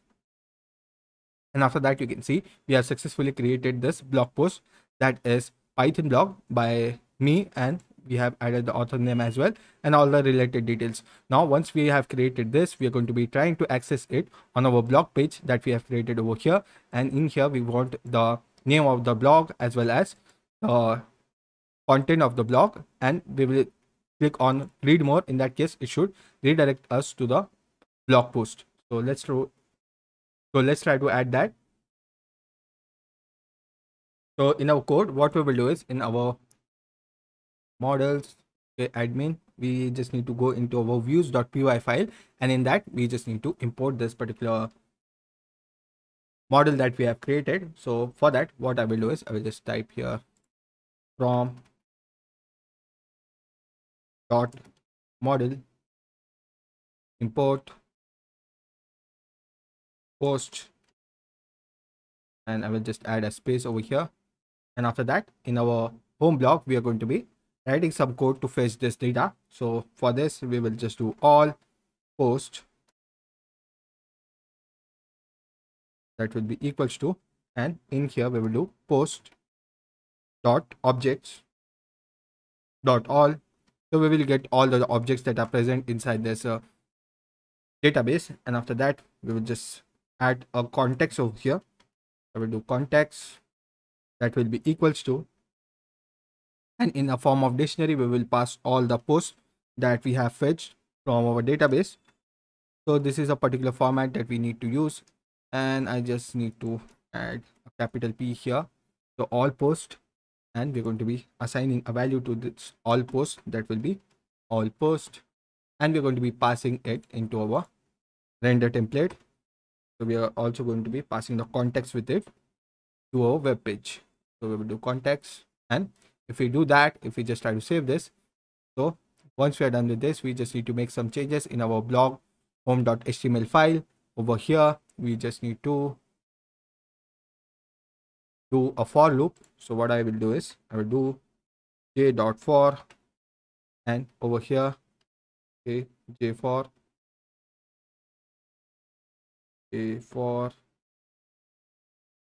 and after adding this, we are going to be naming it as post in all posts. There is also a s. Let me check if we are right. So there is post. In that post we have an s, so we have added that, and we are running a for loop for the all the posts that we have inside this, and we will just try to end this for loop over here, and we're going to be creating all the posts one by one, and we're going to be just trying to replace this with a blog title. So what we will do is we will do post dot title. For that, we are going to be adding the content of the post. We'll just do copy this and add the content over here in this paragraph, and instead of title we are going to be passing the content,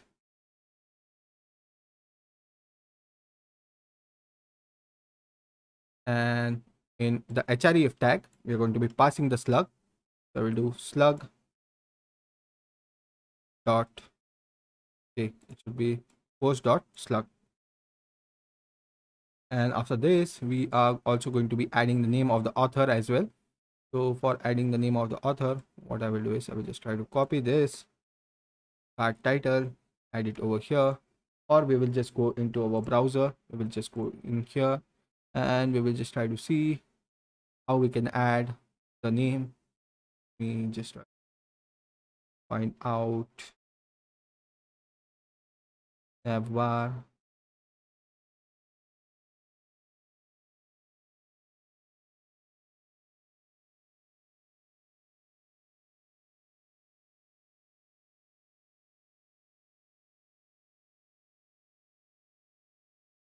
So I am not able to find anything there. Let's try to add it in this format itself. So I will do author, and we are going to be naming it as the same. So if we just try to save it, and if we go back to our browser, try to refresh our blog, so over here you can see the name of the author is Arbaz, the blog is here, the name of the blog is Python blog, and we are getting all the data from our blog post. So over here you can see it is printing out the entire line over here, and if we just click on read more, so it is showing that it is not available. Okay, we just need to add that route for now, but you can see we are fetching the data or the blog post from our database successfully. So over here you can see it is printing out the entire thing. So if I just try to make a change over here, so if I just try to copy this and paste it over here multiple times, in that case you will be seeing in the output that. So after that, if I just try to save it, and if we just go here and try to refresh it, you can see it is printing out all the content that is present inside this block. But we want to limit this content, and we only want to print out the first 100 characters from this block. So in that case, what we just need to do is over here in the content, we just need to add a pipe symbol, and after that we will do truncate.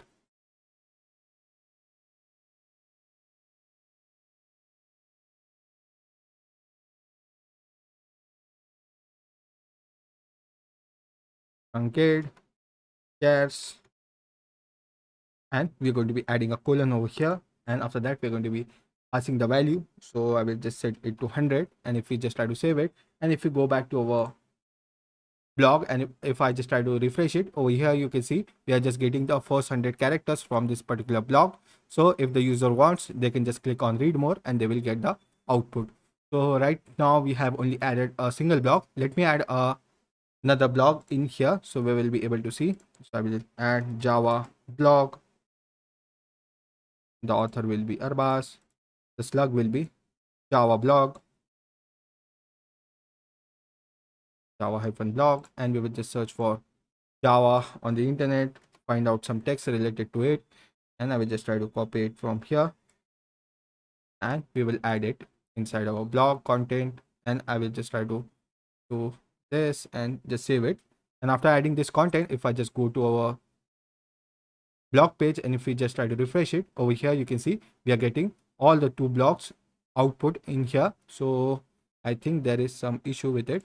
So let me just try to find the issue that is there.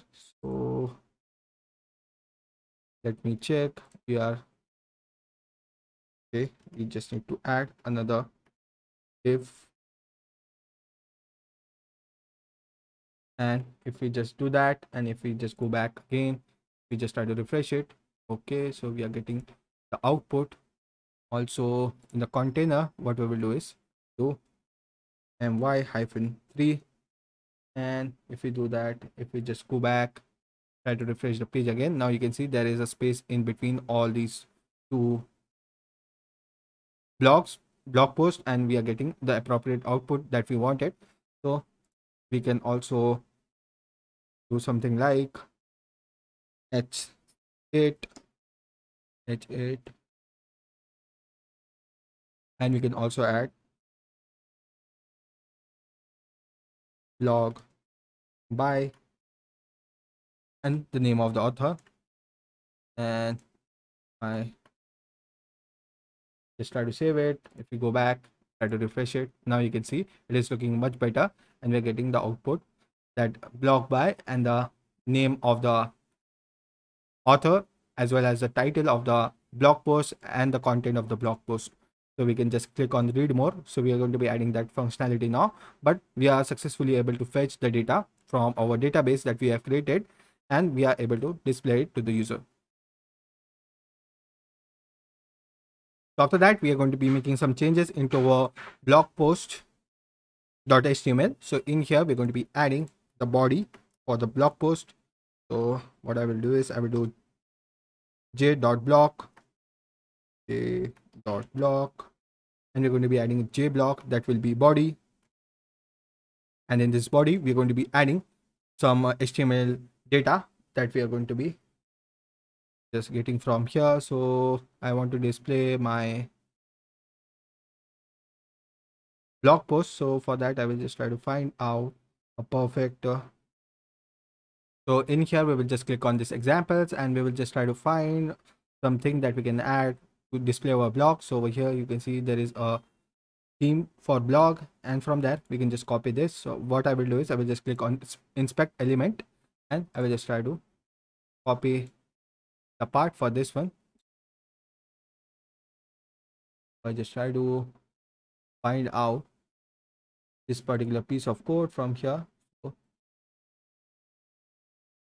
So You can see this is the part that we need to copy. So I will just try to inspect element.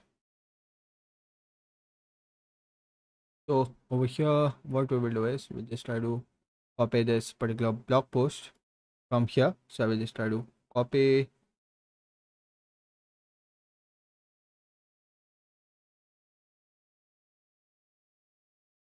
element. So I will just do this, and after that we will go inside our Visual Studio Code, just add it over here, and we are going to be just making some changes in this particular script that we have copied from there. So I will just try to remove the unnecessary data from here. So I will just try to unremove this, and after that we are going to be adding some data over here. So before that we just need to make some changes in the views.py file for the blog post. So over here we will just try to add some code to display the blog post to the user. So for adding that, what we need to do is we just need to add the same data that we have added over here. So I will just try to copy this from here, or I will just try to copy all these things and add it over here. Instead of post, I will just set it to post, and I will just make this p small, and it will be post that will be equals to, and type here post instead. So I will just rename this to post. I will remove the s from here, and similarly I will do this. Well, we also post, because we are going to be only passing a single post. And after that over here we will do object dot, and we will do filter by filter, and we're going to be adding the slug that will be equals to the slug of the database. We'll do slug, and we will do dot first, first, and after that we will call this particular function. And after that, once we are done with this, we are just taking the blog post, and we are just trying to find the blog post with this particular slug that we have on the readme button. And after that we are just clicking on the first item, and once we are done with this, we will just try to find the context. And once we are done with this, we are just passing the context, and we are going to be passing it with the render. So I will do context, and once we're done with this, we will just go in our blog post, and in there we're going to be making some changes.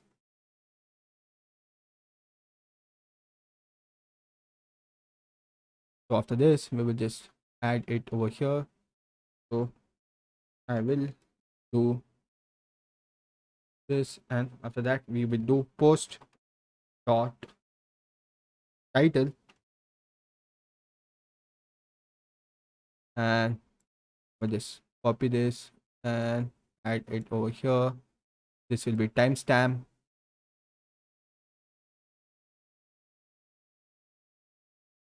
and similarly we'll do the same for the name of the author. I will add here post.author, and let me check what is the name here. Okay, so the timestamp, the S is capital for the timestamp, so I will just add a capital S instead. And after that we're going to be adding the content, so I will just remove this data from here, and this paragraph we're going to be adding the content. And here I will do content, and after that I think we are good to go. So if I just try to save this, if we go back to our blog website, if I just try to refresh it and click on this blog, so you can see we are just passing the user to Python blog. Okay, we just need to add the route here, so we just need to correct the route for the user redirect. So we are getting this error. So to solve this error, what we need to do is we just need to go into your urls.py inside our project, that is code block 1, and in there we have added this path. In that path we just need to add a slash after the blog, and if we just try to save it, if we go back to our browser, try to refresh this page, so we will be able to see the output. So if I just click on blog, and after that if I just click on this, now you can see that we are getting the output, and we are able to see this particular blog post that we have created, and it is providing us all the details. So after this, what I will do is I will just try to minimize it, and I will add the content inside a block or a container. So I will just rename this to container, and after that we're going to be saving this. And if you just go back, try to refresh the page now, it will look far better. So you can see here is the output that we get. If I just click on blog again, and if I just go to the next blog, in that case you can see it is giving us the output for the next blog. And if I just click on author, so you can, and if I just click on author, you can see it is not showing us any output. So if I just go back here, if I just click on this, in the author it is not showing any output. So in author we can just redirect the user to slash about, and if you just add that, if you just go back, try to refresh the page, if I just click on this, now you can see it is redirecting the user to the about us page. Now once we are done with this, we are also going to be adding this particular code, that is block active block, in our blog post. So for this we're going to be adding this block. If we just try to save it, go back, and over here you can see right now the blog is not been highlighted. If I just try to refresh it, now you can see it is being highlighted over here. So we want it to be selected when we are inside our blog app. So now we have added all these features, and we are now able to create a blog post and also display it to the user on our blog app. So I will just try to remove this blog home from here. So it is not looking good at all. So what I will do is I will just try to remove this piece of code from here, because that is not required now. So I will just try to remove the same from here, and if you just try to save it, try to run the code now. Okay, it's still showing this. So what we need to do is we will just try to save the code again, try to refresh it. Why it is not reviewing it? Let me check. Okay, so instead of this, we just need to,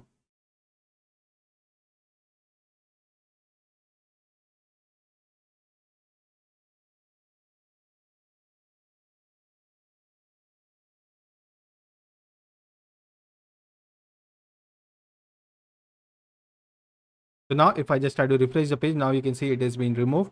So it takes some time to make the changes, and I just restarted the server. After that, you can see we are getting the appropriate output. And if I just click on any of the blog post, you can see here is the content of the blog post.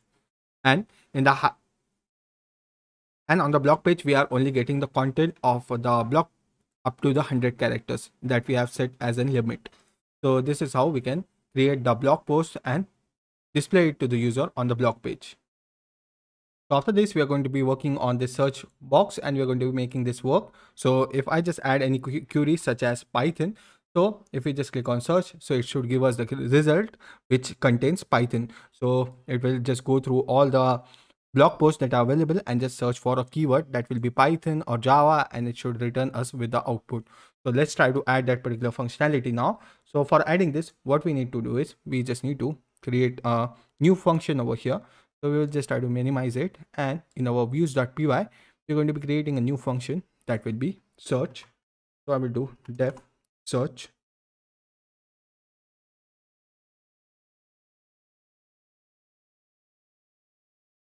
and inside that we're going to be passing the request, and for that in here we're going to be doing some calculation for finding out the element that we are searching for. And for now I will just add here http response, and in that we will just pass this is search. And after that we are also going to be creating a route in the urls.py. So I think this is the main urls. We just try to close this, and we will just open the urls. We just try to save this code first.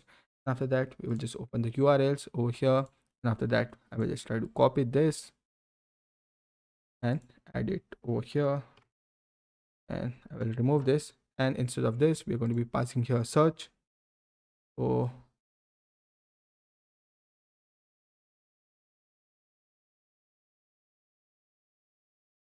Okay, so we don't need to create it inside the blog app. We, instead of this, we want it to be inside our home app. So for that, what I will do is I will just open the home app, and over there I will just try to add the search. So I just copy paste it from there, and we are going to be making the changes inside our URLs inside the home app, and over there we will just try to copy this and add a comma over here, add it over here, and it will be search. And similarly we will add the name as well to search.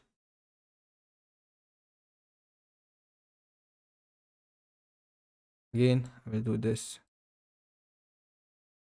search, and after that we will just try to save this code and go inside our views.py, and we are going to be just closing this blogs urls.py. We'll just save it and close all the files that contains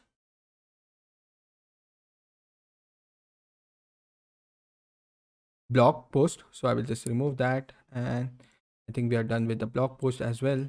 So after this we are done. After this we only have the home app, and in that we are going to be adding the functionality of search. So once we are done with this, we will just try to minimize all these things, and we'll just remove this clutter. And in our home app we're going to be creating another HTML file which will be search.html, and in here we're going to be adding the content similar to the blog post or the blog home. So I will just try to copy this, and I want the output to be in this particular format in the search results. So I will just copy this, add it in the search, and after this we are going to be adding a h2 tag,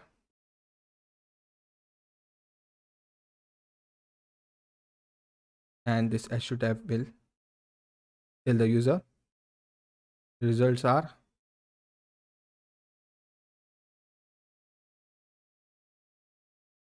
and it will be showing the results after it is done searching for that particular keyword. After this, if we just save it and try to open our, and we will just try to make a change in our page.html where we have this particular search. So let me just try to find out where is the search. So over here you can see this is the form, and in here we just need to add an action. So I will do action that will be equals to action that will be equals to, and in here we're going to be providing an action that will be slash search,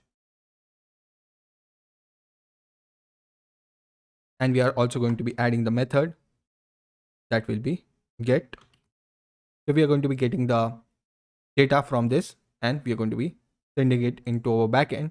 After this we also need to add an name for this. So I will do name is equals to search,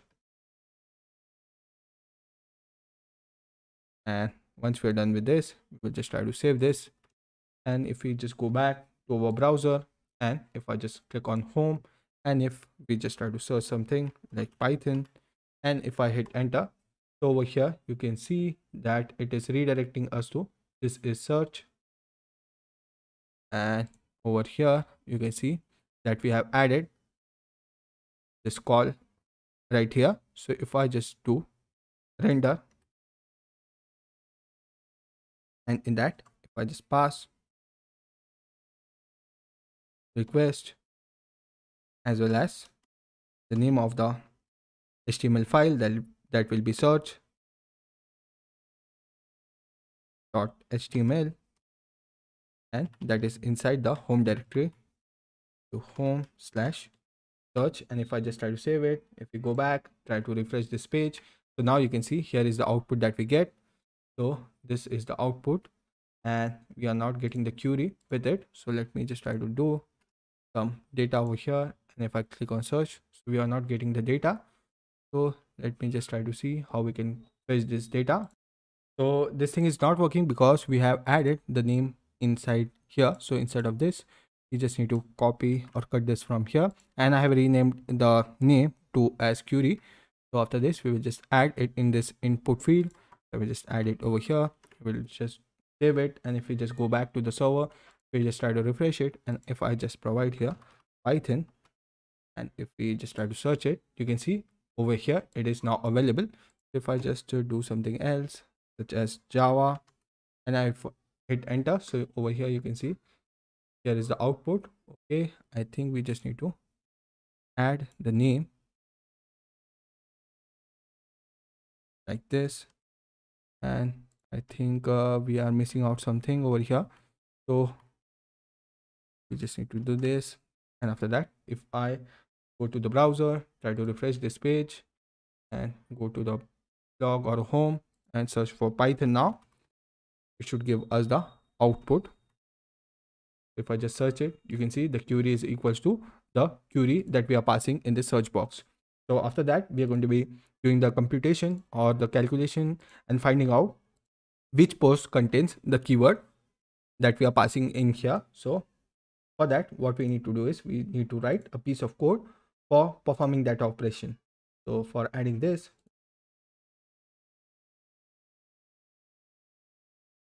we just need to do all post, or what I will do is I will just try to copy this from the views that we have already created. So let me just try to find out the views for the blog website, and over here we'll just try to copy this particular piece of code for getting all the posts, and or I'll just try to copy this instead, and we will just try to copy and add it in our views.py. Adding this, we do all post is equals to post.object.filter. Okay, we also need to import the post here, so I will do from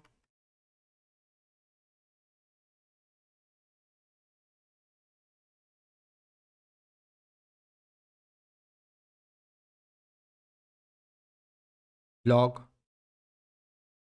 dot models import post, and after that this error should go, and you can see object.filter, and over here we are just trying to filter the slug. Instead of this, we are going to be doing title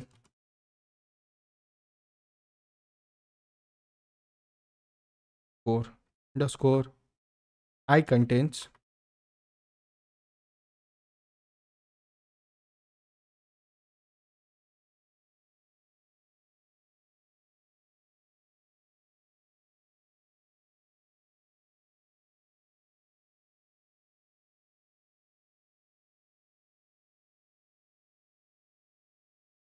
contains, that will be equals to the query that we are getting from the front end. So I will just pass here the query, and as well as we'll do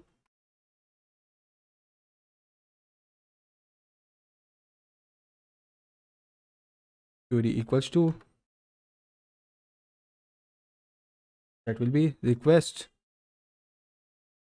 dot get, and we're going to be getting the query from the front end. So we'll do query. If I just correct the spelling after this, this thing should work. So we are going to be setting it to all post.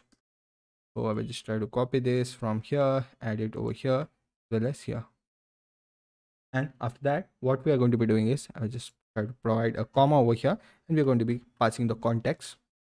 And if I just try to save this, and if we go back to our browser, and if we just now go to home and search for a particular topic, so if I do Python, and if we just click on search, so in the output you can see now we are getting only one output, that is Python blog, which contains this particular keyword in the name of the blog. If I just click on blog over here, you can see we have two different blogs, and if we go to our contact us page over there, if I search for Python again, so it will give us the output. So this search block or this search app will work for all the pages. So we can just go to any page and search for a particular blog that we want. Now let's try to search for Java. If I hit enter, so you can see here is the output that we get. And if I just search for something that is not present, so if I do go and if I search for it, you can see we are not getting any output. So this is how we can add a search functionality into our blog post, and we are successfully able to fetch the data from the blog, and we are able to display the user, and we have made this search app work, and we have added this search functionality into our blog post, as well as we are able to display this. So I think that was it for this particular lesson on creating the search bar as well as creating the blog post. So that was it for this video. Let's move to the next video of our course.